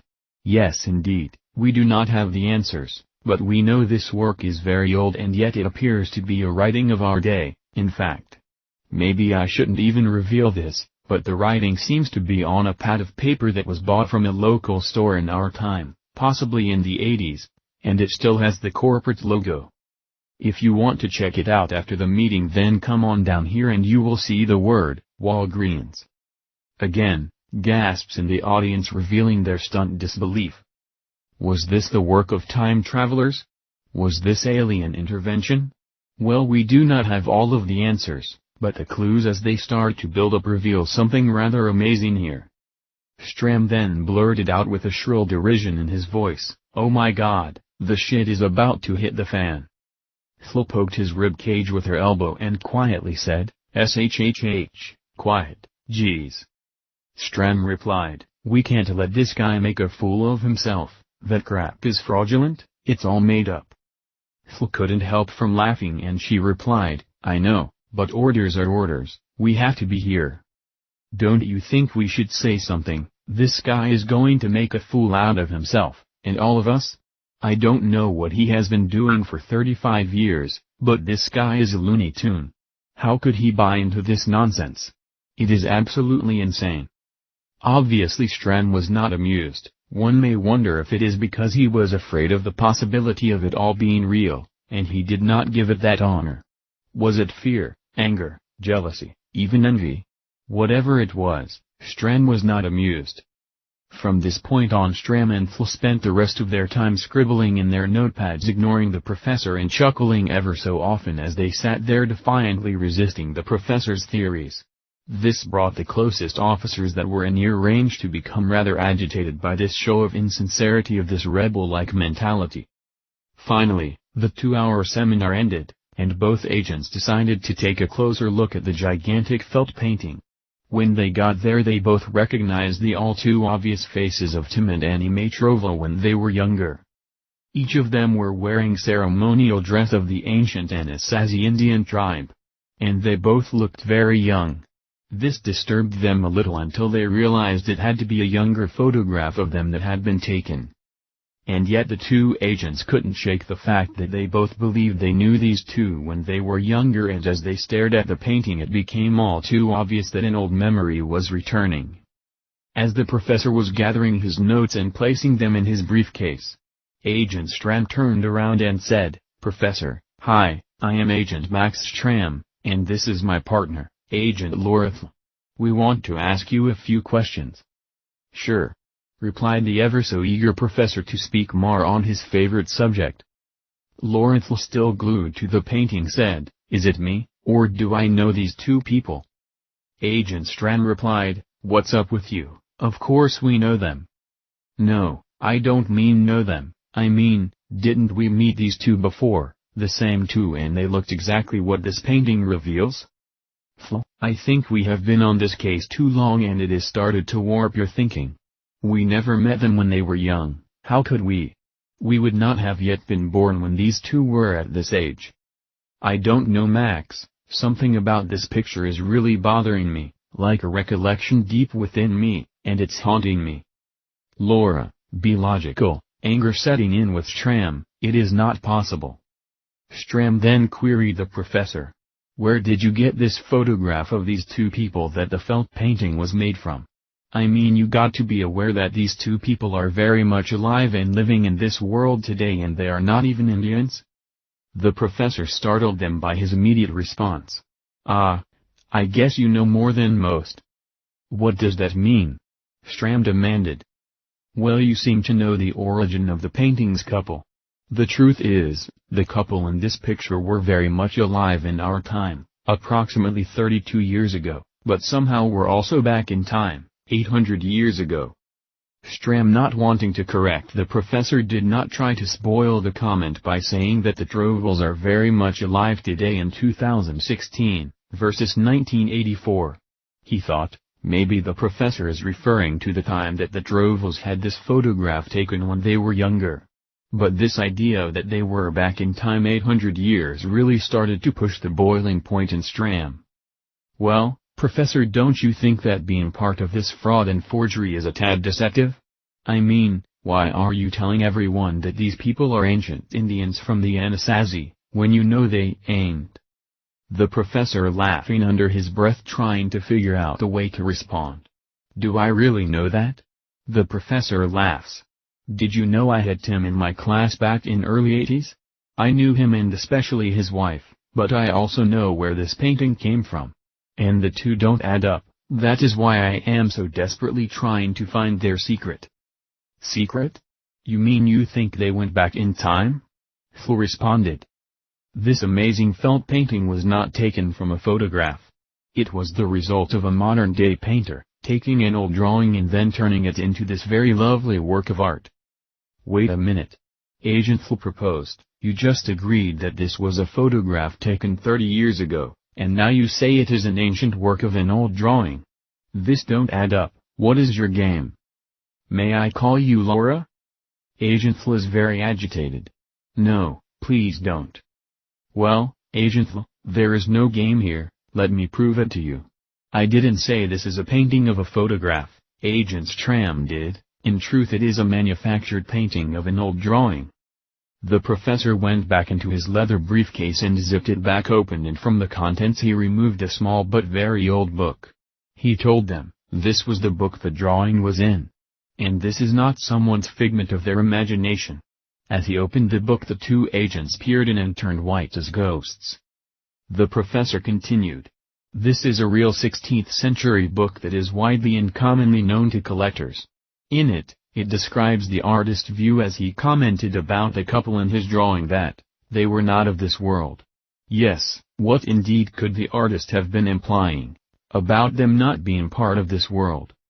Some contended that he had been in contact with aliens, but we now know he witnessed a 20th century couple of two people that somehow had left their world and had jumped back in the 13th century.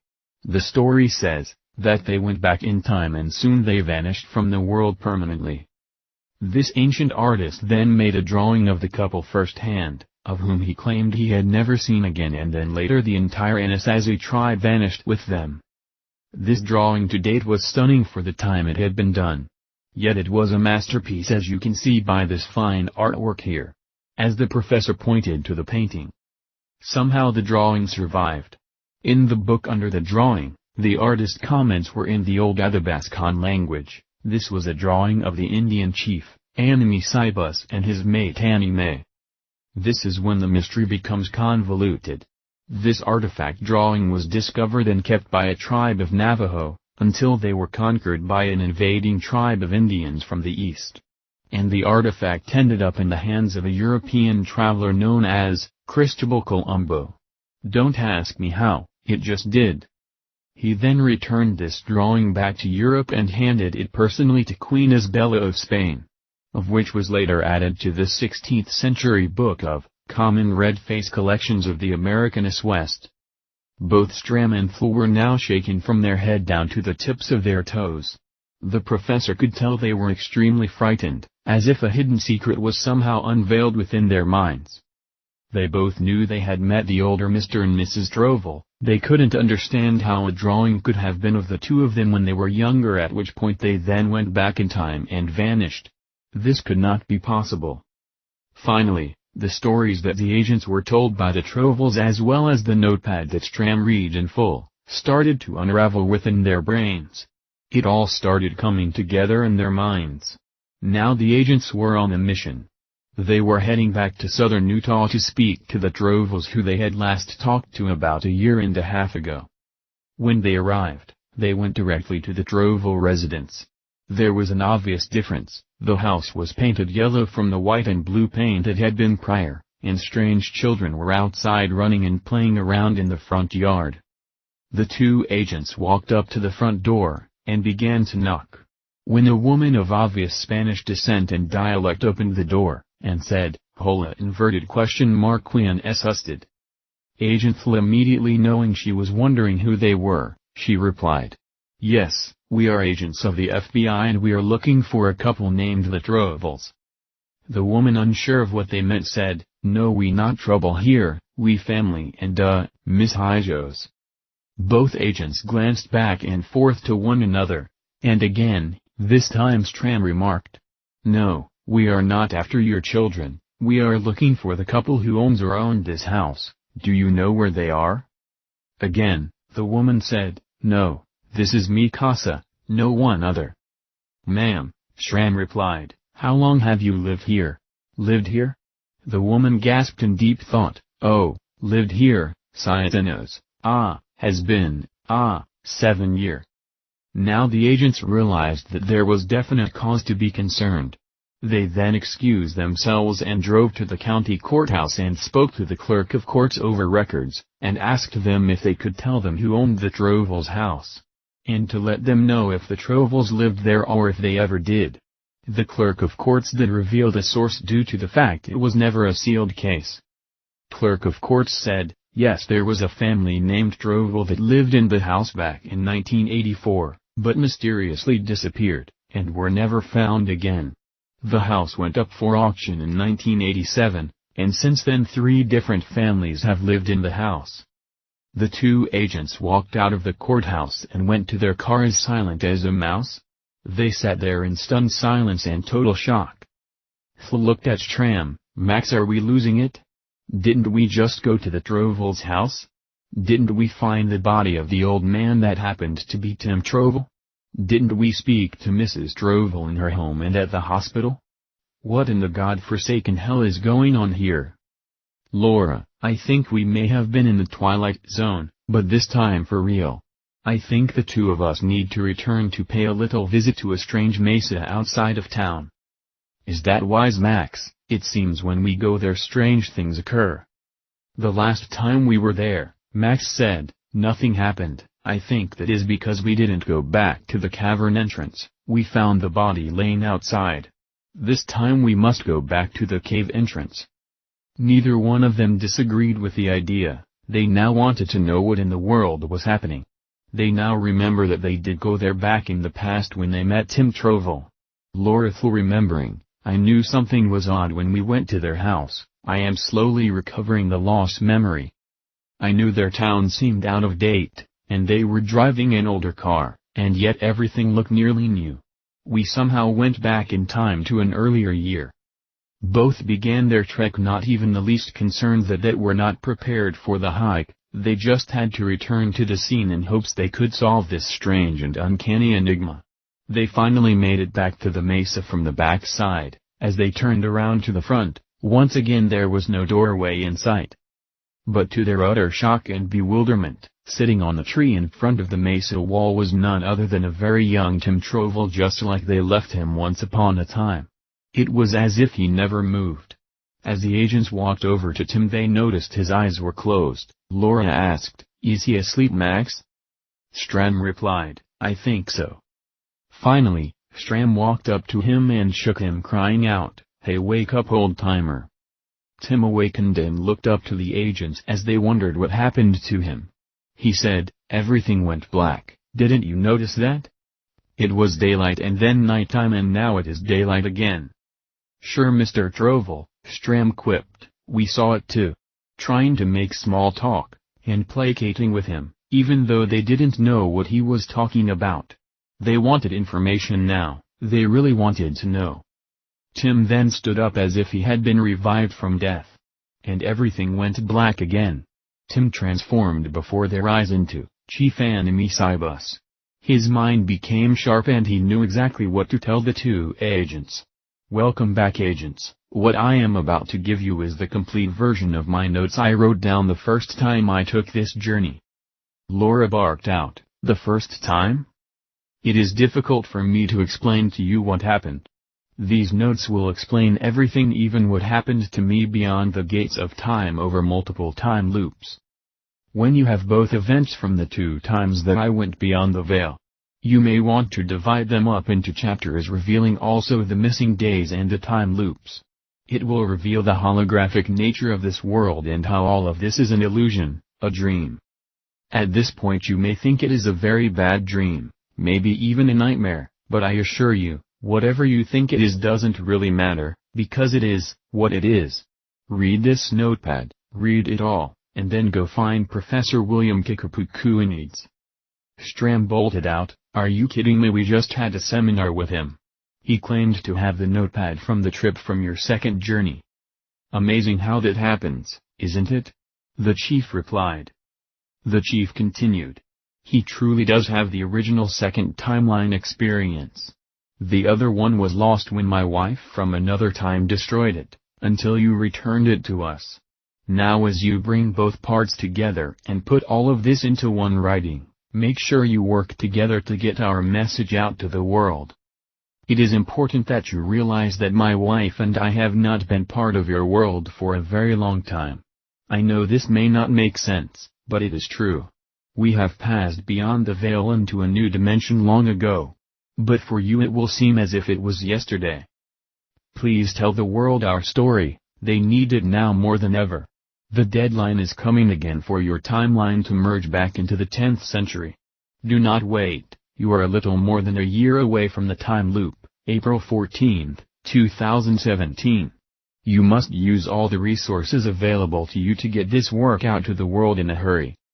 When the work has been completed with both parts, please call it The Time Loop Chronicles, The Day the Earth Fell Backwards. And simply add your names as the author. There is little time left. You will have all the information, everything is there, just copy it all, edit it and then release it to the world. And do not worry about what people might think of you, and how you will be attacked and maligned. None of that matters anyway, because in truth it is all a dream. Finish this work and the doorway will be opened for the both of you. We will both be waiting patiently for your return the day that this event occurs. May the spirit of the Great Father and Mother rest upon your souls, and until we meet again, blessed be your fruits." Agent Phil grabbed a notepad and instinctively read a portion of what was written. The words were, "Chief, why is it so easy to manipulate the people? Why can't they understand they are stuck in a time loop? You would think out of the 8 billion people that will arrive on the scene, that more than a few would come into agreement that something is very wrong here. But no, it doesn't seem to develop into the mass consciousness." As the agents were unable to even speak, looking horrified as they both thumbed through the notepad that Stram had completely read once before, they both were truly freaked out. The chief then said, "Our work is now done. We have given the world everything we know in bits and pieces through dreams, multiple time loops and various other ways, to help the true souls to awaken. Now it is up to whoever takes this mantle upon themselves to deliver the message to the next generation and future time loop participants. There is only one area where sadness still exists for us, and that is what we are trusting you for. We cannot forget our friends of whom are still sleeping in their coma, hearing, but do not hear, seeing, but do not see." As Stram was reading over Laura's shoulder, they both whispered the last 2 words at the same time, "Wake up."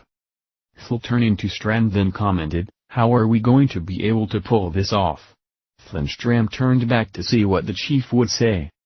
The chief then told them, "Go now, you have much to do in a very short time." The blackness of night gave way to the light of day. And Maxwell Stram and his partner Lorethel were completely by themselves. Phil said, "How can any of this stuff be real? Is it like Tim Trovel said, was all of this a figment of our imagination? Are we going crazy? Yet how do we account for what we saw and know that we experienced it?" Stram muttered, "How are we supposed to pull this off inside a year? Our country has serious issues. Information technology is basically all but shut down. There is no way. The truth is, we barely believe this happened. How can we convince even one other soul?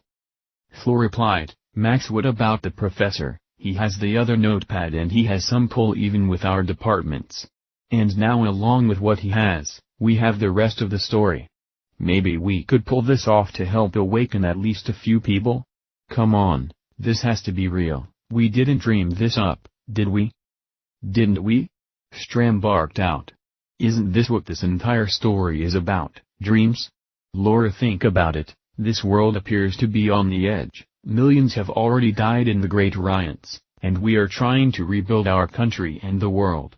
Our minds are saturated with end-of-the-world type scenarios, everywhere we turn, so who is to say we are not being fed a bunch of baloney? Yes, life is changing radically, but we can't allow ourselves to accept our fate as fact, believing that our world is going to be destroyed in less than a year according to this crazy talk. Do you really want to accept this? Do you really want to believe this world is going to end and begin again in some wayward past of a dust bowl of the ancients? We are the ones repairing this world, we are making the changes for the future, not the past. It ain't going to switch back 1,000 years, there is simply no proof to validate this. At least, I for one don't believe any of this, no matter how strange all this stuff may appear to be on the surface, even knowing how real it may seem. I am not going to tell the world that their cherished sacred reality is nothing but a crock of shit. Are you really willing to do that, Laura? Laura shook her head, appearing to be in somewhat of an agreement while lowering her eyes, looking mournfully down on the ground, and then began shaking her head back and forth to reveal, no, I am not willing. And as they turned around, Stram took the notepad out of Flo's hands and threw it back at the cavern wall where the chief had been standing prior to him vanishing, and it lodged comfortably within a hole underneath a large rock. And Agent Stram began to speak these final words. Let someone else find it and do the chief's speeding. As for me, I am out of here. And the two of them put their sunglasses back on and returned home. It's now April 14th, 2017, until next time. It's now 937 and welcome back. The chief, peering out partially from the void, standing next to his mate, Anime, like a ghostly apparition, shaking his head back and forth while his eyes revealed the sadness, saying, like I said, it just wasn't their time. His wife then responded, that's okay, we knew it wasn't for them yet, however, we do know who it is for, don't we? Back to the Future. It is January 10, 1959, while a 5-year-old girl was up in the attic with her mother.